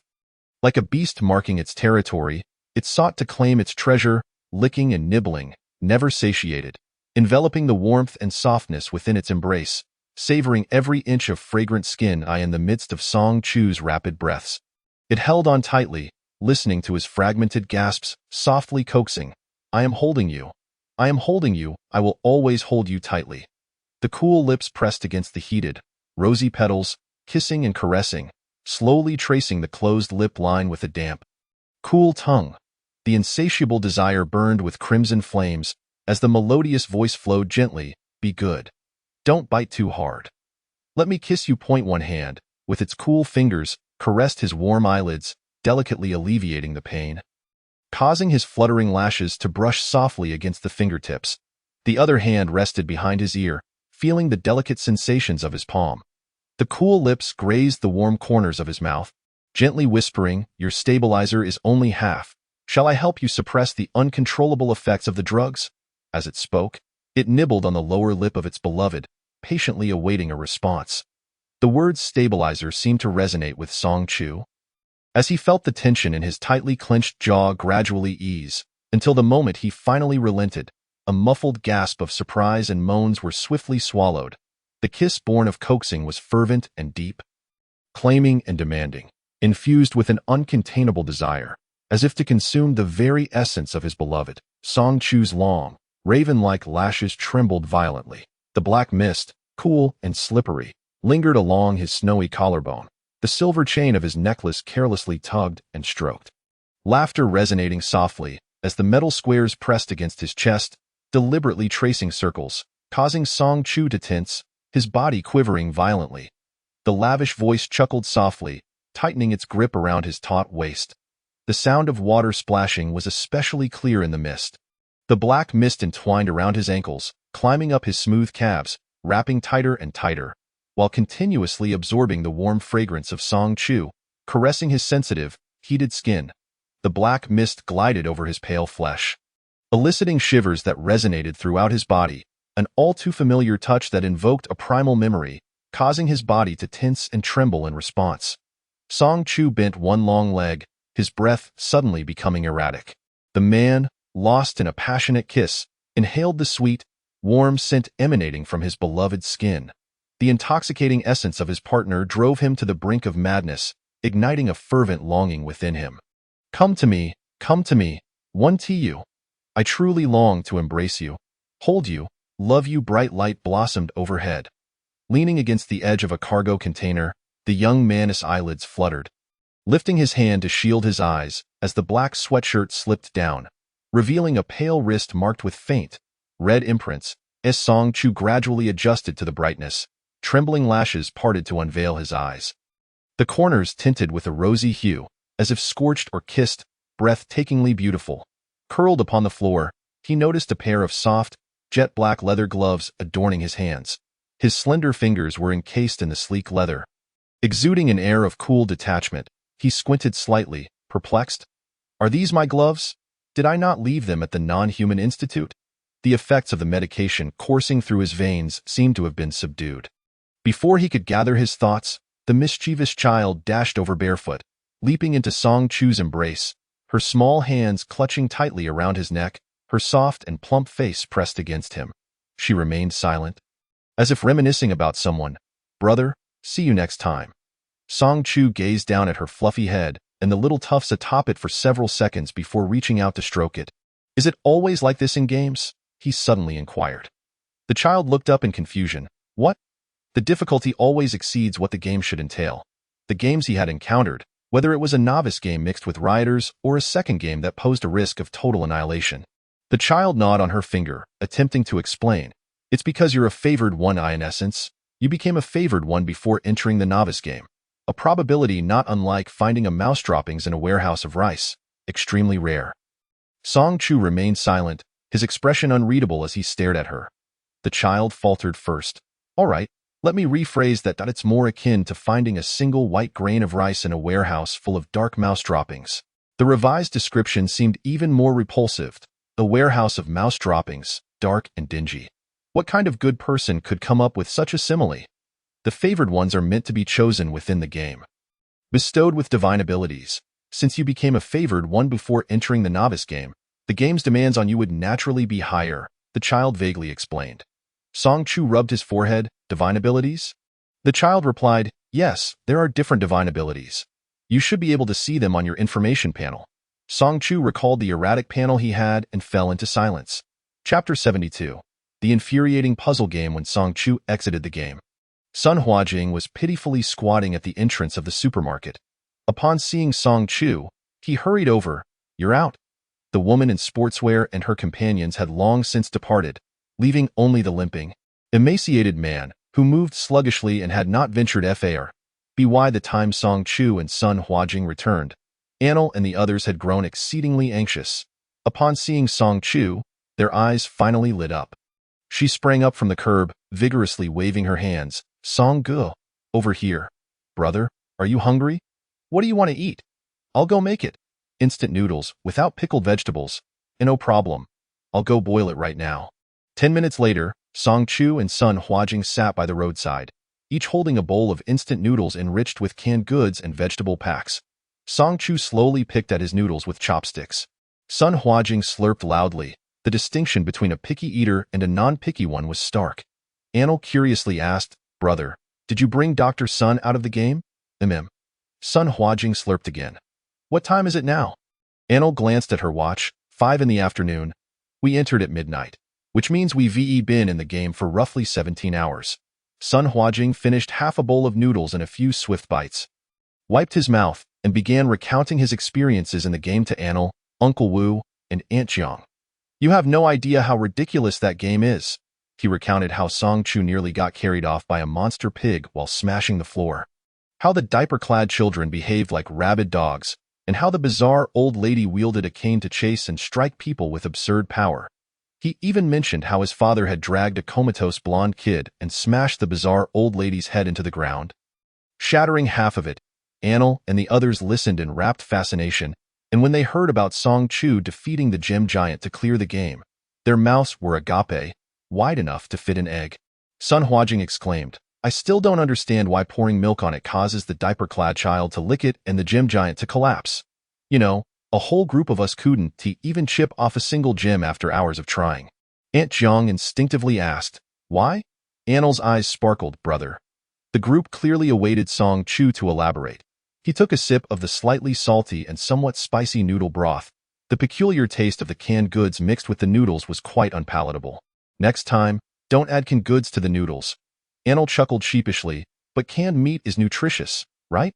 Song Chu cradled his bowl, his soft leather gloves gently caressing the rim, and began addressing the inquiries of these curious souls. The gem giant could not be defeated through conventional means. Neither knives nor guns could pry a single gem from its form. The three of them shivered in unison. Guns? Song Chu shot them a sidelong glance. The trio swallowed nervously. Big shot, truly a big shot. The requirement to clear the game was 1,000 fairy tale coins. Yet the maximum amount he could earn was 900, leaving the remaining 100 to be retrieved from the gem giant. There were hints regarding defeating the gem giant. Although the information available in the supermarket was limited, a few points were particularly unique. Song Chu lowered his gaze, dissecting the details. The first white-collar man had an item in his dialogue box that was not available in the supermarket. Hence he and the diaper-clad child had to stay in the supermarket the entire time. Anil pondered, that sounds a bit like a bug. Rather than a bug, it's more like a subtle clue.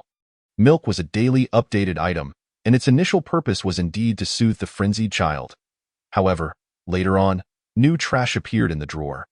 Recalling that drawer filled with foul-smelling refuse, Song Chu felt a chill run down his spine. Although the drawer had been updated with trash, a trash can had been placed under the checkout counter. According to basic logic, trash should go into the trash can. However, after the trash was consumed, the trash can spat out a blueprint. Sun Huajing interjected, an abstract masterpiece. The diaper-clad child shaped like a turtle, to be precise. It's a schematic for upgrading the diaper-clad child. Sun Huajing asked quietly, Dad, how did you figure that out? Control variables. The information provided in the blueprint indicated that feeding the same diaper-clad child 9 bottles of fresh milk would upgrade it to the final stage. Sun Huajing questioned, but how does the diaper-clad child relate to the gem giant? It's generally hard to connect the two. Song Chu gazed at him with an expression that suggested incredulity. Have you been bitten by a dog? Do you expect the game to lay out the steps for you to clear it? The game would rather eliminate Sun Huajing, this heretic. When he looked up, Anil and the others wore expressions indicating a lack of comprehension. He could scarcely imagine how long this group could survive in the game. Thus, Song Chu patiently elaborated further. To put it simply, that blueprint is the key to clearing the game. Yet it cannot be too explicit, hence it possesses the exquisite abstraction of a masterful painter. By eliminating distractions, interpreting the information provided in the blueprint isn't that difficult. For every 3 bottles of milk consumed, one ascends to the next stage, with a total of 3 stages, thus requiring 9 bottles of milk. The goal of clearing the game is to obtain coins and gems from the gem giant. Therefore, the unique aspect of the entire game lies in the diaper-clad child and the gem giant.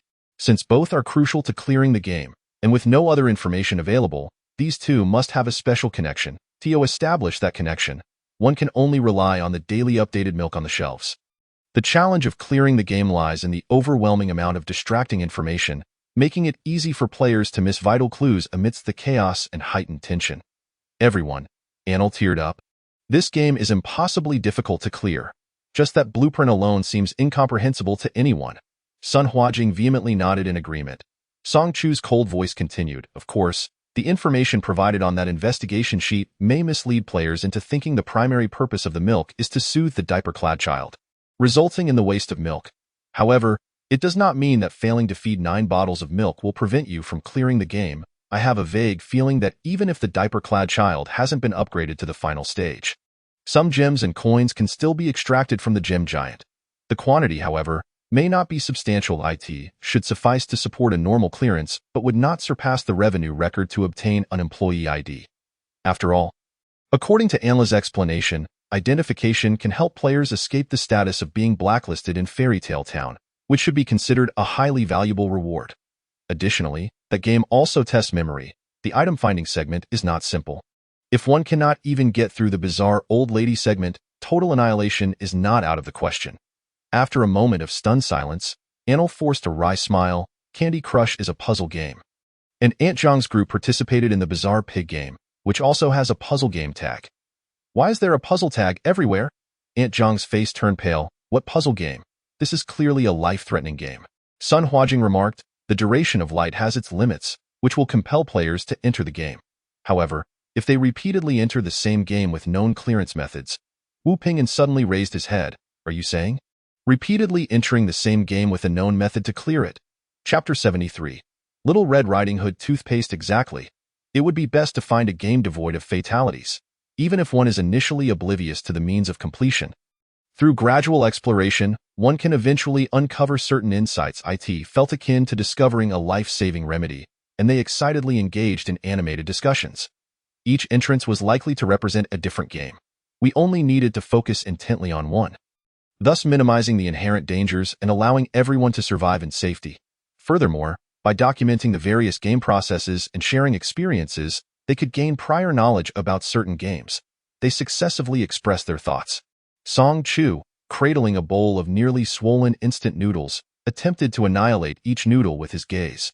Yet, the bloated noodles stubbornly refused to disappear on their own. The crystal ball nudged him. Song Chu retrieved it from his pocket. A flurry of smiles rushed towards him. Song Chu remarked, how delightful. What could possibly bring such joy to a ball? If it doesn't taste good, then don't eat it, darling. Here's the ugly frog bin you requested. The crystal ball promptly ejected a garbage bin shaped like a frog with a gaping, blood-red mouth. Song Chu's expression brightened slightly. Not bad. Prompt and efficient. Unable to endure the canned flavor of the instant noodles any longer, he swiftly disposed of the bowl and chopsticks into the ugly frog while no one was watching. In return, the frog provided him with a plastic lighter. Song Chu tucked the lighter into his pocket and hurried off to heat a can of food. From this, he concluded that food preparation should be more straightforward. Instant noodles are simply instant noodles, and canned food is merely canned food. Their fusion would only lead to contamination. Sun Huajing clapped his hands, suddenly remembering, right? I haven't checked my reward yet. Thus, he eagerly went to unwrap the Ala gift package. The gift box, adorned with colorful ribbons, was quite sizable, nearly as tall as 2 stacked shoeboxes. With the mindset of unboxing a surprise, Sun Huajing opened the pink box, sifting through the overflowing raffia grass to find a small colored lamp, a box of orange-flavored hard candies, and a tube of Little Red Riding Hood toothpaste. The colored lamp was the type that clung to supermarket walls, made of cheap plastic with a small bulb inside. The orange-flavored hard candies were wrapped in colorful paper, clearly the least palatable kind. Contained within a palm-sized plastic box holding a mere 7 candies, the Little Red Riding Hood toothpaste bore an image of a large gray wolf with a gaping mouth displaying 2 rows of gleaming white teeth. The box was emblazoned with exaggerated phrases, powerful stain removal, instantly white with one brush, fresh breath, no odor for 10 days. This toothpaste is jointly endorsed by Grandma and Mr. Wolf. A small red emblem in the lower right corner resembled a red hooded cape. Sun Huajing remarked, such a large box, and 9/10 of it is filled with raffia grass. Anil twirled a light-colored raffia straw and assessed, it's quite dry. It could serve as kindling, Wu Ping'an suggested. It does get a bit chilly at night. Shall we gather some firewood? I'll go chop some. Soon, a bonfire was ignited by the roadside, and Aunt Zhang set a small pot over the flames to boil water for everyone. Anil tossed in some dehydrated vegetables and sprinkled in a bit of seasoning, transforming the boiling water into a rudimentary vegetable soup. The group gathered around the fire, each person cradling a bowl of soup as they savored it slowly. Sun Huajing examined the 3 items from the gift package by the firelight. He held the small colored lamp under the information panel, astonished, and turned to his father. An item? Song Chu replied, "Not a tool." Sun Huajing shook his head and read aloud the sole sentence. Allah's supermarket-specific decorative lamp. A high-quality light source ideal for illumination and, when necessary, for striking. The small lamp would emit light after 3 taps and extinguish with another 3 taps. Sun Huajing decisively concluded, "Isn't this just a flashlight?" Anil slurped at the hot soup. "It can also be used to strike someone, right?" Song Chu noted, "There are paved bricks on the sidewalk." Consequently, Sun Huajing took the small colored lamp to strike a brick.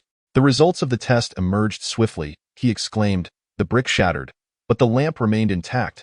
A small colored lamp, a weapon of illumination." Sun Huajing continued to inspect the remaining 2 items. The orange-flavored candies were indeed a tool.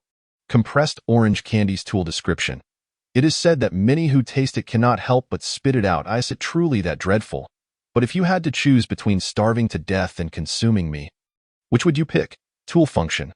Consuming it will prevent hunger for 7 days. The toothpaste, like the small colored lamp, was an item.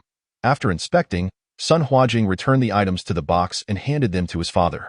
The major player would take him out of the game, and all his items would belong to him. As for the success secret of Allah's business venture, it was merely a piece of text, which, when opened, revealed blooming flowers on the panel. Deceitful schemes, ruthless and cunning. Sun Huajing remarked, "What a profound adage." He was eagerly curious about what treasure Song Chu's large gift package contained. Song Chu tossed him an identical pink gift box. Sun Huajing rubbed his hands together and, along with Anil, eagerly set about unwrapping the second surprise box. The two continued to sift through the abundant raffia grass, uncovering a scant few items. Isn't this the clock with the pink-haired head? Sun Huajing held up the Allah head-shaped clock that hung at the supermarket entrance.